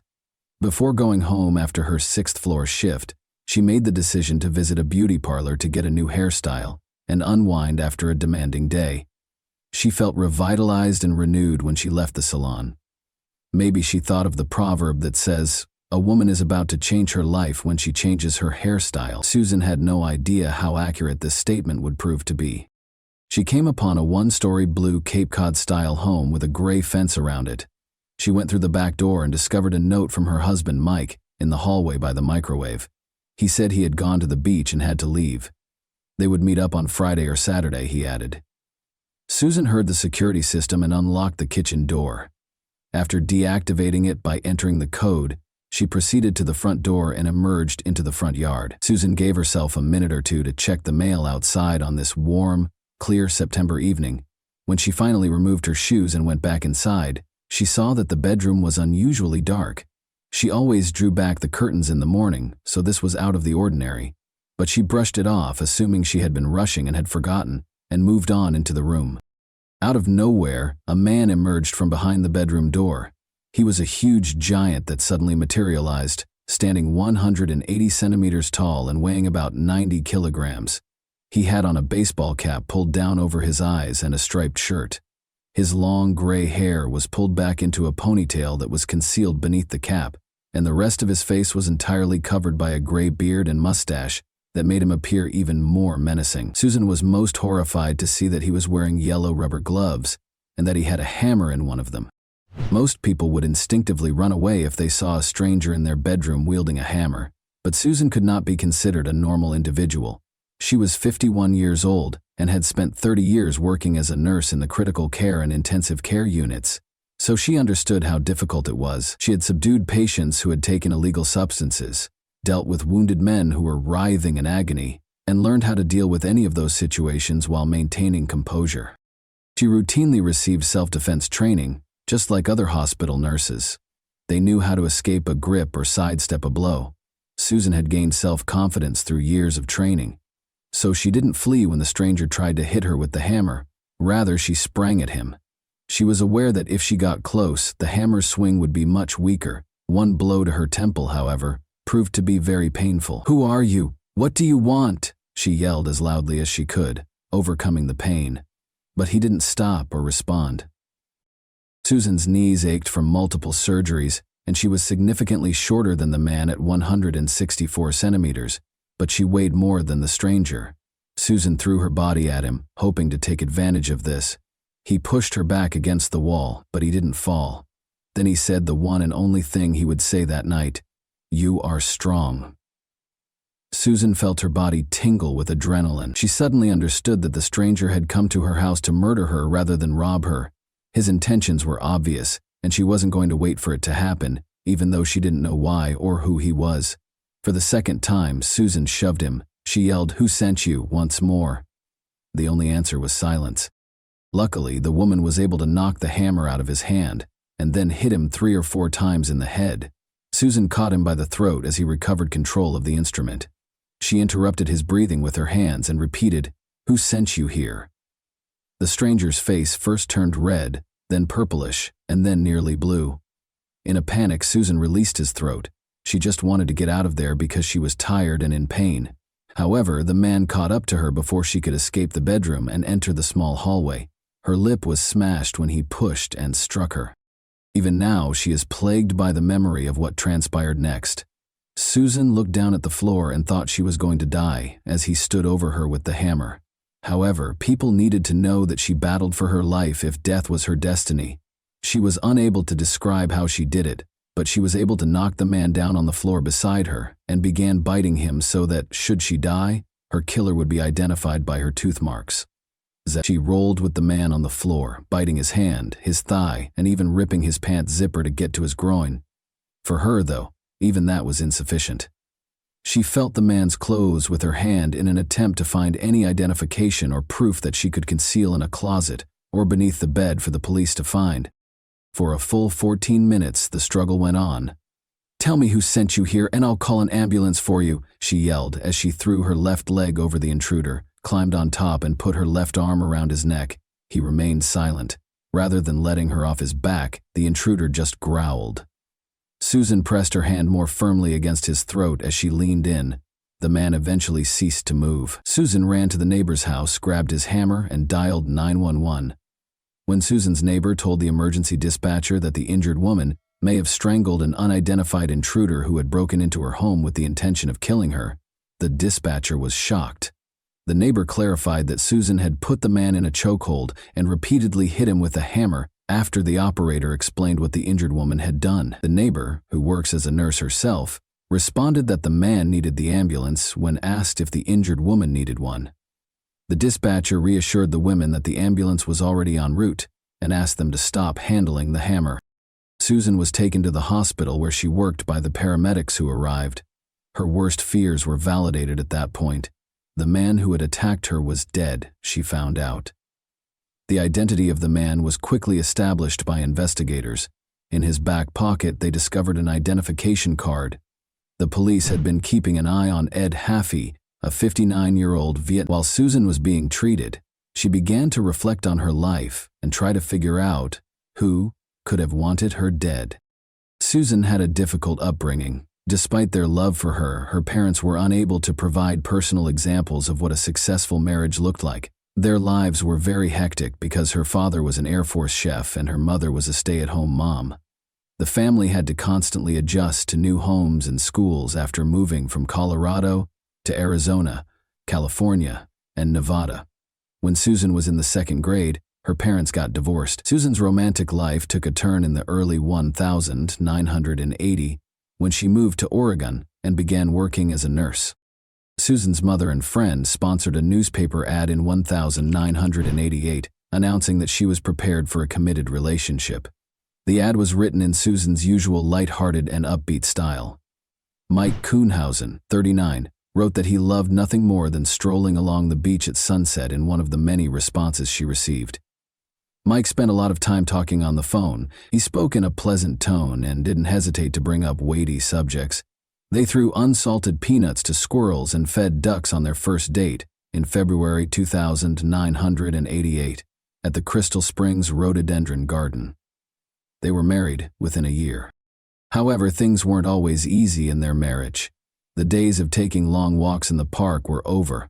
Although Susan was the primary provider for the family, her husband disapproved of her spending time with friends and insisted on an accounting for every dollar spent. Susan soon discovered that her husband had never been content and didn't think he could make her happy, and they didn't have any kids. Mike eventually got a job at a business that sold adult videos at one of its locations. However, Susan decided she had had enough after 17 years of marriage. Although she no longer wanted to live with her husband, she still cared for him. She desired to experience joy once more. She asked him to leave the house in September 2005. Mike went to live with his father. That being said, they remained friendly, and he frequently came over to visit Susan's cats. As a result, Susan made the grave error of failing to update the locks or the alarm code, which was 1,210 the day of their wedding. Susan went home to collect her belongings the very next day following the attack, accompanied by her friend Helen Balone. A backpack that shouldn't have been in the basement was discovered by Helen. Like any other basement, Susan's was filled with a wide range of items, so the police were unaware of the backpack. Dessert syrup, diabetes medicine, $200 in cash, a journal, and a receipt for a payment made to Ed Haffey were all found inside the backpack. The diary entry, from September 4, 2006, states that Mike was supposed to get a call from the man. Mike's new mobile number was also included. According to the autopsy, Haffey had taken a nearly fatal amount of illegal drugs prior to breaking into Susan's home. Although his family told the police that he was a successful tennis player and came from a wealthy family, the man had recently been living in a trailer. But 15 years ago, Haffey did something horrible. He planned the murder of Georgia Lee Dutton, 39, his ex-girlfriend, in 1991 near Roseburg, in the Umpqua River. Her body was discovered. After acknowledging his guilt, Haffey was imprisoned for the next 9 years.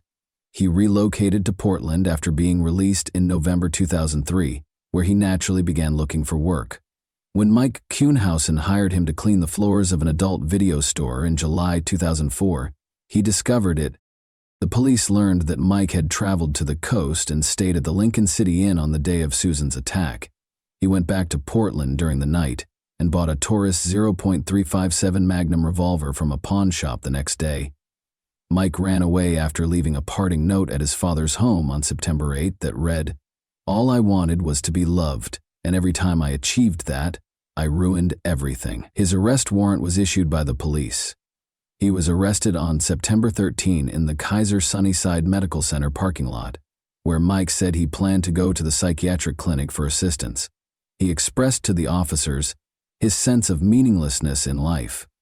His claims of innocence were not taken seriously by the police.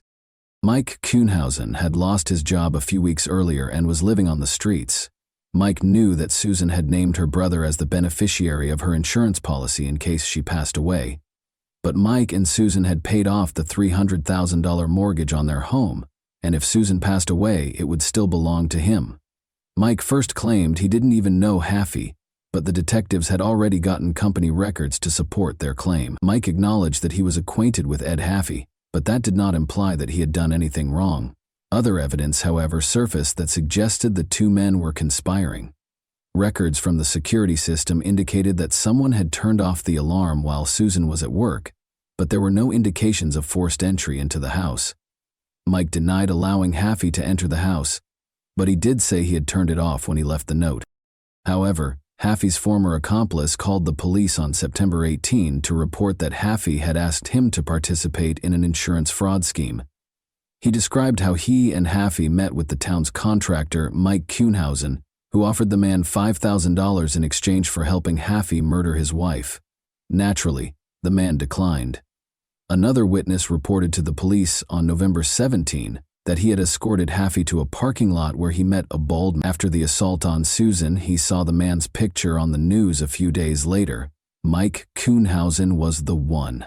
Despite Mike's best efforts to deny it, the evidence against him was growing, and on August 30, 2007, he admitted to ordering the murder of his wife.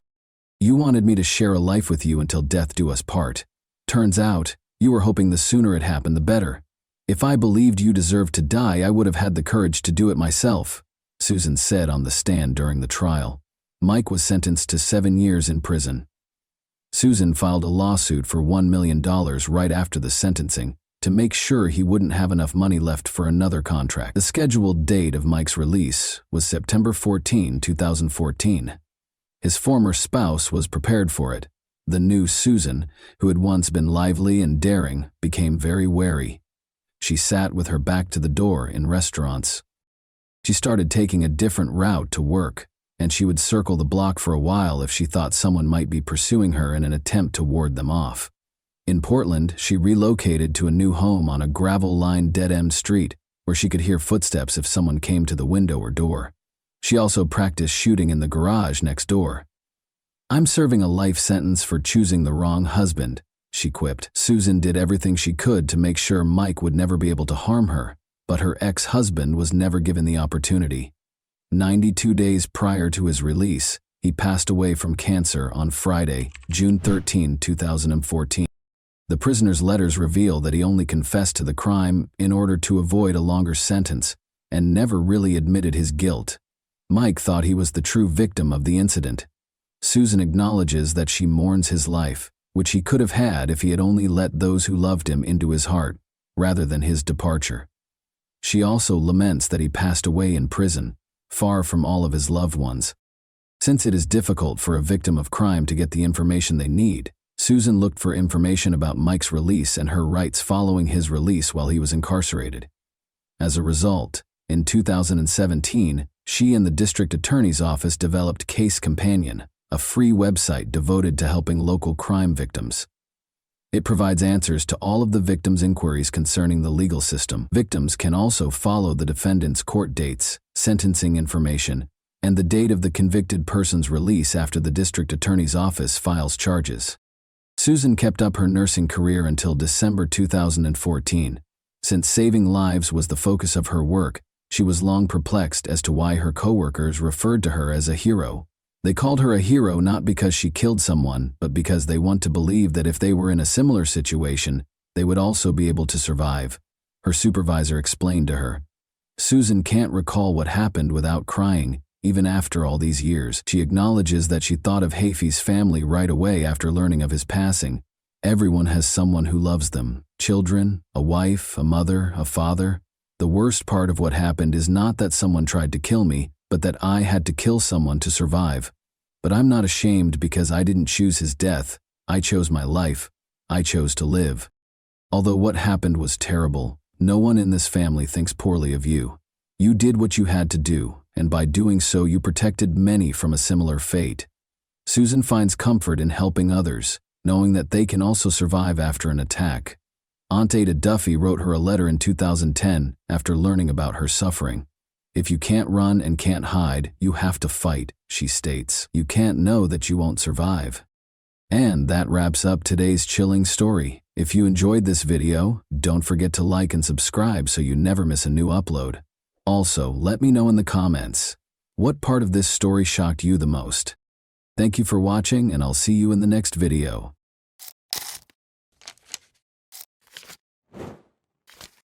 Hey guys, welcome to my channel, and today we're going to take a look at another horrible case with you. Little Bria had only ever been frightened by imaginary monsters. She called her mother, Michelle, on November 20, 2000, claiming to have seen someone outside the window. The day before, 3 armed men wearing masks broke into her house. Michelle looked out and saw no one, so she dismissed her daughter's words as the product of her young imagination. The difference with this incident, though, was that Bria saw them. They had looked through the window. Michelle and Bria were being held at gunpoint in their own home's living room by the same individuals who had been there the previous evening. In a peaceful San Diego, California suburb, it was November 2009. Michelle Renee was 35 years old and had just returned home from her job as a manager at the bank. She and her 7-year-old daughter, Bria, resided in a rather remote home. Michelle had been a bank manager for more than 13 years, putting in a lot of time and effort to advance through the ranks and land a job where she was respected and trusted. She was happy to be home with Bria after a long day. The two of them were playing Game Boy on the couch when a loud noise suddenly burst from somewhere behind them. Michelle saw 3 people when she turned around. As though they were a takeover squad, they stormed into the house. This was obviously not a SWAT team, though. The strangers wore all black clothing and were armed. Bria and Michelle screamed. When Michelle was grabbed by her hair, a gun aimed at her face and flung to the floor close to the couch, she was able to see her daughter running into another room. After securing her with duct tape, they turned the woman to face her daughter, who was lying face down close to the door with her hands and legs bound. "Are you going to kill Mommy?" Bria asked. "Do you intend to murder me?" The stranger said, "No, if the mother does everything we tell her to Michelle's belief that they had broken in to kill them.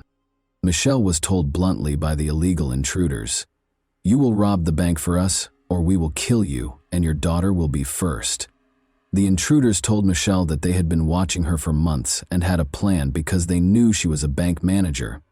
They would stay with her all night to give her instructions and make sure she understood exactly what she was supposed to do. As they held her and her daughter bound on the couch with tape, the gang leader gave her explicit instructions throughout the night, stressing what she needed to do repeatedly. He told Michelle that 6 more gang members were standing guard outside, waiting to murder her if she did anything stupid. Around 11, a female voice on the radio caught his attention, as if to reaffirm what he had just said. He was told by the accomplice that a car had pulled into the driveway. The neighbor of Michelle and Bria had shown up. She lived in the same building and was named Kimbra. She was obviously very drunk after returning from a night out. She shocked the criminals by resisting their attempts to grab her. One of the criminals shouted at Kimbra not to move while pointing the weapon straight at his face. In an attempt to shield her friend, Michelle pushed his arm away, but he pointed the gun at her and hissed at her to never touch him again. Kimbra was finally restrained, and they all waited for dawn. Michelle became aware that she might be spending her final evening with her daughter. She needed to share everything with Bria. Thinking that this might be the last time she would ever touch her daughter's hair or see her sleeping, the mother smoothed her hair to give her some space to rest. The nightmare persisted in the morning. The robbers' leader told her to get up and prepare for work at 6 o'clock. He interrupted her to apply dynamite to her as she was getting dressed and arranging her hair. She was in excruciating pain as he taped it firmly to her back. Kimbra and Bria were also outfitted with sets of explosives by the criminals. The girl sobbed and asked what it was, but the mother merely muttered something because she didn't want her to become even more terrified. Then they showed Michelle something that looked like a lock on a door. According to the man, it was a detonator, and he would press the button if she made even the slightest mistake. The detonator had a 10-meter radius, he added. Bria was placed in her bedroom closet by the criminals. The mother reiterated that everything would be all right and that she would be back shortly. "Mom, have courage," her daughter said. 2 men remained inside the house as Michelle left, and the gang leader gave her a suitcase containing a sports bag before hiding in the backseat of her Jeep. As she always did, she was headed to work in a minute, but this time she had a gun pressed against her side and dynamite strapped to her back. She parked in her usual spot when she arrived, and the man told her she had 5 minutes to come out with the money after the cash collector arrived before she got out of the car. He had his finger on the detonator in case something went wrong. Around 9 o'clock, the cash collector showed up and handed over the cash. Michelle was in charge of getting the money because she was a bank manager. Michelle asked her colleague to go with her to the vault as soon as his car pulled away, and she explained the situation.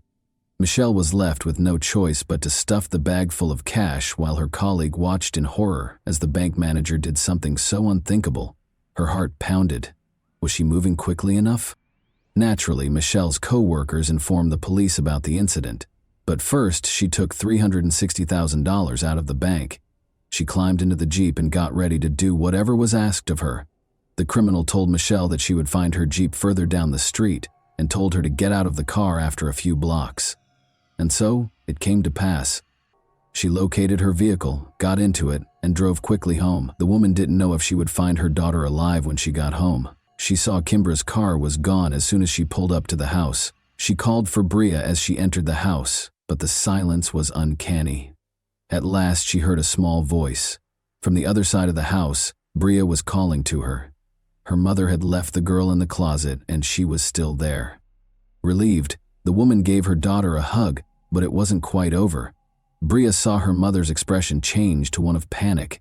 The gang leader had departed without taking the dynamite away from her. What if the detonator was used remotely by the criminals? Before departing, Kimbra informed Michelle that they had just cut the tape and thrown the explosives against the far wall.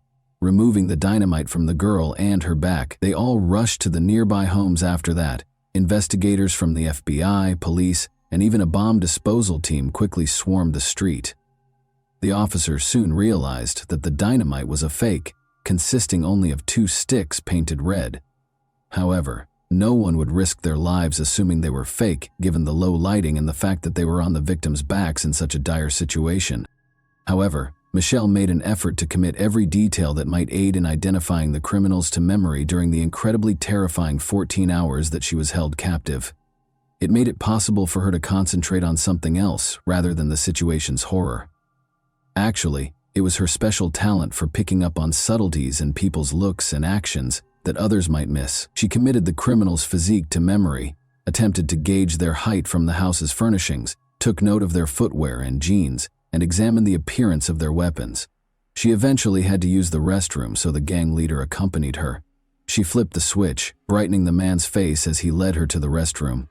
He was still wearing a mask, of course, but Michelle could see his eyes clearly. They were big, expressive, and a little red at the corner. All of a sudden, she recognized this person from her bank office. She frequently handled new client accounts in her role as bank manager, and on that particular day, a man had visited her office. He clarified that he needed information about opening accounts and making investments because he would shortly inherit a sizable sum. He repeatedly asked the same questions while seated at her desk. The man introduced his companion as Lisa, and they departed when a woman finally came in and said, "Chris, we need to go." However, he gave Michelle his business card before he left. She put it in her desk's top drawer. Michelle's mind was racing with all of these ideas, and she felt that she needed to be extremely careful and not even hint at her recognition of him. Additionally, she recognized his accomplice because she occasionally heard Lisa's voice on the radio. They wouldn't let her die if she messed up. Michelle then requested that the officers immediately check her desk's top drawer. The business card wasn't a fake. It was there. Christopher Butler was the man's name. Butler's conviction as a bank robber was quickly discovered by the FBI. They discovered his residence and placed him under observation. The bank was only a few kilometers from Butler's home and that of his fiancée, Lisa Ramirez. The other 2 men, Robert Ortiz, who had his sights set on Bria, and Christopher Higgins, a big man who protected Michelle, were soon recognized by detectives. The decision to arrest Christopher and Lisa was made on December 1. They were allegedly pulled over for document verification during a routine traffic stop. There was just so much evidence in the car. In a stressful situation, the pneumatic gun in the glove compartment appeared completely real. In addition, the officers discovered a black bag Michelle had described, gloves, homemade masks, Michelle's credit cards, banknote adhesive ribbons, and even a door lock that the criminals had managed to pass off as a detonator. 2 investigators waited for more evidence in the house. Officers discovered a sample of dynamite bearing Christopher and Lisa's fingerprints, along with all the ingredients needed to make fake dynamite. Because they were sure they wouldn't be linked to the crime, the accomplices left a ton of evidence. The $360,000 that was stolen, however, was not discovered by the officers in the house or the car. On that same day, they took $93,000 and arrested Higgins. Higgins admitted to everything and talked about going to Vegas for a few $1,000s. Ortiz fled, but he had $32,000 from the bank when he was apprehended in Wisconsin 3 months later, and he admitted to everything. Christopher Butler, however, denied everything, even in the face of indisputable proof. His fingerprints on the dynamite. Lisa rejected his attempt to place the blame on her. She acknowledged that she was the woman Michelle had heard on the radio. She even acknowledged that she came up with the plan to steal the bank manager using fake dynamite. Lisa disclosed that although they divided the funds into 3 sections, over $100,000 of their portion with Butler was pilfered. To the surprise of all, she said Michelle was part of the plot. Everything had to be confirmed by the police. Michelle acted exactly like a real victim of the crime would have when they recreated the events of that day. Every detail of the victims, Higgins, and Ortiz's accounts lined up, and investigators were unable to uncover any proof linking Michelle to the plot. All 4 suspects were in custody awaiting trial by the spring of 2001. But Michelle and Bria were still processing that terrifying night. The girl thought the criminals would eventually find them and kill them, so she desperately wanted to hide somewhere. She changed from a joyful, fearless, and energetic youngster to a terrified being who feared solitude. Michelle took Bria to stay with her grandmother in Alaska in June because of this. She went back to finish things up and moved to Alaska with her dog, essentially no money and a camera, leaving the child with her grandmother. She drove off on a 9-day journey. Since she had committed to returning for Bria's birthday, she was only on the road for 9 days. Their healing really started only after they relocated. Michelle and Bria were prepared to confront their criminals when they returned to San Diego for the trial a year later. Michelle believed the trial was merely a formality because the investigators had gathered so much evidence. How foolish she was. Together, Christopher and Lisa were put on trial. Lisa would find it challenging to maintain her innocence because she confessed during a videotaped interrogation. In order to spare her from life in prison, her attorney made a deal with prosecutor Tom Manning, but he turned it down. However, the judge was compelled to forbid using Lisa's statements in court because she incriminated Christopher as well as herself during the interrogation. The case depended almost exclusively on Michelle's statements in the absence of Lisa's confession. The attorneys for Christopher and Lisa made the decision to pursue Michelle in an effort to damage her reputation. The jury doesn't think angry witnesses are trustworthy. Michelle did not do well on the witness stand and they were successful. The problem was that Michelle wasn't your typical victim. She had been a stripper for many years. It was a decision she had to make in order to live, and the woman didn't hide it. Michelle left home when she was 15 years old and put in a lot of effort to rise from bank manager to regional vice president before taking a bank manager position to spend more time with Bria. She kept up her exotic dancing for a while even while she was employed at the bank. However, Michelle's integrity as a witness was called into question by something else. She falsified her resume and other documents, listing experience and skills she didn't have in order to obtain a job at the bank. This appeared to be less than ideal from a legal standpoint. Butler's attorney also probed her personal life in an attempt to paint her as a careless, egotistical mother who would stop at nothing to get money. Her financial troubles might have served as a catalyst for the conspiracy. Since the FBI reports made no reference to Michelle recognizing Lisa's voice on the radio, Lisa's attorney asserted that Michelle had lied about it, and there was nothing stopping him from adamantly declaring that the voice on the radio was not that of his client, because Lisa's admission was not heard in court. He then asked Michelle about marked bills, which are traceable banknotes that banks store in safes in case of a robbery. She didn't intend to endanger her daughter's life, and the criminals cautioned her against taking such notes. However, the attorney now asserted that it was suspicious. In addition, he questioned her maternal instincts, knowing that her daughter is wearing dynamite. Would a mother rush to the house where she is? Following Michelle's 3-day testimony, Christopher took the stand. He testified that he had a romantic relationship with Michelle and that she was behind it all. He had no proof, of course, but his plan was obvious. First and foremost, he was committed to keeping Lisa safe at all costs. Second, compared to kidnapping for robbery, the robbery was deemed less serious. However, his plan only partially succeeded. After 5 days of deliberation, the jury found Christopher guilty of robbery and kidnapping Kimbra and Bria, but they were unsure about Michelle's abduction. 2 jurors abstained, and 1 juror thought Butler was right. He received 3 consecutive life sentences plus an extra 64 years in prison. Lisa was acquitted of all charges. Both Higgins and Ortiz were swiftly convicted in the second trial, which proceeded completely differently. Each received a 32-year sentence. There was never any trace of the remaining $260,000 in bank funds. Therefore, while the guilty were incarcerated to serve their sentences, Bria and Michelle saw it as only the beginning. It was a difficult road for them to heal, but eventually Michelle understood that she could either take charge and set an example and support system for her daughter, or she could become angry and blame the kidnappers for all of her life's shortcomings. So she did.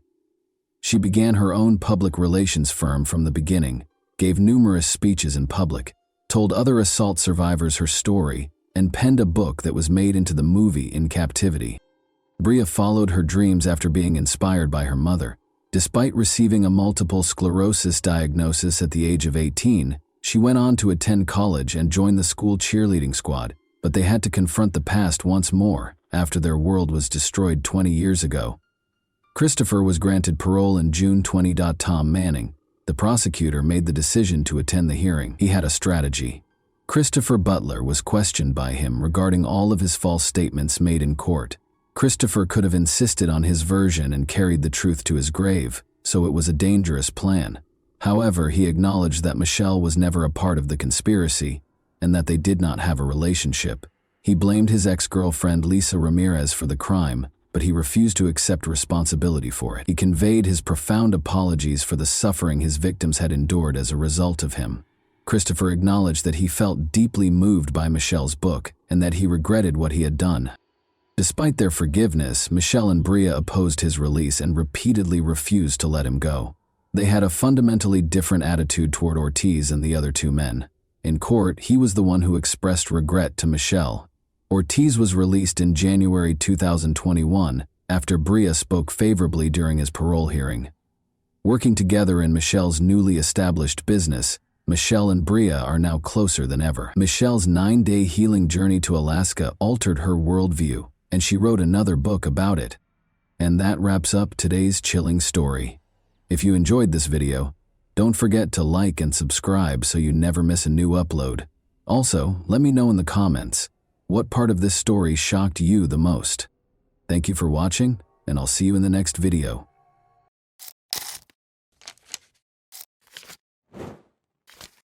Hey guys, welcome to my channel, and today we're going to take a look at another horrible case with you.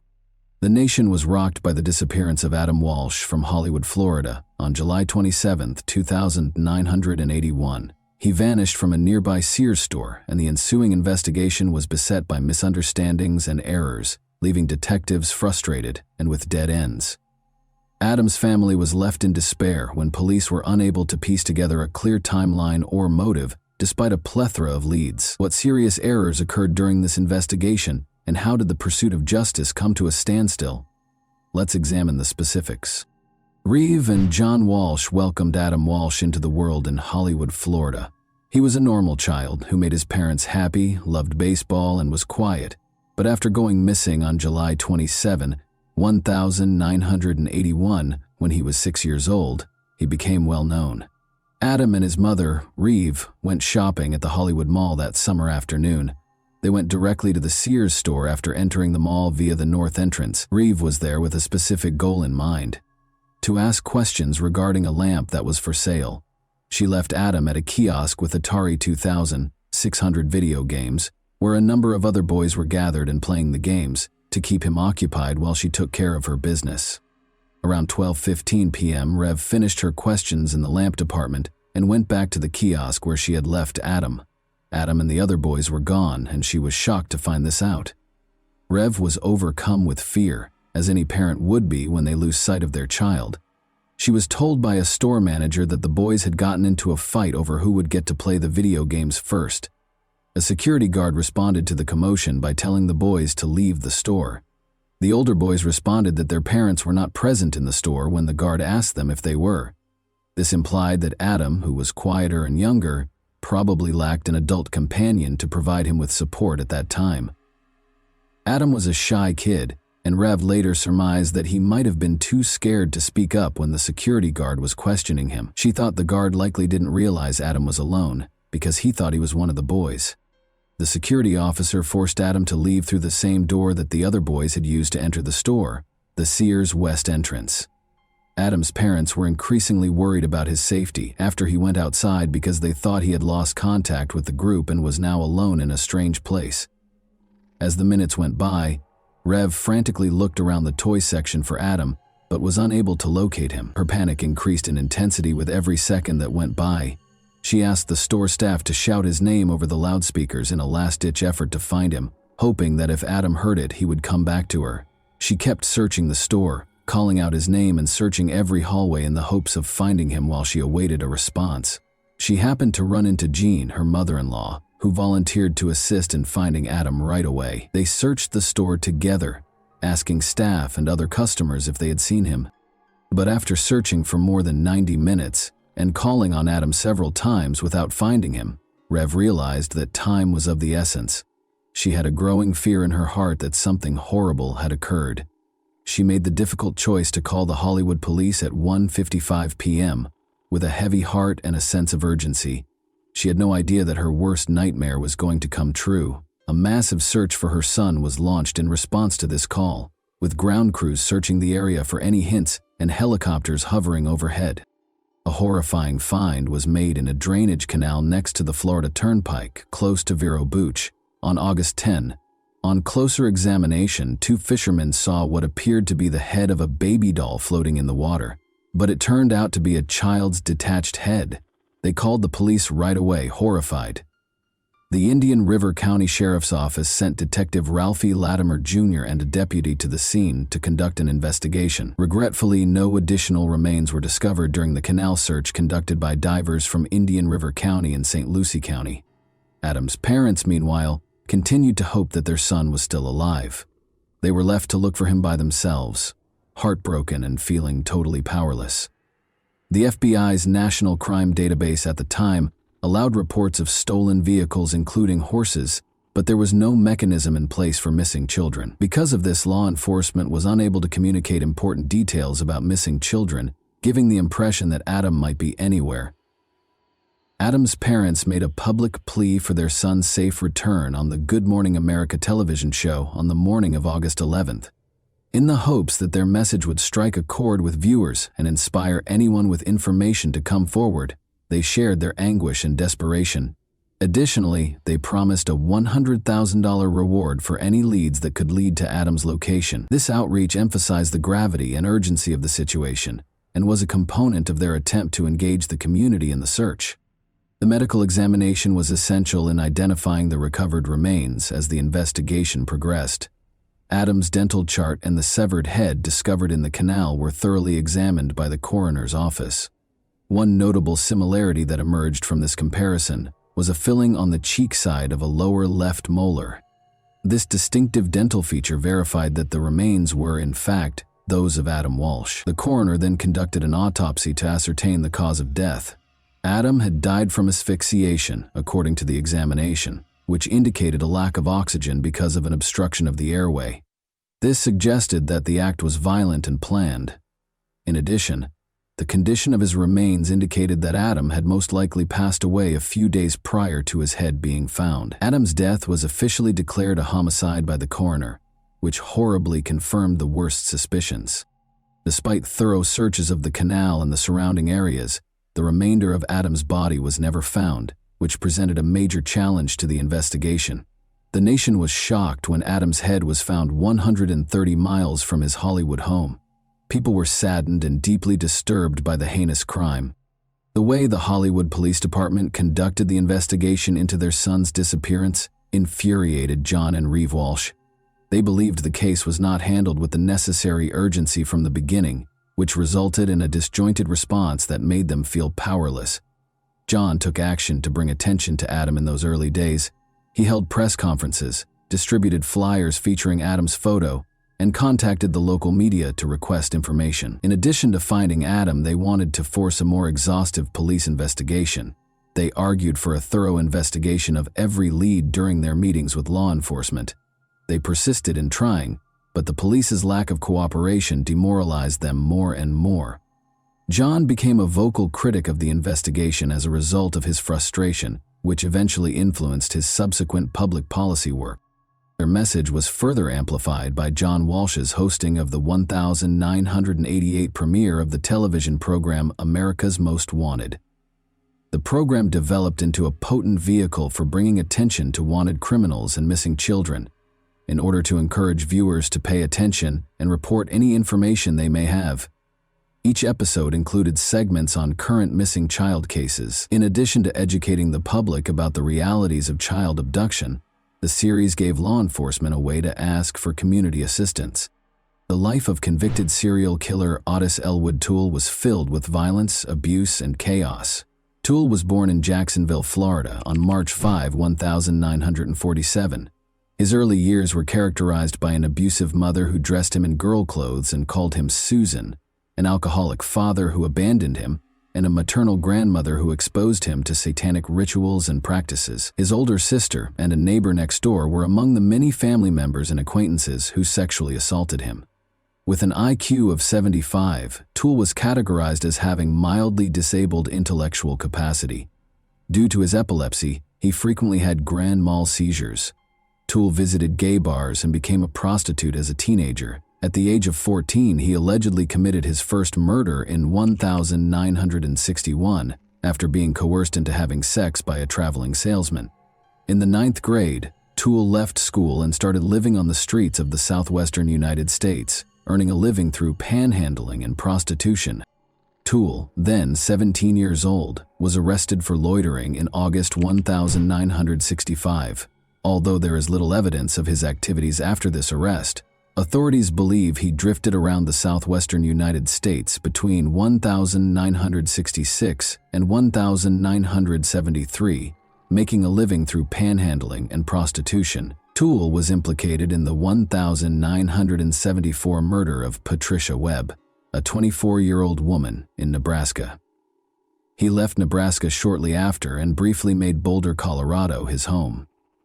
His stay was brief, though, as he quickly emerged as a leading suspect in the October 14, 1974 murder of 31-year-old Ellen Holman. Toole's private life was a mystery in the years that followed.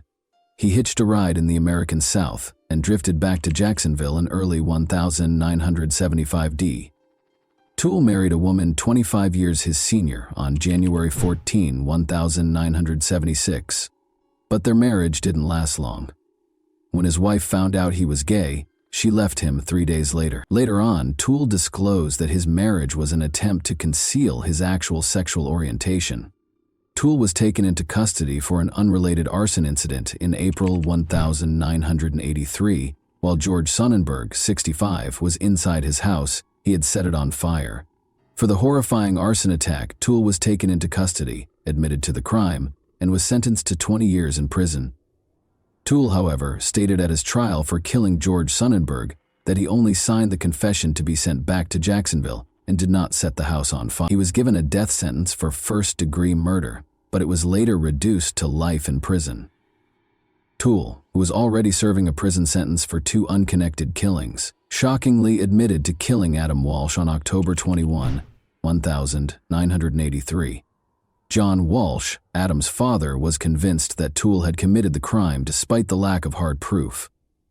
According to Toole, he promised Adam candy and toys to entice him into his white 1971 Cadillac sedan DeVille, which had a noticeable dent on the right bumper. At first, Toole said Adam was quiet and cooperative as they traveled north on Interstate 95 toward Jacksonville, but as time went on, Adam started to get anxious. In a shocking development, Toole said he struck Adam in the face. He claimed that when things became more heated, he hit Adam once more, knocking him out. Toole continued north on the Florida Turnpike to an abandoned service road north of the Raid Bar Road overpass in northwest St. Lucie County while Adam was hurt. Toole used his car's seatbelt to strangle Adam to death after realizing he was still alive. He then allegedly used a hatchet to decapitate Adam after dragging his lifeless body out of the car. Toole later stated that he destroyed Adam's remains in an old refrigerator as part of his disposal process. He claimed he wanted to adopt Adam after he got back to Jacksonville, but that plan wasn't seen as feasible. The blood-stained carpet from the car, the hatchet allegedly used in the murder, and eventually the car itself were among the important pieces of evidence that police lost during the course of the investigation. This evidence loss was a major blow to the investigation. However, Toole was never formally charged or found guilty of Adam's murder because there was not enough tangible evidence. Toole initially admitted to the crime, but later recanted his admission, casting doubt on the case. In addition to depriving Adam's family of the justice they were entitled to, this lack of accountability also raised grave questions regarding the efficiency of the investigation and the handling of evidence in such dire circumstances. There are serious concerns regarding Otis Toole's possible involvement, because multiple witnesses located him in the Hollywood region in the days preceding Adam's disappearance. Toole, who was serving a life sentence for other offenses, passed away in prison in September 1996 at the age of 49 from cirrhosis after a long and difficult life. According to his niece, he confessed to Adam's murder on his deathbed after he passed away. On October 10, 1983, the television movie Adam, which told the tragic tale of Adam Walsh's kidnapping and murder, debuted. When it first aired, it attracted 38 million viewers and significantly increased public awareness of child abduction. In 1983, 1984, and 1985, each broadcast included a hotline for tips along with images and descriptions of missing children. 13 of the 55 children who were highlighted were able to recover successfully as a result of this initiative. The American rapper Bizzy Bone was reunited with his mother after a babysitter recognized his photo during the broadcast, making it a noteworthy case. The Walsh family changed the way society views missing children by using Adam to transform their tragedy into a potent advocacy tool.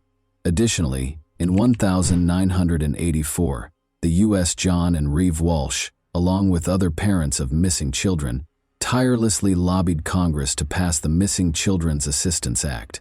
The National Center for Missing and Exploited Children, NCEMEC, an organization devoted to offering resources, support, and advocacy for missing children and their families, was made possible by this important legislation.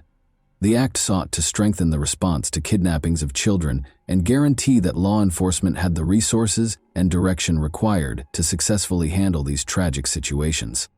After John Walsh's book was published, Hollywood Police Chief Rick Stone conducted a thorough review in 1997, which sparked a renewed effort to look into Adam's case.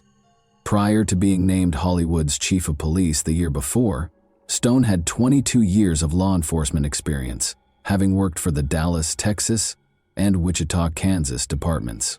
Stone carefully examined the evidence, even going back to Toole's recorded interrogations by Hollywood detective Mark Smith, even though the crime had taken place 16 years prior. After reviewing, Stone came to the conclusion that Toole had killed Adam with proof beyond a reasonable doubt. Toole and Henry Lee Lucas, his partner, had admitted to or linked themselves to over 200 murders, many of which turned out to be untrue. The majority of Lucas's confessions were actually discovered to have been forced by the police, which further calls into question the veracity of Toole's statements. After Adam Walsh's father called the America's Most Wanted hotline to voice concerns about his son's pedophilia, Jeffrey Dahmer was named as a suspect in the case in 2007. At the time of Adam's kidnapping, Dahmer had resided in Miami Beach, which is close to Hollywood. Both recognized Dahmer from pictures following his arrest, and witnesses claimed to have seen a suspicious young blonde man at the Hollywood Mall on the day Adam vanished. Furthermore, just before Adam's severed head was found, a truck driver claimed to have seen a man driving a blue van close to a canal. However, police rejected his account.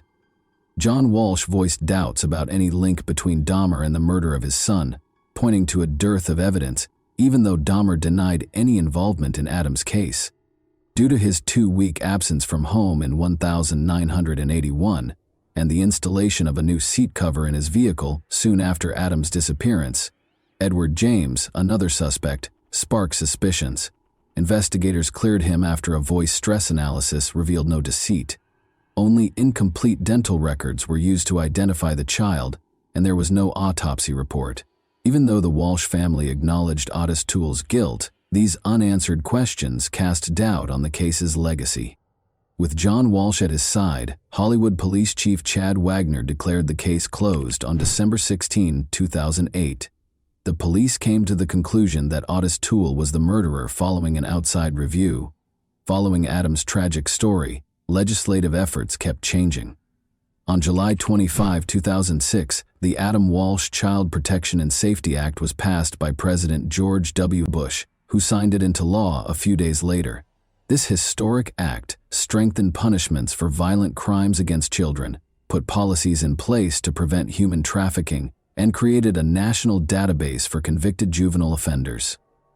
The Adam Walsh Reauthorization Act, which was introduced in 2016, made sure that programs established under the 2006 Act had the money they needed to continue their essential work. This law, which was a part of the Survivors' Bill of Rights, demonstrated a strong dedication to protecting children. Even though Adam Walsh's passing is a tragic chapter in American history, his narrative has sparked important change. And that wraps up today's chilling story. If you enjoyed this video, don't forget to like and subscribe so you never miss a new upload. Also, let me know in the comments, What part of this story shocked you the most? Thank you for watching, and I'll see you in the next video.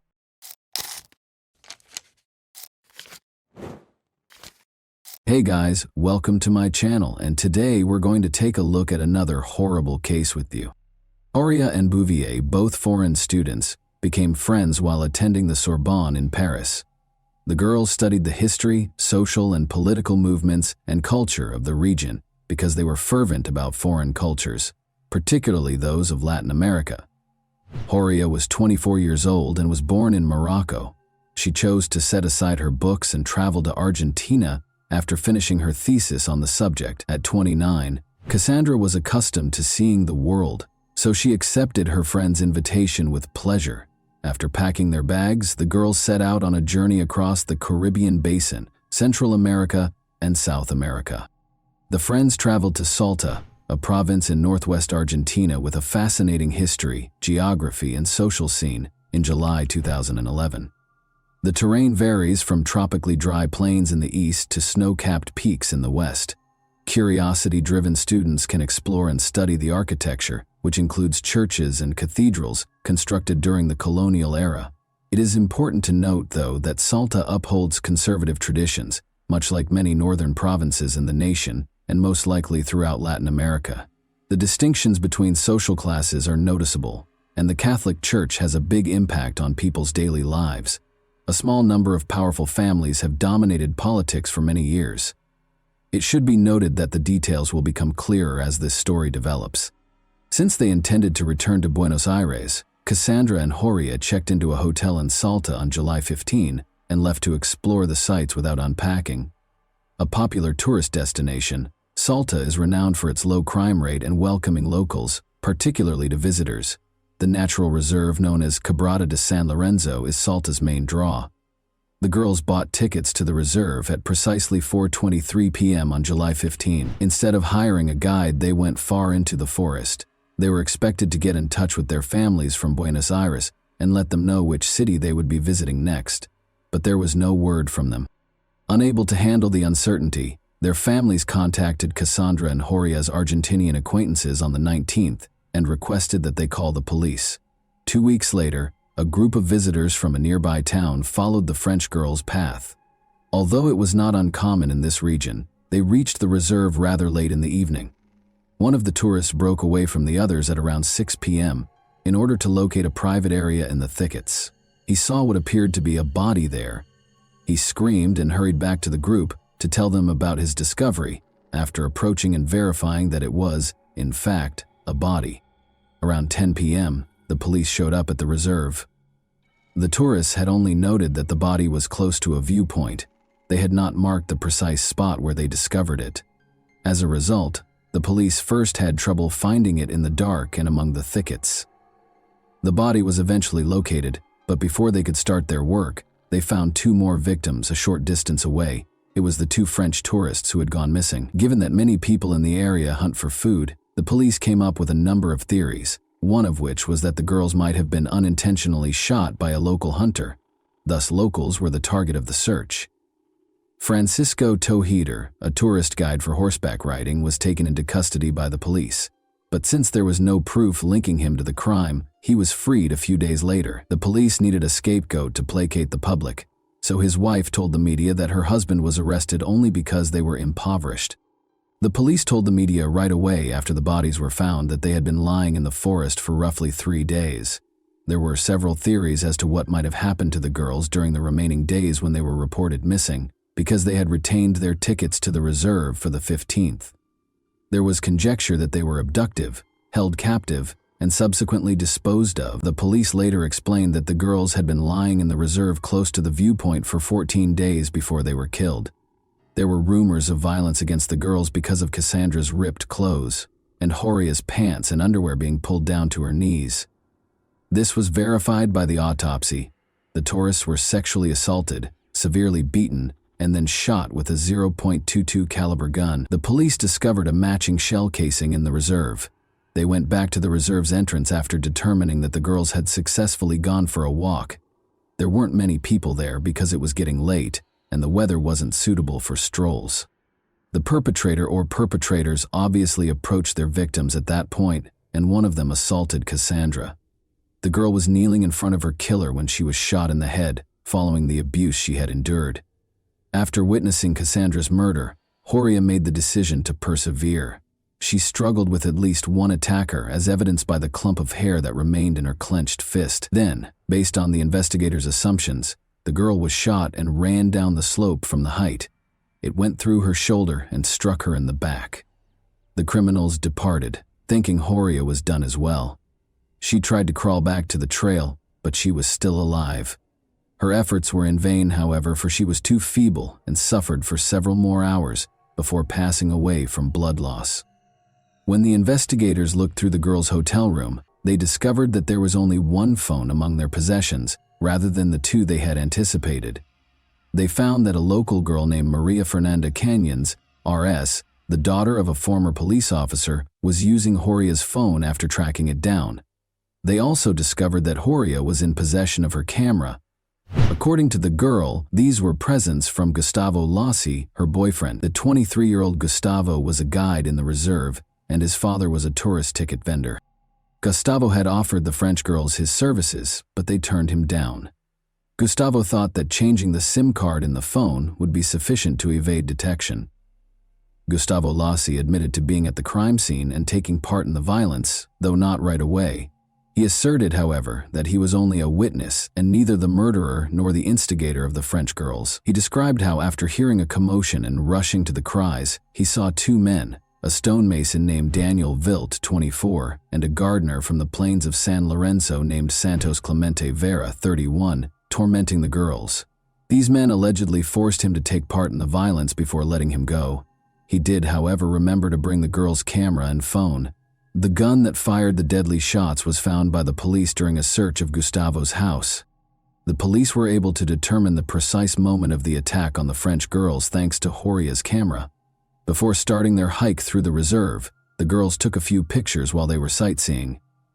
The tourists' final photograph, taken at 6:28 p.m., 2 hours and 5 minutes later, was hazy and ambiguous, leading investigators to surmise that the attack happened at that exact moment. Murder charges were brought against all three men. Witnesses came forward right away and identified Vilt as the individual who tried to sell a rifle. But since he was at a bank when the attack happened and could provide proof, he had a strong alibi. Vera was freed because of insufficient evidence and his denial of guilt, while Gustavo Lassi was sentenced to 30 years in prison in 2014. He said he had an alibi too. Both men were given life sentences in prison in 2016, though, after the prosecutor insisted on a review of the case. One of the most well-known cases in Argentine history appeared to have come to an end. The story doesn't stop there, though. The case was investigated by French journalist Jean-Charles Chattard, who spent 4 years writing a book outlining his reasons why the girls could not have been killed on July 15 in the nature reserve, as the investigators claim. The journalist is certain that the girls' bodies were just taken to the reserve following the murder, not that they perished there.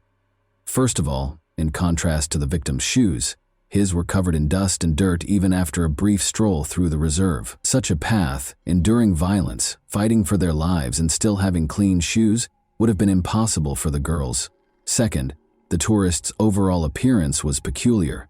They weren't dressed for a hike in the nature reserve, but rather for an evening event in the city. The bodies were left in Quebrada de San Lorenzo for 2 weeks, which is the next oddity. The reserve is an open, wild place where condors, foxes, and pumas live. The police might have discovered fully gnawed bones after such a time. Despite the fact that the bodies were found in a well-known reserve close to a popular viewpoint, they were found to be spotless. Last but not least, the pathologist who examined the bodies declared with confidence that they were killed no more than 3 to 5 days prior to the autopsy. The doctor was categorical when it came to the date of the murders, stating in the report that it was July 26, 2011. Interestingly, this date was rescheduled for July 15 by the investigating judge. Is there any chance that the judge purposefully falsified the facts in order to shield someone? Was he attempting to falsify the evidence? The commissioner in charge of the investigation, Nestor Piccolo, was persuaded of this very thing, and it might have cost him his life. 4 months after the investigation began, Commissioner Piccolo passed away, inexplicably. He was discovered with a bullet wound to his head at the commissioner's office entrance. Although his mother claimed that her son made the decision, she is positive that he was executed. Nestor was developing a new version prior to his passing, and no signs of gunpowder were discovered on his hands. Clemente Vera claims that Gustavo Lassi is merely an accomplice of the true criminals, who are representatives of the province's upper classes, and that he is innocent. Many people, including the judge and powerful local families, were concerned about Nestor's investigation because they did not want the truth to be revealed and could not permit the deaths of the French girls to come to light. But in April 2014, an anonymous letter detailing the same trail that Commissioner Piccolo was looking into broke this conspiracy of silence. The families of the victims in France received the letter. After obtaining a copy, Chittard followed up on this lead. A woman who was afraid to testify in court wrote the anonymous letter by hand but did not sign it. After several months, Chittard was able to locate the witness. It turned out to be a girl who frequently hangs out with a select group of powerful people in Salta. She was aware that since the two tourists had been invited to a party hosted by the city's affluent youth on July 15, 2011, they could not have been murdered in the nature reserve. Her account of what transpired is entirely different. Alcohol is served freely at these parties, and everything seems like it's from a movie. But it's all real. The girl claimed that Cassandra and Horia were among the visitors and that they were spotted close to the pool. The men's interest in the gorgeous French women grew as the evening went on and more alcohol was consumed. They led them inside the house at around 3 in the morning and nobody saw them again. One of the tourists was being harassed by the guys. She refused, of course, but things went too far and the men no longer cared about her opinion. In order to keep the truth from coming to light, the guys chose to murder both of them after her friends saw what transpired. They took their time, though, torturing the victims for days before killing them. The witness gave the precise address of the alleged incident, a villa in Buena Vista, the city's most upscale neighborhood where ministers, deputies, and affluent foreigners live. Since the villa is frequently rented out to private parties, it is typically not occupied permanently. Additionally, the French women were last spotted in a pool. The villa's location, directly beneath the bodies, is the most fascinating aspect, though. A secret trail leads to the nature reserve's lookout point behind the house. If the witness's account is accurate, the girls' bodies were transported through that path during the night and dumped in the thickets of the reserve. But how could such a crazy situation that was taking place in full view at a party be kept a secret for so long? According to the witness, it can be explained by the fear that actual criminals instill in anyone who has the audacity to speak up. She claimed that the son of a deputy who assaulted the French woman was responsible for organizing the party. He severely beat her when she attempted to flee. The politician's 2 other sons also participated in the attack and subsequent killing. Today, during his most recent election campaign, the deputy's face calmly gazes down from a number of billboards. It should be noted that one of his sons became a politician, just like his father. One judge who oversaw the initial investigation expressed a great deal of interest in the story told in the anonymous letter, but the politician declined to comment on these claims. He thinks it has everything needed to bring about justice. The judge who later took over the case, however, had no plans to look for additional offenders. He blames the deaths of the French women on the provincial justice system and thinks that the family must have a lot of power to influence the police. The witness's account that he witnessed the 2 French women departing the nature reserve on July 15 is given more credence in the updated version. This implies that the crime might have taken place at a different time and location than the investigators maintain. Regarding the hazy photos purportedly taken during the assault in the nature reserve, Cassandra's father, Jean-Michel Bouvier, sent them to a specialist who thinks they were altered with a photo editing application. The lighting and shot angle are not as accurate as the picture shows. The families of the victims in France no longer hold the legal system to any standards. Jean-Michel Bouvier examined his daughter's body and performed his own independent DNA analysis. The most private areas were found to contain the DNA of Gustavo Lassi, 2 other men, and 1 woman. The sample from Clemente Vera was nowhere to be found. Uncertainty surrounding the ownership of the remaining samples raises concerns about Gustavo Lassi's actual involvement in the attack on the girls, as well as the identities of the other participants. Meanwhile, Clemente Vera's parents' modest house still stands in the center of San Lorenzo, just a few hundred meters from the location where Cassandra and Horia's bodies were discovered. They struggle to make ends meet after their son's arrest, because they are too old to work the land or take care of the animals. Many locals, including Clemente's wife and parents, maintain his innocence. They think his only fault is that he didn't have the money to hire lawyers and lived close to the crime scene. The fact that there is no evidence linking him to the crime in the case files makes it all the more tragic. According to him, the police demanded a confession to the murder, beat him, and threatened him and his child. They searched his home for any incriminating evidence after he refused to comply, but they were unable to find any. Regarding this, Santos Clemente Vera complained to the Supreme Court of Argentina in 2017 and was given permission for a case review in June 2020. He hopes that a new trial will be held and that he will be found not guilty. It's interesting that Cassandra's father believes he is innocent. After conducting his own investigation, attending all of the hearings and visiting Argentina several times to learn more about the case, he came to the conclusion that Vera was not guilty of the crime. As a result, he apologized to Vera while he was incarcerated and launched a social media campaign to secure his release. Bouvier worries that while an innocent person is still incarcerated, the case review process is taking an unreasonably long time. On November 25, 2013, the International Day for the Elimination of Violence Against Women, a monument honoring Cassandra and Horia was formally unveiled in Salta. In response to Jean-Michel Bouvier's request to take on this piece, Salta-born sculptor Alfredo Garzon, who lived in Paris, created a face with an agonized expression, eyes, and an outstretched hand. Alfredo was able to capture the anguish, terror, and suffering that the girls endured in a very potent image. The bodies of the victims were discovered in the San Lorenzo ravine, where the sculpture is situated. And that wraps up today's chilling story. If you enjoyed this video, don't forget to like and subscribe so you never miss a new upload. Also, let me know in the comments what part of this story shocked you the most. Thank you for watching, and I'll see you in the next video.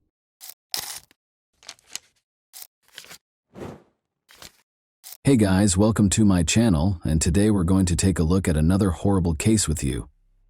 When 9-year-old Charlotte Senna abruptly vanished in the middle of the crowded park in Greenfield, New York, a fun and laid-back day in the park turned into every parent's worst nightmare. Charlotte appeared to disappear into thin air, but dozens of people immediately began looking for her. In a matter of seconds, the nation's attention was drawn to the Charlotte disappearance case, a terrifying story of a kidnapping, endless searches, and an amazing turn of events that left everyone in shock when the kidnapper gave a crucial clue to solving the case. Possibly more than one, this thriller is full of unexpected twists and events that unfold before our eyes. Charlotte Senna, a 9-year-old fourth grader, lives in Greenfield, Saratoga County with her two sisters ages 4 and 10 and her parents, David and Trish. Her mother is a food inspector for the Stewart Shops chain, and her father, David, is a pipeline mechanic. Charlotte's parents are a typical working family, and they never would have thought that their daughter would be the object of a repeat criminal who wants to use her to help him out financially. Evidently, though, nobody is immune to the nightmare that has become reality. Charlotte was having a picnic with her family and friends on Saturday, September 30th, 2023, at Morrow Lake State Park, which is only a 15-minute drive from their house. The 6,250-acre park is named for Morrow Lake and is located 70 kilometers north of Albany, New York. It is a well-liked recreational destination with boating and fishing opportunities, a sandy beach, 158 picnic areas, walking trails, and amazing dense forested areas. Its easy access to other resort towns draws tourists from all over the state. David and Tricia Senna, Charlotte's parents, made the decision to unwind with a sizable gathering here. Charlotte and her friends went cycling around lunchtime. She was about to head back to the camping area after a few rounds when she promised her friends that she would complete one more lap alone before joining the others. The time was around 6:15 p.m. back then. Her parents, however, became aware of her absence 10 minutes later. Other park visitors quickly joined them as they started looking for her and addressing her by name. To assist in finding the child, people got up from their tables and left their food. The area where she vanished became chaotic. They eventually located her daughter's bicycle at 6:45 p.m. That was the beginning of every parent's worst nightmare. The parents had already called the police at 6:47 p.m. They were appalled that they had already lost 30 minutes and were positive that Charlotte had been kidnapped. How were the girl's parents made aware of her abduction? They got a clue from her bicycle. Charlotte wasn't the type to just up and start walking instead of riding her bike. She could ride with the breeze, so why would she get off? If the bike had malfunctioned, things would have been different, but it was in perfect operating order. Besides, it was standing on its kickstand, not lying on the path. In other words, something, or probably someone, managed to attract the girl's attention, stop her, and then kidnap her. Police officers reached the park by 7 p.m. There were definitely severe worries about Charlotte's safety, because the bicycle was located, but she was nowhere to be found. But the police could not rule out the possibility that the child had just lost their way. As a result, both directions were pursued. Information regarding the missing child was quickly disseminated by the media. Numerous individuals looked for her, but as night fell, the situation deteriorated. Over 100 people had already begun searching the park by Sunday, and another 300 joined them the next day. They looked through a number of phones near the park. Luckily, visitors had to register and pay an entrance fee, which allowed the police to interview everyone who had come to the park for recreation. But this took time, and when the officers searched diligently and failed to locate the girl nearby, they began to suspect that she had been kidnapped. Furthermore, Charlotte's scent trail was lost nearly at the same location as her bicycle. If it was a kidnapping, the kidnapper probably had a car, took the girl inside, and drove off. As a result, the stakes were much higher. The likelihood of finding the kid alive drastically decreased just 3 hours after the kidnapping.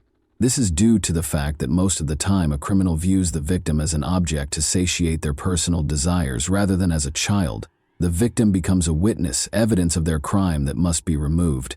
Once they have accomplished their objective, of course, this discussion is about a situation in which the abductor is an unrelated individual who targets the victim, not about a parent kidnapping a child because of a custody dispute. The police put an officer at Charlotte's family's home immediately after she vanished.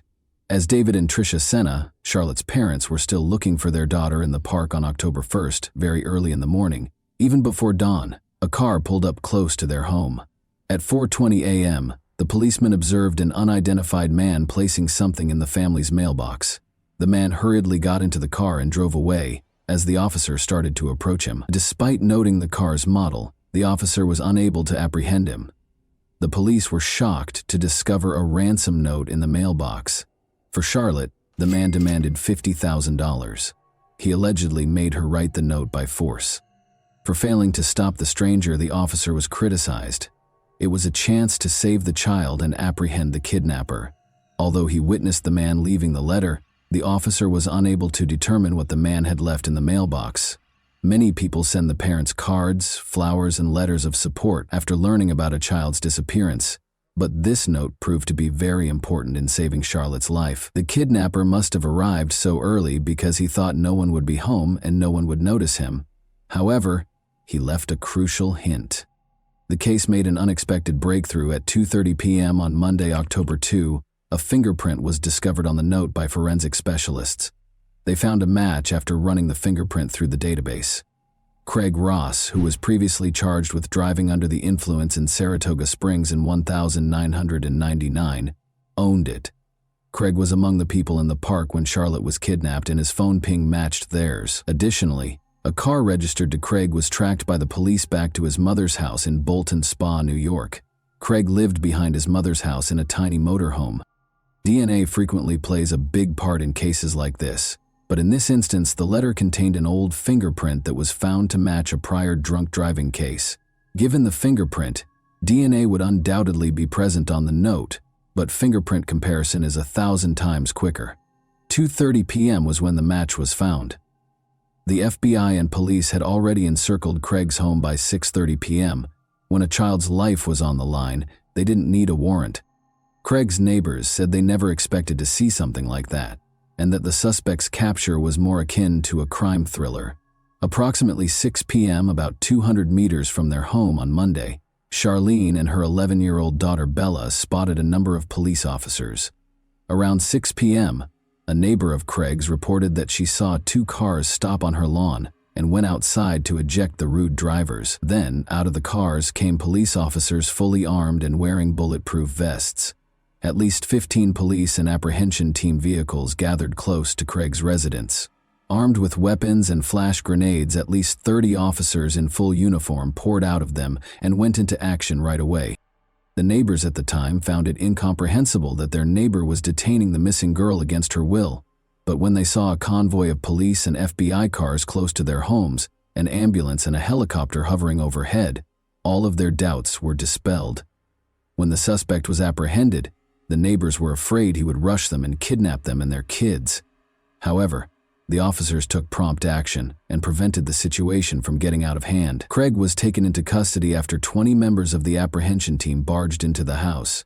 During the arrest, he resisted and was slightly hurt. The man was only wearing his underwear when they caught him. It was difficult to find the girl. She was also covered and concealed in the man's bedroom in a tiny closet. Charlotte realized right away that the officers were there to save her. When she realized that everything would be all right and that she would soon be seeing her parents and sisters, it was an extremely emotional moment. The girl was wearing a sweatshirt that was too big on her, which is interesting. One can only be thankful that Craig's motivation was financial, given that he was wearing his underwear and the girl was wearing a sweatshirt. Even though he had complete control over her, he could have done anything he wanted with the girl, and the rescue effort would not have ended as happily. The authorities notified Charlotte's parents that their daughter had been saved, was alive and unharmed at 6:32 p.m. According to Craig's neighbor, she saw Charlotte's face and exclaimed, "It's her! She's there!" as she watched Charlotte being loaded into the ambulance. The woman acknowledged that until her mother showed up and reassured her daughter that Charlotte was safe, she longed to embrace and hold her. Over the course of these few days, the girl became like family to everyone who had been worried about her. Everyone, including the police officers, prayed for her and hoped she would return home safely. As everyone saw the successful operation to free kidnapped Charlotte, they all exhaled, celebrated, gave each other pats on the back, and congratulated one another. The police officers' discovery of the potential kidnapper was a startling moment. Their 2 objectives when they stormed the house were to capture the kidnapper and save Charlotte's life. In this instance, things turned out better than anyone could have imagined. The criminal has been apprehended and the girl is safe and unharmed. But what if money hadn't been his motivation? It would have been too late by the time they recognized him. The mere thought of it is terrifying. Charlotte was taken to the hospital right away, and following a medical examination, her family was allowed to return home. Charlotte is in excellent health, aside from the evident shock following the kidnapping. She will still have to respond to inquiries regarding the kidnapping and her experiences during her captivity, so it's not quite over for her. To prevent Charlotte from experiencing more trauma, investigators will enlist experts who are trained in communicating with young victims.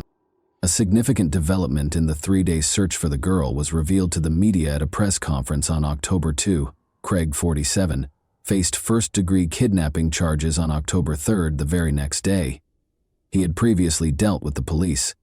First of all, he was arrested for driving while intoxicated in 1,999. His fingerprints were taken at that time and added to the police database, allowing the authorities to connect him to Charlotte's kidnapping. After he was arrested for second-degree stalking in 2016, his girlfriend sought a restraining order against him a year later, after he tried to strangle her by grabbing her by the neck. The police were looking into his involvement in violence against his 12-year-old relative just 1 month prior to Charlotte's abduction, but the case was closed. According to reports, the man, who has multiple sclerosis, moved into a trailer on his mother's property. Due to missed payments, his condition became so bad that he was unable to stay in his previous home in Porter's Corners, New York. Craig has an 11-year-old daughter and 2 grown children. He is characterized by his neighbors as a reclusive individual. They did, however, occasionally catch him working in his home's yard and interacting with his daughter, who is 11 years old and lives with him most days of the week.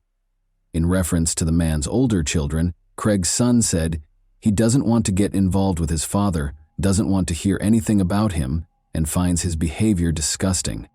Craig is currently detained without the possibility of bail on a first-degree kidnapping charge.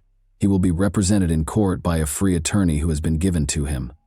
Although the motive for the kidnapping is not officially stated, based on the ransom note, it is reasonable to assume that money was a major factor, even though the police are not very forthcoming with information. Craig's former girlfriend, Amanda Priest, had a lot to say.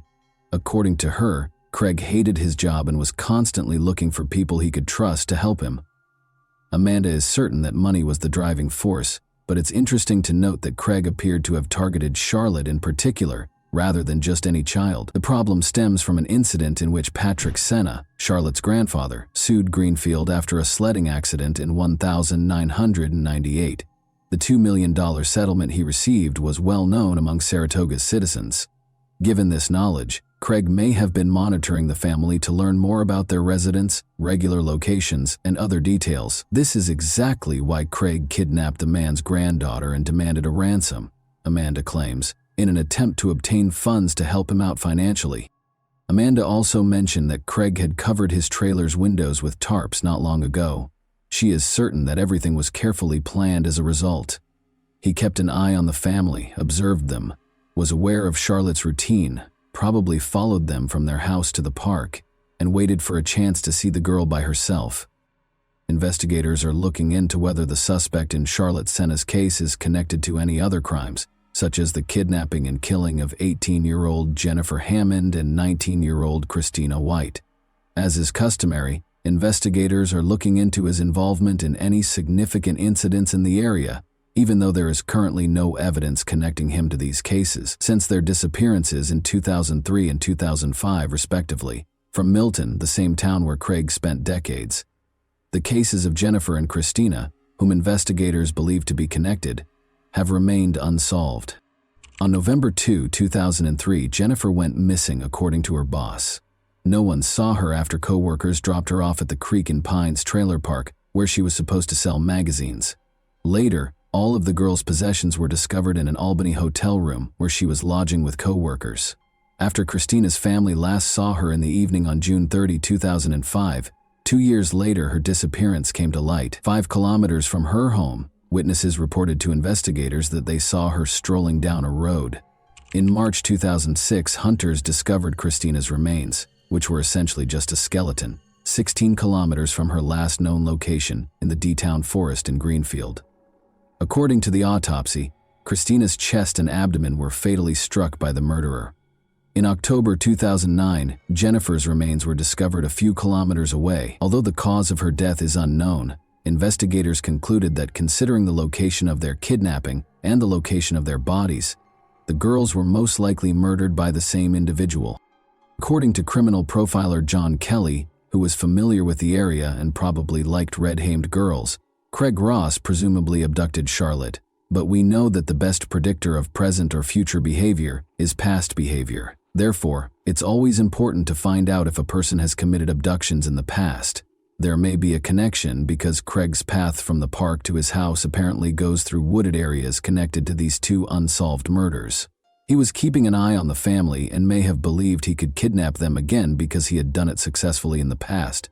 However, he could demand ransom and simultaneously improve his financial situation rather than committing murder. In any event, the inquiry is still ongoing to determine whether he is connected to any other crimes. He has been questioned by the police in the interim to determine whether he was keeping an eye on Charlotte and whether his motivations extended beyond his need for money. The Senna family thanked everyone who put in so much effort to bring their daughter home. Naturally, they expressed their relief at Charlotte's return home and recognize how lucky they are that things turned out this way. They are aware that not all kidnapped children make it back home safely. And that wraps up today's chilling story. If you enjoyed this video, don't forget to like and subscribe so you never miss a new upload. Also, let me know in the comments what part of this story shocked you the most. Thank you for watching, and I'll see you in the next video.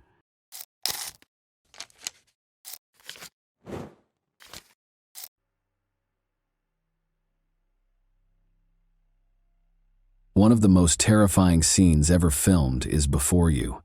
Actual video of a serial killer on the loose. Because its owner was already being watched by the police, fate stepped in before the murder kit could take another life. From a sunny UK resort to a charming southern Italian town, he left a bloody trail in his wake. The criminal mastermind ridiculed the investigators and misled them by leaving obvious clues close to his victim. The man's bizarre fetish ultimately brought about his terrible demise, but it also motivated him to carry out unspeakably cruel deeds. Far from their busy hometown of Potenza, Italy, the Claps family was getting ready for a relaxing Sunday retreat at a small cottage in Tito on September 12, 1993. Luciano, their 20-year-old son, was with their parents, Antonio and Filomena. Gildo Claps, 24, their oldest son, and Elisa Claps, 16, their youngest daughter, were expected to arrive soon. Together with Elisa's friend Eliana D'Alessio, they were scheduled to arrive in the afternoon. Eliana and Elisa had decided to go to the town center church for a service. The girls then intended to head back to Elisa's house before having lunch at the cottage with the rest of the family. Gildo started to worry when the girls hadn't returned after an hour. His sister would call home if she was going to be late, and she was always on time. Eliana was the one who rang the doorbell. Eliana assumed her friend had already gone home after they parted ways at the church. The fact that Elisa was still missing shocked Eliana. Gildo wandered around the town center, worried, trying to find his sister. Elisa was not in the crowd of people that gathered around the church. The rest of the family returned to Potenza to inquire about the situation after Gildo and Elisa failed to show up by 2 p.m., and they were shocked to learn that the girl had disappeared. Gildo asked Eliana to describe his sister's precise morning movements. Eliana then admitted that she hadn't been entirely truthful. Elisa used the service as a pretext to meet with her friend, 21-year-old Danilo Restivo, a dental technician student, even though they didn't attend. Despite coming from a well-respected family, his father was the director of the local National Library branch. The young man was unpopular and frequently the object of jeering, particularly from girls. Being a good-hearted and sympathetic person, Elisa felt sorry for him, but she made it plain to him that they could not be together. However, he insisted on giving her a gift to celebrate her passing her exams, so she consented to meet him that day. Danilo and Elisa made plans to meet at the church as the service was coming to an end at 11:30 a.m. Eliana unintentionally ran into Angelica, another friend, while she was waiting outside. The girls thought they might have missed Elisa in the crowd, but they didn't see her leave the church. Gildo called Danilo's house and demanded an explanation because he was the last person to see his sister. According to Danilo, they sat at the altar and talked for 15 minutes during their meeting. Restivo stayed behind to pray after Elisa left the church, and that was the last time he saw her. After a few hours, Elisa didn't come home, so her brother Luciano went to see Restivo in person. Danilo's responses showed signs of nervousness and evasiveness. Luciano inquired as to what had happened after noticing a big bandage on his left hand. Restivo described how he cut his hand after tripping at a construction site. "I don't know where the girl is," he repeated. After Elisa's family called the police to report her missing, they asked that Restivo be questioned. However, their request was denied, and they were told to return home and wait for the girl to come back on her own. Gildo went back to the church because he had run out of options, but the door was locked. He made arrangements to enter and conducted another search of the building. He saw another locked door behind the altar, leading to the church's upper floor. When Gildo requested that door be opened as well, he was told that the priest, Father Domenico Sabbia, who had gone to a spa resort for a few days, was the only one with a key. When the police eventually spoke with Danilo 2 days later, after the girl had not returned, he stated that Elisa was unhappy at home and wanted to flee to Naples, but he attempted to talk her out of this plan. According to his version, he remained in the church while she left after their brief conversation. He said he asked her for advice about Paula, another girl he wanted to date, but he didn't mention the gift for Elisa. He returned home after the talk via a construction site where he had been with Paula just days before, where he had cut his hand after falling from an unfinished escalator. Investigators questioned whether Danilo was telling the truth. First of all, his statements were surprisingly accurate. Second, Elisa's desire to flee her devoted family was not supported by any evidence. Lastly, it was unclear how he fell head first from the escalator that was still under construction, only cutting his hand and avoiding breaking his glasses.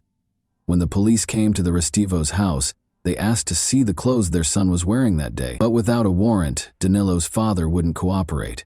Persuaded that Restivo was concealing something, the police checked his name in the database before leaving empty-handed. When he attacked other boys while playing with them at the age of 14, It turned out that he had already run afoul of the law, and it wasn't just that. 3 female students who lived close to his home accused him of stalking a few months ago. By calling girls at home and describing their attire, or playing them spooky music from the horror film Profondo Rosso, he obviously enjoyed making them feel afraid. Additionally, investigators learned that Daniello had a very peculiar habit. He enjoyed chopping off random people's hair while they were on public transit. Despite hearing about these incidents, the police were unable to establish Restivo. Meanwhile, word of Elisa Clapp's disappearance spread swiftly across the nation, and pranksters kept calling the family to say they had the girl and she was okay. While some of the messages claimed to have seen the girl in a white Fiat Uno, the police ignored the majority of these calls. The problem is that on that particular day, Elisa's friend Angelica disclosed that Ercilio Gegari, a 20-year-old admirer of hers, was out and about in the city center. Ercilio and his family had just arrived from Albania. Ercilio denied attending the church when he was asked to testify, and he gave the police the names of friends who could verify his alibi.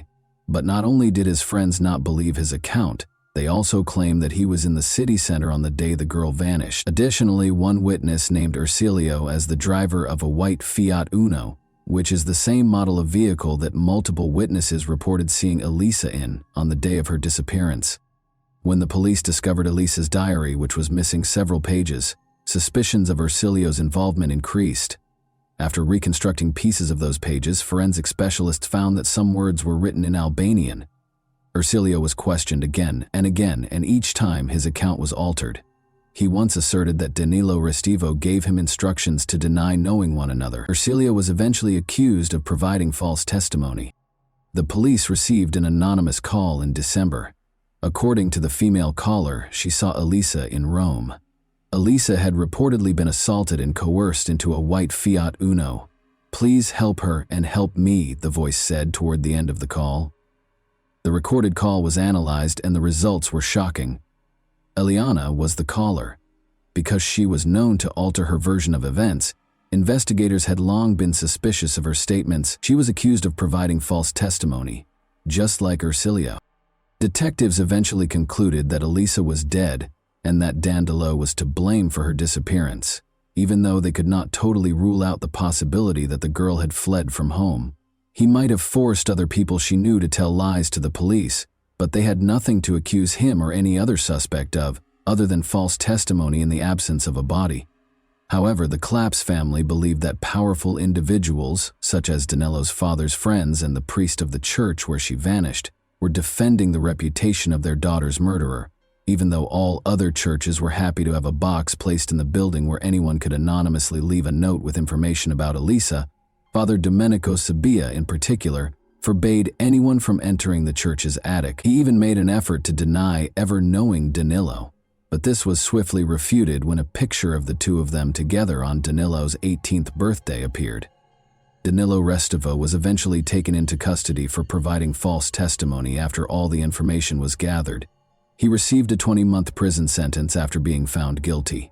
Gildo was astounded by the legal system after the trial, questioning how someone could be found guilty of providing false testimony and still not be forced to tell the whole truth.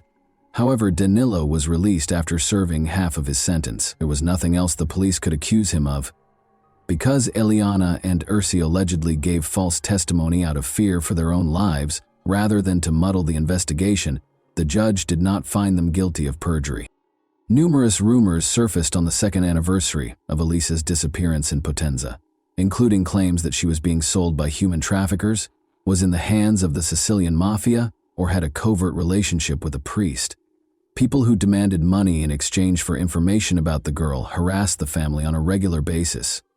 Elisa's family actively promoted public interest in the case in spite of the challenges. They developed a website to offer updates on the investigation as the internet started to gain popularity. An email purportedly written by Elisa appeared on the website on April 23, 1999. She said she was living in Brazil after leaving Potenza. The girl explained that she was unhappy and had to leave forever, but she also begged for forgiveness for hurting her family. "This will be my first and last letter to the family," she added. Filomena fervently hoped her daughter was still alive and well. Her sons weren't persuaded, though. They engaged a private investigator to track down the email's IP address because they knew their sister had left the house without cash or a passport, only to find out it was sent from a Potenza internet cafe rather than Brazil. Danilo Restivo was in the cafe when the email was sent, according to a list of all the patrons that day that the cafe staff had provided. Believing that Danilo had come up with this scheme to persuade them to stop looking for the girl, Elisa's family called the police right away and insisted on questioning him. They were informed, nevertheless, that there was nothing further they could do and that the investigation's active phase was over. 2,000 kilometers north of Potenza is the resort town of Bournemouth, which is situated on Britain's southern coast. For the Barnett family in Bournemouth, Tuesday morning, November 12, 2002, began as any other Tuesday morning. After dropping her children, Caitlin, age 11, and Terry, age 14, off at school, Heather Barnett, 48, came home after 8:30 a.m. As usual, Heather was eager to start working and have her morning tea. She made custom pillowcases, curtains, and other items from home. That day was no different from the many orders she always had. Terry and Caitlin came home from school a few hours later. Their mother was undoubtedly at home because her car was parked in the driveway and the radio was on, so the kids were a little uncomfortable with the unlocked front door. Their mother didn't answer. Caitlin called for her brother after looking in every room but the bathroom. She didn't want to enter for some reason. The kids knocked and got no answer, so they pushed the door, which slowly opened to reveal a horrifying scene. Evidently the victim of a very heinous crime, their mother lay on the floor. After phoning 911, Terry escorted his yelling sister outside to await the arrival of the police and ambulance. The neighbor across the street saw the two agitated kids while they were parking their car. Assuring the kids that they would be safe in their house, they took them inside. When the police arrived, they found no evidence of forced entry and that nothing had been stolen. Shortly after the woman dropped her kids off at school, the actual crime took place. Luminol testing showed that the woman's size 9 shoe prints led from the restroom to her workshop before abruptly vanishing in the center of the space. Before leaving the house, the murderer had obviously changed out of their filthy shoes and put on clean ones they had brought. The fibers found on the woman's body suggested that the offender had gloves on. Every piece of evidence suggested that the crime was well planned. The murderer arrived armed with gloves, a knife, a hammer, and a change of clothes and shoes. One piece of evidence, though, was left behind. A green hand towel that had been stained with Heather's blood was resting on the workshop chair. Only the murderer could have put the towel there, given its location and the fact that it did not belong to the family. Before putting on new clothes, they used it to clean their hands and face of the blood. The hair that was discovered in the woman's hands, however, was the most intriguing piece of evidence. At first, the police thought she had successfully removed a hair from the offender, but forensic examination showed something different. The hair in one hand belonged to Heather, but the hair in the other belonged to another woman, and it had been neatly cut with a sharp tool. Speaking with Caitlin and Terry, the detective discovered that their extra house keys had vanished a week prior to the murder. Although they changed the locks, they had suspicions because their neighbor had just come to get curtains for his girlfriend. The children were consoled by the same neighbor, an Italian man they called Danny. After moving to Britain in May 2002, Danilo Restivo, known to his neighbors as Danny, married Fiona Mozingo, an Italian woman he met online. Their residence was right across the street from Heather Barnett's. When the police arrived at the crime scene, they spoke with Danilo right away, and he quickly told them that he had an alibi for the whole morning. He said he went to classes at a computer center after taking a bus. His statements were fully supported by the police when they looked through his bus ticket and the center's registration log. However, Danilo grudgingly led the detective to the bathroom, where his sneakers were soaking in a bucket of bleach, when an officer came to his house 5 days later to take DNA samples and asked to see the shoes he had on the day of the crime. "I'm cleaning them," he explained. The detective became suspicious of this and seized the shoes. The sneakers did not, however, match the footprints that were discovered in Heather's home. The police had cause to suspect Danilo Restivo, despite the absence of concrete proof, because of his dubious actions when it came to cleaning his sneakers. When they chose to search a database for his name, they discovered something startling. Restivo's name had previously been connected to a criminal investigation. He might have been connected to the disappearance of Elisa Claps, a young Italian girl more than 10 years ago. His alibi for that case was also re-examined by investigators, who discovered that it was not as credible as first believed. He registered at a time that was rather awkwardly changed from 10:28 to 9:28 in the computer center's logbook. Nothing would have stopped him from getting off at the next stop and going back to Heather's house, even though he had a bus ticket with the allotted travel time. Additionally, at 9:24, a man who looked like him was seen on security footage crossing the street close to Heather's residence. Unfortunately, the man could not be precisely identified due to the poor quality of the video. However, Danilo was the main suspect in a case for the second time in his life, but this time, all of the evidence against him was circumstantial. When the detectives called the Potenza police, they learned of Danilo's uncommon fetish of chopping off the hair of unidentified girls. The investigators' conviction that he was involved in the crime was only reinforced by this information. When the police started monitoring Danilo Restivo in April 2004, they soon discovered another questionable behavior. Restivo enjoyed going to a secluded park in Throop, which is close to Bournemouth. There he would hide behind bushes and watch girls walking their dogs or jogging. Wearing 2 sets of clothes, waterproof pants, gloves, sunglasses, and a hooded sweatshirt that covered his face, he was in the park on May 12 despite the nearly summery weather. The police were worried that they wouldn't be able to stop another murder because of his suspicious behavior. A number of uniformed officers approached the suspect while posing as investigators of car thefts in the park and requested to examine his possessions in order to conceal the surveillance. Police discovered what they dubbed Restivo's murder kit, which included a big knife, ski mask, gloves, scissors, wet wipes, and trash bags. Remaining composed, Restivo said he had located the knife in the grass and had taken it to protect the kids. He claimed to be gathering insects for his pet lizard when asked what he was doing in the park. He was hiding in the park bushes, and even the police had to concede that it was a reasonable explanation. Once more, the detectives had nothing tangible to present to Danilo. The decision was made to switch strategies and ask for public support. The goal of the investigation was to identify the owner of the hair strands that were discovered in Heather's hand. They contacted the media in Italy and Britain, and since 2002, when Restivo relocated to Bournemouth, they have received a lot of calls from girls who have had their hair cut in incidents involving public transit in Britain. None of the DNA samples that the girls gave matched the hair that was discovered at the scene of the crime. The investigation stalled for a while until the hair strand was re-examined in 2007 using a new technique that could identify the hair's previous residence. It was discovered that the hair belonged to a girl who lived in the UK, but had traveled to Tampa, Florida, a few weeks after visiting Valencia, Spain, 2 months prior to having her hair cut. Motivated by such specific information, the police made another unsuccessful attempt to contact the public. The police worry that the girl might have been a victim of the killer's prior crime, but it's also possible that she was just not paying attention to the news. In spite of this early setback, science ultimately contributed to the case. Since technology had greatly improved by 2009, forensic specialists re-examined the green towel from Heather's home in the hopes of finding something new. This time, the specialists were able to distinguish Heather's blood from someone else's perspiration and skin fragments. An expert said that there was only a 1 in 5,7,000 chance that it was someone else's DNA, even though it couldn't be said with absolute certainty that it was Danilo Restivo's. Blood traces were discovered on the insoles of Restivo's sneakers when they were inspected that year using more advanced methods.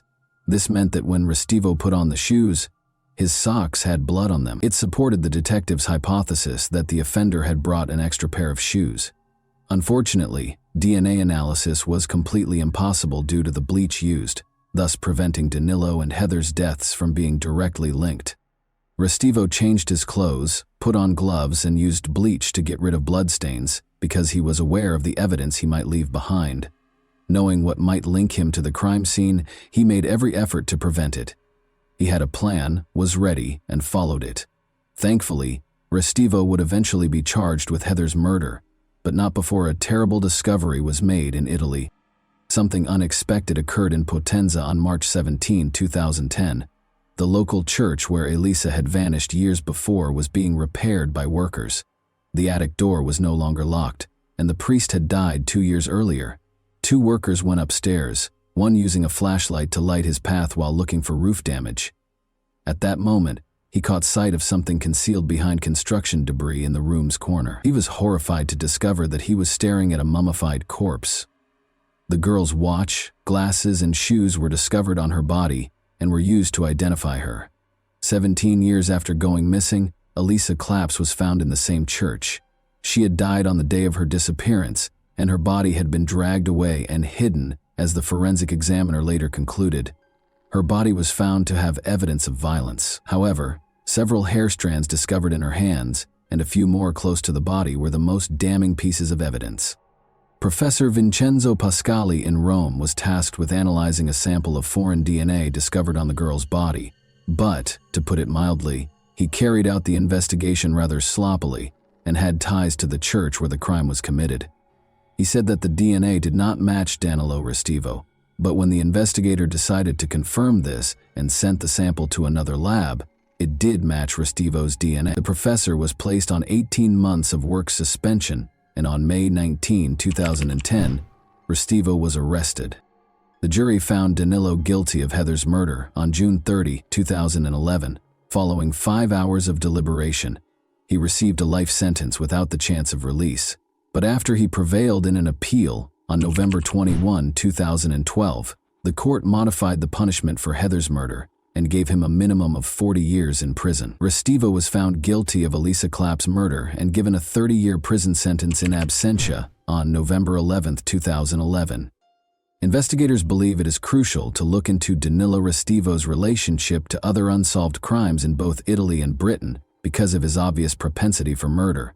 It is thought that he was most likely involved in the death of a 27-year-old North Korean student studying English in Bournemouth. 2 months prior to Heather's murder, on July 12, 2002, the girl, who went by the name Jung-uk Shin, Loki, was making her way home on foot following an evening spent with friends. She was fatally injured by an unidentified attacker just 3 blocks from Restivo's residence. By yelling at him, Loki was able to repel him, and he even told the medical staff that the assailant was wearing a ski mask. After 3 tries, another man was found guilty of this crime, but his conviction was based only on the testimony of a female informant who had previously made false statements and frequently found herself intoxicated. There were many inconsistencies in her story, and she failed to mention the killer's ski mask. The 2 girls' physical similarities lend credence to the idea that Restivo was involved. Furthermore, the fact that the murder took place on the 12th of the month, as did the killings of Elisa and Heather, as well as the fact that Restivo visited the park where his murder kit was discovered, indicates the importance of this date to him. The length of the knife found in the park with Danilo is the same as the wound on Loki's body. Furthermore, different hair strands were discovered on the sidewalk close to Loki, but it was challenging to pinpoint their exact origin because of the nearby hair salon. From a legal standpoint, Loki's case is over. 2 murders have been formally charged against Danilo Restivo. Investigators are certain that there might be additional victims, though. Elisa's body was meticulously concealed, but Heather's was cruelly displayed for her own kids to see. Experts say that this shows that the criminal changed and that he was unable to stop on his own. And that wraps up today's chilling story. If you enjoyed this video, don't forget to like and subscribe so you never miss a new upload. Also, let me know in the comments, what part of this story shocked you the most? Thank you for watching, and I'll see you in the next video.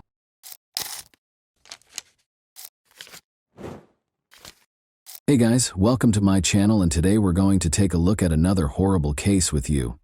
Aurora, then 26 years old, and Mark, then 32, decided to take their honeymoon to the stunning island of Corsica in the late spring of 1995. The girl had chosen this location for their first vacation together after Aurora and Mark got married 2 months prior. The young wife was eager to see Corsica's villages, mountains, and beautiful scenery. They made a stop in the quaint little town of Calvi that day. Here, a restaurant with a view of the bay hosted a candlelit dinner for the newlyweds in the harbor. Following dinner, Aurora and Mark made their way to the Notre Dame de la Serra Chapel, a well-liked tourist destination where lovers go to watch the sunset, the perfect location for a romantic day's end. Around 10:30 in the evening, they got into their car and drove back to the hotel.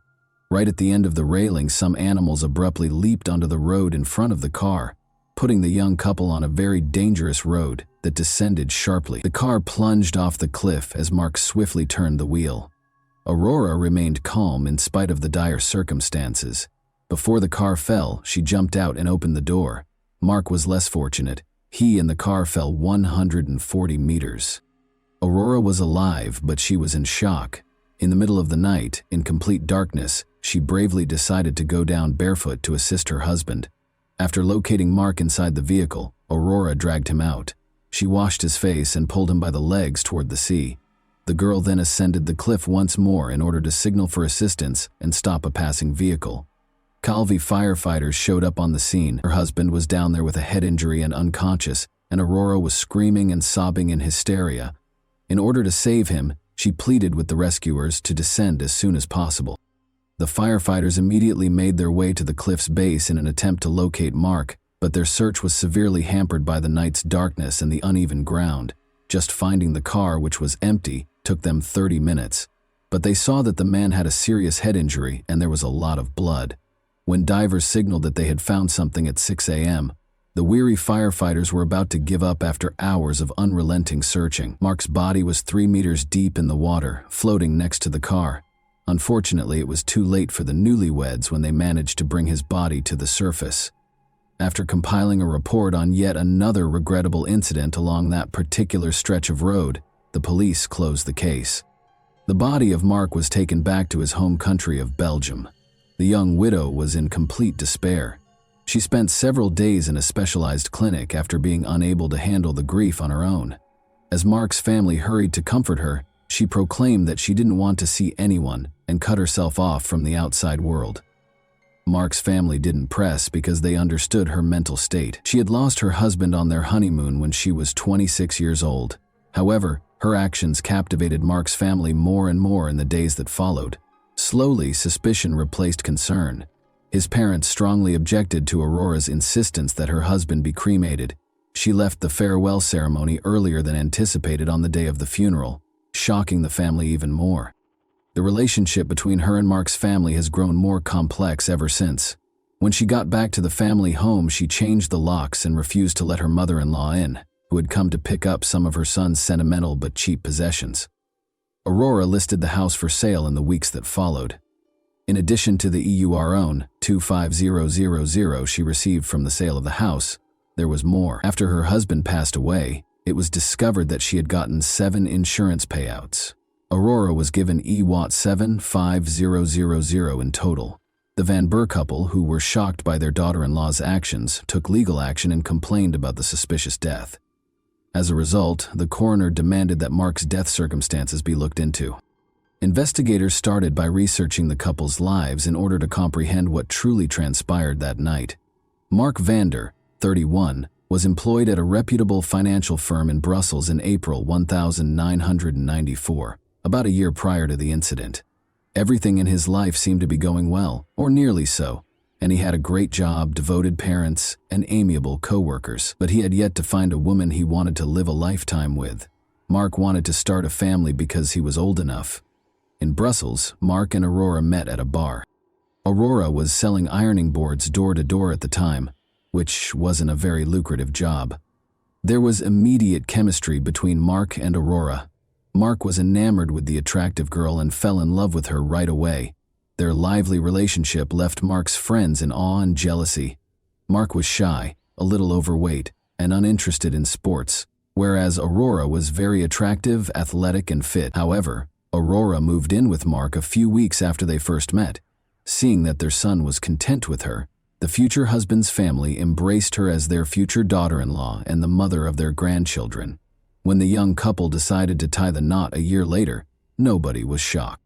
The girl asked Mark to put half of the house in her name, among other requirements for her future husband. Although this might have seemed strange or improper, Mark, who was incredibly in love, accepted all of the bride's demands. The young couple exchanged vows on March 11, 1995. Only the bride's twin sister was present from her side of the family, but the entire husband's family was present at the wedding. The husband's family gradually realized that their daughter-in-law avoided discussing her family, and evasively responded to all inquiries about her background, education, and relatives. She acted as though she was from a wealthier family than theirs.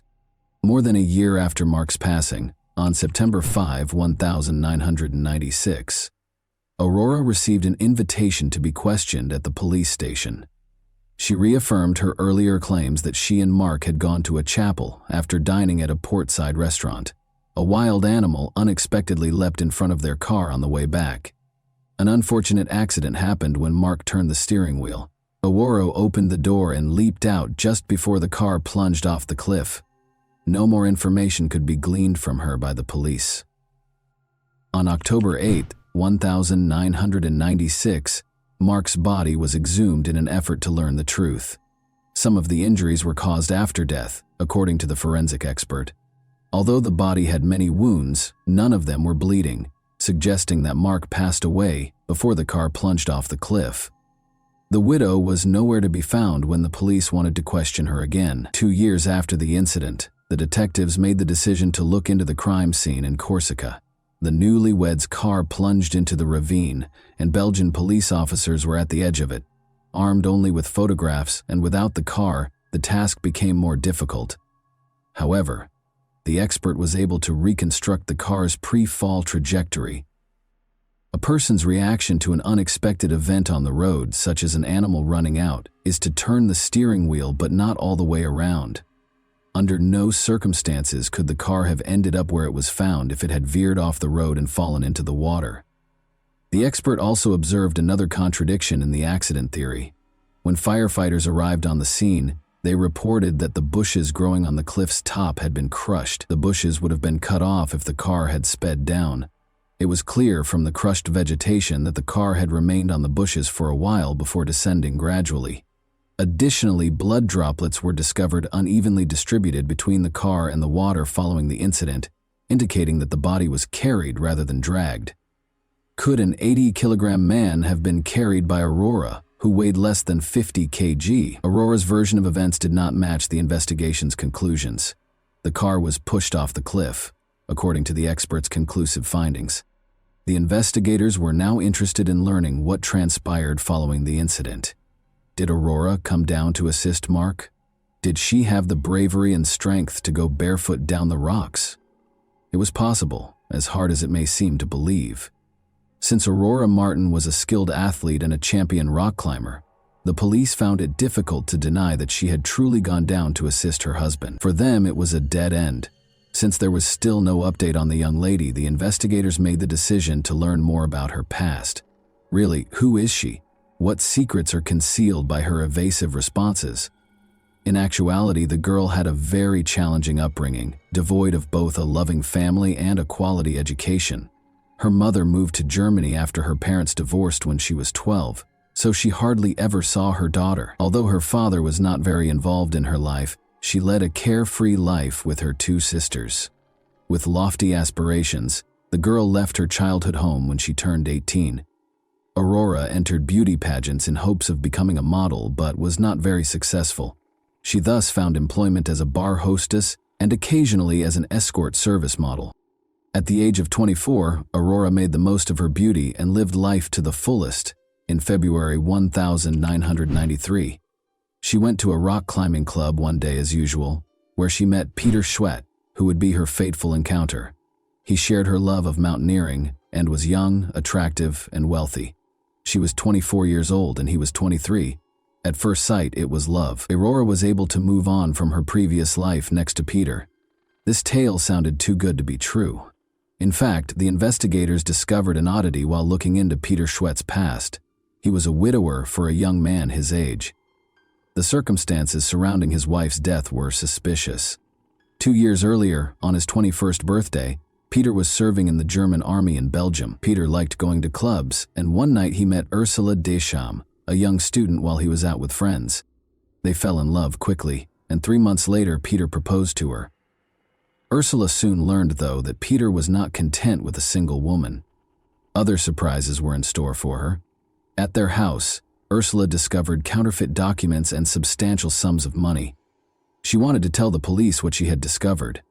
Their young marriage became strained, and they made the decision to file for divorce. However, Peter was supposed to teach his wife how to drive, so he and Ursula got into a convertible and left on a trip on the evening of August 29, 1992.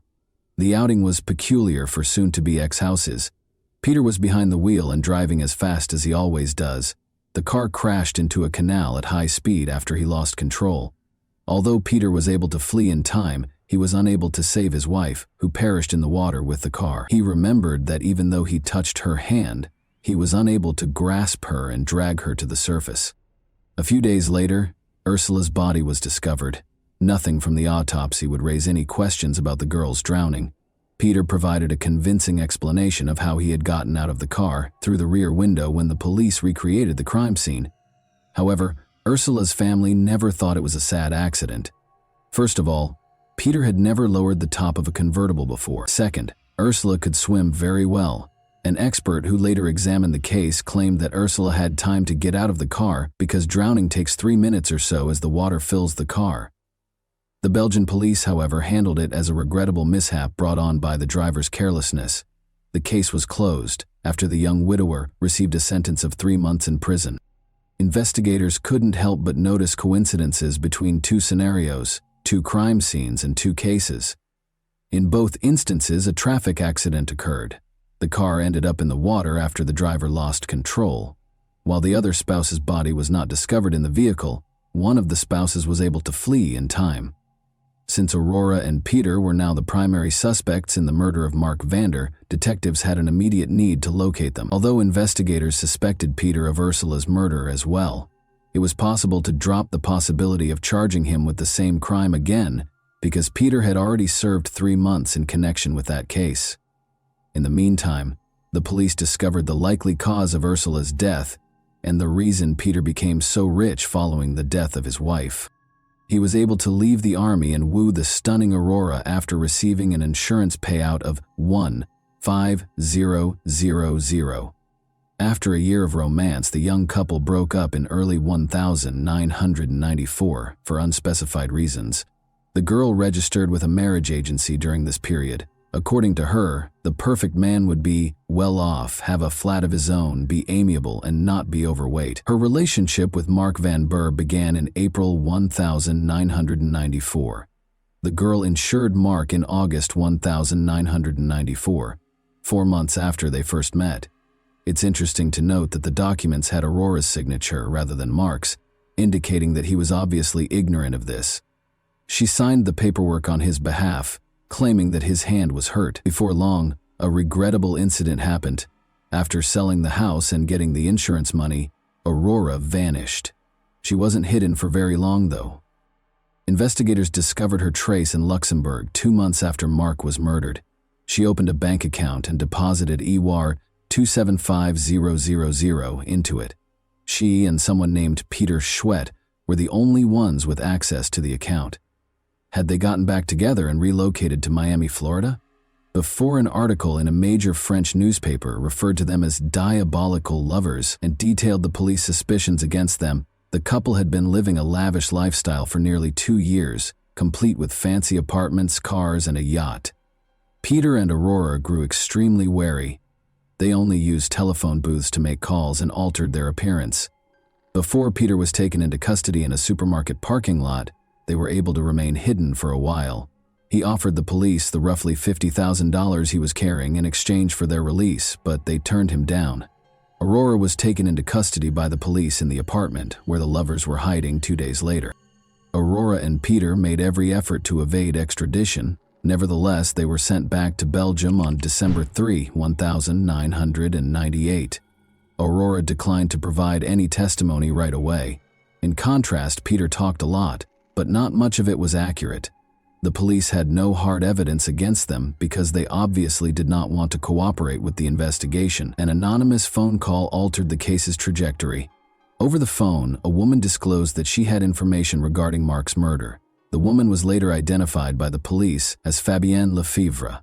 Aurora's stepmother, Fabienne, had recently split from the girl's father and made the decision to either get even or atone for her transgressions. According to Fabienne, she hurried to the hospital to console her stepdaughter following the tragedy in Corsica, but the girl who met her was entirely different, not even in mourning. Fabienne claims that Aurora told her everything. "It was all Peter's doing," she said, "and he handled everything." Peter and 3 accomplices, his German friends, pulled over Aurora and Mark as they were on the road. They used baseball bats to beat Mark. Fabienne claims that because Mark pleaded with the men to spare his wife and let her go, he was unaware of the betrayer until the very end. They loaded Mark's body into the car and pushed it off a cliff after the beating was finished.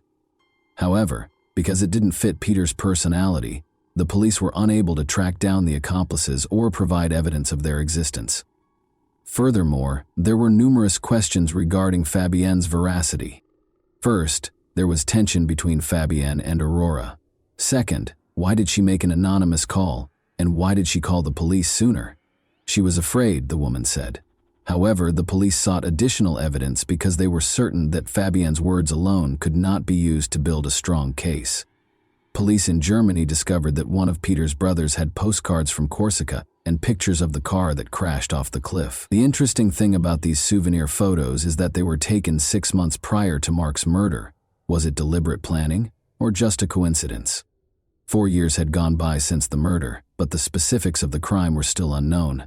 The police made the decision to recreate the airport crime scene on June 16, 1999.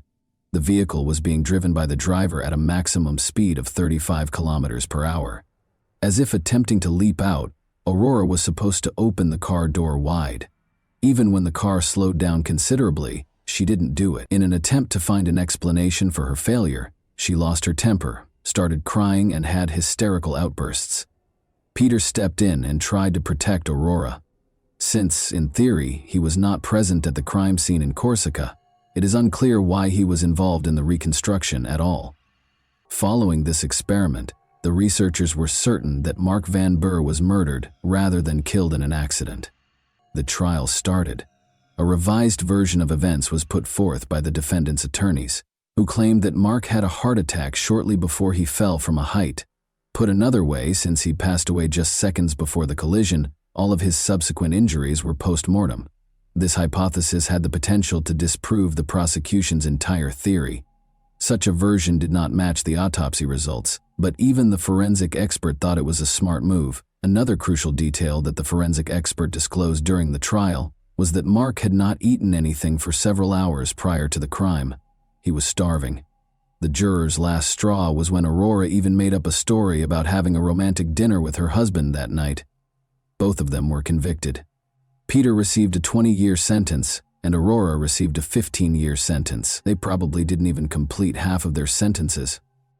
They were made available a long time ago. As of 2021, they remained together even after Aurora was forbidden from leaving the country, and Peter was deported to Germany. Peter secured employment as a carpenter, and Aurora is employed due to her multilingualism. The most amazing aspect of this case is that Aurora and Peter committed 2 nearly flawless murders. If Aurora had been a little more patient and hadn't slammed the door in front of her husband's family, the second murder would have probably gone undetected. She would have quietly left after a few months if she had continued to be the kind girl they knew, and the Van Burr family would never have suspected her of anything. And that wraps up today's chilling story. If you enjoyed this video, don't forget to like and subscribe so you never miss a new upload. Also, let me know in the comments what part of this story shocked you the most. Thank you for watching, and I'll see you in the next video.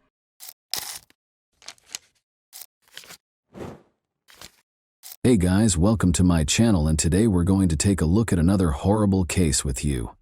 It was a very pleasant evening for the Solis family on Friday, April 20, 2012. Their 6-year-old sister, young Isabel, was present at a baseball game between Rebecca and Sergio's 2 sons.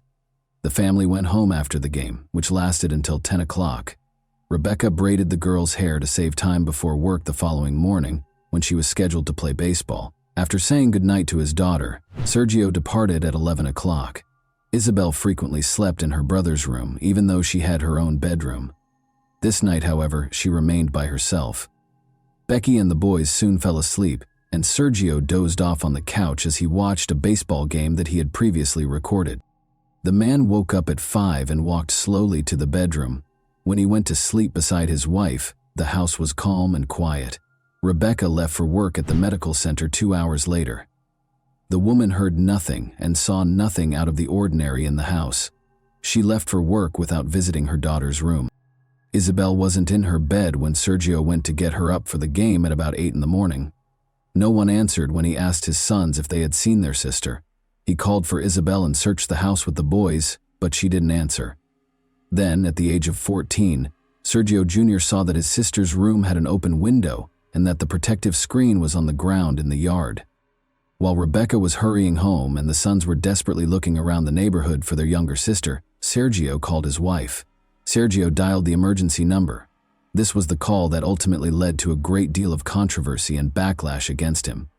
Sergio was remarkably composed throughout the call, despite the fact that people react differently when under stress or panic. In addition to his composure, many found it odd that he announced his daughter's kidnapping right away. The idea of telling his wife to come home even made him laugh. Sergio clarified that he was only attempting to maintain composure so that he could give the police all the information they required. It's interesting to note that Sergio Jr.'s neighbor also dialed 911.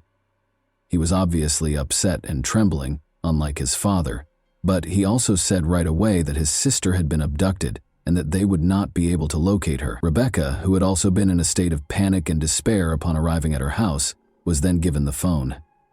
She was able to provide a detailed account of the attire her daughter was wearing prior to going missing. In fact, the girl's bedroom window had a protective screen on the ground in the yard when the officers arrived. It had a big hole in it, like it had been made with a tool. Soft toys that were always lying in the room beneath the girl's window were now strewn about. Isabel's shoe prints, which were found on the electrical box beneath the family's high fence and on the alley behind the house, were found on the floor next to blood. When he kidnapped the girl, the criminal most likely climbed over it. The police conducted extensive door-to-door searches, dismissing the possibility that the 6-year-old girl had escaped because they thought the case was one of kidnapping. Around 6:30 a.m., Alicia Stardavant, the Solis family's neighbor, reported being awakened by a noise. The girl's room is right across the fence from her bedroom. Alicia claimed to have heard the barking of the Solis family's dogs as well as her own. She heard men's voices outside of them, as if they were coming from her side of the fence rather than the Solis family's house. However, she ignored the fact that it was already becoming light outside and went back to sleep. The men didn't whisper or lower their voices, according to Alicia, and she didn't even consider the possibility that there was a small child present. Only locals were permitted to pass through the checkpoint that the police had set up around the Solis family's home. Since children are typically killed within 100 meters of the scene of the kidnapping, the search initially concentrated on a small area surrounding the house. After that, they interviewed residents and broadened the search area to include multiple apartment complexes. Officers used underwater cameras and sonars to examine the lakes and ponds, the local garbage dump, and the stadium where Isabel's baseball game was scheduled to take place. The Solis family's house was searched by forensic specialists and search dogs, and border guards handed out pictures of Isabel. There is a significant likelihood that children who disappear in Arizona wind up on the Mexican border. Furthermore, 16 criminals who had harmed women and children resided close to the family's residence in 2012. At the time, they were all questioned and turned away. There was a theory that someone had followed the family after spotting Isabel playing with her brothers in the evening and kidnapped the girl from the house at night. Officers followed this lead by looking up the registration numbers of every vehicle in the parking lot.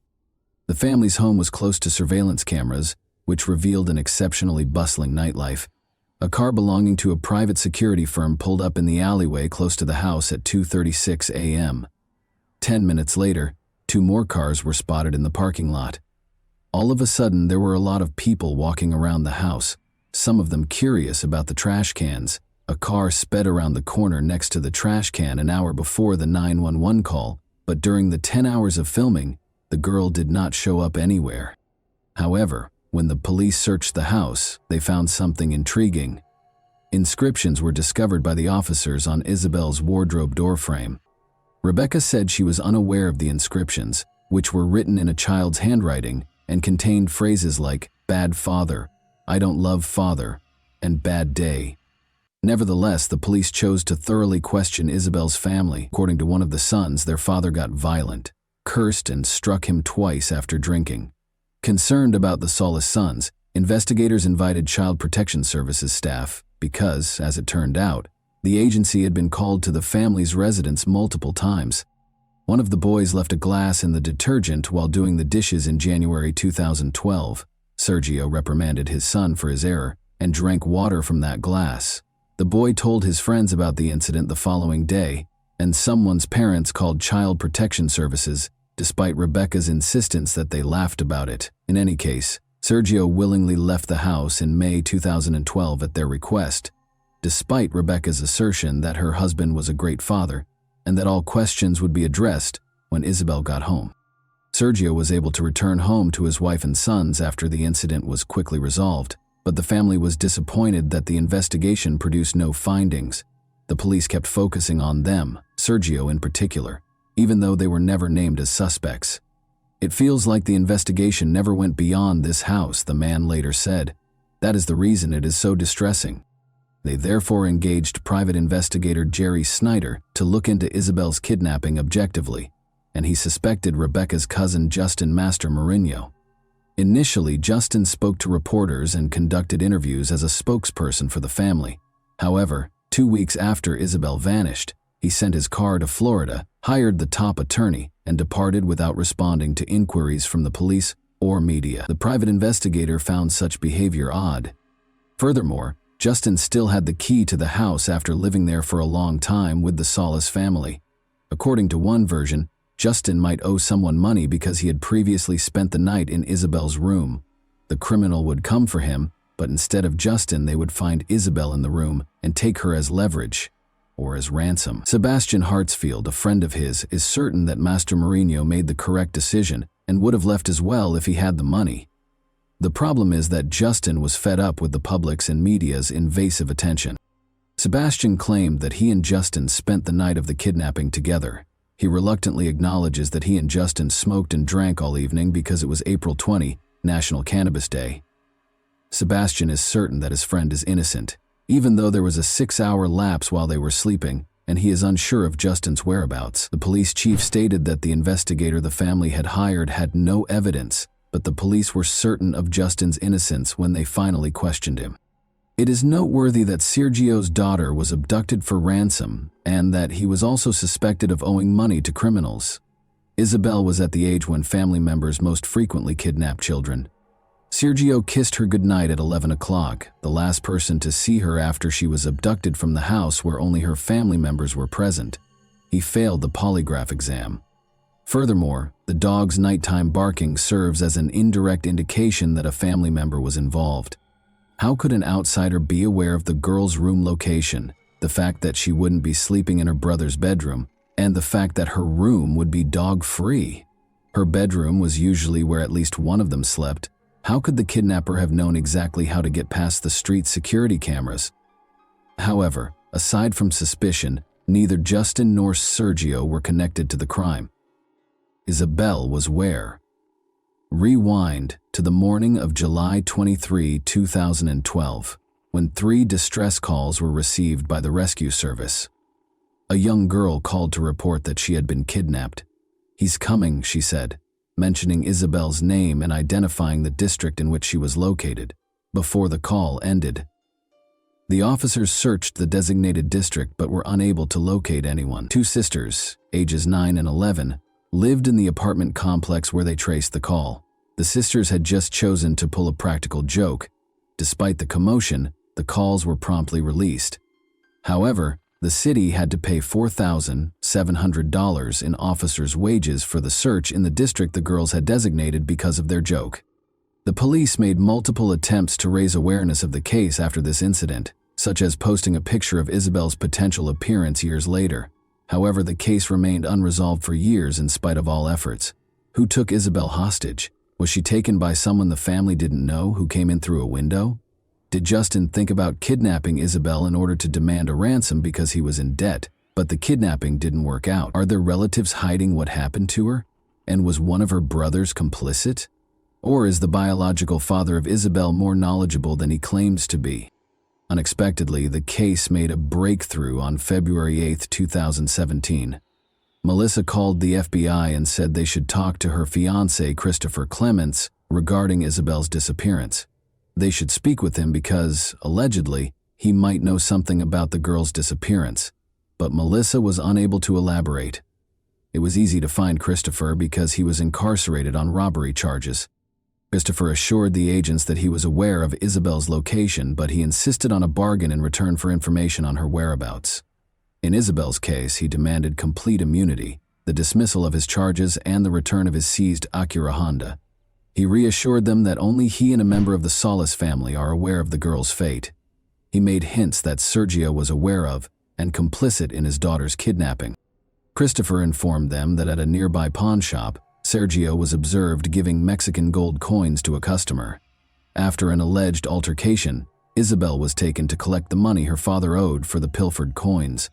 Regardless of how much the agents probed him, Christopher stayed away from specifics and spoke in general terms. The man refused to back down, a deal in exchange for information. He achieved his goal. After negotiating, the prosecutor's office dropped the robbery charges and gave the car back. On March 3, 2017, the police and FBI discovered Isabel's remains after the man gave them the location. Rebecca and Sergio Solis had to confront the sobering realization that Isabel had permanently departed. Any hopes they had of a joyful reunion were dashed. Christopher Clements did not, however, get the freedom he had hoped for from the agreement. He was instead taken to the Maricopa County Jail, where he was accused of committing another robbery. Full immunity, which Christopher insisted on in Isabel's case, was not provided by the agreement. Investigators started looking into the man's past in greater detail. He committed first-degree violence when he was 16 years old, beginning his criminal career. Ever since, he had been in trouble on several occasions. The man's ex-wife claimed that Christopher was compelled to sleep in the car until they left, frequently brought girls home from strip clubs, and was obsessed with adult films. He was employed at a shopping mall just 2 kilometers from Isabel's residence when she vanished. Detectives definitely looked into Sergio's relationship to the local pawn shop that Christopher had mentioned. 2 months prior to Isabel's kidnapping, they learned that 21 gold coins had been taken from a woman's home, and they assumed Christopher was the thief. Hours after the theft, he was seen on the security camera entering the pawn shop, delivering the items, and taking the cash.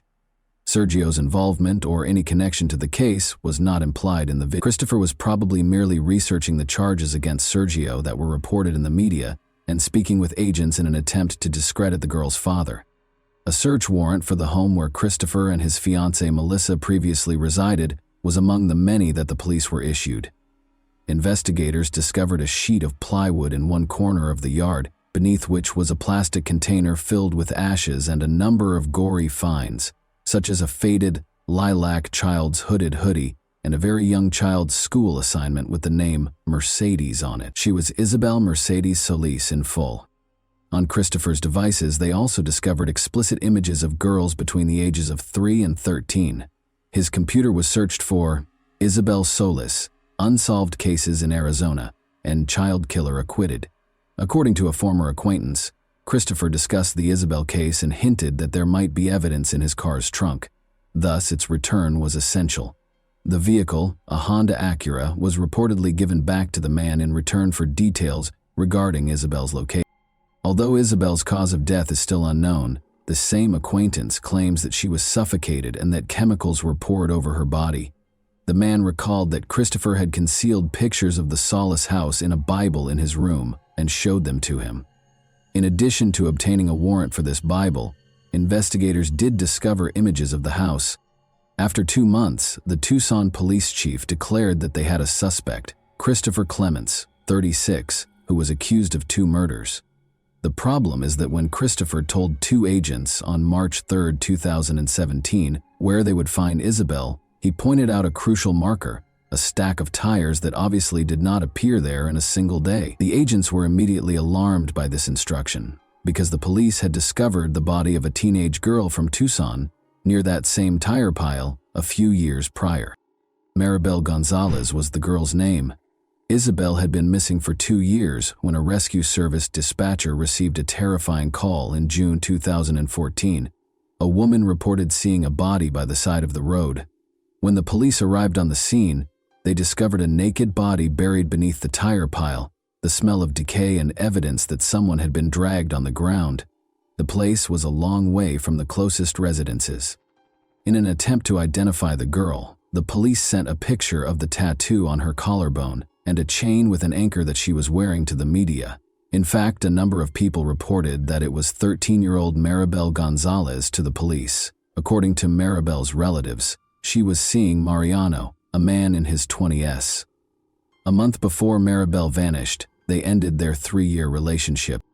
Around 11 or 12 p.m., Mariano told the police she sent him a message. She had a fight with her mother the day she vanished, so she asked him to come get her. He had to get up early for work, so he disregarded her message. She was never seen by him again. Even at night, she enjoyed taking solitary walks, according to her boyfriend.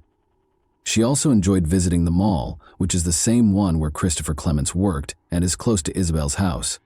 Because the bodies were discovered close to one another, the police were able to connect these cases. Maribel's DNA and Christopher's DNA were compared, and they matched. 2 years prior to Maribel, Isabella was abducted and murdered. Could Maribel's death have been avoided if the offender had been apprehended following the initial crime? As it turns out, Christopher's name was mentioned multiple times during the investigation prior to his 2018 conversation with the agents. As is already known, the officers got in touch with everyone who lived close to Isabel and committed sexual offenses, which are violent crimes against women and children. Christopher was one of 16 names on the list. He was classified as a Class 3 offender, which means that he has a very high chance of committing the same crime again. He spoke with the police, but he clearly managed to persuade the officer that he was unrelated to the case. Maybe he had an alibi from his girlfriend. In addition, Isabel's parents requested that anyone who might raise suspicions, such as traders, distributors, advertising agents, unannounced visitors, or unexpected meetings, be remembered after Isabel vanished. Rebecca thought of the man who had shown interest in their red Acura right away. Despite his 2 visits, he never entered the house, and the woman was unaware of his name. It's interesting that during the interrogations, Christopher also brought up that encounter. On February 10, 2017, he told FBI agents this. He claimed that 2 individuals feigned interest in the vehicle. Actually, they had to confirm that Sergio actually resided at that address. Rebecca gave them her phone number and insisted that they speak with her husband Sergio about the possibility of purchasing from him. The men thus verified their desire. Christopher claimed that although he was aware of the visit, he had never gone to the Solis residence. However, he repeatedly used the pronoun we rather than they throughout the conversation, seemingly admitting that one of the men was actually him. With one exception, the woman described only one man who fit Christopher's description and drove the same car as him. Her account of the visit deviates slightly from her husband's account, but otherwise, it is consistent with Rebecca's account. What if this lead had been pursued by the police right away after Isabel vanished? Would they have found Christopher Clements as a result? Investigators think Isabel was not abducted on her own initiative. Christopher's crimes were premeditated. When the woman from whom he had stolen gold coins was not home, he called her house several times. As early as October 2011, he also made a call to the seller's family residence. Christopher washed his car and changed his phone number the day after the kidnapping. He usually pays about $10.35 to have his car cleaned, but this time he paid $110. However, since phone records connected Christopher to 2 crimes, changing his number did not help. The shoes that Christopher was frequently spotted wearing and even photographed in, but which none of the Solis family wore, matched the footprints discovered at the scene of Isabel's abduction. Investigators also examined images on his devices and discovered a small snapshot. It was a selfie of a man who resembled Clements, sitting in the front seat of a car, and a young girl who was lying on the back seat and looked a lot like Isabel. Rebecca and Sergio saw the picture. The woman acknowledged that the girl looked like Isabel, but the poor quality of the picture prevented her from being certain. When Melissa, his fiancée, saw the picture, she started to shake, despite Christopher's claims that the child in it was his son. The child did not seem like her own. The 1.5-year-old boy with the fair hair did not look like the child in the picture. Rather, it resembled a girl with dark hair who had her hair braided, a style that Isabel's mother had adopted shortly before the abduction. The defense contended that Christopher was not carrying his phone when he made those calls. The footprints were first identified as work boots. and the blood in Isabel's bedroom most likely existed prior to the kidnapping. In order to prevent the prosecutor from presenting evidence for both crimes at once, Christopher's attorneys were successful in their efforts to have the Isabel case and the Maribel case tried separately. But since he had already been convicted of Maribel Gonzalez's murder, this did him little good. He is still awaiting trial for Isabel's abduction. And that wraps up today's chilling story. If you enjoyed this video, don't forget to like and subscribe so you never miss a new upload. Also, let me know in the comments what part of this story shocked you the most. Thank you for watching, and I'll see you in the next video.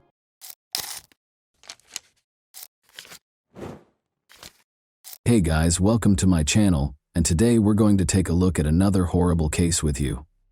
Concerned drivers who had spotted an abandoned car on the highway started calling Thurston County, Washington police on August 31, 2022. Officers discovered that their worries were not unjustified when they got to the designated spot. The key was still in the ignition, the driver's side door was open, and the door and steering wheel were covered in dried blood. Beside the car, on the ground, was a broken phone. Whatever happened on the phone happened very quickly because it was last used at 5:10 p.m. and found at 5:30 p.m.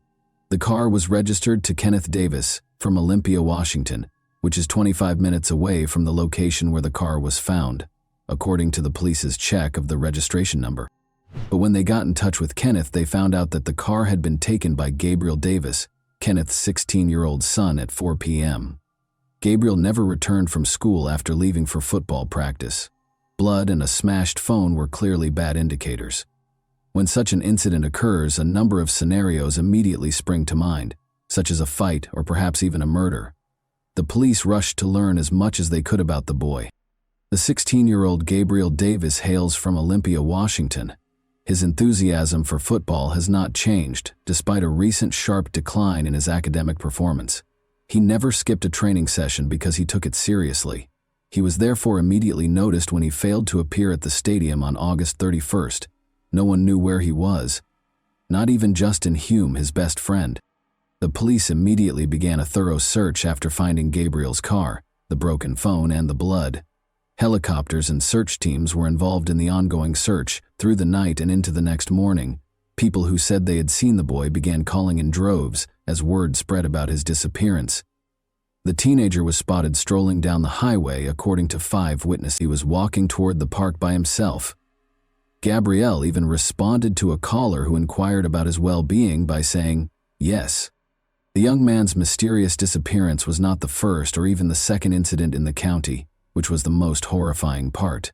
Within 5 miles of where Gabriel's car was discovered, 2 other young boys had disappeared during the previous 6 years. Locals wanted the police to act right away because they believed he was the 3rd victim of the same kidnapper. Logan Schindelman and Matthew Anfelt were the names of the missing boys. Matthew and Logan played a lot of sports in their senior year, just like Gabriel did. There were notable parallels between the cases, especially in Logan's case. He had no reason to be in the southern part of the county, and his car was also discovered abandoned on the side of the road. Additionally, witnesses claimed to have seen the boys prior to their disappearances in both cases. But Logan and Matthew were never located. The FBI became involved early on because of these parallels and the urgency of Gabriel's investigation. The manager of North Carolina Power Systems, a company that specializes in diesel engine repairs, called the police while the massive search for the missing teen under mysterious circumstances was in progress. She stated that Daniel McCaw, one of their staff members, had not been showing up for work for 4 days and was not returning calls. She asked the officers to come to his house and see how he was doing because this was unusual for him and he had never been missing before. When the officers got to his home in Orting, Washington, which is 45 minutes east of Olympia, they knocked on the door but got no answer. Through the doggy door, Daniel's German Shepherd dog ran outside. At the same time, they smelled a rotten smell, so they looked around for a way to get inside the house. An unlocked door to the laundry room allowed the officers entry. Daniel was lying on the floor when they got inside. He had been shot in the head and was lying in a pool of blood. At first, they thought he had committed suicide because there were no indications of forced entry. Nevertheless, no weapon was found close to the body, and a follow-up examination showed several stab wounds and an abdominal gunshot wound. The advanced state of decomposition made it difficult to determine the precise nature of the neck wounds.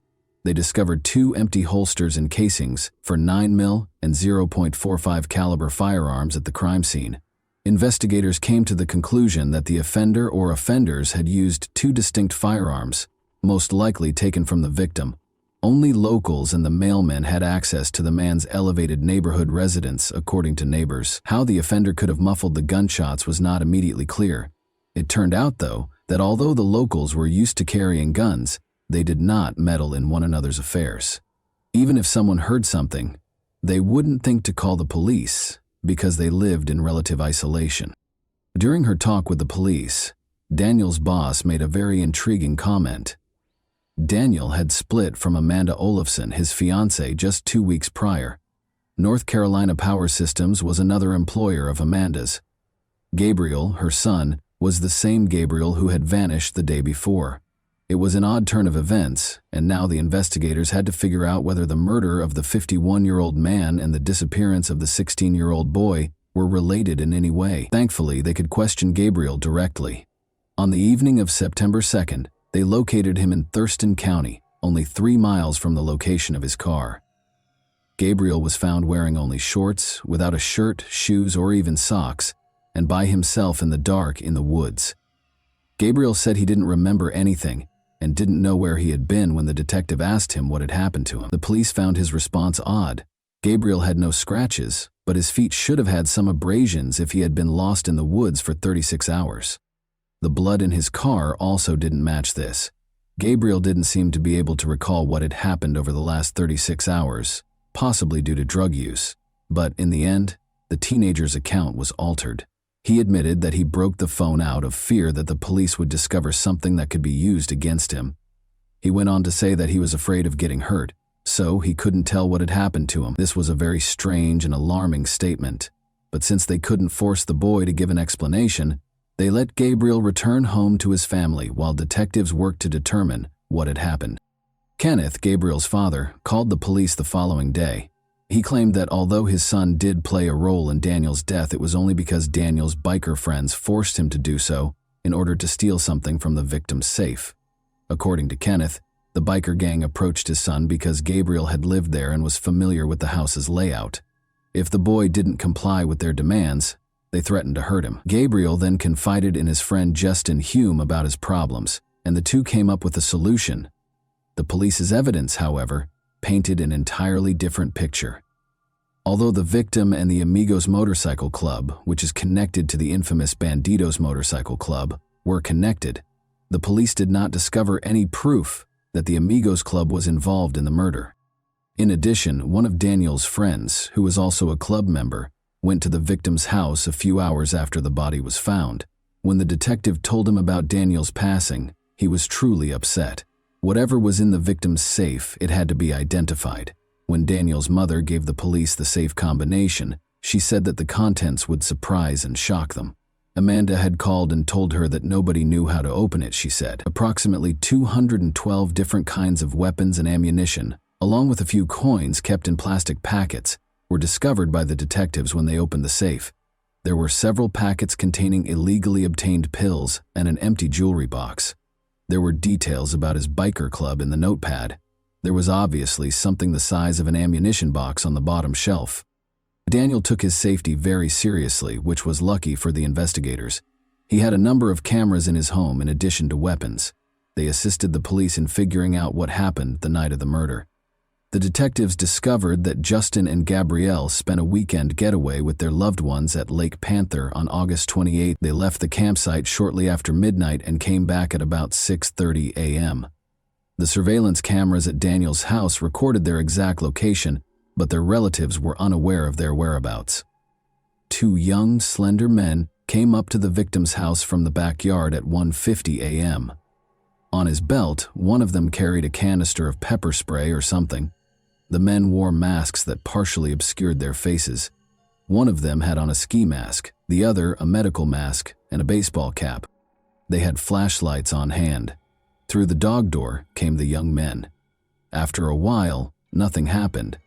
But at 2:41 a.m., the homeowner left the garage, went inside, and vanished from the camera. 6 minutes later, his German Shepherd was seen on camera hastily leaving the house through the dog door. After leaving through the side door, the unidentified men wandered for a few minutes between the house and the garage while carrying what appeared to be a toolbox or a crate of military ammunition.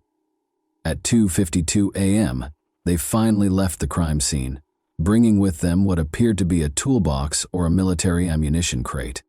Gabriel informed his father that Justin followed Daniel after he came inside from the garage, stabbed him, and then there was a gunshot. The safe was in the garage, so Gabriel went there. At that moment, he says he heard 2 gunshots. On August 29th, the guys went back to their regular lives after disposing of the weapons close to Daniel's house. Gabriel, though, vanished prior to the 31st. He claimed that after bikers found him, they dragged him from his vehicle and struck his head against the steering wheel, spilling blood inside. Then, after beating him for a while driving around with him in a Suburban, the kidnappers let him go.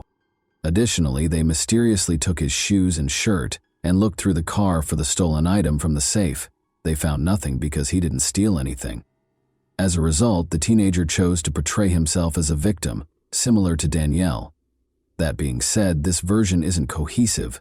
Why couldn't the teenager enter the house and flee right away if bikers were the ones forcing him to commit the crime? Why wasn't everything finished sooner if, as Kenneth claimed, they had planned it? It was illogical. Once more, why did they enter the house when the safe was in the garage if the goal was to steal something? In any case, Justin and Gabriel were searched and taken into custody by police on the evening of September 2. They discovered a black ski mask and a handheld flashlight in Justin's home, and a black mask in Gabriel's vehicle. Gabriel showed the investigators where he had thrown the weapons close to the former Olympia Brewery in Tumwater after the police arrested the teenagers on September the 2nd. Similar weapons to the one used to shoot the victim were found by the detectives, a .45 caliber Sig Sauer pistol and a 9mm Ruger handgun. More than a dozen knives were also discovered.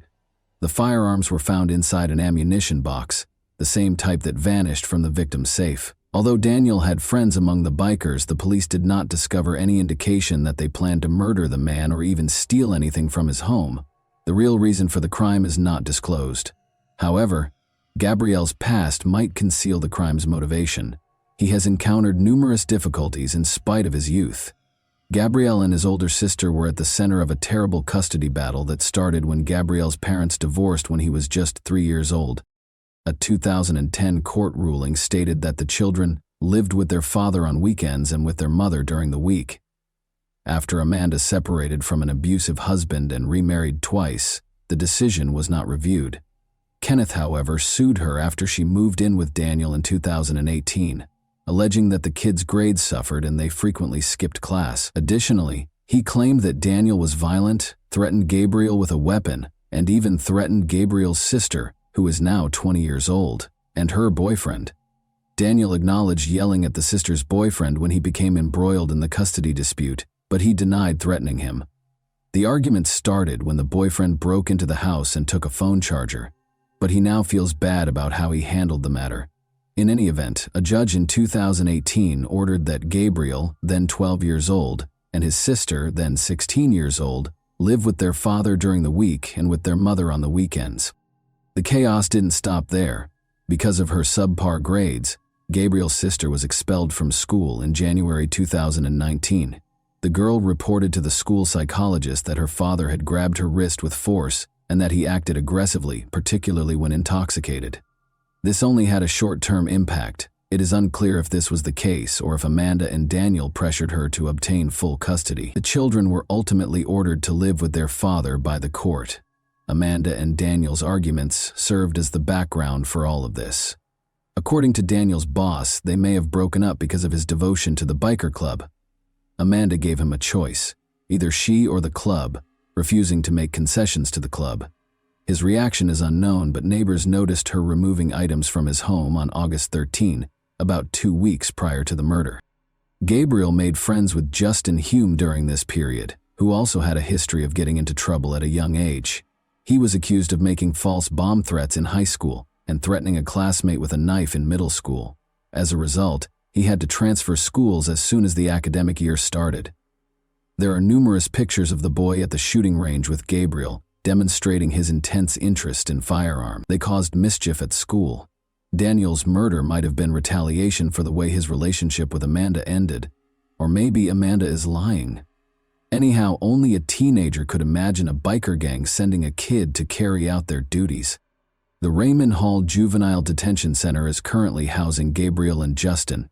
Among the many charges against them are first and second-degree murder.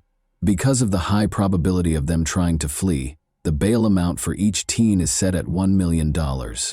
When police arrived to arrest Gabriel, Justin's family was seen packing their belongings into a car, suggesting that they were probably planning to flee. Gabriel has previously staged a disappearance to avoid being held accountable for his actions. The teenagers will face adult trials. Notably, the Supreme Court in Washington decided in May 2021 that a person under the age of 21 cannot be automatically sentenced to life in prison without the chance of parole. Therefore, after serving 20 years, they might be eligible for release if found guilty. And that wraps up today's chilling story. If you enjoyed this video, don't forget to like and subscribe so you never miss a new upload. Also, let me know in the comments, what part of this story shocked you the most? Thank you for watching, and I'll see you in the next video.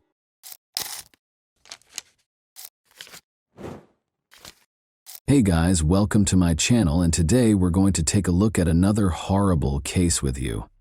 The police didn't know they were entering a house of horrors when they started looking into a murder case on February 16, 1981. There was something really strange about the house. The nightmare that started inside those walls, however, would not stay contained.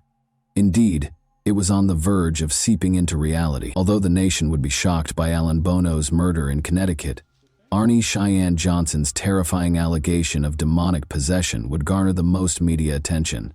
Supported by Ed and Lorraine Warren, paranormal investigators, this case was unheard of. But were the demons inside, or the supernatural really to blame? Many believe David was just suffering from a mental illness. The true crime behind the film, The Conjuring, The Devil Made Me Do It, is presented to you this Halloween. The first illegal killing in Brookfield's history had occurred on the evening of February 16, 1981. With dense woods on either side, Brookfield Police Department Sergeant Gordon Fairchild slowed his patrol car when he saw a man stumbling down the road.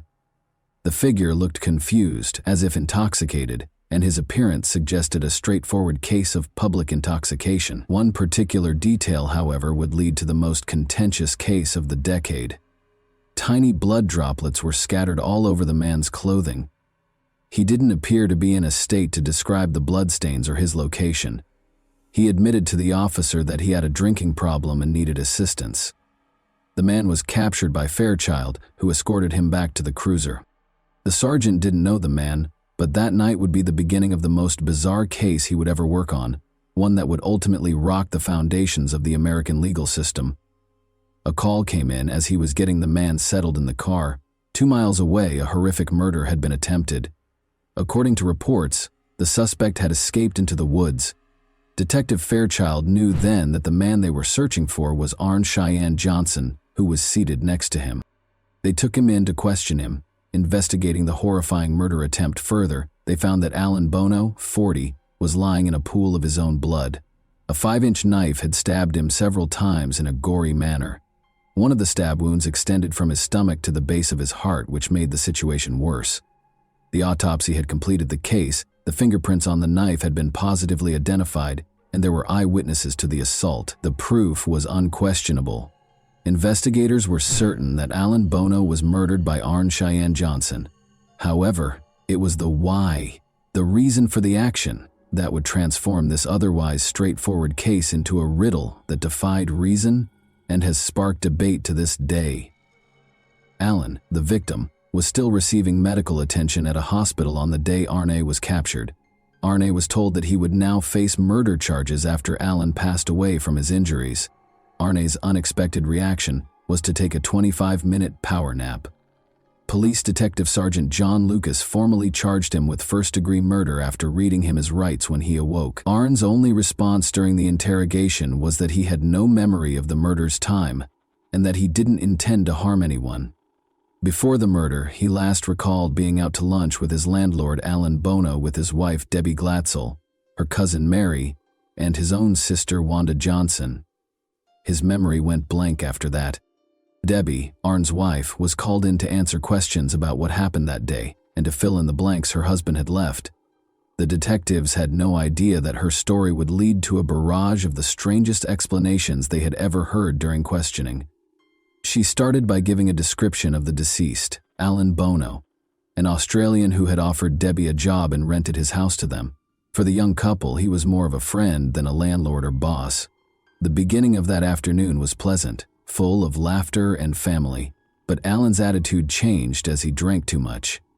In addition to taunting Arne about a sinister past that had been buried but was now resurfacing, he started making offensive comments about the girls. Alan kept pushing Arne's buttons, but there was something about his past that disturbed him, something so sinister. Alan provoked Arne more and more with each taunt until he lost control and got to his feet. But there was a problem.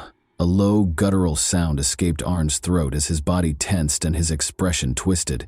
He was growling, not just angry. It became evident that a physical altercation was unavoidable. Despite Wanda, Mary, and Debbie's best efforts to diffuse the mounting tension, Wanda flung herself between the two men. But Arne suddenly produced a knife, and the women watched in horror as what transpired. As though possessed, Arne repeatedly and wildly stabbed Alan until he was lying in a pool of blood. Then Arne suddenly jerked to her feet and fled. Debbie said it wasn't just different from Arne. It wasn't Arne at all. He wasn't acting alone, supposedly. During this strange interrogation, renowned paranormal investigator Lorraine Warren called the Brookfield police station because they believed that an outside force, which they dubbed the Beast, was silently pulling the strings. She was going to say something so out of the ordinary that it would make the case even stranger. It was a malicious demon within Arne, she thought, and he was innocent. Despite the fact that the detectives clearly didn't believe her, she persisted and requested that they look over their earlier records. The police were astounded by what they saw when they examined the documents from a few months prior. Lorraine had called, and she had already told the detectives that a murder like this one was bound to happen. Neither Ed Warren nor Lorraine Warren had attained their later prominence at this point. However, it was becoming evident that Debbie and Arne had a strong ally in the Warrens, who were willing to support their bizarre allegations with their contentious knowledge, if they were lying to get away with murder. If there was a demon, why would it attack Alan? How could he have caused such a violent reaction? The demon that lived in Arne allegedly took control and showed Alan where he belonged because Alan had constantly made fun of and taunted him. Lorraine implied that the demon had a purpose and was connected to something much more profound than just a random force. She claimed that the solution was found in the troubled past of Debbie's family, which included not only the Warrens, but also her brother David Glatzel, who was 11 years old. The clock was running out as the investigators got ready to delve into this sinister past, and the story was only going to get stranger by the second. The realities that awaited them were more horrifying than their worst fears. It started in Bridgeport, Connecticut, during the summer of 1980. Arne and young Debbie were searching for rental properties to move in together after becoming engaged. At that point, they discovered a house close to a well. They made the decision to move in since the house was roomy and better than others in their price range. Debbie's family provided assistance with the move. However, their idyllic reality would soon be shattered by the dream home. David, Debbie's younger brother, had been asked to sweep the master bedroom, but after a while she discovered him outside in the yard, clearly shaken. He insisted on going home without cleaning the room. Debbie gave the assignment to her older brother Alan after realizing something was amiss. However, Alan also felt uneasy shortly after beginning and promptly requested to leave. During dinner at their mother's house that evening, David and Alan both related disturbing tales about what had happened to them that day. These tales would soon be woven into something much darker. David said a man shoved him back onto the bed and threatened to hurt him and his family. Alan said he had had a similar experience. The door suddenly slammed shut in his face as he felt a ghostly presence watching him. The family believed in the supernatural and was very religious. They were therefore certain that the house was haunted. They started looking for other options after giving up the rental property. The family's encounters with the paranormal did not end there, though. David started exhibiting alarming symptoms of an unidentified cause right away. He frequently communicated the beast's messages to the family because he thought he could hear it in his ears. He thought the beast had come through the storage beneath the house and was at their door one day. Each of these incidents then added to the others, and the family was unable to turn back. David claimed to have had the impression that someone was following or watching him. He was terrified and unable to sleep as a result of his intense nightmares, which were full of images of hideous people. Family members started to see David's distress firsthand. Some reported that he would speak in deep, strange voices or show unusual strength. David's family sought assistance from famed paranormal investigators Ed and Lorraine Warren after realizing how serious the situation was. Famous for their work on a number of haunting cases, the Warrens thought David was under demonic possession. They documented the strange events through a series of investigations and interviews with the Glatzel family. David reportedly had violent outbursts during one particularly intense session, claiming that a malevolent entity was torturing him. The Warrens thought that this ghost had taken hold of David and was attacking him physically and mentally. The Warrens and a number of priests performed several exorcisms at the Glatzel residence in an effort to rid David of the alleged demon. David frequently screamed, convulsed, and displayed strange behaviors during the rituals, making these sessions tense and frightening. The Warrens claimed that David's suffering was so intense that he would physically attack family members and anyone else who was around when the exorcisms were taking place. During these sessions, the exorcists claimed to have seen odd things like moving objects, cold spots in the room, and a sense of an oppressive presence. David claimed to have overheard voices mocking him during this period, claiming that he was helpless and would never be able to escape its hold. The young child suffered a severe psychological injury, becoming scared and perplexed, and frequently doubting his own reality. Following months of suffering and several unsuccessful attempts, a team of priests, assisted by Ed and Lorraine Warren, performed David Glatzel's last exorcism. Among the rituals carried out, this exorcism is frequently characterized as the most severe and hazardous. David's behavior peaked in a terrifying way during the session. It was reported that his voice sounded unnaturally guttural. "You are repulsed by Jesus," the priests chanted, "Leave this child alone." Those involved claimed that David had demonstrated supernatural strength well beyond his physical capabilities and had levitated off his bed. Following what felt like hours of fervent spiritual struggle, David's condition abruptly changed. His body, which had been stiff and tense during the exorcism, began to loosen up. David was calm for the first time in months as his screams stopped. The priests and the Warrens thought that the demon had finally been expelled at this point. David didn't display the violent and unpredictable behavior he had previously displayed. Instead, he looked tired but lucid. Witnesses to his ordeal, his family described the moment as a relief, a weight being taken off their lives and their home. Nevertheless, although the exorcism was terminated, the demon continued to exist. Everything would be completely upended at this point. Here, the startling link between Arn and the eerie case of demonic possession started to emerge, exposing facts that nobody could have predicted. Ed and Lorraine Warren, as well as the Glatzel family, said that Arn had grown impatient with the demon's seeming control over David. During one of the exorcism sessions, Arn confronted the entity thought to be torturing David in a show of defiance and concern. He yelled at the demon, demanding that it abandon David and take possession of him instead. They said, "Take me on," Arn said. "If you're so strong, leave David alone and come into me." These words were meant to be a taunt, challenging the evil force to target him instead of young David. This challenge that Arnie presented to the demon deeply troubled Lorraine.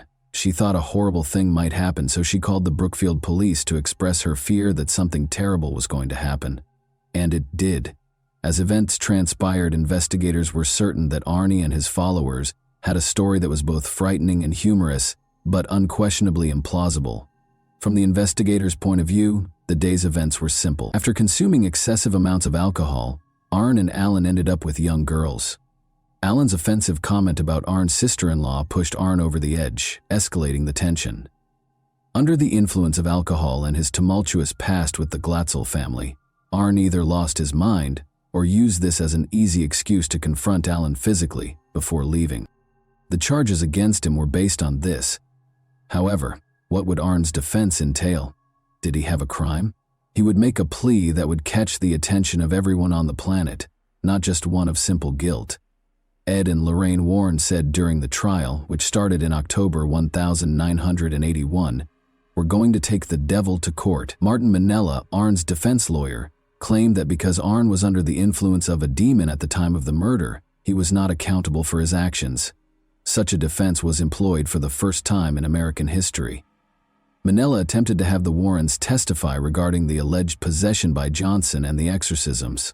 Additionally, he intended to subpoena the priests who were performing the exorcisms. The defense team maintained that Arne's actions could only be explained by demonic influence. However, the defense of demonic possession was promptly dismissed by the case's presiding judge, Judge Robert Callahan. Because it was not verifiable by any legal or scientific standards, he decided that such a defense could not be used in court. Supernatural claims are not admissible under the American legal system, which is founded on observable facts and logical reasoning. After the demonic possession defense was rejected, Arne's legal team turned to self-defense. Judge Callahan said, "The courts have dealt with the existence of God. Now they're going to have to deal with the existence of the devil." The next question on the trial was whether Arne had acted in self-defense during an altercation with Alan Bono while intoxicated. According to testimony given during the trial, Alan started the deadly altercation by grabbing Mary Glatzel, the sister of Arne's girlfriend, and refusing to let her go. Although the specifics of the altercation were unclear, witnesses stated that Alan had been drinking excessively and had become agitated. Assistant State's Attorney Walter Flanagan led the prosecution's argument that Arne stabbed Alan on purpose. Although the prosecution argued that the murder was the consequence of a heated argument rather than any supernatural influence, Johnson had a history of good behavior and no violent tendencies. The jury deliberated based on the evidence presented in court, despite the case's sensational nature and the initial defense's reliance on the demonic possession argument. On November 24, 1981, the jury found Arne Johnson guilty of first-degree manslaughter. Following 15 hours of deliberation, the jury agreed with the defense's arguments of mitigating circumstances, such as the fight between Arne and Alan, and rejected the notion that the murder was premeditated or that Johnson had acted with malice aforethought. Due to his good behavior, Arne was released from prison in 1986 after serving only 5 of the 10 to 20 years that he had been sentenced to. The case has had a long-lasting impact on popular culture, in addition to the legal field. Its status in paranormal lore has been solidified by Ed and Lorraine Warren's involvement with the case. Standing by their assertions that Arne Johnson had been influenced by a malevolent force and that the devil was the one who forced him to do it, they continued to write books and give interviews. The case further cemented its place in the history of the paranormal in America when it was dramatized in the popular movie The Conjuring, The Devil Made Me Do It, in 2021. As a result, the February 16, 1981 case, which was initially thought to be an open and shut case, has been a source of fascination and wonder for many years, and is still one of the most fascinating cases to be remembered on Halloween. Why did the demon, if it was responsible, attach itself to David in spite of multiple exorcisms, but lay dormant in Arne both before and after the murder? Did Arne get away with the most egregious excuse in criminal history? How did Lorraine Warren alert the Brookfield police prior to the actual murder, if it wasn't paranormal? Those who read this terrifying story are still plagued by these questions. And that wraps up today's chilling story. If you enjoyed this video, don't forget to like and subscribe so you never miss a new upload. Also, let me know in the comments, what part of this story shocked you the most? Thank you for watching, and I'll see you in the next video.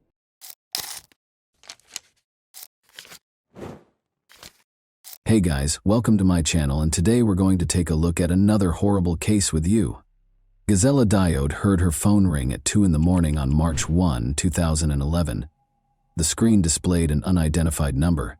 A Valence police officer approached her and inquired as to whether she was Samira Bernard's mother. Gazella said yes, but she didn't understand why the police were searching for Samira, her 20-year-old daughter. It had been 3 days since she last saw her. The police response did nothing to calm the woman, who demanded an explanation of what was going on. According to the call, Samira's boyfriend, Mile Columbia, 22, had vanished. so they were looking for her. The young couple had been dating for 8 months, the police had found out, but Gazella had no knowledge of the man. Mile had met Samira at a party. Samira Ben Sard was a stunning woman who knew she was beautiful. She enjoyed posing for pictures and aspired to be a model. In turn, Mile was a very pleasant and kind young man. Their attraction to one another was instantaneous and they began dating. But at 9:45 p.m. on February 28, 2011, Mile's supervisor at the construction company called the police. Since he hadn't heard from his employee in 3 days, he was concerned. When the man arrived at work on Saturday morning, his phone rang. Without giving a reason, he hurried to his feet and disappeared, never to be seen again. His boss was taken aback when he still hadn't arrived on Monday morning. It was his first absence from work, and they regarded him as a responsible and punctual worker. After learning that Mile was not returning calls from friends and co-workers, his boss made the decision to call the police. The police first visited the man's residence in Valence's downtown, but their efforts were unsuccessful as no one answered the doorbell, nor was his car at the house. The police spoke with Mile's mother that same evening. She mentioned that she hadn't heard from her son in 3 days and that he had acted strangely during their most recent meeting, acting tense and very emotional. The woman reported that her son, who had never done so before, gave her a hug, kissed her, and declared his love for her. The investigators found some very suspicious details. Samira and Mile vanished the same day without telling anyone why, and they hadn't spoken to their families in 3 days. It couldn't have happened by accident. Analyzing their phones yielded one hint. The investigators discovered that Samira and Mile did not simply depart simultaneously, rather they drove off together. According to the phone pings, they left for Nice in the middle of the day on Saturday and checked into a 5-star hotel on the promenade in the evening. After getting in touch with the hotel, the investigators discovered that 2 men and a woman were being recorded by security cameras. Samira and Mile fit the description exactly. By Sunday evening, they had traveled from Nice to Livorno, 400 kilometers east of the French-Italian border.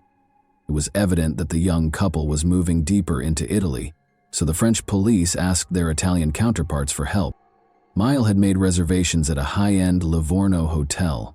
A man and a woman who fit the description of the missing couple had stayed with the hotel, according to the staff.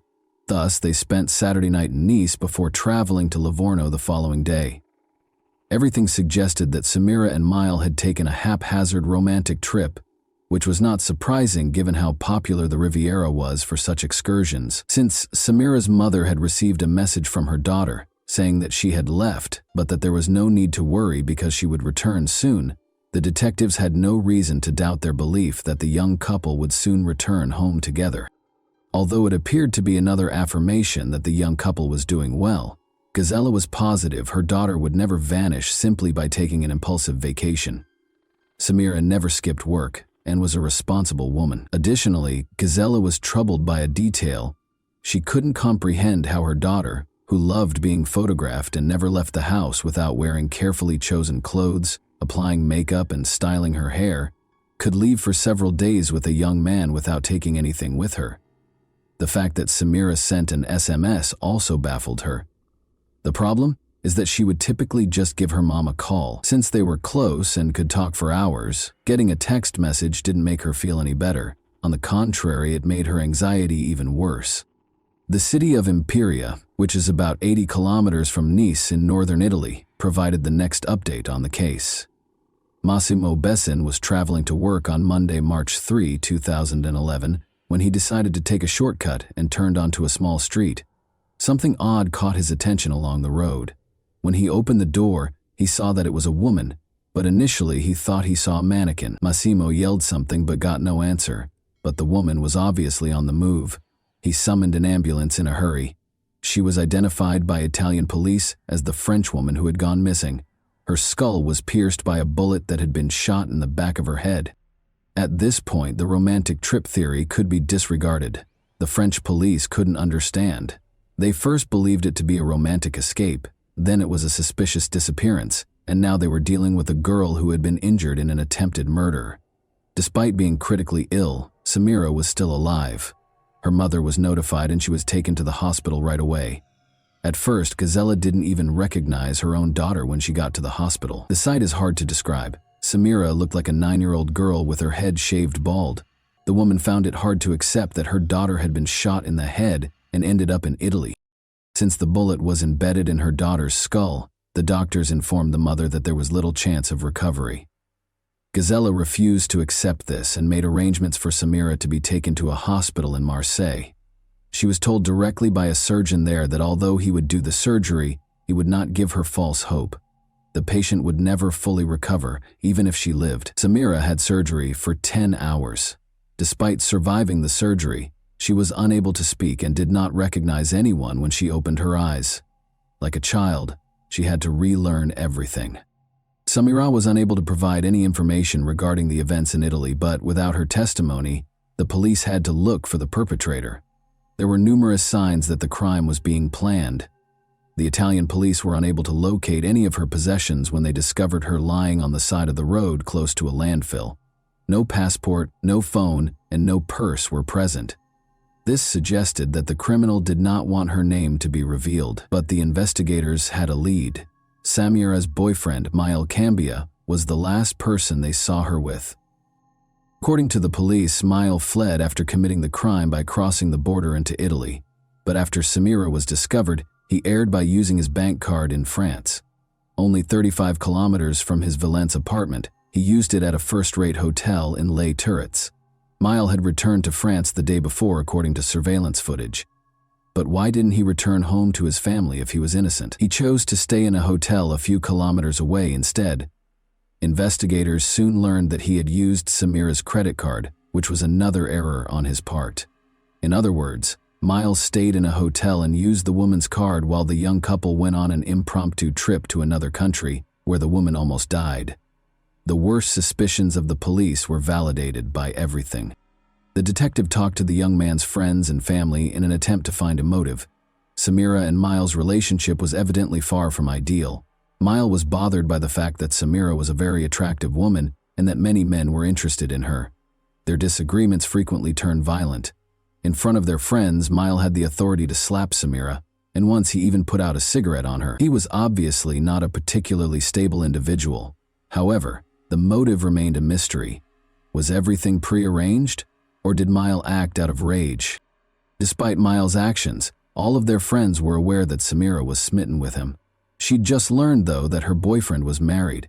He had cheated on his girlfriend on a regular basis after getting married to her when she was 18.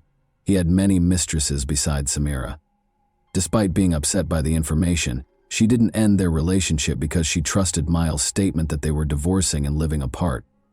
The investigator went to Miles' house after learning of this, but as soon as he stepped inside, he saw that Samira was wrong. The husband and wife were obviously living together. In addition, Miles would soon become a father. The name Combi was written on 17 ultrasound pictures of the apartment.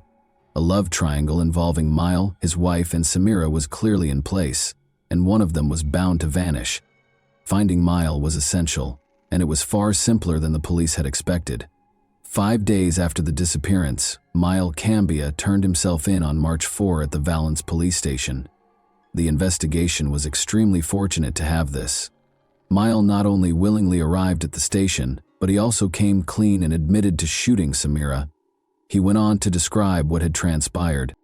According to the young man, Samira was merely a friend with whom he could have fun. She knew there was no future in their relationship. Samira was unable to accept Miles' explanation that their romance was over.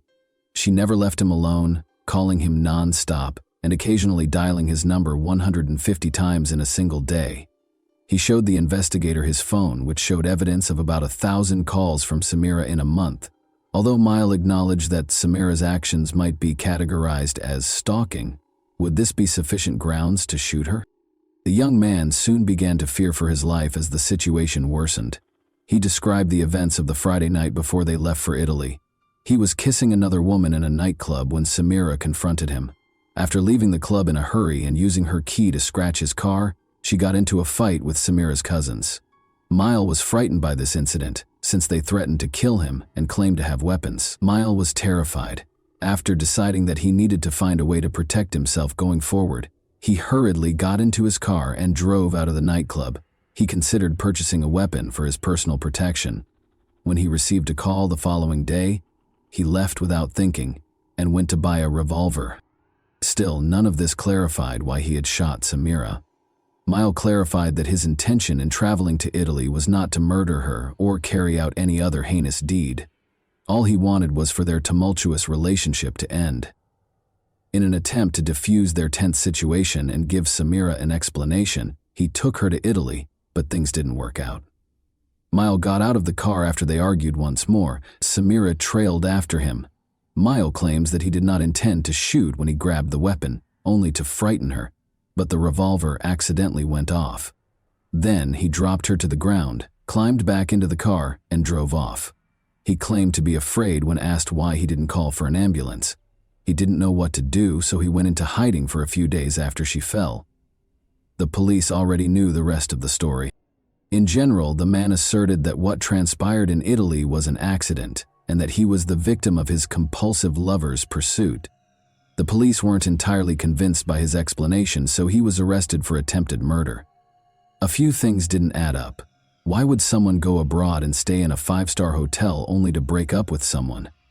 Why did he use her credit card after stealing all of her personal items, and who used her daughter's phone to send Samira's mother the message? Although it was hard to prove without Samira's testimony, the investigator was certain that the young man was lying.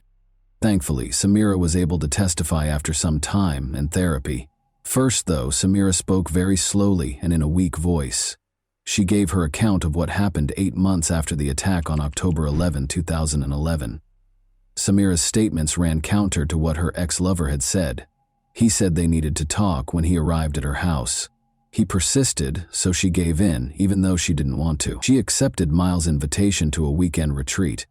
When she asked him where he wanted to go, he said, Spain.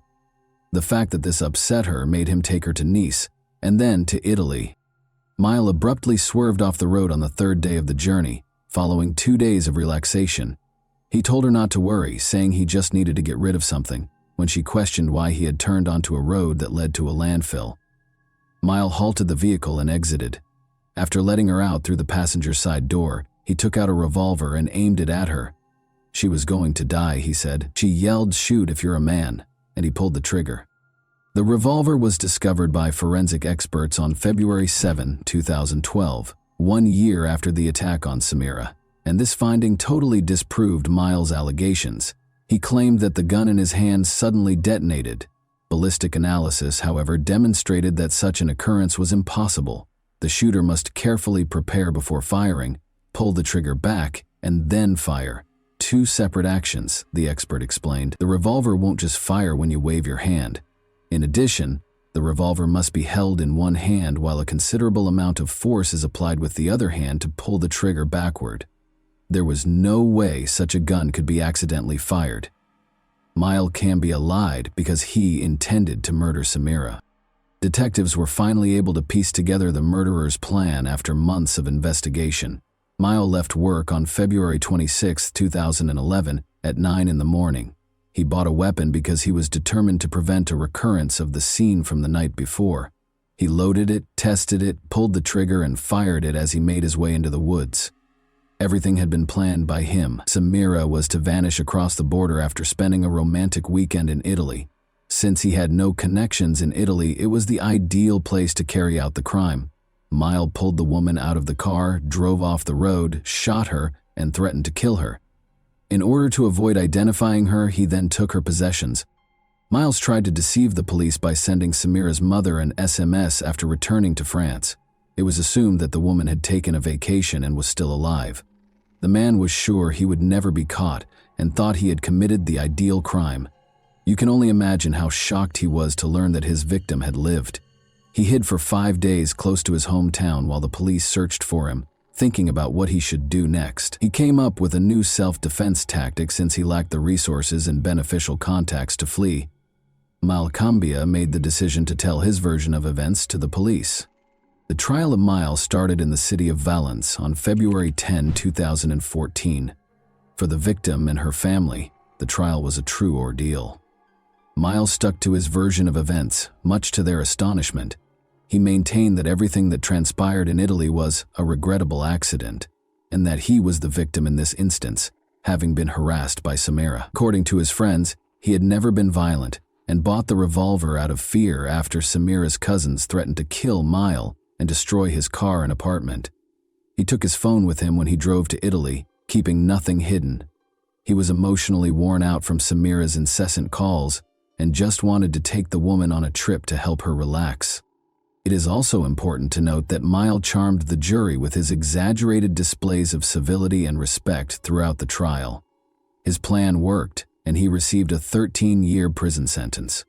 The lenient sentence raised questions about whether Mile's actions in court and the jury's decision to impose a relatively short sentence were related. After all, it is hard for people to convict a charming young man with impeccable manners, and they frequently associate criminals with unpleasant personalities. Samira feels that this penalty is excessively light. She will always be confined to a wheelchair because she loved a man who chose to kill her, but by the time he turns 40, he will be free and able to lead a normal life. According to the surgeon, Samira recovered 80% of her abilities in a year of therapy, but the effectiveness of rehabilitation drastically decreased after that, leaving her reliant on assistance for the remainder of her life. She acknowledges that he paid her back in this way because she was prepared to do anything for love. And that wraps up today's chilling story. If you enjoyed this video, don't forget to like and subscribe so you never miss a new upload. Also, let me know in the comments, what part of this story shocked you the most? Thank you for watching, and I'll see you in the next video.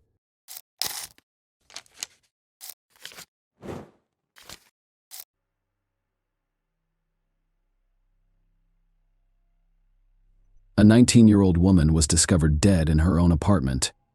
Investigators quickly discovered several disturbing facts, but they were unable to solve the case for several years before revealing the truth. Everyone was shocked and outraged by the unexpected outcome. Nona Dismayed was born December 26, 1985, in Russellville, Arkansas. She grew up in a large family with 4 brothers and 1 sister. When Nona was 10 years old, her father died. This event was a tragedy for the entire family, but they were about to receive an even more devastating shock. Later, the young woman told her mother that her father had repeatedly subjected her to violence. She was afraid to speak up while he was still alive, and her confession shocked her mother. Even after such a tragic experience, the woman had no idea what her husband was capable of. Nona found the strength to move on and eventually decided to assist other young women who had been victims of similar crimes. She joined a volunteer organization to help children in need during her school years. Nona started dating a guy named Kevin Jones. The young woman also competed in beauty contests and achieved significant success. Nona won several local contests, qualifying her to compete for the title of Miss Arkansas. In addition, the young woman was an active member of the local church and sang in the choir. When Nona was 19, she and her boyfriend enrolled in Arkansas, which launched an attack on a university in their hometown. The young woman decided to rent her own apartment because she wanted to start her own life. After her first year, her boyfriend changed his major and transferred to another university, which was an hour and a half away from their home. By then, the couple had been dating for about 5 years, and this was their first time living in different cities. Kevin returned home for the Christmas holiday. He stopped by Nona's apartment before driving to his parents' house, which was about 16 kilometers away from the city. The following day, they both had plans. Nona had to take her final 2 exams while also meeting with a young woman from the volunteer organization. Kevin planned to take his mother, a librarian, to a school event on December 15th, around 9 a.m. Nona messaged Kevin, wishing him a good day. He was expecting Nona to call him after her exams and tell him how they went, but she wasn't returning his calls or messages, so he became concerned around 6 p.m. While attending a school event with his mother, Kevin couldn't help but wonder why Nona hadn't answered her phone all day.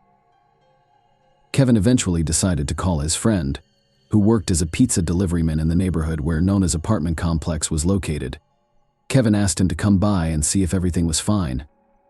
His friend arrived quickly and noticed that Nona's car was parked in the parking lot, and the lights in her apartment were turned on, but no one was answering the door.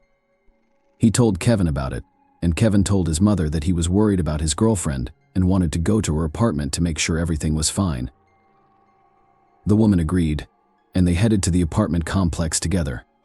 Kevin's friend was waiting for them there, and the 3 of them began knocking on the door, but there was no response. Kevin had a key, but he left it at home that day because he had no intention of stopping by. A few minutes later, Kevin and his friend attempted to open the front door because they suspected something bad had happened to Nona, but they were unable to do so. Kevin then remembered that there were sliding glass doors in the back of the apartment. When he approached them, he immediately noticed something strange. Nona was concerned about her own safety, so she installed a special removable grill on the back glass door whenever she was alone at home. They are primarily used against burglars. They are simple to install and remove from within the home, but extremely difficult to do from the outside.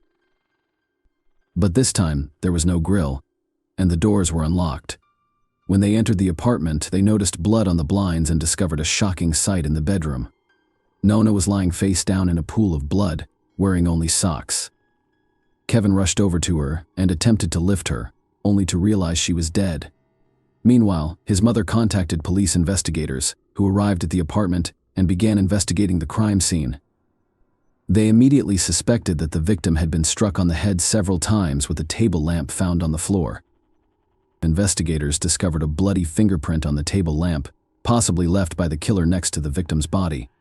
They also found an empty condom wrapper on the bedside table and no signs of forced entry. Medical examiners confirmed that the table lamp was used as a weapon, with the metal base matching. Experts suggest that the perpetrator may have used a condom found in the apartment, making it difficult to determine the presence of sexual violence. However, the crime scene was not thoroughly examined, with investigators failing to collect blood samples from the blinds on the back door or search for shoe prints in the apartment, which could have been used. When he entered the apartment and ran to her, he tried to lift her up, and upon realizing that she was dead, he hugged and held her. The police found this behavior strange and suspected that Kevin had done it deliberately by hugging the victim and getting covered in her blood he may have destroyed. Potential evidence and compromised the crime scene. Why it would be difficult for investigators to prove his guilt. For example, if Kevin's clothes or nails were found with the victim's blood, it could easily be explained that he hugged the victim after discovering her body. Another suspicious moment was that Kevin went to check on his girlfriend not alone but with his mother, and he also invited his friend to the apartment. Investigators believed that this way he secured 2 witnesses who found the body with him and saw him covered in blood. The police talked to Kevin for a long time right outside Nona's apartment, and from their questions the young man realized that they considered him a suspect. Then he said something that strengthened the investigators' conviction that he was the murderer, recognizing that he was suspected. Kevin began arguing with the investigators, stating that he constantly watches Law and Order and is aware that they are attempting to convict him. These words also appear strange to the police. In addition, they discovered that the key to Nona's apartment was only with 3 people: the girlfriend, her mother, and Kevin. Given the lack of evidence of a break-in, they assumed the man used his copy of the key to enter the apartment. Kevin was interrogated at the police station for several hours. During the interrogation, he told investigators his version of events and insisted he had nothing to do with the murder. However, investigators directly accused him of the murder and urged him to confess. Around 4 p.m., after numerous attempts to call his girlfriend, Kevin sent a message asking if she was still alive, despite the fact that Nona had already died. When the police left the interrogation room and left Kevin alone, he stood up and began punching the back of the chair for the investigators. This became another indication that the young man was violent and capable of murder. However, the police found no evidence linking Kevin to the murder. Medical experts discovered that Nona attempted to defend herself, which would have resulted in bruises and scratches on the killer's body, but none were found on Kevin. Despite this, the detectives remained convinced he was guilty and attempted to gather evidence. After interviewing over 50 people, the police were unable to find any witnesses. However, after speaking with known friends, they discovered that shortly before her death, she had begun seeing another man secretly from Kevin. Investigators immediately checked this person, but he had a solid alibi for the time of the murder, which raised suspicions about Kevin. She was killed with extreme cruelty, which in most similar cases indicates the killer's strong personal animosity toward the victim. A few days later, Kevin agreed to take a polygraph test. The operator concluded that the young man provided numerous false answers, and one of the investigators claimed that this was the worst polygraph result he had ever seen in his 28 years of experience. However, there is one caveat: the person who read the device's readings was not a certified specialist. He was simply a police officer who had not received the necessary training to work with this device, which did not bother the detectives. Following the interrogation, they increased the pressure on Kevin, attempting to force a confession. They claimed that all his acquaintances and relatives already knew that he killed Nona. The police really told everyone that Kevin's guilt was practically proven, and that he would soon be arrested. They convinced the victim's parents that he was the one who killed their daughter, although they refused to believe it. Until the end, the day before the funeral, a farewell ceremony was supposed to take place in the church, and Kevin had been helping to organize it since early in the morning. Later on, detectives called him in for questioning again, promising to release him before the start of the ceremony. In the end, Kevin spent 7 hours at the police station and missed the ceremony. Nobody present knew he was being questioned, so many assumed that Kevin didn't show up due to guilt over what had happened. Nona's parents didn't even want him to come to the funeral, as investigators had already convinced them of his involvement in the murder. But Kevin still came and sat far away from her relatives. After examining evidence from the victim's apartment, experts discovered a fingerprint on the light bulb in the desk lamp. The fingerprint was left by blood, indicating that it could only have been made during or after the murder. Despite this, investigators continued to search for Kevin for months. This request was granted, and the trial began in a different city. The defense called a witness who provided Kevin with a solid alibi. A plumber had visited his parents' house that morning and saw him around 10:30 a.m. The prosecution insisted that Kevin had time to go to Nandas and commit the murder because, according to medical experts, she died between 10:30 a.m. and 1 p.m. They also shared an interesting fact. Kevin had turned off his phone between 10 a.m. and 12 p.m., which coincided with the victim's murder. Furthermore, data from Kevin's phone revealed that he only began calling his girlfriend at 4 p.m., despite claims during questioning that he had been trying to reach her all day. However, at the time, the young man may have meant both calls and messages. Lawyers presented 2 additional witnesses, both of whom testified that Kevin did not commit the murder. One of them was Kevin's grandmother, who stated that on that particular day, she saw her grandson near the gas station and gave him money to go have a snack at a cafe. Another witness saw the man between 12:30 and 1 p.m. at the restaurant, and the establishment's cameras captured him eating lunch. As a result, the young man could not have committed the murder while simultaneously returning in time. Lawyers also questioned the possibility that Kevin left a bloody fingerprint on the lamp during the murder. In that case, when the body was discovered, the blood should have dried up. Experts who came to the apartment that evening wrote in the report that the bloody fingerprint was slightly damp, confirming that Kevin could have left it accidentally when he found Nona's body with his mother and friend. However, fingerprints were also found on the table lamp that was used to hit the victim, but they did not belong to Kevin. He determined that after death, the victim's body lay on her back for some time before being turned face down. This could imply that the young woman is still subjected to violence. The expert confirmed that he found no direct evidence of this, but added that he could not rule out such a possibility. The prosecution claimed that no fingerprints or DNA were found on the empty contraceptive package found next to the victim's body. However, a retest revealed male DNA, which did not belong to Kevin and did not match any databases. The trial lasted over a year and was concluded by the jury in July 2007. And now that he had avoided punishment despite their client's acquittal, the legal team promised to keep working on the case and find the true killer. Given the police's obsession with Kevin, no one expected them to finally do their job correctly. The lawyers first extracted DNA from the contraceptive packaging. Compared to all the men who knew Nona, all of these people volunteered to provide samples, and none of them matched. This went on for 2 months until an unexpected event occurred in September 2007. When the police arrested Gary Dunn for robbery, things became more interesting. First, this man had previously been convicted of assaulting another woman. Second, he lived in the same housing complex as Nona. In the early stages of the investigation, the police considered Gary as a suspect but quickly switched their focus to Kevin as the killer. The boy's lawyers requested a DNA test, which revealed that a sample from the contraceptive packaging matched Gary's DNA. After the young woman's murder, investigators even questioned Gary using a polygraph. Gary did go shopping with his mother, just not at the time of the murder, but 2 days before, as evidenced by receipts with purchase dates, which Gary even showed to the police, but they simply ignored such important information. They noticed that the dates on the checks did not match the day of the murder. This was stated in the reports, but for unknown reasons, They either ignored it or failed to notice that the days did not match. Finally, experts compared his fingerprints to those of unknown table lamps, and they matched. However, a serious issue arose here. The fingerprints and DNA matched, but not completely. The judicial system follows certain guidelines.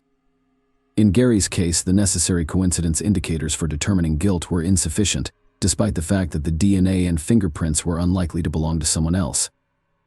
The investigators were likely guilty because they did not thoroughly examine all available evidence immediately after the murder, as required by the rules. It is possible that the DNA samples deteriorated. He was on parole in 2002. He attacked a woman who was running in the park, knocked her down, and began beating her, threatening to kill her. The woman escaped and ran to her car. Meanwhile, Gary fled the scene but was quickly apprehended. The man served 19 months in prison and was released early. Interestingly, his DNA sample was not included in the database. Gary's trial began in April 2010, and there were plenty of surprises in store for everyone. His own wife testified against him, claiming he was an aggressive and dangerous man. Gary frequently raised his hand against her, and the woman was terrified for her life, so she was afraid to leave him. But the most intriguing detail was that, a few weeks before the victim's death, she noticed her husband spying on Nona through her apartment window. Based on this, the prosecution assumed that the man planned the attack because of his criminal history. Gary had a history of violence, and he may have been keeping a close eye on Nona because she lived only a few meters away. On December 15th, he decided to act. He allegedly knocked on her apartment door and entered under false pretenses, grabbing the table lamp and striking her several times before assaulting and killing her. Because Gary used contraception, medical experts were unable to definitively state whether the victim had been sexually assaulted, but all evidence pointed to it. Gary's lawyers denied his involvement, but he had no real alibi, so they concentrated on blaming Kevin, according to the lawyers. Kevin discovered that the young woman was cheating on him and killed her. Kevin had to testify in court and listen as they attempted to portray him as the true criminal. The prosecution was unable to use Gary's fingerprints or DNA as evidence, resulting in a mistrial. A new trial was soon held, with a key difference being testimony from a woman who Gary nearly killed in 2002. The woman described how the man attacked her and how she barely escaped. Despite this, the second trial was declared a mistrial. First, he tried to kidnap a woman from a church parking lot, but she fought him back. A few hours later, Gary stripped in front of another woman in a mall parking lot and was quickly arrested. Given his criminal record, and the fact that he is practically known as killer, the court decided to sentence him to the maximum term. Gary was sentenced to 15 years in prison for 2 incidents and is still serving his sentence. Despite his right to petition for early release, authorities are unlikely to grant him such an opportunity.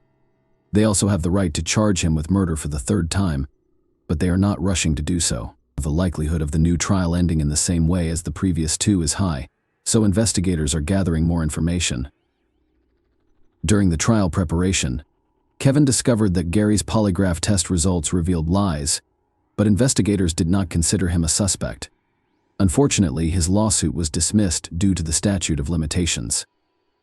As a result, negligent police officers did not face any consequences for allowing the real killer to roam free for years and may not be punished in the future. Please leave your thoughts on this story in the comments, and thank you for watching.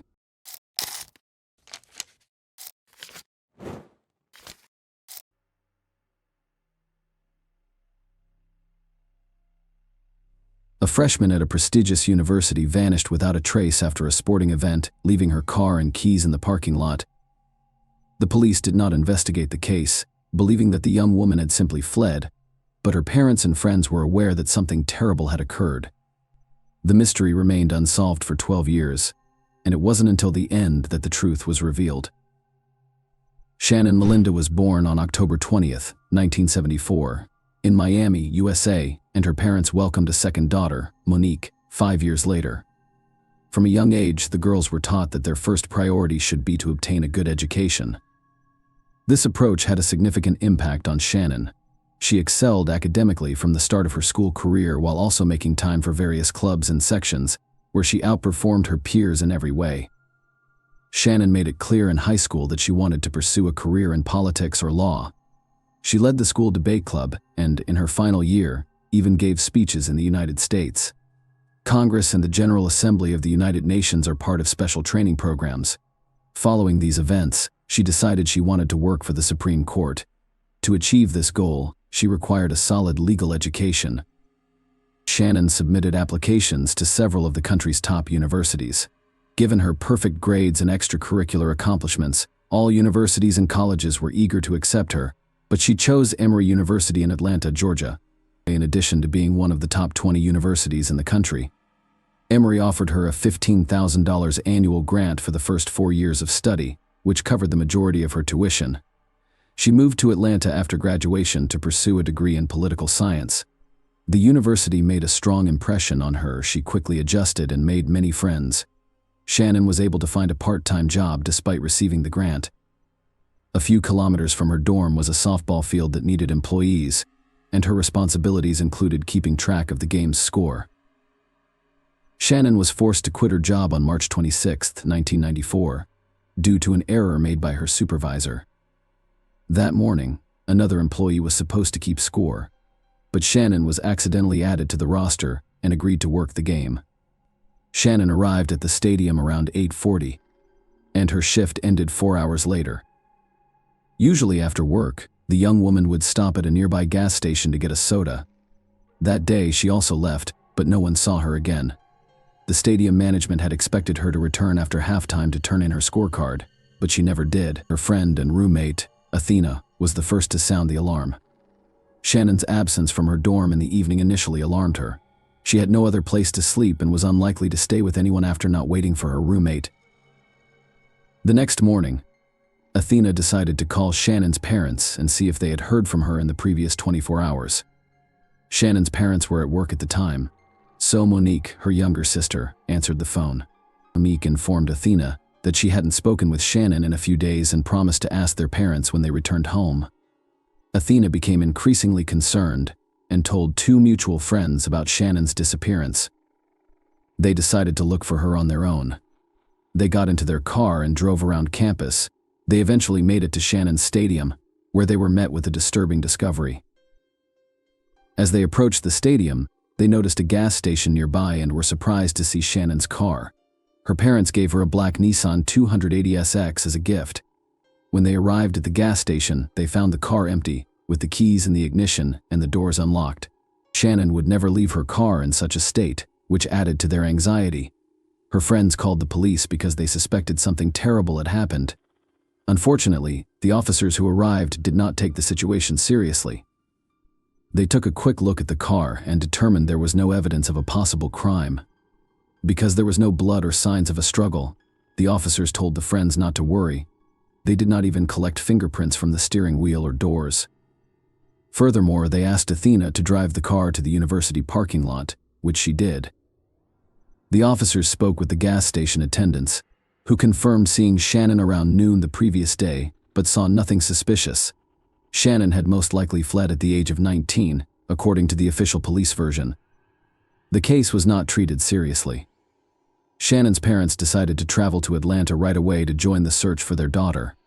When they discovered that the police were unwilling to investigate, they did everything they could to change the situation, and their efforts were successful.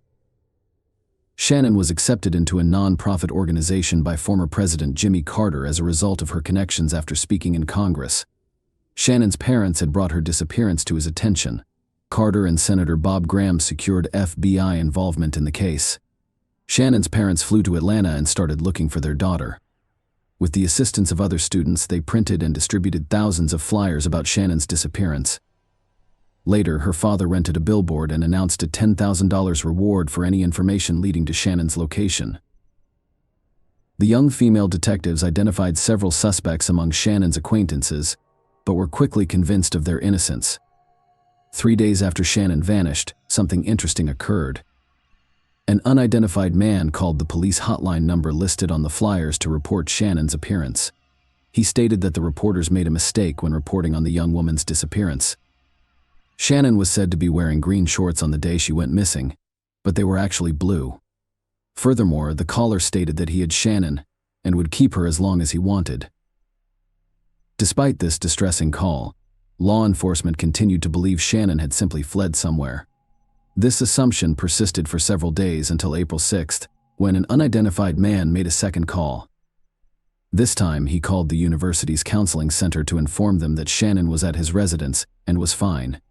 He promised to call later and demand her return. Finally, he stated that he would leave Shannon's ring for the police near where he was calling to confirm his statements. This time, the FBI quickly traced the call and discovered that it originated from a payphone near a Burger King restaurant in suburban Atlanta. When detectives arrived at the location, they discovered the ring in a cloth baggie wrapped in duct tape. Shannon's parents confirmed that the ring belonged to her. This news brought them relief because it gave them hope of seeing their daughter alive again. Since then, they had been waiting for the perpetrator to call back and make his demands.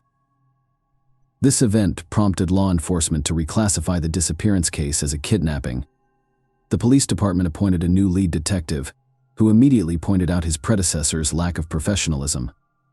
He said that almost all of their actions were flawed. They did not take Shannon's fingerprints and instead asked a stranger to drive her car to another location.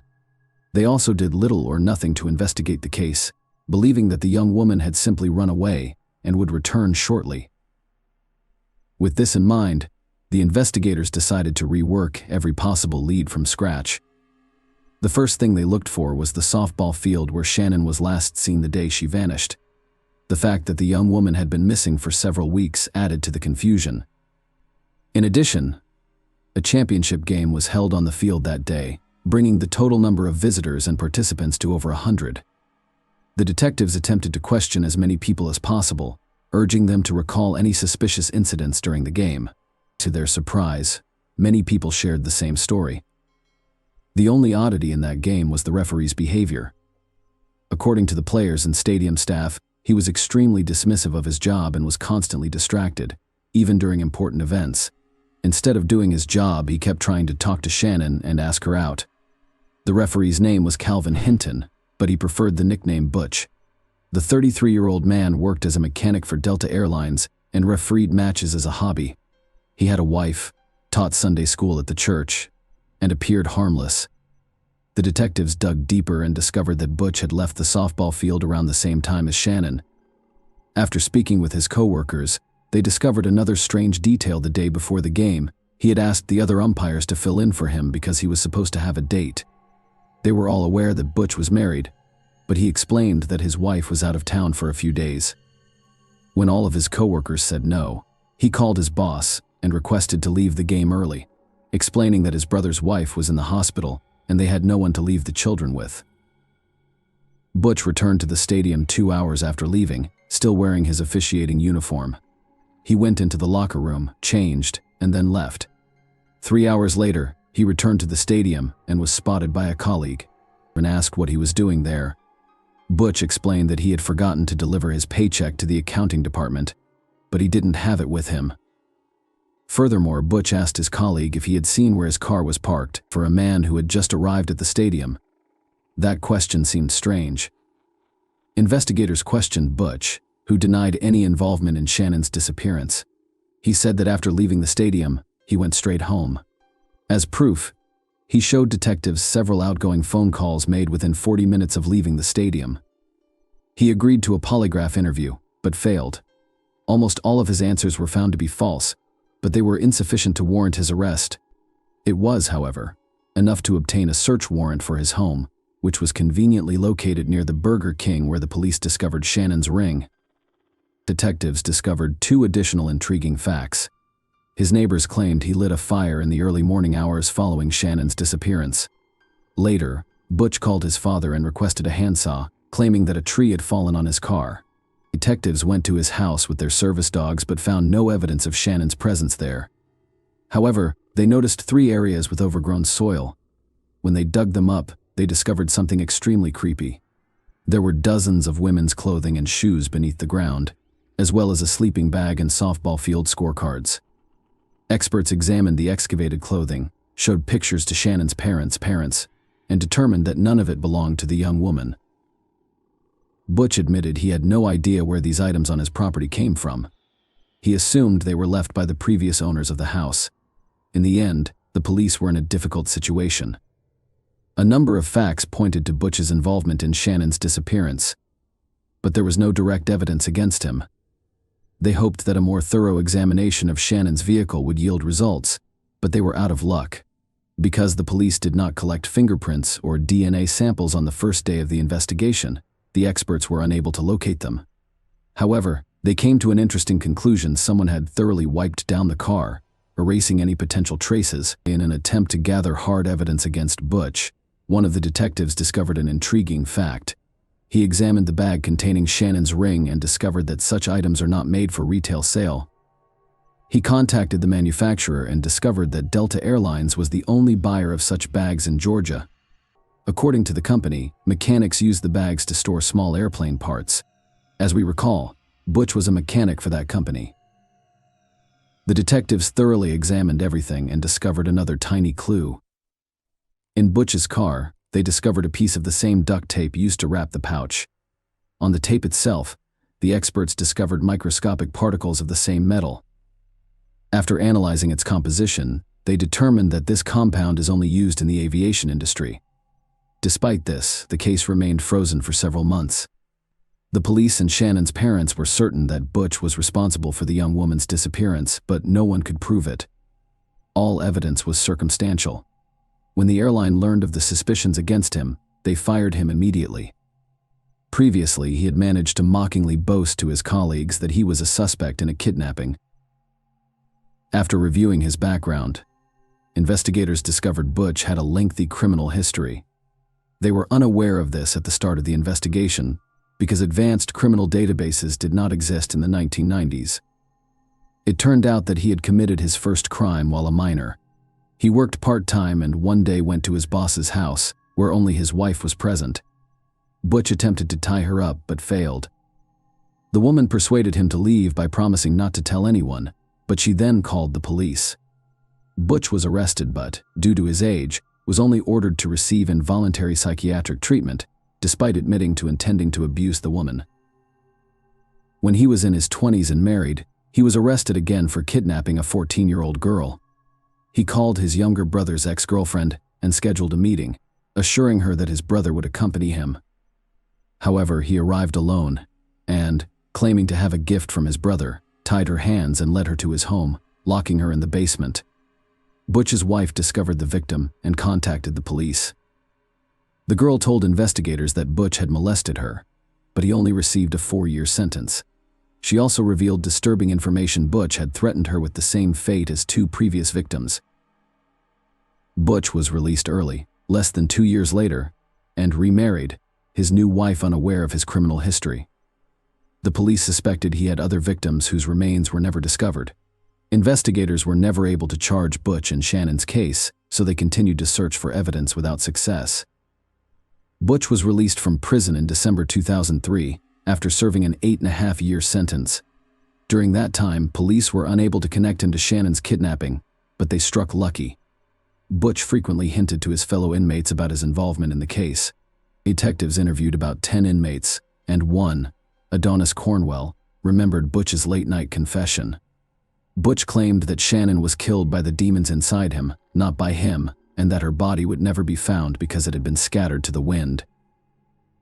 This testimony, combined with previous circumstantial evidence, enabled investigators to take the case to trial. Butch was arrested in August 2004 and charged with kidnapping and murder. According to the investigation, Butch saw Shannon at a gas station and lured her into his car using false pretenses. He threatened her and drove to his home. He then returned to the stadium, parked Shannon's car at the gas station, left the keys in the ignition, wiped away the prints, and left. When he returned home, he most likely abused, killed, and disposed of Shannon's remains. Many questioned whether the court would convict Butch without a body. At the time, there had never been a case in Georgia where a person was convicted without a body. Investigators worked hard to get the most out of the circumstantial evidence. They even brought in inmates to testify on Butch's confessions. Despite this, Butch maintained his innocence. Following the trial, the jury was unable to decide. Butch was found guilty of murder after 3 days of deliberation. Consequently, the court sentenced him to life in prison. He was 43 years old at the time, and in theory he should have spent the rest of his life in prison. But there was one unsettling detail: the perpetrator was eligible for parole every 7 years under the statutes in effect at the time of the murder. Butch attempted to challenge the court's decision but was unsuccessful, and 2 years later, in 2006, something very unexpected happened. He decided to confess to the murder. His story was almost identical to the prosecution's. He saw Shannon in the parking lot and suggested she go to Burger King for a meal. Shannon agreed, so they drove there in his car. After lunch, they returned to the field, but Butch missed the right turn, came to a halt, and complained that his leg was cramping. He asked Shannon to drive and sat in the back seat. He pulled out a prepared knife and threatened to make the young woman drive to his house. He tied her up and told her he would not hurt her. Butch stated that all he wanted to do was sell her car and then let her go. She remained calm and did not attempt to scream or fight back. Butch returned to the stadium and drove Shannon's car to the gas station, leaving the keys inside. He did this in the hopes that someone would steal it, which would throw the cops off guard after thoroughly wiping the steering wheel and other areas where he might have left fingerprints. Butch returned home, abused the young woman, and then left for the movie theater with his nephews and their parents. Apparently, this family outing was planned as an alibi. When he returned home, he continued to abuse Shannon while repeatedly promising to let her go as soon as he sold her car. He then allegedly began to realize the gravity of his actions and attempted to figure out what to do next. He went to bed, awoke a few hours later, and began to panic. He then went down to Shannon's house, wrapped a tie around her neck, and strangled her. According to Butch, she was sleeping at the time, and everything happened quickly. Next, he spent hours debating what to do with the body.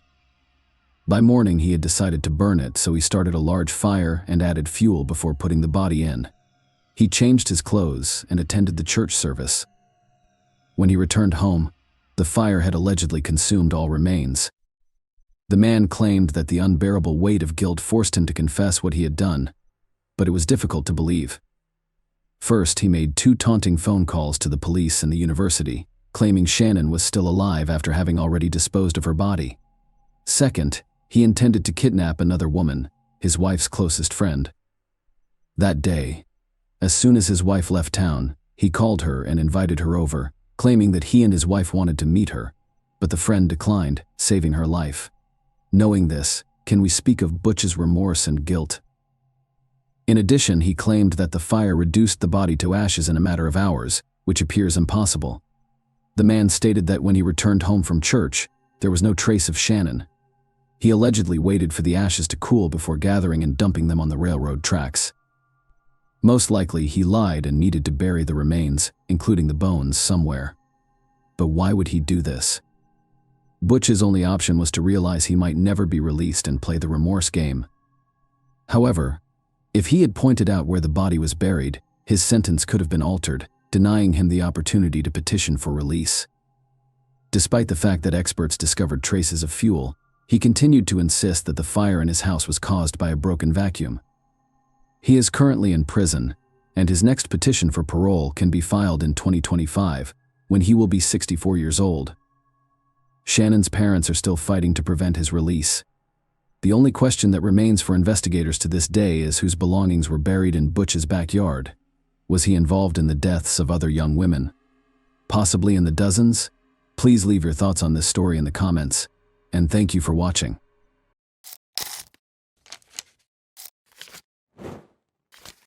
Hey guys, welcome to my channel, and today we're going to take a look at another horrible case with you.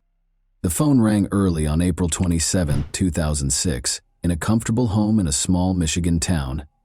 The homeowner's previous life was instantly shattered by the sound she heard when she answered the phone, but the second phone call she would have to take 5 weeks later was nothing like that conversation.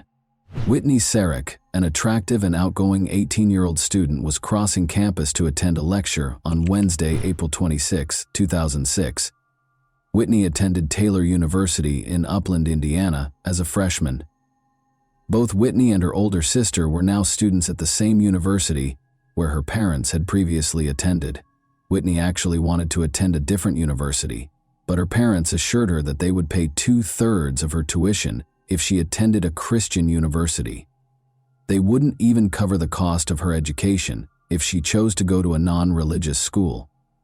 Whitney's decision was clear-cut, given the high expense of higher education.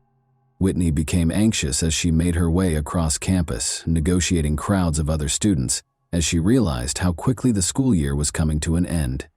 She was thrilled to spend the summer vacation with her parents in the small Michigan town of Gaylord, but she was also saddened by the thought of bidding farewell to her new friends, whom she wouldn't see again until the fall. During her first year of college, Whitney had made a lot of new friends. She soon found that the older students were just as amiable as the freshmen and had gone through many of the difficulties of college life, so she also had a few older friends. They were willing to help if she asked for advice. Because she thought she might learn something useful, Whitney seized the chance to engage with older students whenever she had it during her studies.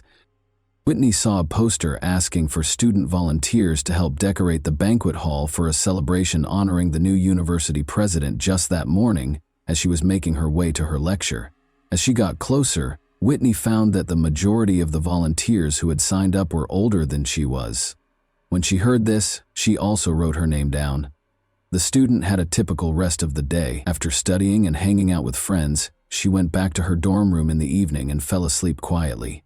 Naturally, she had no idea that the events that would alter her life would occur just 24 hours later, when she laid her head on the pillow that night. Whitney got up early the following morning, showered, brushed her teeth, and took her time choosing her outfit. Whitney wasn't conceited, but she wanted to look respectable because she knew she would be interacting with university employees and senior citizens all day. As she got closer to the parking lot meeting place, she noticed some students standing close to a university van. Despite not knowing them, she greeted them with confidence, introduced herself, and since she was the first person they had been waiting for, they all boarded the van. With ease, the car began traveling north on Highway 69 in the direction of Fort Wayne. It was the banquet hall, where the event was scheduled to take place, and it was only an hour away. Whitney immediately started talking to Laura Van Ryn, a 22-year-old who was seated beside her. Another student questioned whether Whitney and Laura were related, despite the fact that they were strangers.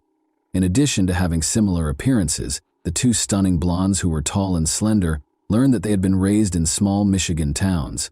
Whitney's hometown of Caledonia, 2 hours south of Gaylord, was where Laura had traveled to study. In addition, they were both younger daughters of devoutly religious parents and were involved in sports, playing football, basketball, volleyball, and running.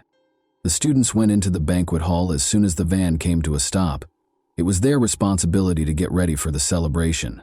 As they set the tableware, arranged the chairs, and arranged the tables over the course of the following few hours, Laura and Whitney remained together and spoke amicably. The volunteers ultimately determined that their work was finished at around 7 p.m. They took their seats on the van again, and the van drove back south. Laura and Whitney chatted for a few more minutes on the drive, but they soon felt the weariness from their work, just like the other children. They fell silent as they looked thoughtfully out the window at the passing landscape. When the van was within 2 miles of the campus, about 30 minutes later, a bright beam of light filled the van's interior. It quickly grew stronger, bouncing off the faces of those inside, and in a matter of seconds the whole interior of the van was blazing. After a horrified scream, there was total quiet. In a matter of minutes, distressed drivers on Highway 69 called the 911 hotline to report that something horrible had happened. Rescue personnel were shocked by what they saw, even though they had prepared for the worst when they got to the scene. Bodies, glass fragments, and wreckage littered the area. The headlights of a fully loaded truck driven by Robert Spencer were the source of the sudden light that filled the van's interior. While traveling north on the highway, the truck driver had dozed off behind the wheel. The truck didn't stop when it swerved off the road and onto the grassy median strip. After veering back onto the road, it struck the southbound van that was transporting the students. The truck literally tore off the van's back end when it hit it, sending it spinning uncontrollably. The pupils were thrown out and dispersed in all directions, since half of the vehicle was gone. Sadly, 5 of the 9 people in the van could not be saved, but when the rescue crews arrived, they discovered Robert still alive inside his truck. A few hours later, on April 27, Whitney's mother in Gaylord got a call early in the morning. Her husband wasn't at home because he was helping the church rebuild houses following Hurricane Katrina's devastating effects. The coroner, who was on the other end of the line, told the woman that her daughter had died in a terrible accident. The Van Ryn family also had to take a late phone call at the same time, 3 hours south of Gaylord in Caledonia, but they were informed that Laura had survived the same accident and was in critical condition. Early in the morning, the girl's boyfriend, Aaron, and her parents arrived at the hospital. In the hallway, Laura's classmates were already anticipating their arrival. The girl was in a coma, swollen, bandaged, and wearing a neck brace as she lay in a hospital bed. Laura's leg, elbow, collarbone, and ribs were all broken, the family was told, but the brain trauma was the most serious injury. The patient had been stabilized, but it was unclear if she would ever awaken from her coma. Even if she did, she would probably not be able to live independently because of the severe damage to her brain. Laura's family made the decision to move her to a Grand Rapids rehabilitation facility that specializes in brain injuries because they knew that her recovery would be a long one at best. Additionally, Whitney's sister and mother showed up at the hospital.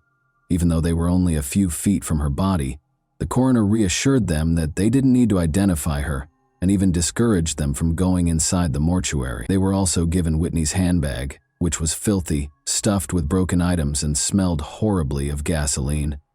When the handbag was discovered close to Whitney's body, the women knew that her body would be in an even more appalling state. They didn't want to remember her that way, so they couldn't bring themselves to look at the body. They merely returned their daughter's body to Gaylord, their hometown.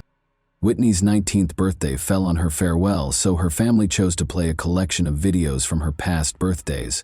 More than 1,400 people, or roughly half of the town's total population, came to bid her farewell.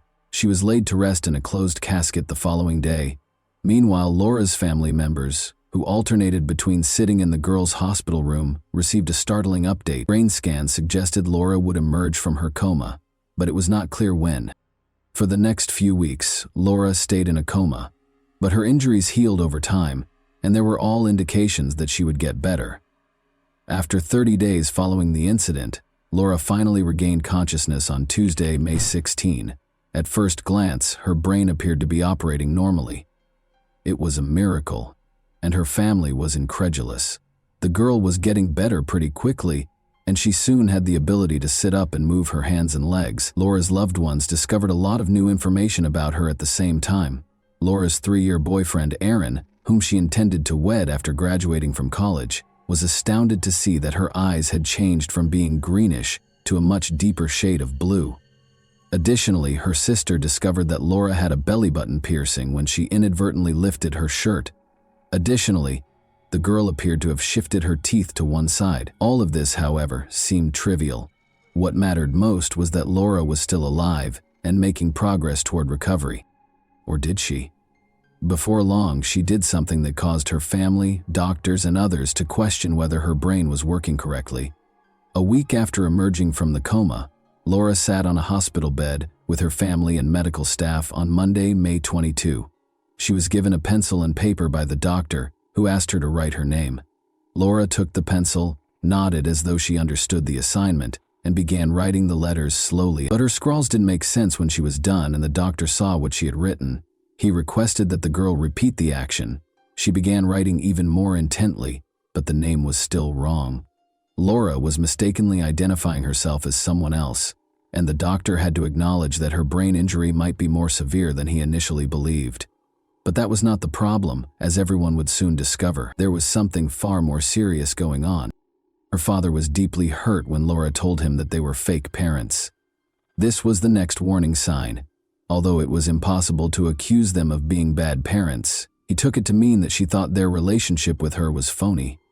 However, his wife also started to believe that if Laura wasn't who she claimed to be, after Laura's face stopped appearing swollen, friends who saw her also came to the conclusion that she was not herself.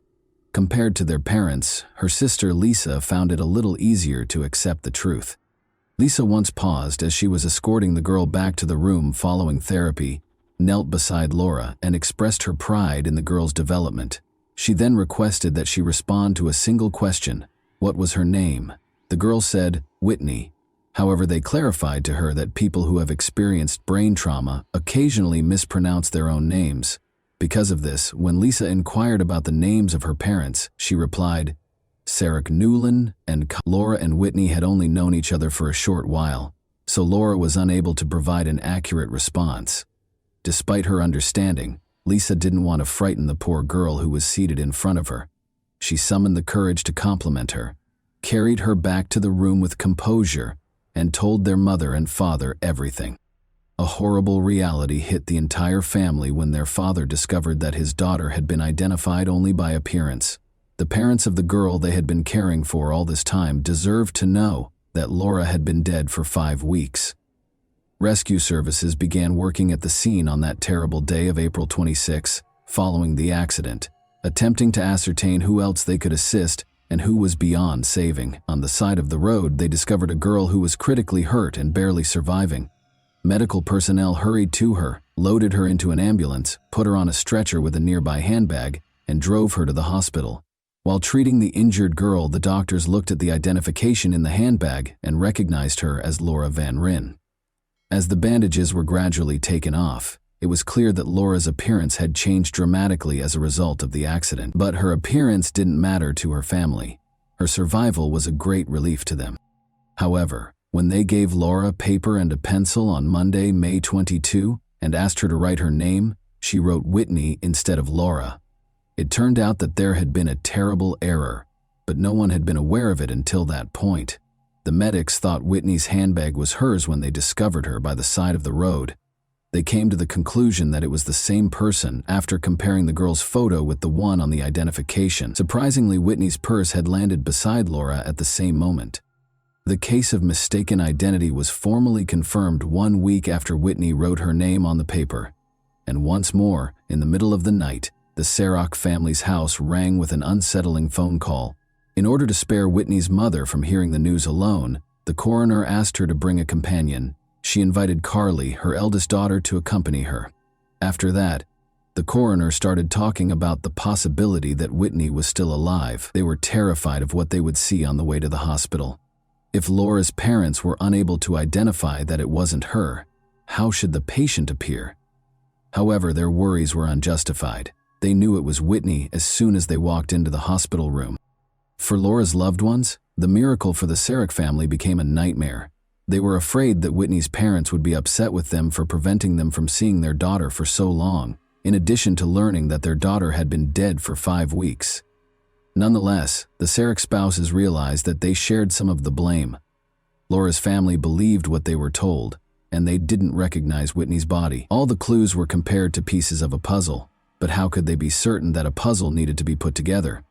Since one family had already gone through what the other had not, they were able to empathize with one another. Laura's body was exhumed and shipped to Caledonia a few days later.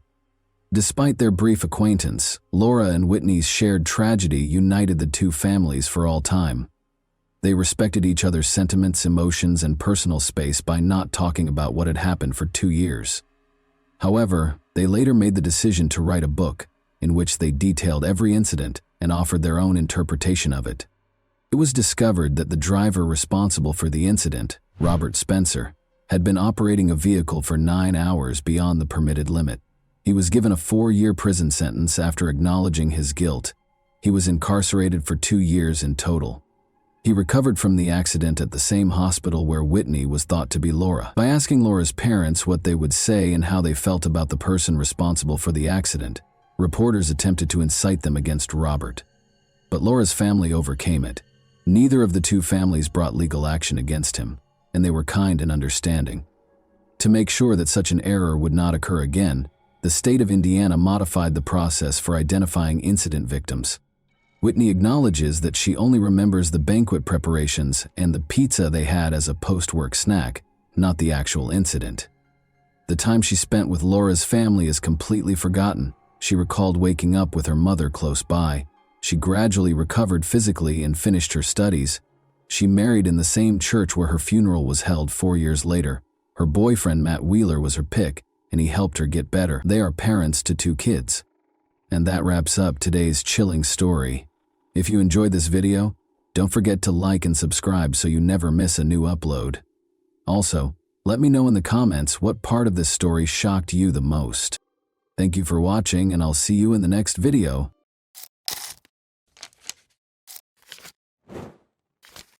Hey guys, welcome to my channel, and today we're going to take a look at another horrible case with you. While investigating the crime scene on April 29, 1998, Delaware police noticed a car in the distance. However, the car suddenly stopped, turned around, and started back without even approaching within 100 meters. Although they were aware of the driver's actions, detectives paid little attention to them. Why would they do so after all? They had no idea, though, that this story might have turned out very differently if they had followed the enigmatic driver. When Debbie was 21 and Nino Pitts was 24, they first met. At a party, Nino asked their mutual friend Bill Sharp if he knew of any attractive girls he could introduce to his mother. This led to their introduction. Debbie was introduced to Nino by Bill, who said she was a wonderful girl. After dating for a while, Debbie and Nino were married in 1973. For 25 years, their lives were just like those of millions of other couples in the modern world. Both of their twins, Michael and Melissa, had grown up and were enrolled in college. The couple was getting ready to celebrate their 25th wedding anniversary in a low-key way when all of a sudden, things changed. On a lovely sunny day in Delaware on April 29, 1998, Debbie made the decision to plant rose bushes in front of their home. She had never been a gardener, so Nino was shocked to see her doing this when he got home, but he was happy to see that she was obviously enjoying it. Debbie was expecting a call from work, so she asked him to give her a call at about 4 p.m. With a nod, Nino entered. When Debbie had a gut feeling that it had been over 4 hours, she kept caring for the flowers. She assumed Nino had just forgotten her request, so she didn't give it much thought. The woman rose and entered the house, but she was struck in the head and fell to the ground before she could reach the kitchen. Debbie was in shock and couldn't comprehend what was going on. She could hardly see because her glasses had fallen, but she could make out a stranger's silhouette standing over her. "Where did you keep your money?" he demanded.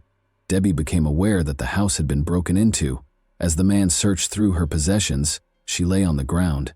She still felt that Nino ought to have saved her already, but she was worried that he might suffer harm if he did. In the meantime, the intruder threw her face down on the concrete floor, tied her wrists and ankles, and dragged her downstairs to the basement. She was violated by the man. Debbie was shocked by what was happening and writhed in agony. She had been caring for her roses in her cherished garden only 20 minutes prior, and now she was facing this humiliation on her own house's floor. The attacker pulled up his sweatpants and walked away when it was all over. The brute reappeared and pulled Debbie back up the stairs, this time from the basement, just when Debbie thought the horror was over. He kept a knife to her throat, covered her with a blanket, and carried her to a car parked near the front door, placing her in the trunk. Debbie didn't even realize she had just been abducted because she was in such a state of shock. However, the man started the car, so she didn't have time for that. Debbie was trying to break free already. She wanted to break the bonds so she could begin kicking, biting, screaming, or doing anything else to get away or draw attention when the criminal opened the trunk again. But when he opened the trunk, her plan fell through. Debbie was horrified to see that no one was willing to assist her and that she was already in the garage. She was brought back inside the house by the kidnapper. It took him only one look to realize that Debbie had attempted to loosen the ropes after she was flung onto the room's bed.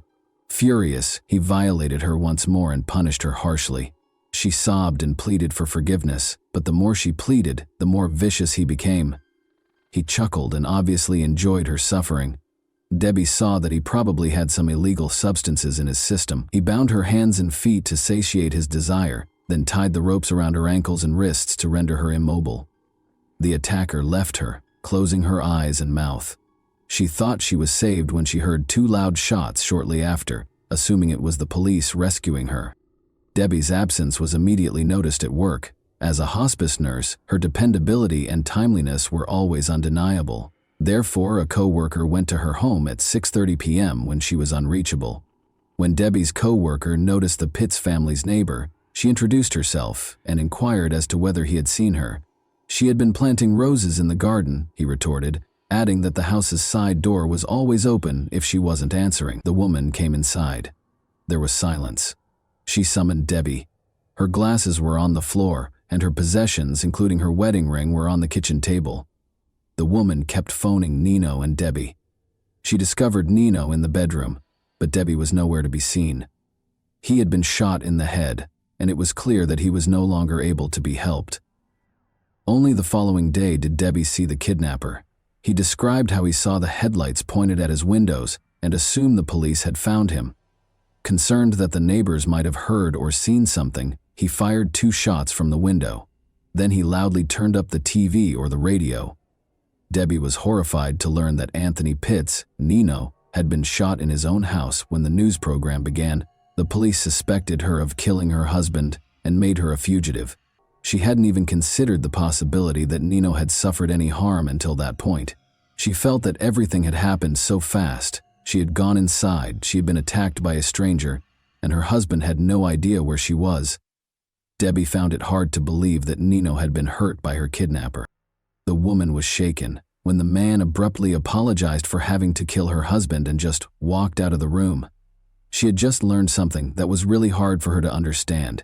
She understood that she would be her attacker's next victim because he was not only a thief and a violator but also a murderer. She also realized that she couldn't grieve for her husband because doing so would only make him angry. All Debbie could think about was her kids. They were adults, of course, but they had to cope with 2 horrific shocks: the death of their father and the disappearance of their mother, who was suspected of killing him. Detectives spoke with friends and family in the interim, but they were unable to determine Nino's killer. The 2 had a great relationship according to everyone's testimony. The neighbors never heard any screams and they never got into a fight.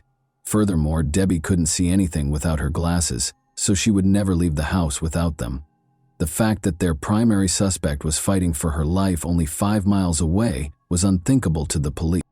In a follow-up interview, the neighbor recalled seeing a car parked directly in front of the family's home, despite the fact that he had not heard any screams. A man had driven off after placing a blanket in the trunk. In fact, tire marks were discovered by detectives on the lawn directly outside the house, which was extremely unusual for such a wealthy neighborhood. The police determined they were dealing with a kidnapping after finding Debbie's glasses on the kitchen floor, which prevented her from seeing anything. 52 hours later, the kidnapper showed a new side of himself. He untied his victim and addressed her normally. He had hardly spoken to her more than a few words at a time before, so this was very unusual. The man acknowledged that he was thinking of letting her go, but was worried that she would tell the police about his house. Debbie took these words to heart. She had to persuade him to actually let her go if he was thinking about it. Since she could hardly see without her glasses, she assured him that she would not tell anyone about him. She addressed him respectfully as Sir. He'd brought her in the trunk, so she didn't know where the house was either. But as soon as the hope for Debbie began to grow, it was dashed when he said he couldn't let her go. Then, as though he were thinking out loud, he said that he would only be sentenced to 10 years in prison if he removed all illegal substances from the house. Debbie became aware that the person she was interacting with was not very smart. Could he have been so gullible as to believe that assault, kidnapping, and murder only resulted in 10 years? She made the decision to use her cunning to help him see her as a person rather than a victim. She spoke to him calmly, and this strategy worked. He let her sleep in his bed that night after taking the shackles off her eyes and mouth. The kidnapper informed Debbie that she needed to shower on the morning of the 3rd day. She was denied access to the restroom by the man, even though it was necessary, but Debbie didn't feel strong enough to stand under the water after being confined for so long. He gave in to her request for a bath. The least of her concerns was that taking a bath and undressing in front of a stranger made her uncomfortable. The man asked if she planned to wash her hair after noticing that she was done. She responded that she couldn't do it right now because her wrists and hands were so painful and swollen that she couldn't even lift them. He therefore gave her hair a wash himself. Debbie felt uncomfortable allowing her husband's killer to touch her hair because it felt like another act of violence. However, she controlled her emotions. The man raped her once more after forcing her to put on his clothes after the bath. The kidnapper didn't realize that Debbie needed to eat until the 4th day. She asked him to buy a newspaper when he went out to eat. Ironically, he did as he was told. They read the newspaper and ate together. Although she didn't express it, it stated that the police had no suspects and that Debbie had previously been brought up by her family, which deeply distressed her. The kidnapper, however, seemed extremely happy and even proud of himself. Since no one suspected him and no one knew where she was, he thought he had committed the ideal crime. The kidnapper told Debbie he was going to work on April 24, the 5th day she was held captive. Even though he came back within 20 minutes, presumably to see how she was doing, he had stated this several times previously. Still, Debbie made the decision that today was the day. She had to do something if she was going to get away. She complained of the terrible pain in her wrists and told him that he had to think of something else if he wanted to keep her alive. The man complained that Debbie was becoming too costly for him and consented to replace the ropes around her wrists and ankles with handcuffs. They cost $5 each, he said when asked what he meant. Stated differently, he only gave her one meal, spent $10 on handcuffs, and most likely wouldn't spend much more. She had to leave immediately.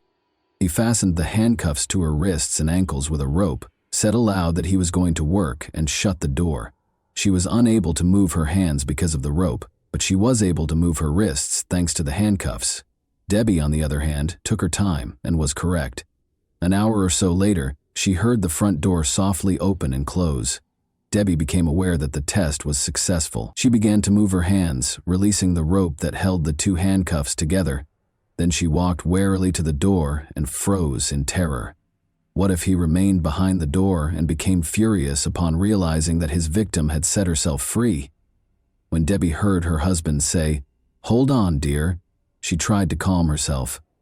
Gathering her courage, she opened the door, ready to either die in that house or escape. Nobody was in the back of it. Debbie felt her way to the living room in the dark and saw the telephone. She managed to reach for it with her restrained hands and dialed 911. Sadly, the operator didn't recognize Debbie's name when she gave it to him. She went on to say that she had been abducted and that her husband had been killed. When the operator inquired about the perpetrator's current location, she said that he was at work, but could come back before the police showed up. Thankfully, the police arrived in less than 6 minutes after tracking down the call. She was reassured and told that the police were on their way by the operator, who stayed on the line the entire time. All of the feelings Debbie had been suppressing for nearly a week erupted when the police finally broke in. Her husband's death, the kidnapping, the violence, and the surprise rescue all blended into one. After being transported to the hospital, Debbie finally got to see her kids and other family members who had traveled from across the nation to show their support for Michael and Melissa. It was an odd mixture of emotions. Although Nino's murder consumed everyone's attention, they were also relieved to see Debbie still alive. The owner of the home where Debbie was being held was easily identified by the police. Donald Flagg was a factory worker who spent his free time robbing and attacking women. Donald gave in without protest and admitted to everything. Additionally, he provided clarification on a few points that the police were unaware of. He was just strolling past the Pitts family's home that day when he noticed Debbie caring for the roses. He went inside and waited in the kitchen, his eyes fixed on her. Because of the nearby construction and the lawnmowers in operation, Debbie was unable to hear the shot. He became acutely aware that he had not taken anything from the house after the attacker abducted Debbie. He went back to the victim's home, missing a great chance to make money. But the police officers at the crime scene had already surrounded it. Investigators had no reason to pursue the driver when they noticed a car stop suddenly and turn around. They didn't know it was their suspect until much later. The man's attorney persuaded him to enter an insanity plea in spite of his confession. Debbie was forced to testify in court as a result. Luckily, she was well prepared by her psychologist. In order to get used to the attacker's face and avoid displaying too many emotions, he asked Debbie to call him by name and look at his picture more frequently. This performed flawlessly in court. Not only did she maintain her composure, but she even turned to face her tormentor, making him turn away. Donald Flagg was convicted in spite of the lawyer's best efforts. He was given 8 consecutive life sentences, plus an extra 166 years in prison by the judge. Additionally, he will spend 10 years in solitary confinement from April 20 to April 24, the same period that Debbie was held captive. Even Debbie is relieved that he won't hurt anyone else. She later expressed regret for not going to violence victim groups. She had to speak up, but her family didn't want to talk to her about what had happened because they found it too painful. Helping other assault victims helped Debbie find healing. She gave lectures, wrote a book about her experience that was required reading at some American universities, and even assisted the Delaware Rescue Service in changing its operations to find the caller much more quickly. Debbie even mustered the courage to confront Donald in prison and ask him the question that had been bothering her for so long. Was he going to murder her? Yes, he replied. He didn't intend to let her die. Bill Sharp, the same Bill who had first introduced her to Nino, got in touch with her after learning of Debbie's fate. During Debbie's challenging trial process, they had a face-to-face meeting and spoke. More specifically, Bill listened to Debbie and let her speak. He started going to therapy sessions with her, and the psychologist saw them together and realized right away that his help was actually helping her get better. Bill, who became Debbie's husband in September 2000, was a true comfort and support system. And that wraps up today's chilling story. If you enjoyed this video, don't forget to like and subscribe so you never miss a new upload. Also, let me know in the comments what part of this story shocked you the most. Thank you for watching, and I'll see you in the next video.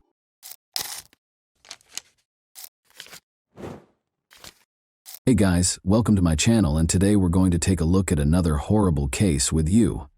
On May 13, 2015, around 5 p.m., firefighters extinguished a raging fire in a garage by the road in the village of Sand Lake, Michigan.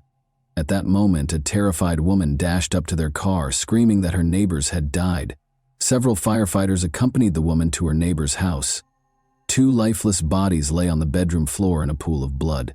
It appeared that they'd been shot. To preserve the evidence at the crime scene, the firefighters avoided touching anything and immediately informed the police that they had discovered two bodies and needed investigators and forensic experts. Forensic experts had been at the crime scene for about an hour, collecting evidence and photographing the bodies of 46-year-old Martin Durham and 47-year-old Glenna Durham, when one officer noticed a small movement in Glenna's chest. He rushed to her body and attempted to feel for a pulse, but Glenna's eyes opened wide and she sat up abruptly, screaming, "What are you doing, Marty?" The officer immediately summoned paramedics, who transported the injured woman to the local hospital. Marty and Glenna met as teenagers in the early 1980 SS.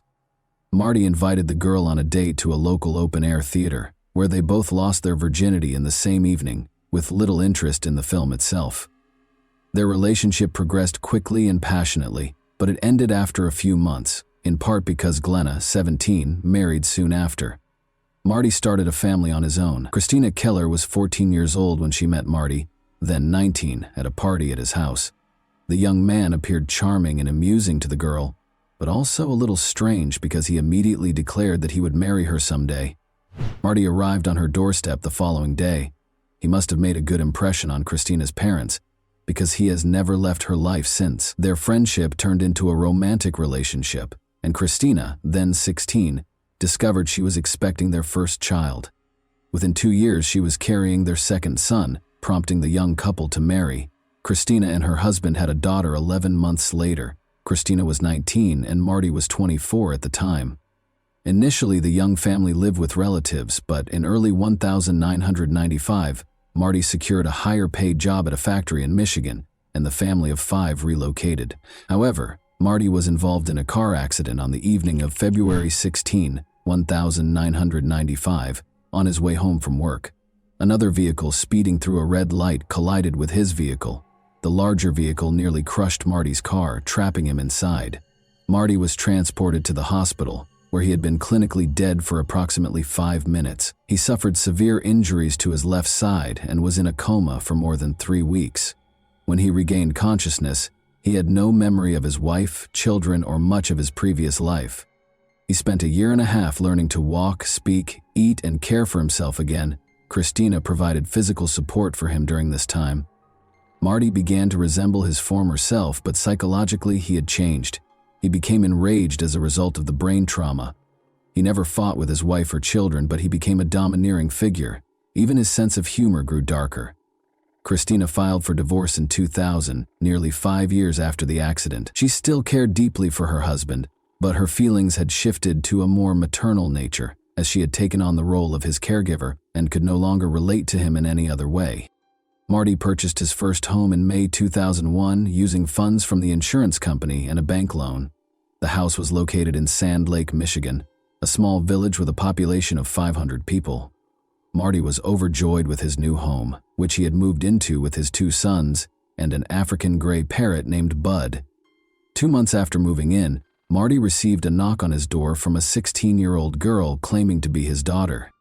Marty inquired as to her mother's identity, and Glenna, his first love, revealed herself. The girl knew her mother had an affair early in their marriage, and she was born a few months after. She wished to establish her paternity for certain. A DNA test confirmed that the girl was Marty's biological daughter, born outside of marriage. Clearly, Glenna had never forgotten Marty, as she had a tattoo of his name on her arm throughout their marriage. Glenna divorced her husband and moved in with Marty.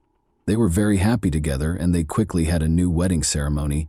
Glenna's new husband was everything to her. The couple spent their entire time together, visiting family and going to the local casino once or twice a week. Glenna would sit in the car and read a novel while Marty went hunting. Glenna was paid $3,200 per month to care for her husband, after officially taking on the responsibility. Marty received more than $1,000 in disability benefits each month. Glenna also sold Marty's excess medication, bringing their total monthly income to around $5,000. When Marty's sons moved out, this income was enough to support them in the small village. However, by 2010, Marty's mental and physical health had deteriorated significantly. The couple continued to spend their entire time together and with their friends, including Connie and Keith Ream, another neighboring couple. On Monday, May 11, 2015, Marty offered to mow Connie and Keith's backyard. He enjoyed the work and did it for free. Later that evening, Connie, Keith, Marty, and Glenna sat on the neighbor's terrace, and the Durhams returned home around 9 p.m. Keith sent Marty a message the next day, Tuesday at 8:26 a.m., asking how he was feeling, but he did not receive a response. This was strange because Marty was always quick to return calls and messages. Throughout the day, Keith sent several more messages to his friend, all with the same result. Later that day, Connie approached her neighbor's door and knocked. She heard the Durham's dog bark, but no one opened the door. Keith even sent a joking message to Glenna, asking, "What did you do to Marty?" But she didn't respond either. On Wednesday at 7:30 a.m., Connie approached the neighbor's house again and rang the doorbell. The only response she got was the dog barking. She walked around the house, checking for any open doors or windows. Everything remained locked as usual. Throughout the day, Connie and Keith attempted to contact their neighbors, growing increasingly concerned. After work, around 4:30 p.m., Connie approached the neighbor's house for the 3rd time and knocked. She assumed she'd have to break the door, but when she touched the handle, she discovered it wasn't locked. This time, Connie cautiously opened the door and called out for the neighbors, but she was only greeted by the Durham family pet, who led her into the living room, which was a gruesome mess. Documents and photographs were all over the place, along with a broken lamp and other miscellaneous items. Connie followed Shelby into the bedroom and discovered the homeowners lying on the floor in a pool of blood.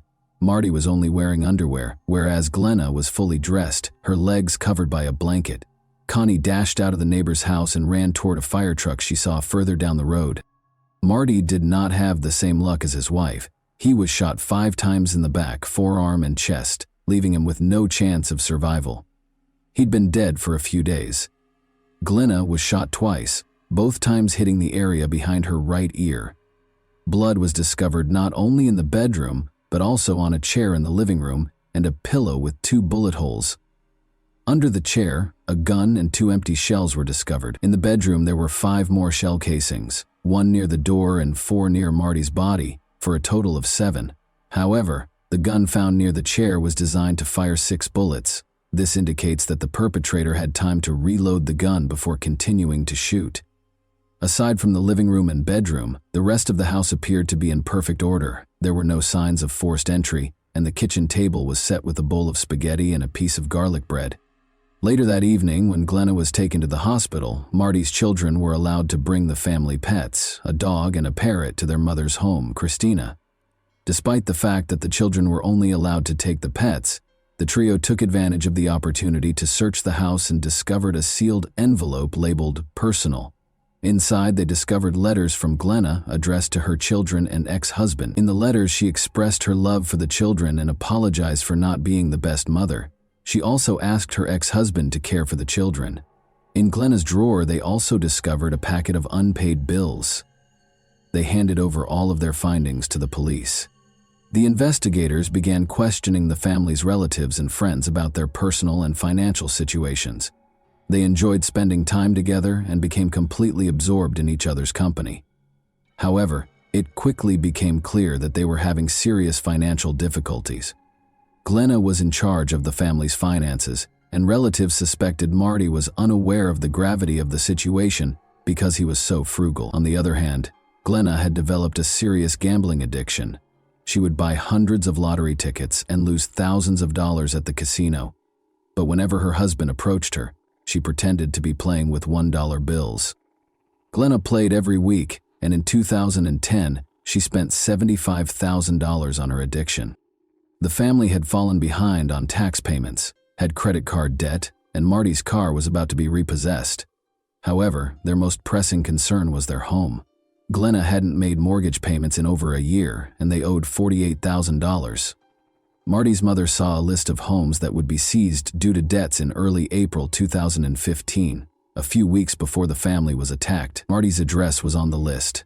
She called Glenna, who assured her that the newspaper had printed the incorrect address and that she would resolve the issue. Of course, it turned out that their home was being repossessed. Despite the fact that Marty had taken out a mortgage, Glenna received notice on April 28 that their home would be auctioned if they did not pay $5,000. Interestingly, the auction was scheduled for May 12th, just one day before Marty and Glenna were discovered by their neighbor.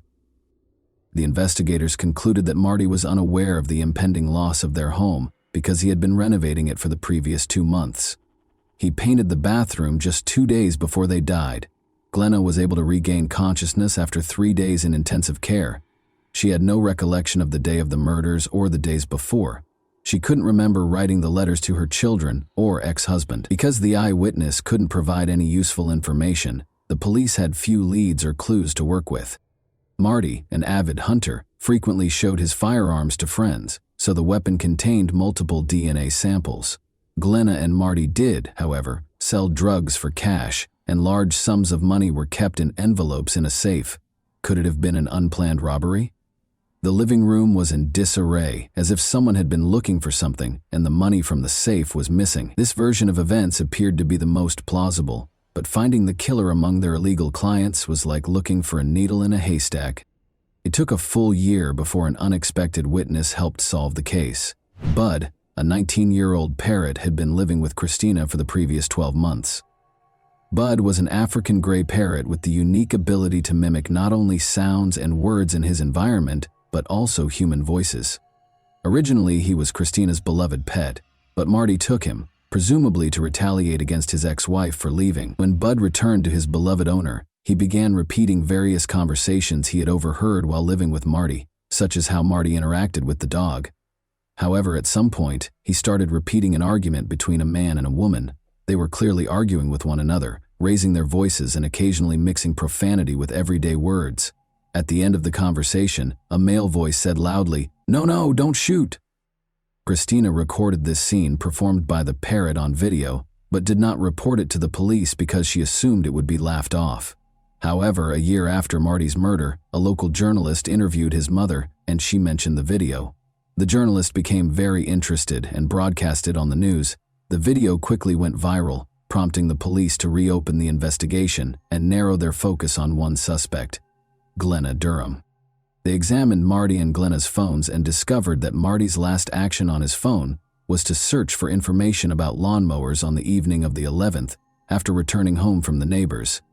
The examination of Glenna's phone proved to be far more intriguing.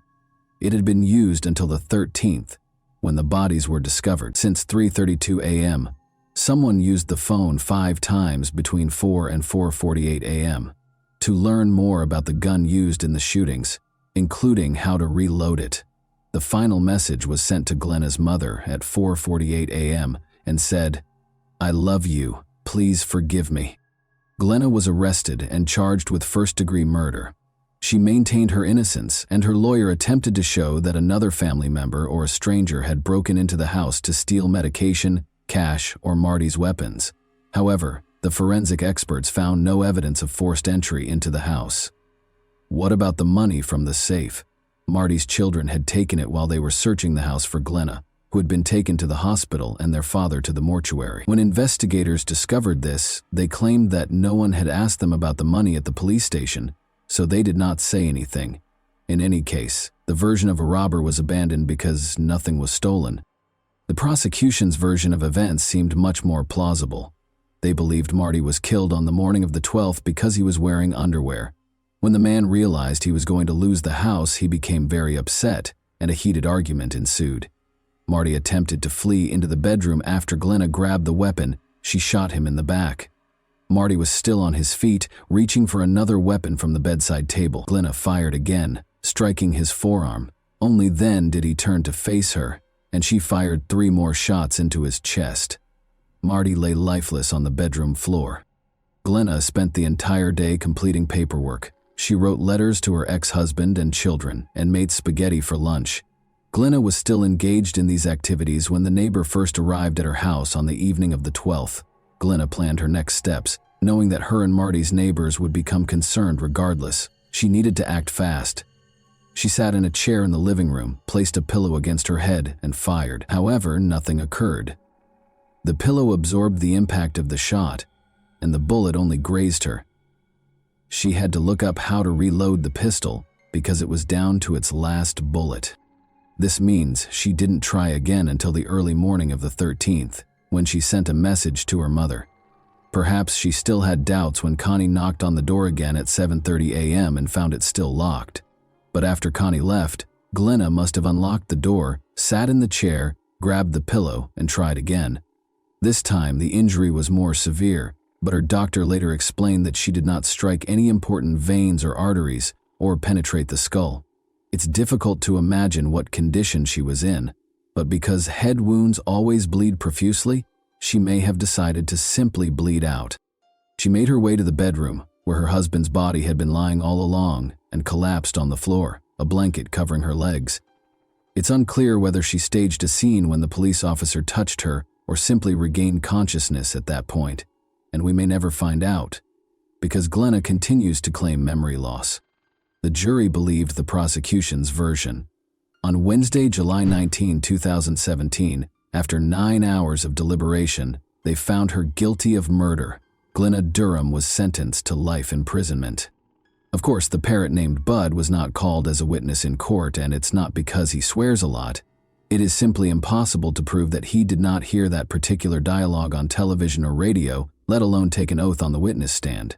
In other words, if Bud had been involved in the process and it had been less than 24 hours since Glenna's guilty verdict, her lawyer would have filed an appeal.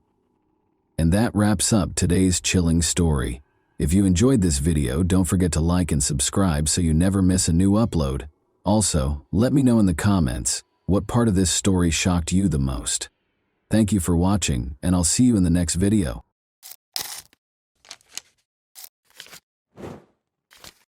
Hey guys, welcome to my channel, and today we're going to take a look at another horrible case with you.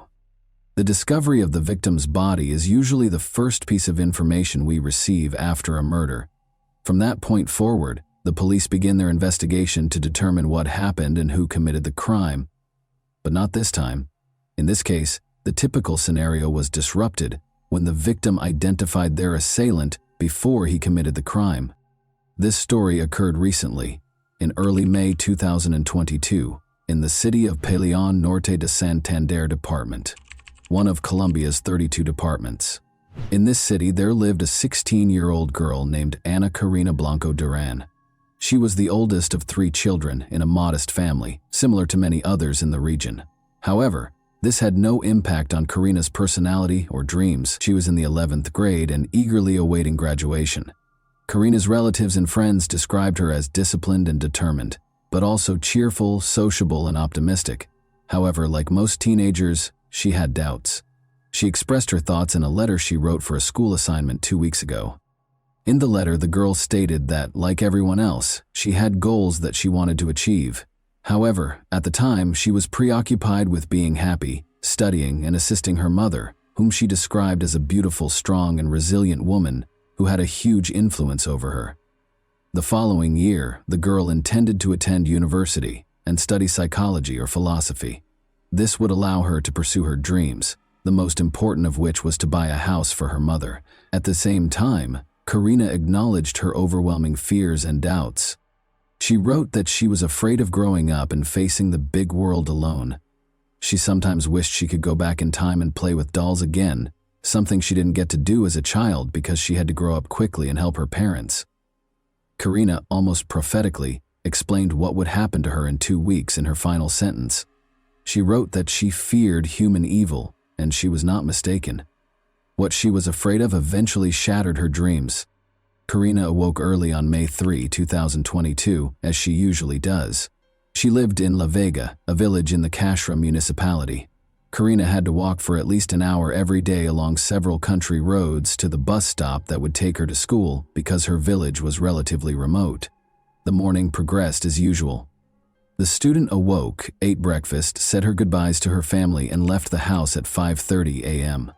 However, shortly after Karina left, her father began receiving messages from her. It was unusual. Karina wrote to her father that while walking down the country road, she noticed someone following her. A man was approaching her very closely. When the girl quickened her pace, the stranger did the same. If she attempted to take a different path, he would follow her. Karina was understandably uneasy and suspicious. She mustered the courage to take a discreet photo of the stranger and send it to her father so he would know who was after her. Cesar Blanco, Karina's father, became extremely concerned for his daughter's safety. He dashed out of the house, taking the same route to the bus stop that she had taken, but he couldn't find her anywhere. The man assumed the danger was over and Karina had safely boarded the bus. Unfortunately, this was not the case. Karina's parents were later informed by the school that she did not attend class that day. Karina's parents reported her disappearance to the police. Because it was a small village where everyone knew each other, word of the incident spread quickly among the locals. The girl's family distributed a photograph of the stranger who had been following her since the morning. A few hours later, a man who worked at a local farm mentioned another farm worker who looked very similar to the man in the photograph. Despite the blurry image, he believed he recognized him. Additionally, that worker was late for work on the same day. Armed with this information, several villagers and Karina's relatives went to the farm where these men worked and demanded answers from the person Karina had most likely photographed. The man in question was Alexander Quio, a 55-year-old Venezuelan native. He had arrived in town 4 months ago and was staying with a relative. Alexander had found work on the farm where he was located. The people were outraged by the schoolgirl's disappearance and acted aggressively. He eventually admitted to assaulting Karina, killing her, and disposing of her body in the Cashra River. It's understandable that the villagers, particularly Karina's relatives, wanted to take matters into their own hands following such a confession. However, the police arrived just on time. The officers apprehended the suspect, rescuing him from the angry mob. The police took Alexander Carrillo to the station and began interrogation. He repeated what he had previously told the villagers. He admitted to killing the schoolgirl and revealed where her body was disposed of. Following the crime, he cleaned himself up, changed his blood-stained clothes for clean ones, and returned to work. The man truly believed he would never be found, unaware that the victim had taken a photograph of him. During the interrogation, villagers gathered near the station. They were furious and wanted to take matters into their own hands. Concerned for the man's safety and believing his life was in danger, the police decided to transport him to another location. They escorted the suspect out of the station and attempted to get him into the car. However, when the crowd began to act, they dragged Carrillo from the vehicle and attacked him. The police couldn't intervene because there were so many of them. The mob beat the perpetrator with sticks and stones before someone attacked him with a knife, killing him. Even after that, the crowd refused to disperse and blocked the police from approaching until they were certain that the man had died. Karina's body was discovered on the riverbank, exactly where her assailant had indicated. Her bag was nearby.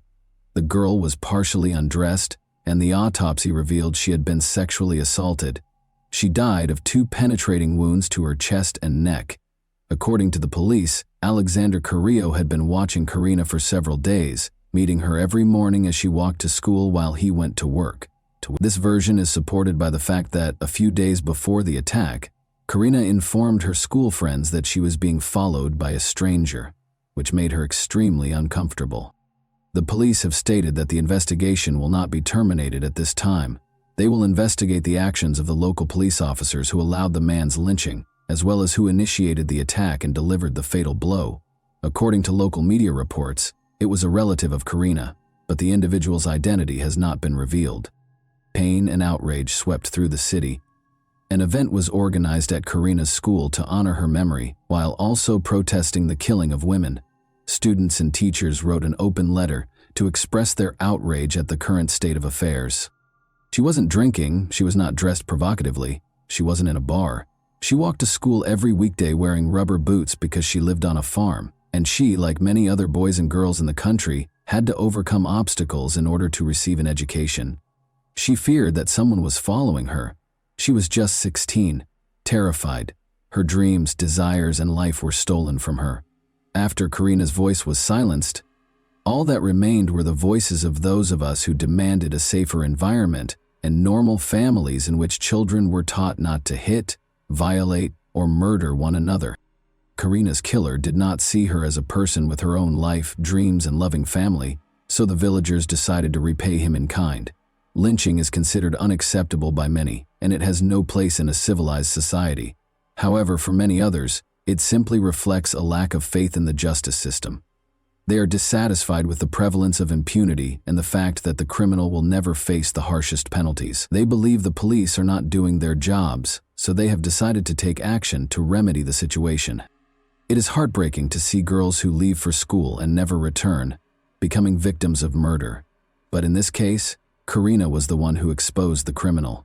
Karina did not behave recklessly. She immediately sensed the danger emanating from the persistent stranger, secretly photographing him and sending it to her father. She let him be caught before he could harm another innocent girl. Unfortunately, it was too late for her. However, without that photograph, the police could have gone days, months, or even years without finding the killer. And that wraps up today's chilling story. If you enjoyed this video, don't forget to like and subscribe so you never miss a new upload. Also, let me know in the comments what part of this story shocked you the most. Thank you for watching, and I'll see you in the next video.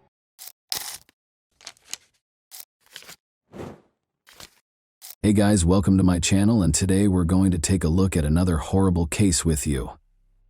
On a gray autumn day, a young Parisian girl, as usual, was returning home from school, hoping to remove her heavy backpack and grab a snack.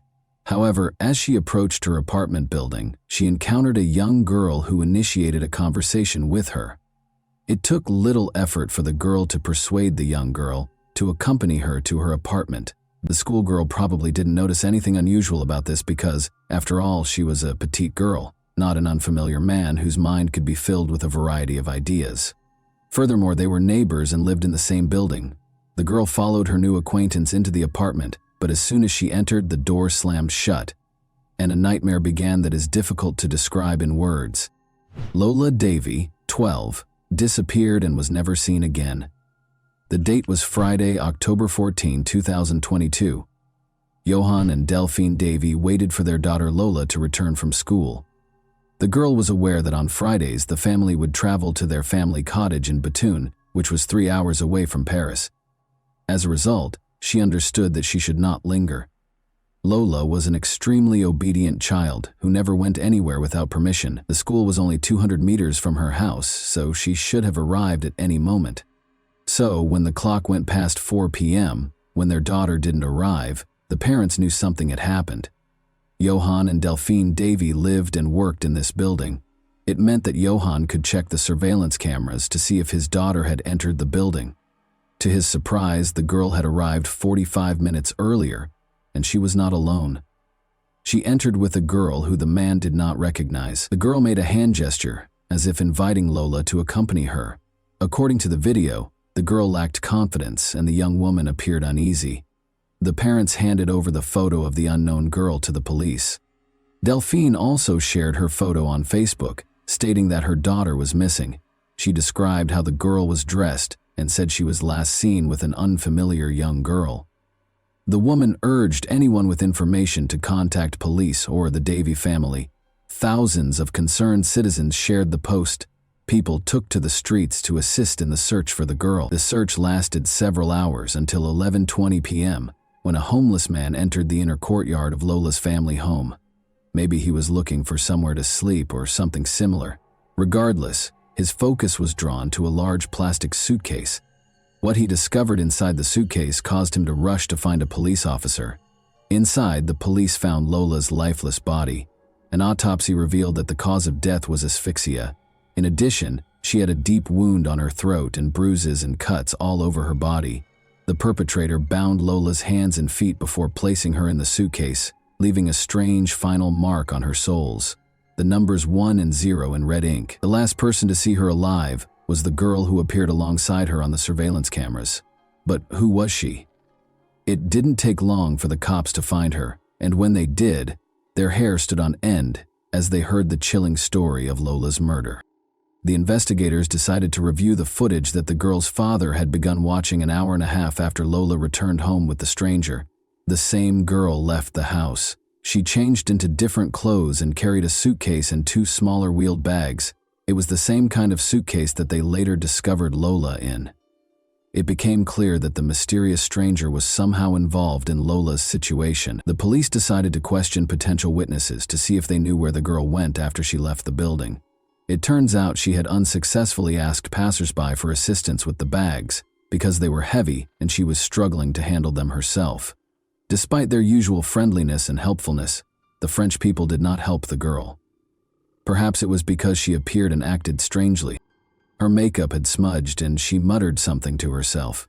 She eventually stopped by a cafe and purchased a croissant. Meanwhile, the suitcase stood in the middle of the street, and pedestrians were curious what was inside because, according to some witnesses, it smelled of chlorine and had some red stains. However, it was clear that no one could have predicted that there was a person's body inside. One witness, who proved to be a valuable resource for the police, also saw the girl enter the cafe. She approached him, asking if he could give her a ride. The girl offered him a reward for his assistance and explained that she needed to transport organs. In other words, she invited him to participate in an organ trafficking scheme.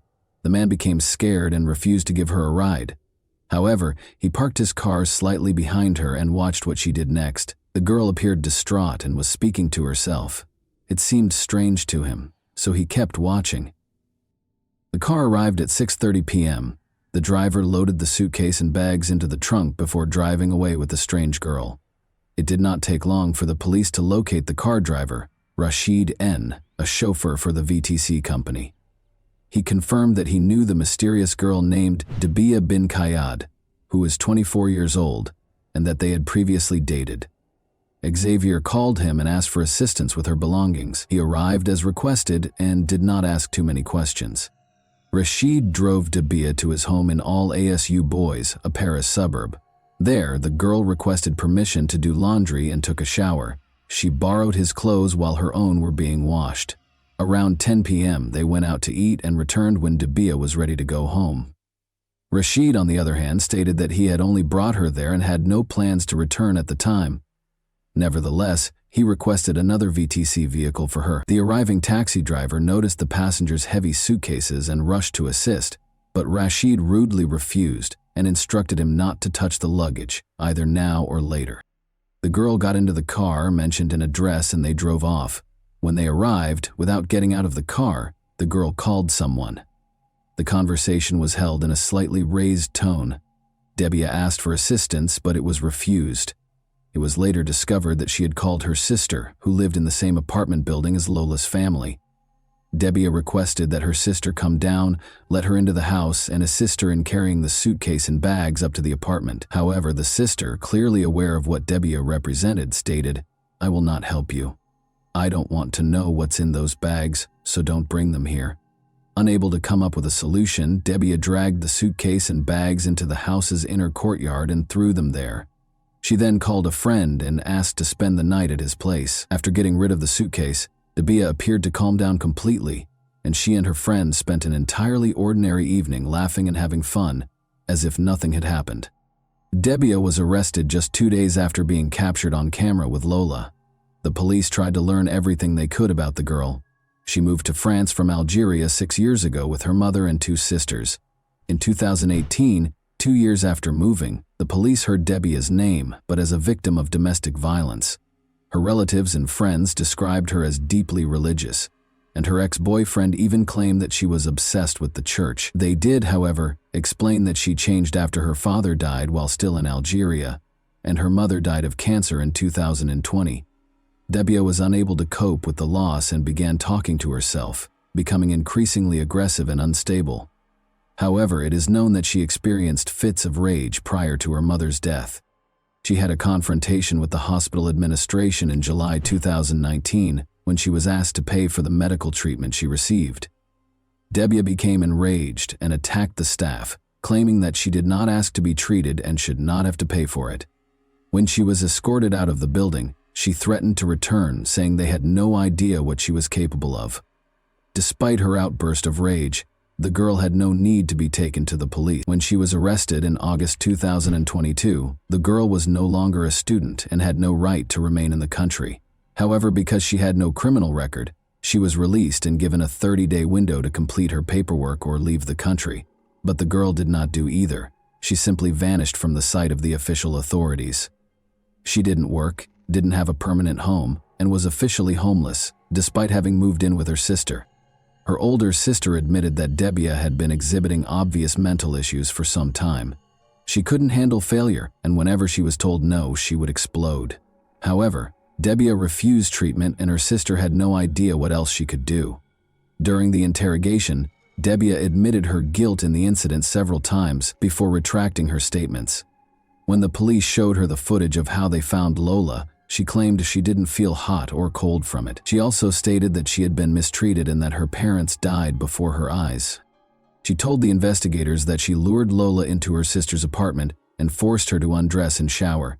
The autopsy confirmed that Debbia assaulted her, tied her hands and legs, and taped her face with duct tape.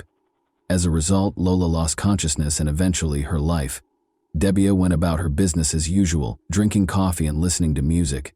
Then, for unknown reasons, she slashed the lifeless body with either a knife or scissors. Later, Debbia abruptly retracted her statements, claiming that she would never commit such an act against a child, and accusing an unknown armed individual of the crime. She then revealed that she wasn't fighting Lola, but a ghost. Later, she returned to her initial confession, and it appears that the investigators were able to uncover an even more bizarre and inhumane motive for the crime. Debbia stated that shortly before the murder, she approached Lola's mother and addressed her as the building administrator where her sister lived. She requested an electronic card, a pass to the building, so that she could come and go whenever she wanted without having to ask her sister to let her in.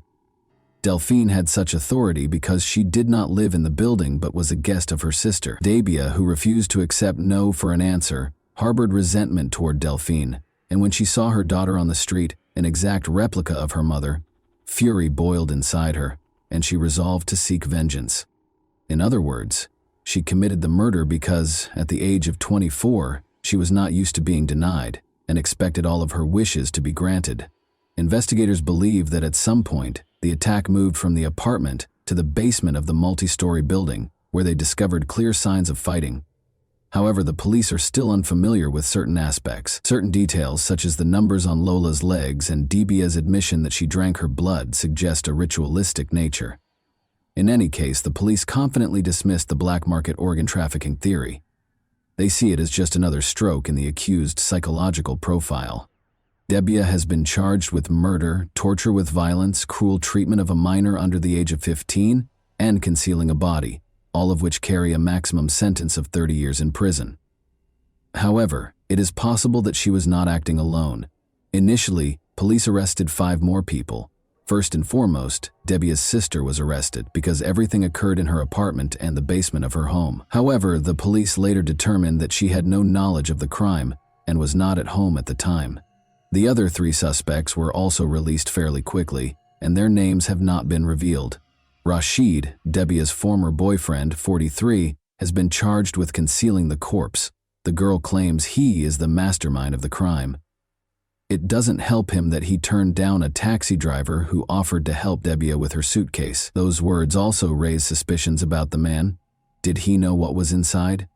He claims he didn't know what was in the suitcase, didn't open it, and had no idea what was inside. In the first week of November, a closed hearing was held in this case. The judge noted that the accused appeared completely calm at the time. The main question is whether Debia's crime was the result of a nervous breakdown or a desire to exact revenge on Delphine. If she is discovered to be mentally unstable, she will be treated by psychiatrists in a suitable specialized facility. If she is found competent to stand trial, she will be prosecuted. In early December, the psychiatrist who examined Debia submitted his report to investigators. He described her as extremely dangerous but not mentally ill. In other words, while she is not completely stable, this does not render her insane or incapable of being held accountable for her crime. She is fully capable of admitting that her actions were terrible and illegal, and that she should be judged for them. Of course, Debia's lawyers will most likely request additional consultations with psychiatric specialists. The defendant is currently being held in solitary confinement at France's second-largest prison, Fresnes, which is located slightly east of Paris. According to media reports, she rarely goes for walks and prefers to watch TV. According to reports, whenever she sees herself on television, she expresses joy and does not conceal her pride in herself. Debia had been living illegally in France for several months prior to the crime, so politicians used this story to bring up issues that were important to them. They quickly declared that France's anti-legal migration measures are deficient because migrants are responsible for many crimes in the country. In other words, if Debia had been deported sooner, Lola would still be able to attend school, participate in gymnastics and figure skating, and spend time with her parents and older brothers. However, Lola's parents believe that politicians are using their daughter's tragic death to score political points. Johan and Delphine have decided that staying in Paris is too difficult, so they have left for Pas-de-Calais, where they originally came from. And that wraps up today's chilling story. If you enjoyed this video, don't forget to like and subscribe so you never miss a new upload. Also, let me know in the comments what part of this story shocked you the most. Thank you for watching, and I'll see you in the next video.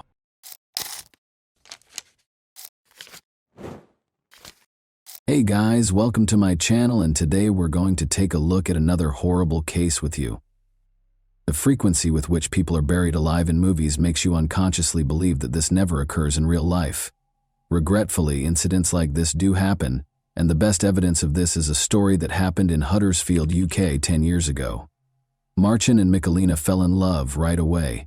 When their feelings waned, however, Michelina insisted that it was time for her to move abroad and begin a new life. Marcin, though, would sooner kill her than let it happen. Not all people separate like well-mannered adults do. Some people think they can literally bury all of their problems in the ground. Here, 19-year-old Marcin Kaspak and 21-year-old Michelina Lewandowski first crossed paths in their home country of Poland in 2005. A year later, Marcin asked Michelina to marry him, and the two of them relocated to the UK to begin a new life together. But things soured between them in 2008 after Michelina found out she was expecting a child. They canceled their engagement, but they still lived together in Marcin's parents' home. Michelina wore her engagement ring even after the engagement ended because she still loved Marcin and hoped they could resolve their differences. That was not meant to be, unfortunately. By 2011, Marcin's lack of interest in making amends with Michelina was clear. In an effort to stay away from her, he trained 5 times a week at the gym and spent nearly all of his free time there. Unexpectedly, however, Marcin asked Michelina to accompany him and his friend, 18-year-old Patrick Boris, on a shopping trip on Saturday, May 28, 2011. Michelina was taken aback because Marcin didn't often show an interest in hanging out with her. Still, she was relieved and hoped that things would get better now. The girl quickly went to the restroom to apply makeup. Jakub, their 3-year-old son, was fortunately with his grandmother, Marcin's mother, on that particular day, and was not present when the events transpired. Upon exiting the restroom, Michelina noticed Patrick and Marcin gazing at her with a horrifying smile on their lips. Taking Michelina's hand, Marcin said, "I want to show you something." Then he took a 300,000-volt stun gun out of his pocket, put it to her neck, and pressed the trigger. The agony swept through Michelina's body as she collapsed to the ground. Bodybuilder Marcin, who weighed 101 kg, saw her convulse from the electric shock while kneeling on her chest and holding her down on the ground. Momentarily regaining consciousness, Michalina asked Marcin if he meant to murder her, to which he replied that she should not be afraid, as he would simply take her somewhere. Patrick was then told to get some packing tape. The men taped Michalina's mouth shut, gagged her, and then tied her wrists and ankles. They shocked her with electricity once more before abandoning her, frightened and bound. Even though she initially believed it to be a mean joke, she was now certain of their true motivations. She was immobile and worried about fainting, not knowing if she would ever regain consciousness. Michalina was hauled into the kitchen and crammed into a cardboard box by Marcin and Patrick a few hours later. One day, they brought up a plastic bag. Marcin started to tape the box shut, but she thought they were going to put it over her head to suffocate her. The girl struggled to scream as she lost what little peace she still had. Then Marcin got on his knees, chuckled, and declared, "I've been hating you for 4 years. Your son will never be seen again." His uncanny composure on his face was more terrifying than the hateful words he spoke in this scene. The cardboard box was sealed. Then the men picked it up from both sides, carried it to Patrick's car, and put it in the trunk. The girl knew they had gone far before Patrick and Marcin took the box away. Michalina felt her back being scratched by the stones as the men pulled her along the ground. The fact that Marcin and Patrick had taken her to a wooded area close to Huddersfield was hidden from her inside the box. After digging a shallow grave beforehand, they buried the box containing Michalina inside. Michalina was lying in the box, still in excruciating pain and terrified, when she heard the men hurling dirt onto her grave. The box itself was dark and extremely small. In an attempt to keep from passing out, Michalina began breathing as shallowly as she could, because she was certain she would suffocate. In an effort to determine whether the car had moved on so she could start to flee, she strained her hearing. That Marcin would hit her with a shovel if they were still around when she tried to escape was no longer a possibility. Even though Michalina was unable to hear a car leaving, she eventually made the decision to take action, whether or not they were in the area. She made an effort to maintain her composure despite the thousands of ideas racing through her mind. She would later admit that she kept going because she was thinking about her little boy, Jakub. She would never see him again if she passed away, and he would be left motherless. She could not let that occur. Looking down at her restrained wrists, Michalina realized she had her diamond engagement ring, which she could use to break free. Michalina was able to sever the tape that bound her mouth, hands, and feet with the ring's sharp edges. She started scratching at the box's cardboard after that. After some time, she managed to make a tiny hole in the cardboard, which she discovered was a little damp, perhaps from the wet dirt that had been piled on top of it. Through the gap, Michalina stuck her fingers out and ripped the box apart. She only felt dirt, though. The same dirt that had been thrown on her grave by her boyfriend. She was still unaware at the time that, in addition to the meter-deep layer of dirt they had buried her beneath, they had also positioned a 40-kilogram log on top to make sure she couldn't get out. As more and more dirt soaked into the box, it covered her clothes, hair, and face. Michalina cried out for assistance, but no one was there to hear her. Her body shook with pain, and she grew weary, but she knew that continuing on was essential if she hoped to see her son again. "Don't give up," she said to herself again. Simply, don't give up. Michalina persisted in pushing, tearing, and pounding at the cardboard box until she managed to reach out her whole hand and raise her head above the floor. She breathed in the fresh air with anticipation. She could see the sky above her head, the trees, and the leaves, even though it was dark. Even though Michalina was completely covered in dirt and had lost all her strength, she no longer had any doubts about her ability to get away. Finally, she was able to pull herself up and claw her way out from under the ground with one last effort. After being in the box for an hour, Michalina miraculously emerged from her grave. In addition to surviving, she saved herself by using the diamond engagement ring that her would-be murderer had given her. Running toward the road from the woods, Michalina signaled a passing vehicle. That the driver didn't run away in fear when he saw a weak, dirt-covered woman come out onto the road was a great blessing for her. He listened to her and then stopped to call the police to find out what had happened. Michalina showed the police the cardboard box where she had been left to suffer her last moments in horrifying pain when they arrived at the crime scene 15 minutes later. Without a doubt, Marcin had never been more terrified in his life than he was when the police knocked on his door and told him he was being taken into custody on charges of attempted murder and kidnapping. He resisted for a long time, claiming that his intention was not to kill Michalina, but simply to frighten her.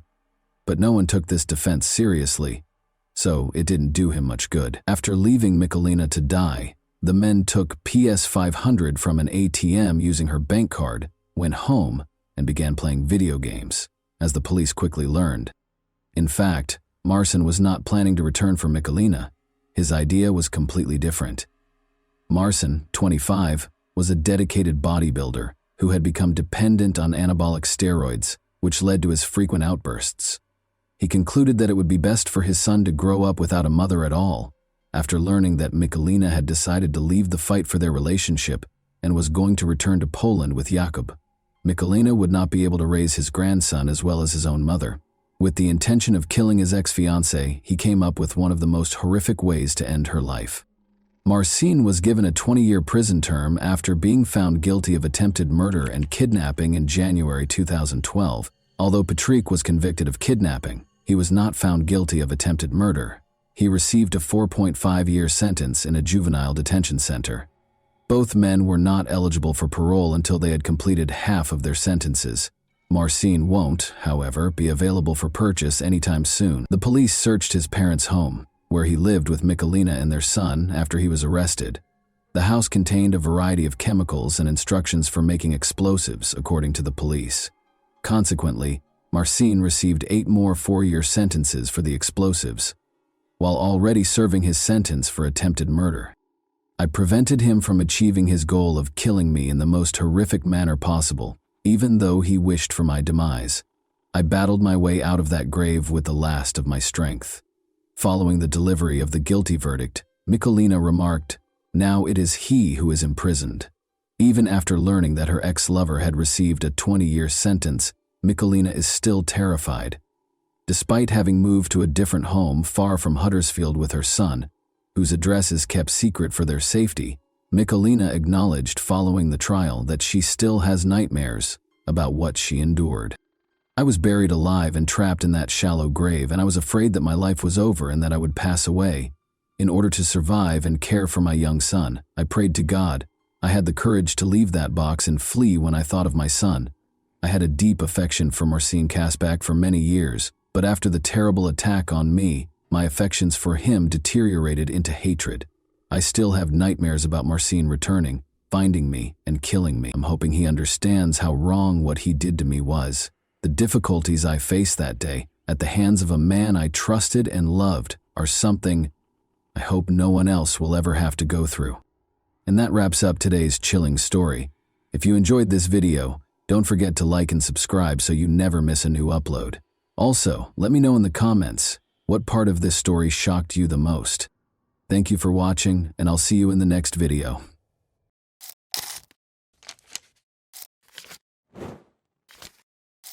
Hey guys, welcome to my channel, and today we're going to take a look at another horrible case with you. She was a virtuoso in her art and a master of tricks, never leaving any traces behind. Her lack of humanity was the only thing that made her successful. Nobody could have predicted that a quiet but intelligent girl would grow up to be one of the world's most skilled criminals, behind a long string of schemes that funded her transformation from a regular girl into a dangerous individual living in luxury. The vicious con artist, who had a taste for killing, was the epitome of evil and was always one step ahead of the police. Until they finally got a chance to confront her in person. Steve and Jane McGowan, who lived in Florida, received a letter from their sister Beverly, who was 34, on Thursday, July 19, 1990. She wrote that she was leaving them and starting a quest to discover who she was in this world. Beverly went on to say that she planned to leave right away, so she was selling her apartment and resigning from her job. The brother and sister were shocked by what they read in the letter. Beverly had put in a lot of effort and was happy with her new home and job. She worked 2 jobs to pay off the mortgage and had just bought the apartment of her dreams. When Jane rushed to the police station to report her sister's disappearance, the letter claimed that Beverly had left on her own initiative. so there was little the authorities could do. Steve and Jane went to Beverly's apartment in Pompano Beach to try to find answers to their questions after discovering notepad sheets at her house with the letter written in her handwriting. They saw right away that Beverly's red Volkswagen Fox was not parked where it usually was. Even though Beverly wasn't in the apartment, it didn't seem like she had moved out permanently. Clothes hung in the closet, a nightshirt rested on the unmade bed, and dirty dishes were in the sink. But there were also indications that Beverly had no plans to come back. Her 2 cats were nowhere to be seen, the answering machine was gone, and the phone was disconnected. After searching through drawers, Steve and Jane found that Beverly's address book, birth certificate, and passport were also gone. In addition to her part-time job at a nonprofit, Beverly worked in a bank's loan department. Steve called the bank to ask if her coworkers could provide more information. They told him that Beverly had taken a sick day, claiming to be ill, the day before he got the farewell letter. Given Beverly's reputation as a trustworthy and accountable worker, this was out of the ordinary. She asked them to sell the mortgaged property and get rid of her personal belongings that were still in the apartment during the phone call, adding that she no longer wanted to live there. In order to confirm her request, Beverly was asked to send a telegram, which she did. Steve and Jane had to accept that their sister had actually left without telling anyone why, despite the peculiar circumstances. Nevertheless, Steve closed Beverly's credit cards and persuaded the police to report her missing. Closing the cards would upset her travel schedule and make her angry enough to call the family, he thought. While Steve and Jane were checking out their sister's apartment that same evening, a fisherman and his young niece went fishing to find bait for their next trip. They reached a broad irrigation canal in a secluded part of St. Lucie County, 160 kilometers north of Pompano Beach. When the fisherman saw what looked like a bag of trash, he left his niece in the car and started to walk along the canal. He rushed back to the car and called the police as he got closer and recognized what it was. When deputies from the St. Lucie County Sheriff's Office got to the spot the fisherman had pointed, they found a woman's body. It was clear that in addition to killing her, the killer did everything in his power to hide her identity. But he missed something. A tiny tattoo of a yellow rose was concealed under the woman's jeans on her right ankle. The media was given the tattoo's description in the hopes that locals would recognize it. Around 10 p.m., Steve McGowan had already arrived home when the phone rang. It was his sister's missing friend. She had recently learned of the discovery in the St. Lucie Canal and Beverly's corresponding tattoo. Steve and Jane went to St. Lucie the following day to talk to investigators and show them a picture of their sister. Although conventional identification techniques had to be disregarded due to the body's condition, they were both certain that it was their Beverly. A comparison of her dental records proved it was her. No blood or suspicious objects were found during the examination of Beverly's apartment. No indication of a struggle was present. Jane and Steve were unable to comprehend who would hurt their sister. Her nephews in particular loved her, and she loved them in return. Beverly didn't have a lot of money, and she didn't have any complicated relationships. The deaths of her 2 boyfriends in different auto accidents cast a shadow over her life, but Steve was sure Beverly had been enjoying her life lately, even in spite of her past. Despite working 2 jobs, Beverly's income was insufficient to pay her mortgage. She began renting out one of her apartment's bedrooms in order to supplement her income. Investigators discovered a notebook containing a list of possible tenants while searching her apartment. Except for one, each entry contained the full name, phone number, and the time of the apartment viewing. Alice was the only name on the first line, which was scheduled for Tuesday at 6:30. Beverly had heard nothing but good things about Alice. She worked for the famous company IBM, was from London, drove a fancy car, and was immaculately dressed. Due to a temporary transfer to the company's Fort Lauderdale office, Alice had relocated to the area. She told her friend that Alice would be moving in on Friday, July 20th, and she had impressed Beverly enough that she decided to make her the new neighbor. By the way, Beverly said she was first introduced to numerology by Alice.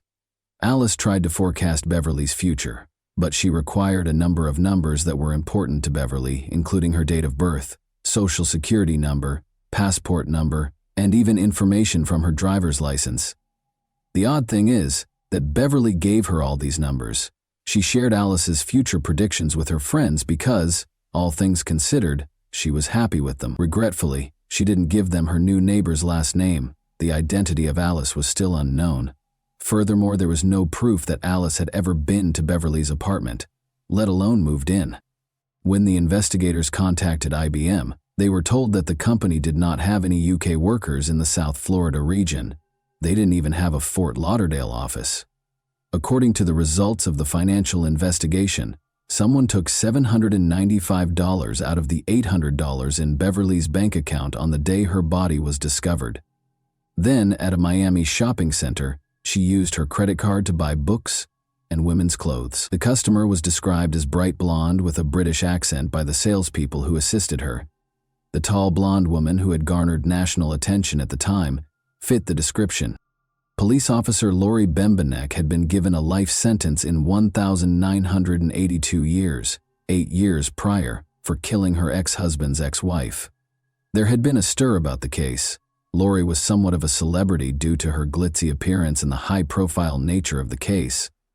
Lori had freed herself from Wisconsin prison a few days prior to Beverly's murder. The Miami salesperson identified Lori Bembenek as the person who had used Beverly's credit card after seeing pictures of her, until it was revealed that Lori had actually fled to Canada and was not in Florida at the time of the crime.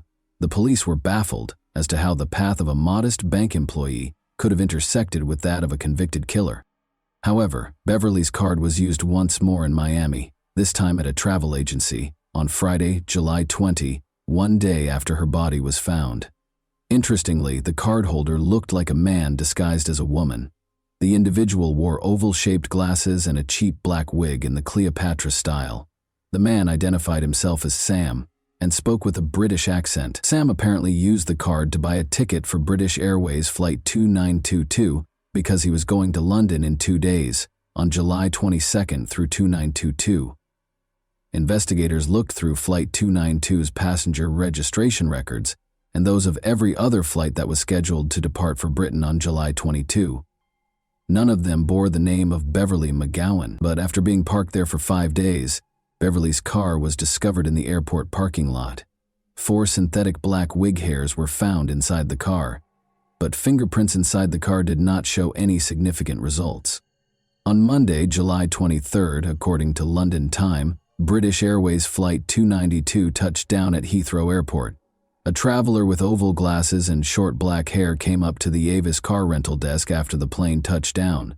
The passenger, who was most likely Sam, provided her driver's license as identification and made a car reservation in Beverly McGowan's name. Beverly wore glasses and her dark hair reached her shoulder. She looked like the person behind the counter. Sam gave Beverly's Visa card to the clerk when she asked for a credit card to pay for the car's fuel. However, the card was turned down. They may have gone over the limit and paid in cash, Sam clarified. Actually, Beverly's credit cards had been canceled by her brother Steve by that point. Sam was long gone by the time Florida detectives found out about this botched transaction. Transactions on the credit card could not be tracked because it was no longer in use. American law enforcement agencies had no jurisdiction over Sam once he arrived in Britain.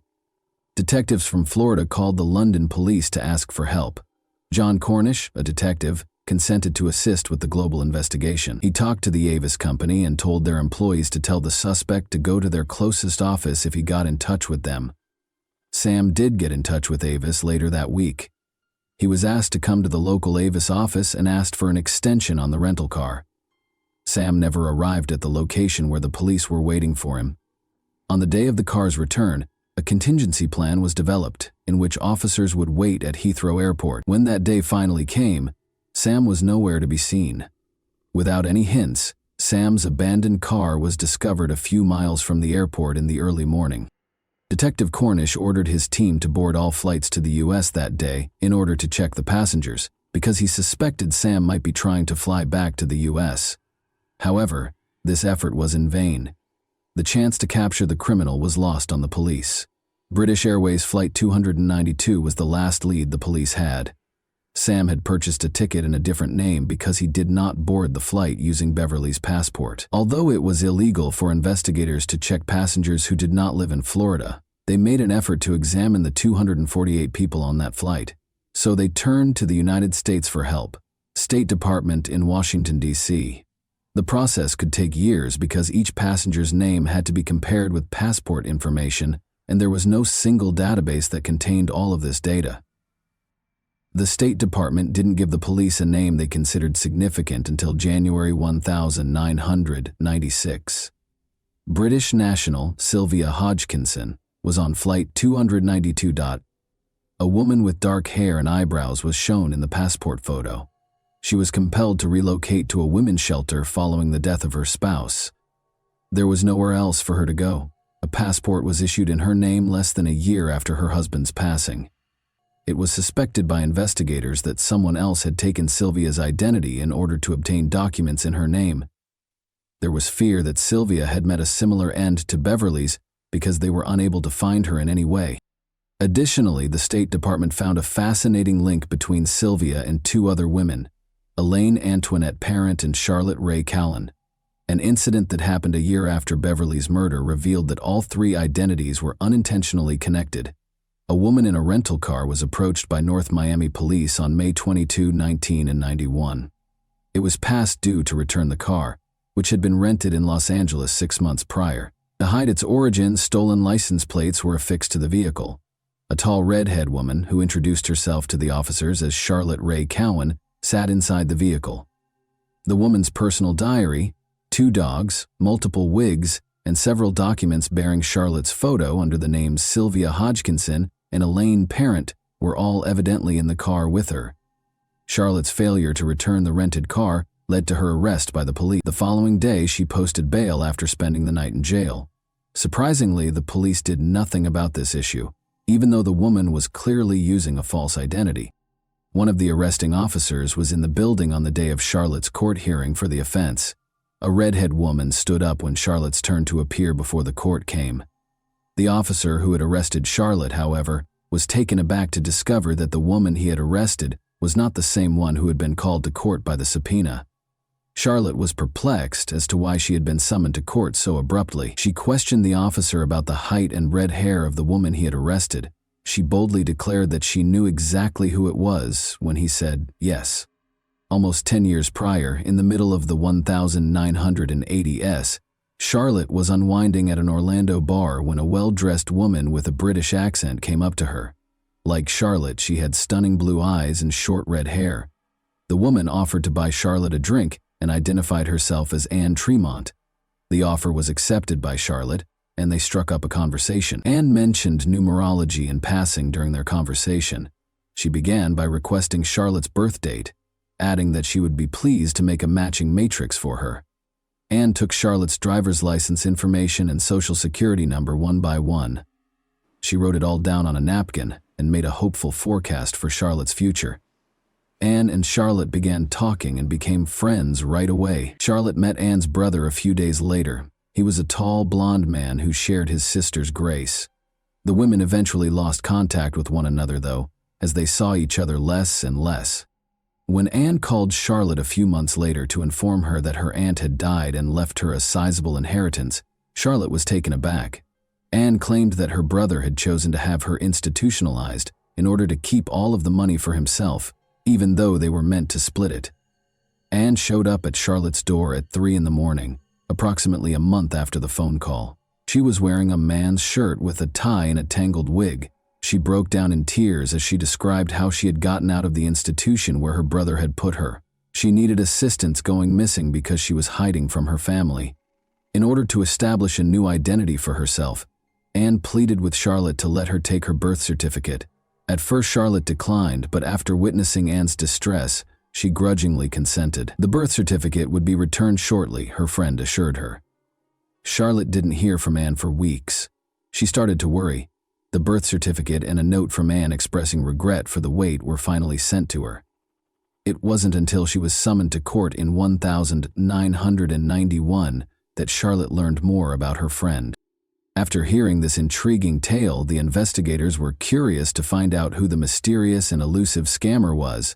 Although not much was known about Elaine Parent's life, she was a real person like everyone else. On August 4, 1942, she was born in the Bronx, New York. Her parents were loving and reasonably well off, and she was their only child. She was a tall, slim beauty with dark hair and piercing blue eyes by the time she reached adulthood. She relocated to Florida at the age of 30, where she briefly worked at a real estate company before being arrested for shoplifting in Fort Lauderdale in 1976. They took her fingerprints and put them in the database. She then stole $40,000 worth of jewelry from an elderly acquaintance in 1985. Parent and Charlotte met at about the same time. The fingerprints of the parent and the woman who was arrested in 1991 for not returning a rented car were compared. They were identical. Elaine Parent was the woman posing as Charlotte Cowan. Naturally, it was assumed that Elaine Parent, the elusive suspect Sam, and the new neighbor Beverly McGowan's Alice were all the same person. They still had to establish a clear connection between Elaine and Beverly's murder, though. In addition to reviewing the case's evidence, the detectives looked through a notebook that contained letters that Beverly had written to her sister and brother. This specialized equipment uses an electrostatic detection device, ESDA, to find impressions or indentations left by previously written letters on paper. The notebook had been used for a number of other letters that weren't written in Beverly's handwriting, according to the analysis of the notebook. The author appeared to be a woman with a deep-seated animosity toward Beverly. Threats were included in the rather aggressive messages. Elaine Parent's handwriting samples were compared to the letters, and they matched. Parent's letters were sent to a woman in London who was the chief executive officer of a large corporation. She filled in many of the gaps in the elusive fraudster's life, but was named Witness X in the case materials for her protection. The woman disclosed that she and Elaine became friends right away after meeting during a trip to Miami in the 1980s. Elaine reportedly fled to London in 1985 while the police were looking for her in connection with the jewelry theft, and she asked Witness X if she could stay with her. However, Elaine's unstable and explosive temperament quickly made it clear to the two young women that they couldn't live together.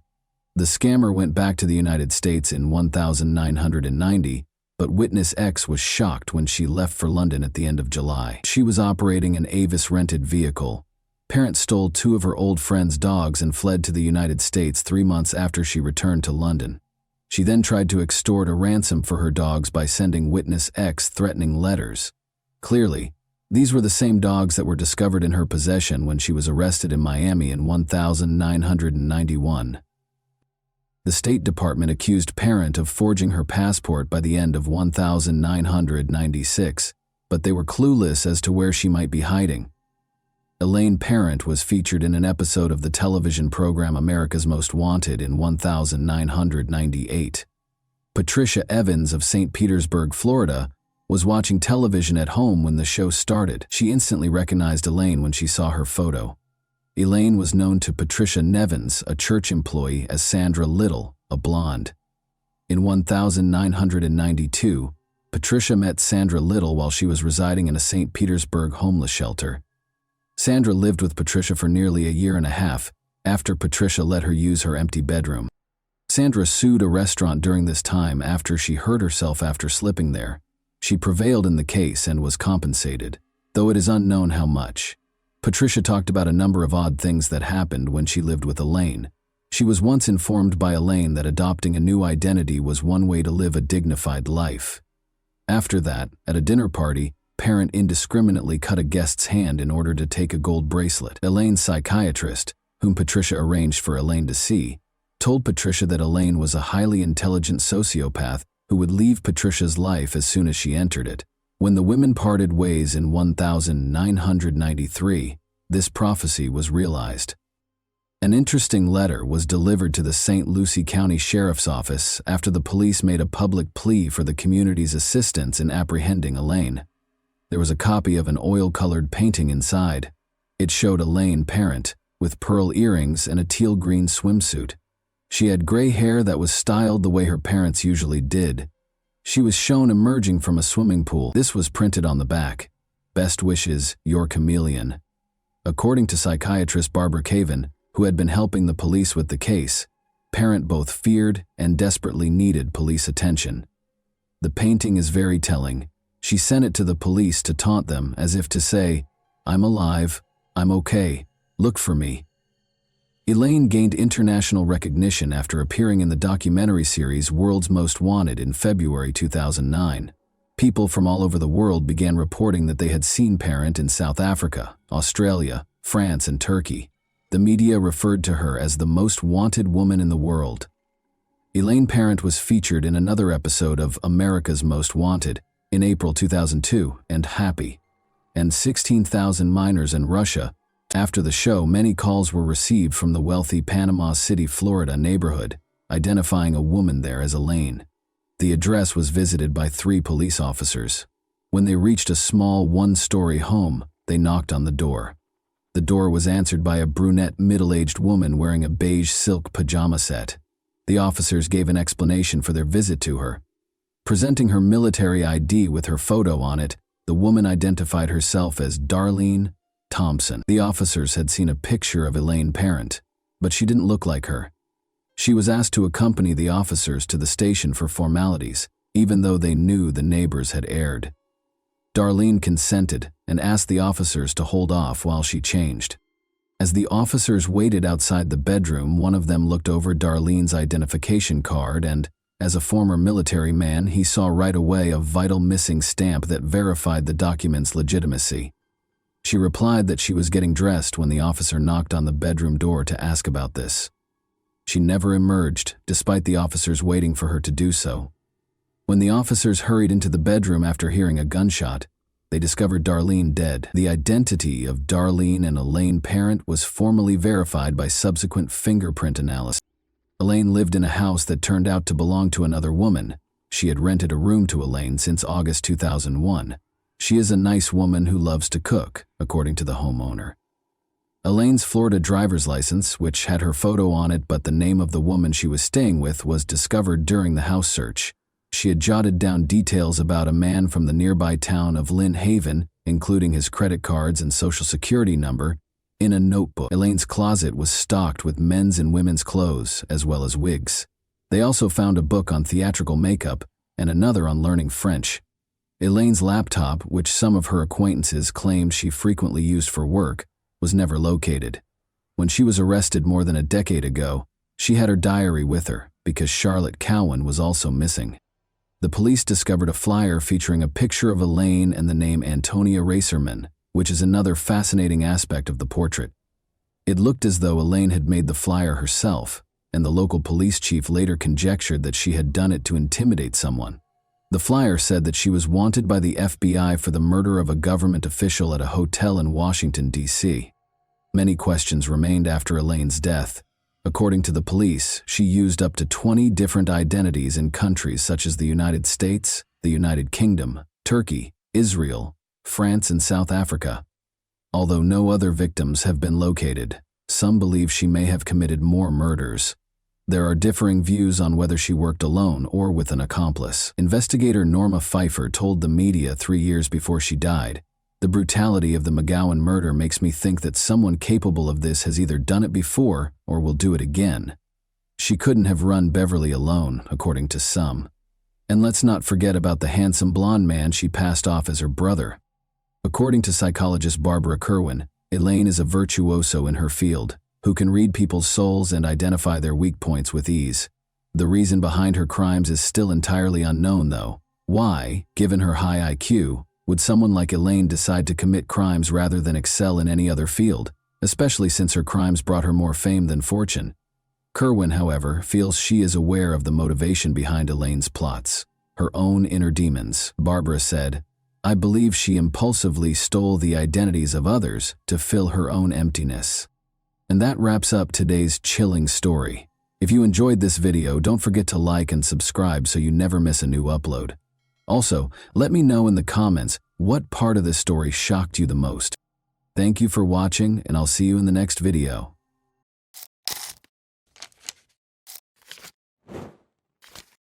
Hey guys, welcome to my channel, and today we're going to take a look at another horrible case with you. This was only the start of a call in which Derek Rosa, a 13-year-old son, would divulge information so startling and unthinkable that even the experienced dispatcher would find it hard to believe what she was hearing. Officers arrived at the horrific scene within minutes. Unaware that they were going to come across one of the most unsettling cases they had ever come across, the police carried on with their investigation. Derek shockingly called 911 on October 12, 2023, to report that his mother, Irina Garcia, was hurt at their apartment in Hialeah, Florida. The most horrifying crime they could have ever envisioned began with that unsettling 911 call.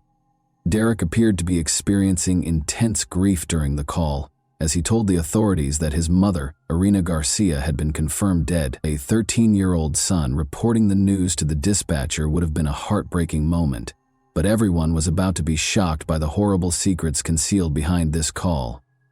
"I shared some pictures with my friends," he told the dispatcher. What images would he have been able to show his friends? Derek quickly gave the answer when he disclosed yet another startling fact that caught everyone off guard. It was shocking to hear Derek tell the dispatcher that he killed his mother. Derek's motivations are still unknown, but he was going to divulge information that would only make matters worse. The apartment was occupied by 3 people. Given that Derek and the newborn baby were in the apartment, the dispatcher recognized the urgency of the situation right away. To protect the infant, the police had to move quickly. To find out what had happened, detectives raced to the crime scene. Everyone in the area was shocked when the police arrived and took Derek into custody. Derek was standing with bloody hands and no remorse at all. Without any delay, the detectives got to work on their investigation. They found Irina lying on the bed with her newborn baby covered in blood, and they also found a pool of blood on the floor of her room. Derek had committed the heinous crime of stabbing his mother more than 40 times. After attempting to collect all of the evidence discovered in room 201, the authorities were taken aback when they came across a crucial piece of evidence that left the entire team in shock. Just before Derek dialed 911 on the evening of October 12, 2023, they first discovered the doorbell camera footage. When Irina was last seen, she was nursing her newborn child, according to the footage from the doorbell camera. A moment later, Derek showed up and hurried off. Derek asked why Irina always told him to run slowly after she told him, in Spanish, not to run too fast. Then he walked out of the apartment and then came back in. What might have caused that horrific crime? Derek might have been annoyed by his mother's worry, but the question was still unanswered. In addition to remembering Derek's 911 call exchange with the dispatcher, the detectives needed to figure out how he was carrying a weapon. Furthermore, just as he was about to reveal yet another unexpected development, the dispatcher asked if he had any weapons at home. He soon disclosed a startling reality. He acknowledged that after killing his mother, he intended to use the gun he had to end his own life. The fact that Derek had attempted self-harm shocked the detectives. It exposed his unstable mental state at the time of the murder. They were uncertain, though, whether it was the product of mental illness or a deliberate act. The video of Irina's murder was the first important piece of evidence the detectives were about to see, and they were shocked to find it. The video clearly showed Irina lying on the bed with her newborn baby gently comforting her. However, in a subsequent clip, Derek was seen standing over Irina with his hand in motion, suggesting that he'd attacked her while she was asleep. The knife that Derek claimed he used to attack his mother was also discovered by the authorities. Luckily, he didn't hurt his sister, but these pictures were sufficient proof that Derek killed his mother. In addition, he admitted that after killing his mother, he had sent 2 pictures to his online friend, one of himself and the other of his mother, who had passed away. His hand was obviously covered in blood in the picture he sent to his friend, which amply demonstrated the gravity of the situation. The revelation of a 13-year-old son who not only murdered his mother, but also dared to show pictures of the crime to someone was startling. Once the detectives gathered sufficient evidence, they became certain that something was wrong with Derek. The investigators recognized the importance of comprehending the family's history, as it could reveal information about Derek too. Without any delay, the investigators began their investigation to ascertain the precise cause of his behavior. They focused on investigating Derek's background and his family. Derek Rosa, a former model student, consistently made the honor roll and excelled academically. According to the teachers, they described him as a good boy and an intelligent one. He was very close to his mother, Irina Garcia. In the family, the one who received the most caring attention from Irina was Derek. For his emotional life, the relationship was therefore important. But when Irina became pregnant with a girl in early 2023, everything changed. The The newborn's arrival somewhat altered the dynamics of the household. Derek was left feeling defeated on the sidelines as Irina instantly turned her focus to the baby. Derek was more emotionally affected by the shifts in family dynamics, which made him more shy and envious of his younger sister. According to some people involved in the case, Derek might have felt abandoned and believed that the new baby was receiving the same amount of love that his mother used to give him. Adding to the emotional strain mentioned earlier, Derek's father, Frank Ramos, was a truck driver who was often away from home due to his rigorous delivery routes. Irina had to take care of all the housework and childcare because he only came home a few times a month. Even though there were no overt signs of severe family strife, the investigators later came to the conclusion that Derek might have felt lonely and emotionally deprived as a result of the lack of a father figure and a newborn child. Derek became more and more resentful as the months went by. Over the course of the evening of October 12, 2023, it became violent. The video from the baby monitor that showed Derek standing over his mother while she slept was found by the police. This terrifying incident occurred shortly before Irina passed away. According to the police, Derek acted out of jealousy, displaced aggression, and a desire to win back his mother's affection and control over the family. The investigators felt compelled to question Derek in order to obtain a more thorough understanding. The investigators took extra care when questioning him because he was only 13 years old and might be dealing with psychological problems. Detective Gonzalez started asking Derek straightforward questions so he wouldn't feel threatened. They began by posing straightforward queries to Derek regarding his daily schedule. In order to learn more about Derek's whereabouts and mental state before the incident, the detectives immediately focused on the events of the morning of October 12. As he interacted with the authorities, Derek seemed composed and helpful, demonstrating a solid grasp of his family's dynamics. He talked about spending weekends with his stepfather, Frank Ramos, and the family didn't seem to be having any problems. After that, detectives turned their attention to what had happened that evening. Derek appeared to hesitate before answering this question when detectives asked it. Derek had been giving accurate information up until that point, but the detectives were about to ask a crucial question when he gave them an unexpected response. When the detectives asked him what weapon he used to stab his mother, he gave them an unexpected answer. Derek casually brought up the size of the murder weapon. He seemed to be casually speaking with the authorities, displaying no remorse, and he was not aware of the grave consequences of his crime. The detectives carried on their discussion. He disclosed yet another startling fact. He had stolen the gun from his stepfather's closet and tried but failed to shoot himself. They were hoping to learn more about his friend, with whom he shared the crime photos, and the conversation was going well so far. It was important to mention that he spoke with Sweden, an online friend, virtually every weekend. Additionally, Derek confided in him enough to share pictures of the crime, suggesting that they may have discussed something significant. As a result, the detectives quickly turned their attention to Derek's conversation with his friend. Detective Gonzalez noticed something on Derek's shirt just as he was about to mention the 911 call. He remained unaffected, even though the officers were appalled by the evidence of his crime on his shirt. Rather, he calmly held up his bleeding hand. Derek was clearly emotionally detached as he explained what he had done. The investigators asked the crucial question, and shortly after, the graphic depiction of Derek's crime surfaced, frightening them. It was genuinely terrifying when Derek described the crime in detail, demonstrating each stage of his assault on Irina with hand gestures. Derek was obviously fully conscious when he committed the crime. He was clearly uncomfortable when the detectives questioned him about why he killed his mother, and he quickly came up with a reason to use the restroom. Still, the investigators persisted in asking the same question. Derek asked for a lawyer after becoming uncooperative. Without Derek Rose's confession to explain his actions, the case was still being investigated. Nevertheless, detectives gathered enough evidence, such as CCTV footage, a knife found at the scene, and photos from the crime scene, to create a case. Given that Derek chose the best time and location to carry out the murder, this evidence demonstrated that he was a premeditated killer. Derek was charged with first-degree murder and made his first court appearance on October 15, 2023. He showed no remorse for the charges against him and remained emotionless and icy throughout the hearing. Derek's defense attorney asked for a postponement of the hearing, claiming that they had not yet received the state attorney's notice of intent. They also asked whether psychological factors might have been involved and talked about the part that some mental health conditions may have played. Evidence quickly refuted this, demonstrating that Derek had searched for prohibited items on Google at 6 p.m. on October 12, 2023. At 6 p.m. on October 12, he did conduct Google searches. He entered the following search terms: Is a small knife good for killing?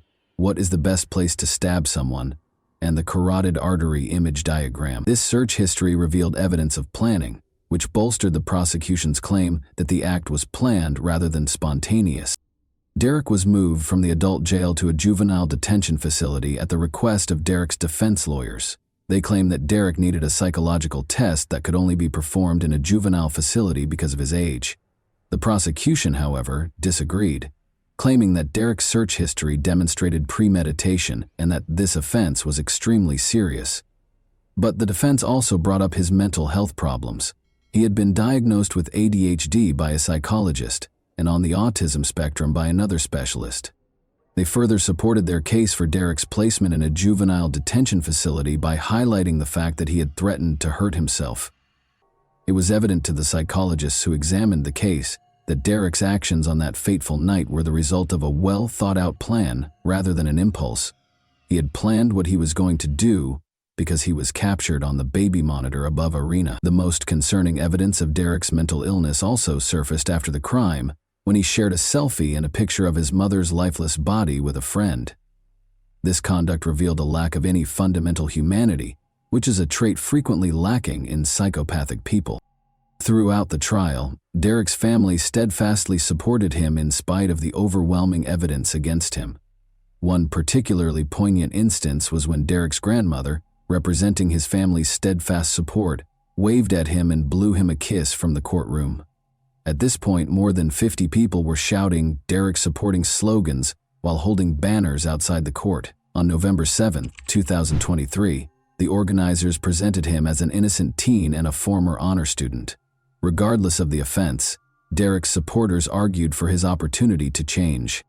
A hearing regarding the admissibility of evidence was held on December 15, 2023. Citing the premeditated nature of the crime, the judge decided, after considering the facts, that Derek would continue to be held in adult custody. His supporters criticized this decision, claiming it disregarded his age and mental health conditions. Derek's defense team keeps arguing for a lighter sentence as the case progresses, claiming that life in prison without the possibility of release would be unfair to a child of his age. The trial has come to represent the complexity of juvenile justice, bringing up tough issues for society to consider. Do serious crimes committed by minors deserve life in prison, or should they be given an opportunity to change? The court will further evaluate Derek's mental health and determine his ultimate sentence at the next hearing, which may be set for December 2024. Derek is currently being held in adult custody under 24-hour supervision while his family and the general public await the outcome. Traditional ideas of guilt, innocence, and rehabilitation in the legal system have been called into question by the case, which has had a long-lasting effect. What elements, in your opinion, might have contributed to Derek's choice to carry out this crime? His actions could have been motivated by a number of things, including jealousy, specific psychological issues, or the possible influence of his online friend. And that wraps up today's chilling story. If you enjoyed this video, don't forget to like and subscribe so you never miss a new upload. Also, let me know in the comments, what part of this story shocked you the most? Thank you for watching, and I'll see you in the next video.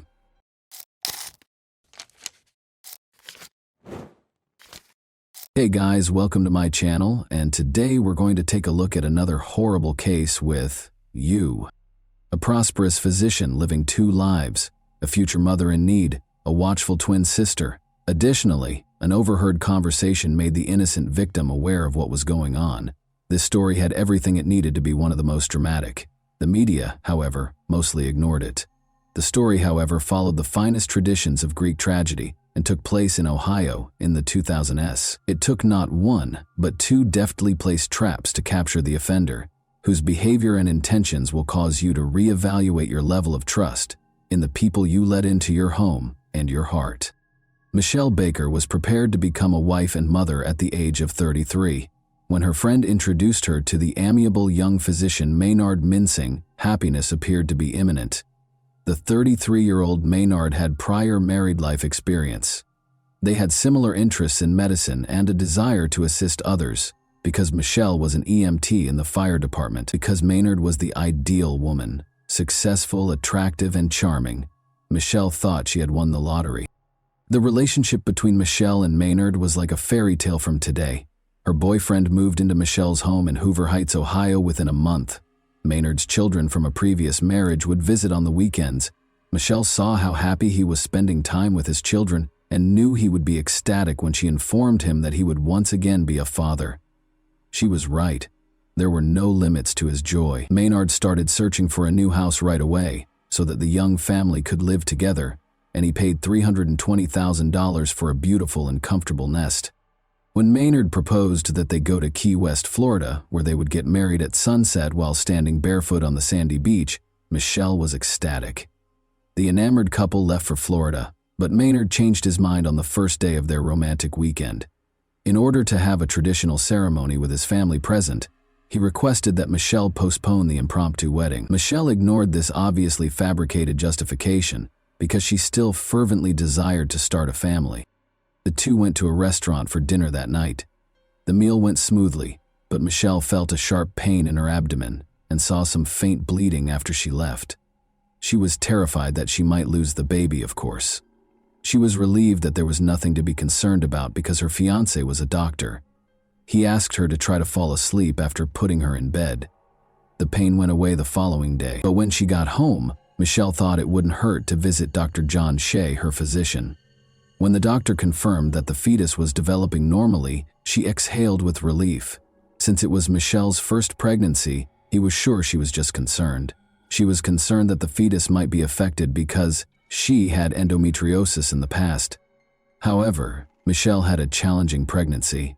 Unidentified spasms and inexplicable bleeding became frequent occurrences, perplexing the medical staff who were unable to come up with a clear explanation.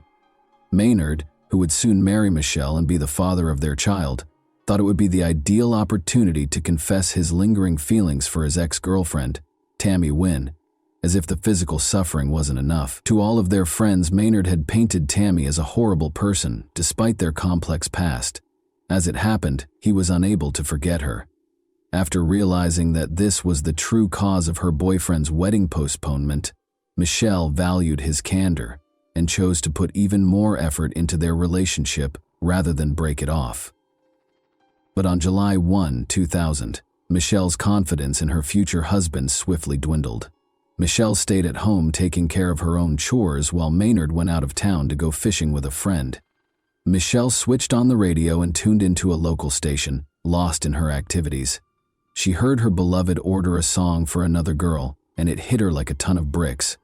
Maynard's voice sounded exactly like the caller. Michelle stood frozen, listening to the discussion with great interest. Michelle's heart fell when the DJ asked the man his name and he said, "Maynard." She was suspicious of her fiancé's true location. She requested a ride from her neighbor to Maynard's ex-girlfriend Tammy's house. When she saw them together on the street, her suspicions were validated. Michelle went up to the man and told him she was ending their relationship. When Tammy entered the discussion, she disclosed that she was unaware that Maynard was living with Michelle. "I'm staying with a friend," he had been telling her. The unfaithful fiancé was immediately evicted from Michelle's house. However, the man wasted no time in attempting to regain Michelle's favor. He called her a few days later and asked her to join him for a picnic so they could chat. He asked Michelle if they could reconcile and expressed regret for his error. She pardoned him because he seemed so sincere. But when Michelle became really ill, the picnic had to be called off. She was in such terrible shape that she was unable to even leave the park restroom. Her bleeding and cramps came back, but this time she also experienced the inability to keep food down. The doctor, who Michelle rushed to see, found nothing alarming. The doctor determined that stress was the cause of her symptoms after the ultrasound revealed that the baby was healthy. Michelle's twin sister, however, saw a fascinating coincidence. She asked Michelle if she found it odd that she was in excruciating pain whenever they were with Maynard. Michelle's sister's suggestion appalled her. She recalled that Maynard had poured her drink at the picnic before the second severe pain episode, and that he had brought glasses from the bar during their dinner in Florida just before she became ill the first time. With her drinks, though, what could he have done? Even though they had discussed the wedding once more and their relationship appeared to be back to normal, Michelle couldn't deny her sister's sensible observation. She also couldn't get rid of the impression that Maynard and his ex-girlfriend weren't entirely over. Michelle once again followed her gut and drove to Tammy's house, where her fiancé's car was parked, when Maynard informed her that he would take the kids to Florida for the weekend. Through an open window, she could hear a conversation between two people she saw inside. She was stunned by what she heard. Maynard responded that he thought he had already dealt with the child when Tammy asked him what he intended to do about it. Michelle came to the conclusion that the only way to keep Maynard as far away from the child as possible was to call the police. Michelle went to report her suspicions to the police. The detectives, however, were dubious after hearing her story and found it hard to accept that someone would try something so unbelievable. They had never seen anything like it in all the years they had worked as police. Although department rules forbade testing pregnant women, the police wanted Michelle to take a lie detector test. As a result, they rejected the notion and told her up front that, given Dr. Minsing's professional status, they would require strong evidence before they could arrest him. Michelle had to handle things herself because there wasn't much they could do in the interim. Michelle demonstrated her abilities as a true detective. With the assistance of a friend, she concealed a tiny video camera inside a fake plant on the kitchen counter and arranged the flowers so that it recorded everything that took place behind the kitchen table.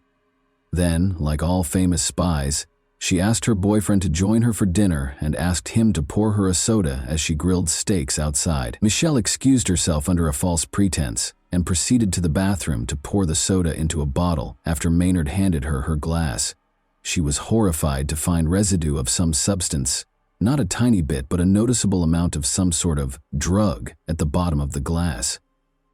She calmly poured the soda from the hidden bottle into the glass and went back to the table, trying not to show that she was in shock. However, Maynard kept getting calls from Tammy, so Michelle was unable to continue dinner in a composed manner. "Do you know why Tammy is upset?" he asked Michelle over the phone after he finally left. Michelle wasn't too worried about Tammy's feelings after finding out that her fiancé had been giving her drugs in her drinks, but when she gently inquired as to why Tammy was upset, Maynard surprised her once more by revealing that they had secretly wed earlier that week. Michelle's determination to protect her unborn child outweighed her feelings of hurt and rage over her beloved's betrayal. She immediately took the soda bottle to the police. An expert concluded that Cytotec, a drug used to treat stomach ulcers and induce labor, had been added to the soda. When used carelessly, though, it can also have lethal effects on the fetus. Legally speaking, the detectives had a problem even though they believed Michelle. They didn't have any proof that Maynard put the substance in the glass. In court, a skilled attorney would contend that Michelle falsified it in order to frame her cheating fiancé. The police therefore set up a trap for themselves. When the detectives asked Michelle to inform him that her pregnancy was going well during one of Maynard's phone calls, he invited her to dinner and gave her another dose of the drug. On August 14, 2000, two police officers hid in the garage while hiding a small camera inside a firefighter figurine that was placed on Michelle's kitchen counter. The police stormed into the kitchen and arrested Maynard for attempted murder as soon as they saw him trying to serve Michelle one of his special cocktails. "I hope these are prenatal vitamins," one of the officers said to Maynard, gesturing to the enigmatic material he was holding. The police discovered even more of the same substance in Maynard's vehicle. The doctor was forced to confess after laboratory tests revealed that Cytotec was present in the beverage. Maynard provided an apologetic justification for his horrible act, effectively acknowledging that he had poisoned his ex-fiancée in order to solve the issue. Maynard responded in the affirmative when asked if he thought the child was a problem. Michelle kept going to the doctor once a week and getting ultrasounds once a month. The fetus appeared to be growing normally in spite of multiple doses of the drug, but Michelle went into labor just before Maynard's trial, at 28 weeks of pregnancy. She gave birth to a stillborn daughter, whom she named Michaela. Michelle was surrounded by family and friends in the hospital room, where they were able to bid Michaela farewell and give her one last hug. It was impossible to ascertain whether Michaela's death was caused by Cytotec's effects, because the coroner could not detect any traces of the drug in the placenta. Prosecutors reached agreements with Tammy and Maynard to spare Michelle and her family from a torturous legal process. Tammy was given a 5-year probationary period and 100 hours of community service after acknowledging her guilt about getting the medication with a prescription while working as a nurse. Maynard received a 5-year prison sentence. In the United States, the two spouses would never again be able to work in the medical industry. Maynard startled the people in the courtroom during the trial by declaring that the child's death was the result of a higher power's intervention. In addition to displaying no remorse during the sentencing, and without pleading with Michelle for forgiveness, Maynard asserted that their daughter's death was the will of a higher power, and that the experience would make him stronger. His statement shocked even Judge Barbara Gorman. Judge Gorman said to Maynard, "I must say it was one of the strangest statements I have ever heard. You are a disgrace to your profession, in my opinion. All of this is the consequence of what you did. You must accept responsibility for what transpired." Although the spouses' sentences may be viewed as being rather light, Michelle is aware that Maynard will eventually face consequences for his actions in the afterlife. She made the decision to strike him where it hurt the most, his wallet, in the interim. Michelle Baker sued Tammy Mincing and Maynard Mincing for $3,500,000 in August 2002 over what had happened to her daughter. Orally and in writing, Maynard made it clear time and again that his goal was to get rid of the child. His spouse did not want him to be involved with the child in any way. Michelle's attorneys were therefore certain that they would prevail in the case. The success of Michelle's lawsuit is unknown, but it was made public in 2007 that Maynard filed for bankruptcy. In 2013, the Mincing name reappeared in the obituary of Maynard's father, a prominent local youth organization founder. Tammy and Maynard Mincing were still married and resided in Ohio, according to the note. Whether or not Maynard meant to murder Michelle is unknown, but at least he chose to end her pregnancy against her will. However, Michelle made it clear to Maynard that she did not ask him to be involved in the child's life or to provide financial support, so he could have accomplished his goals without his heinous scheme. He must have been aware of Michelle's strong desire to have children and cruelly denied her the chance to begin a new family life with a fresh start. And that wraps up today's chilling story. If you enjoyed this video, don't forget to like and subscribe so you never miss a new upload. Also, let me know in the comments, what part of this story shocked you the most? Thank you for watching, and I'll see you in the next video.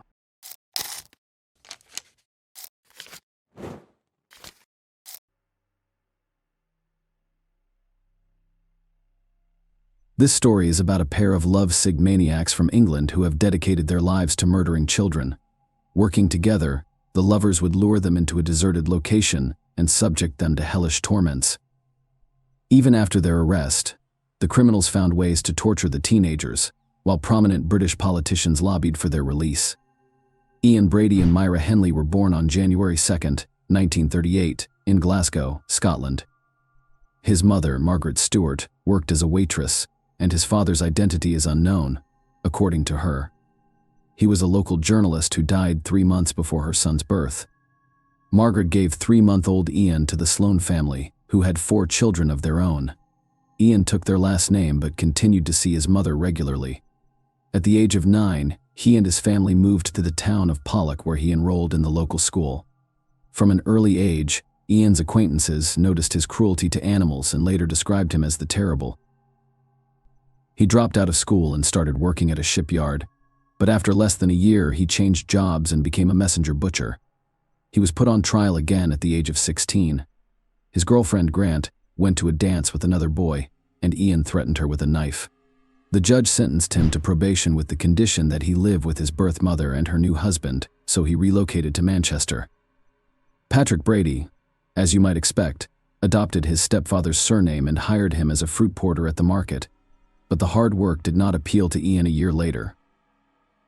The young man was caught stealing a bag of lead seals with the intention of selling them on the black market for extra money.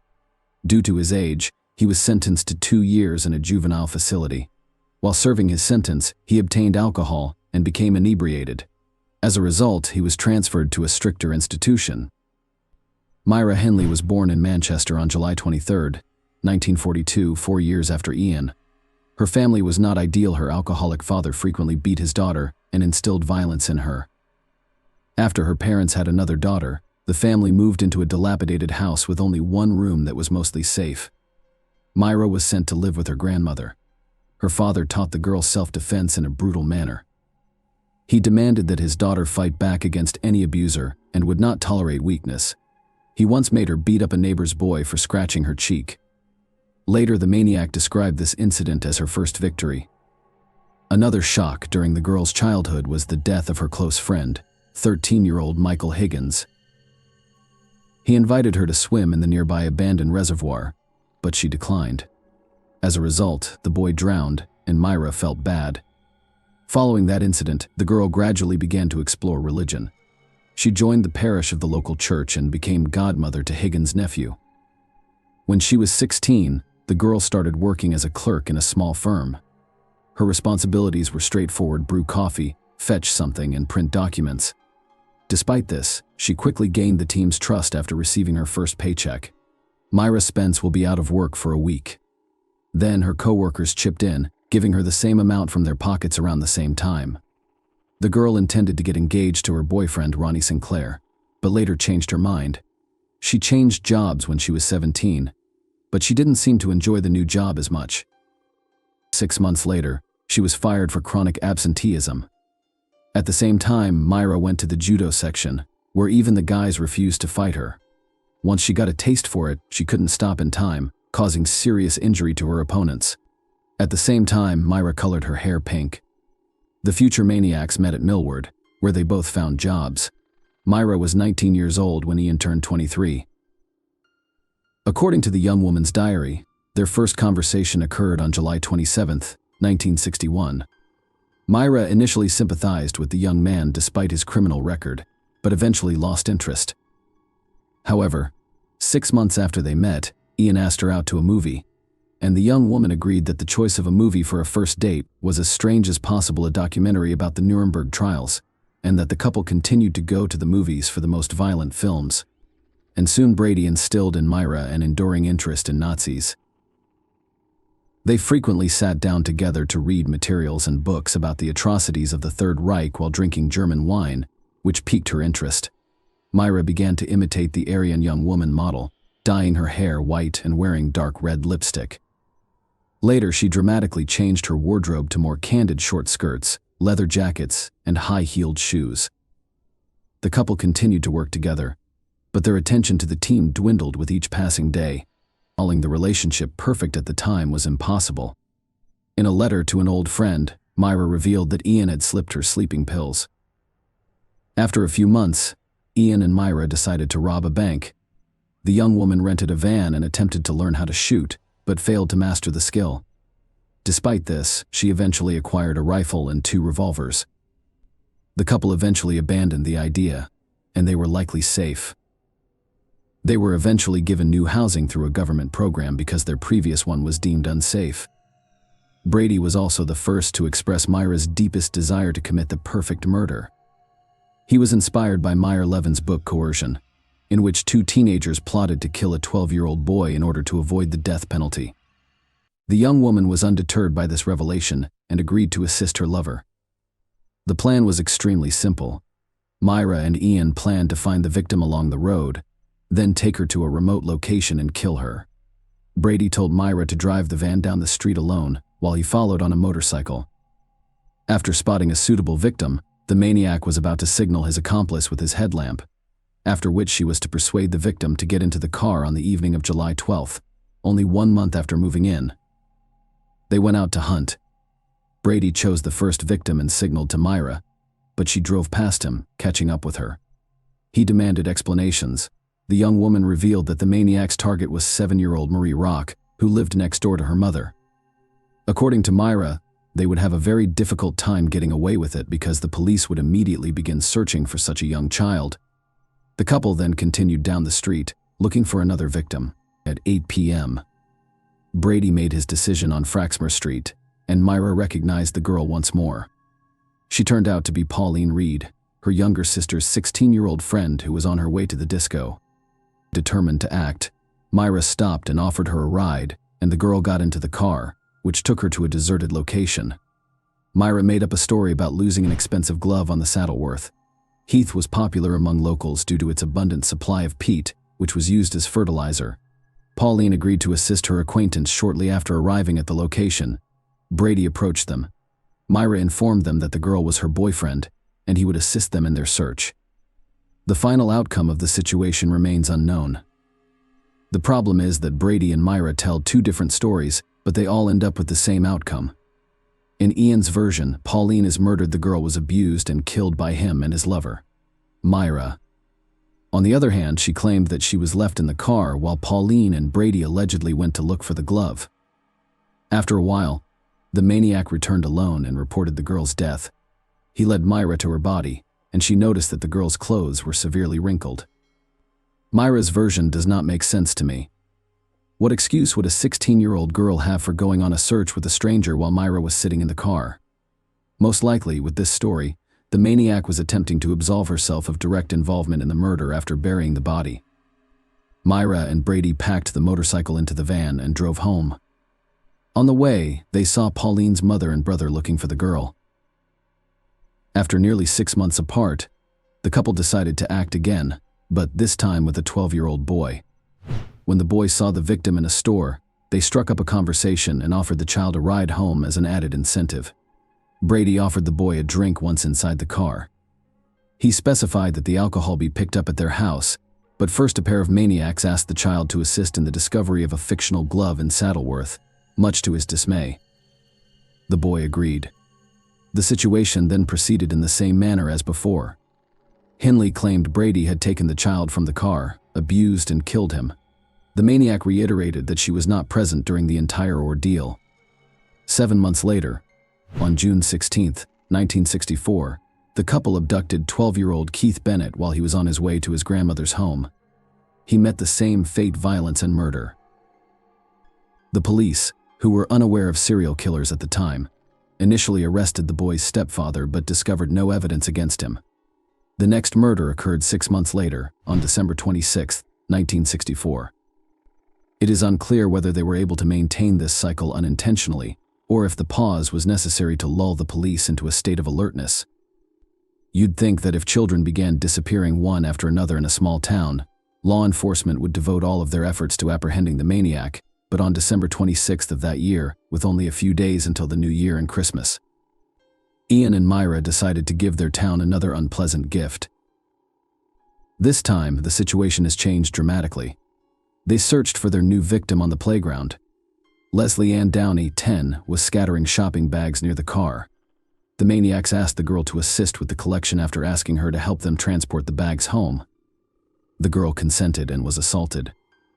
As soon as she crossed the threshold, the couple began abusing the unfortunate child in her home for an extended period of time. After playing with her, the sadist killed her and returned the corpse to Saddleworth. Myra insisted that she was not present during the murder. The attentive viewer recalls that the couple lived with Myra's grandmother. Where was she at the time of all these atrocities?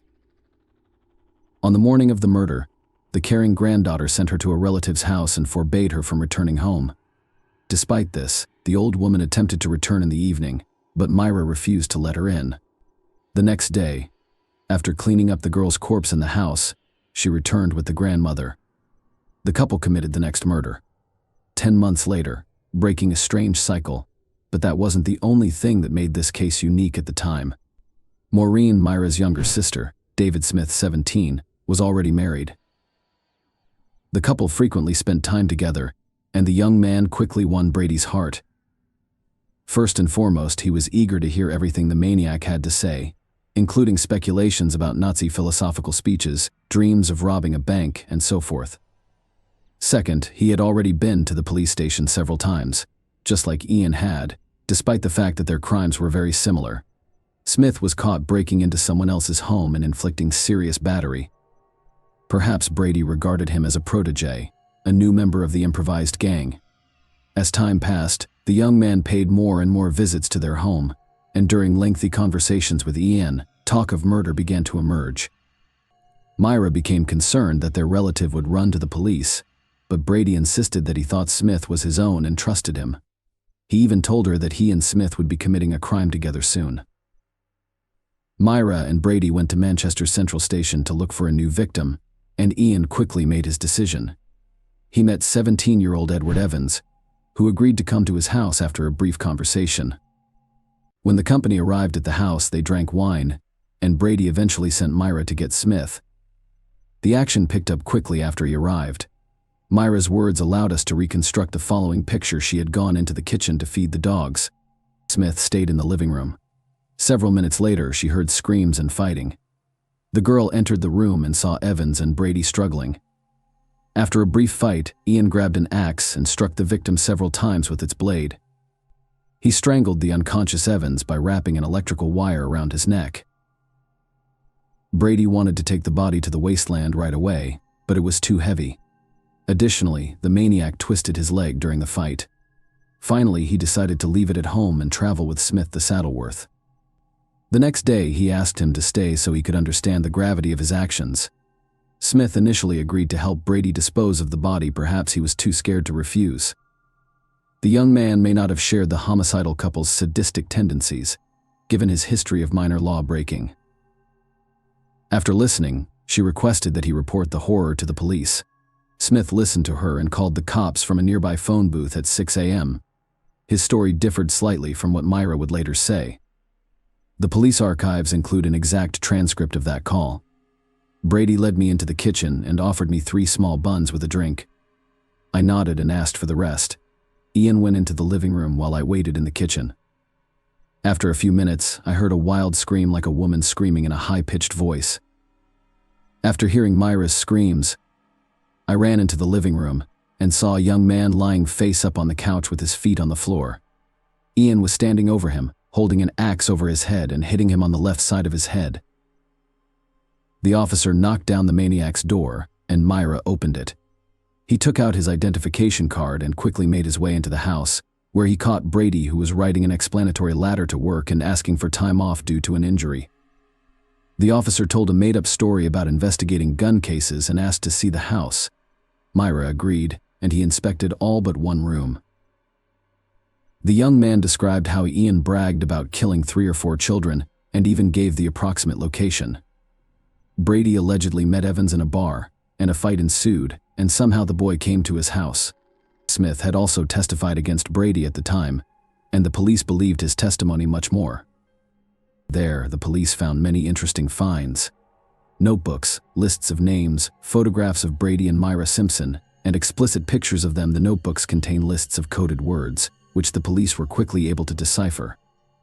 It turned out that Brady kept records of burial sites, weapons, and methods of killing. As it was impossible to assert the exact location of all the victims on the basis of this information, it was rather superficial.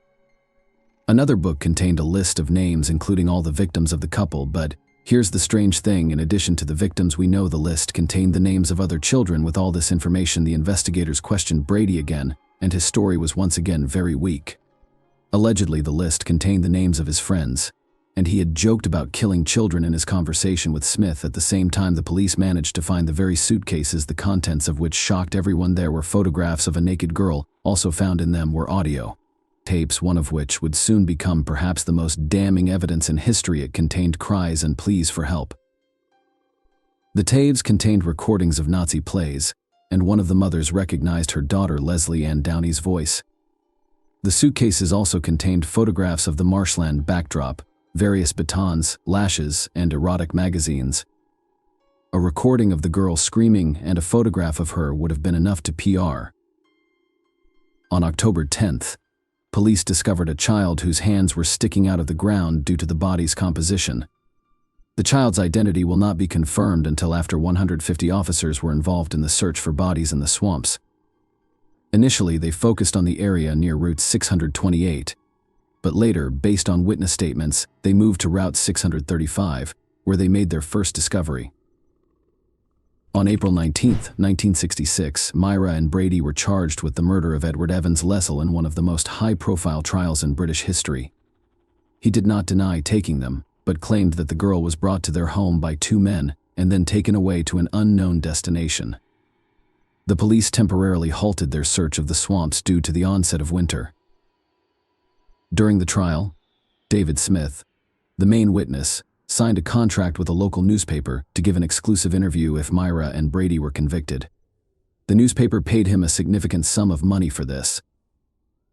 Shortly after his transfer to Wormwood Scrubs, Brady, who had been placed in solitary confinement, went on a hunger strike. He was unhappy with the ban on socializing with other inmates. Prison officials have decided that a child killer is going to afterlife rather quickly as a result of his dramatic weight loss. The maniac was transferred to the hospital wing, where his life took on new colors. He was allowed to watch television and do house cleaning work. At the same time, juvenile delinquents with mental disabilities were admitted to the hospital wing of the prison. In 1981, one of these teenagers said that Brady had forced him into intimate contact. Later, similar statements by the victims surfaced, repeatedly taking advantage of access to secluded corners of the prison. As a janitor, Ian led his victims there.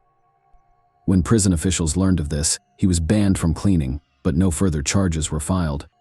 More interestingly, he was left in the hospital wing next to the same teenagers. It would seem like such a thing was possible, but there was nothing the chief medical officer of the prison could do about it. British law mandates the prisoners be assisted, and Brady used this skillfully. He threatened to resume his hunger strike every time he talked about being transferred back to a cell. In 1982, a harsh decision was made to transfer the maniac to another prison with stricter conditions. However, 3 years later, in 1985, Brady was declared insane. Thanks to this, another transfer awaited him at Ashworth Psychiatric Hospital. Many of you may have wondered how such a violent sadist managed not only to establish a comfortable life in prison, but also to do his dirty work with teenagers. The answer might surprise you. He was helped by the Earl of Langford. Frank Pakenham, one of the leading politicians of the time, gave favors and privileges. Brady approached him while in prison, and soon the Earl actually sided with him. Of course, there was no talk of helping to get the charges dropped, but Ian didn't count on that. Pakenham helped him stay in the hospital by appealing to Britain's Home Security himself. After that, the politician repeatedly bailed out his newly minted friend by pulling the right strings in the British upper echelons. But the main request to Brady was that he could not fulfill the maniac dream of a date with Myra. On that note, let's move back a bit to Hindley's story. Her life behind bars was much less intense, but not without interesting moments. While in prison, she managed to have a mistress, but more interestingly, she was able to get out of there for a while, not long after beginning her sentence. Henley began a torrid affair with the warden, Patricia Cairns. Together, they planned an escape but were caught by the police in the preparation stage. As a result, Cairns went from a prison employee to a prisoner for 6 years in November 1986. Keith Bennett's mother wrote her a letter begging her to tell her about her son's fate. It was filled with pain and despair, and the last lines were clear. "I am a simple woman working in the kitchens of Chrissy's hospital. It took me 5 weeks to write this letter because it is very important to me that it be accepted by you, as it is a plea for help." Myra was taken to Saddleworth Heath, which was cordoned off by 200 police officers along its perimeter, and her task was to locate the bodies of children whose fate was still unknown.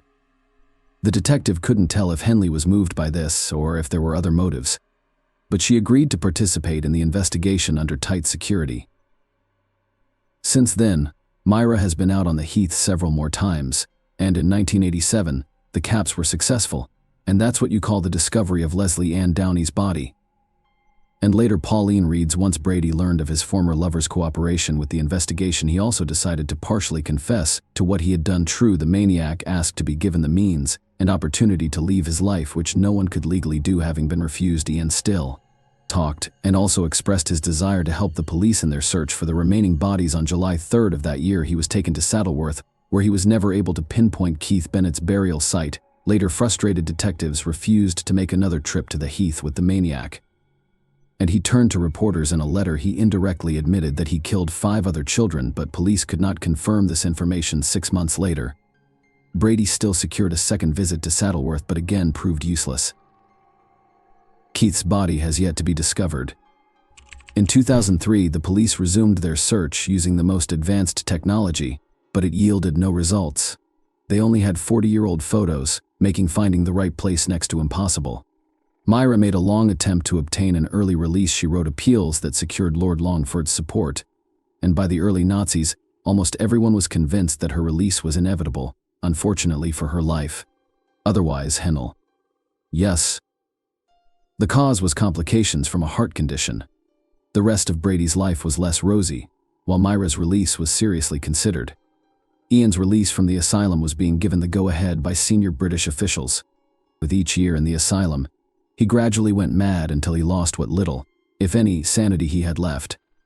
In spite of this, he managed to live long enough until he was 79 years old.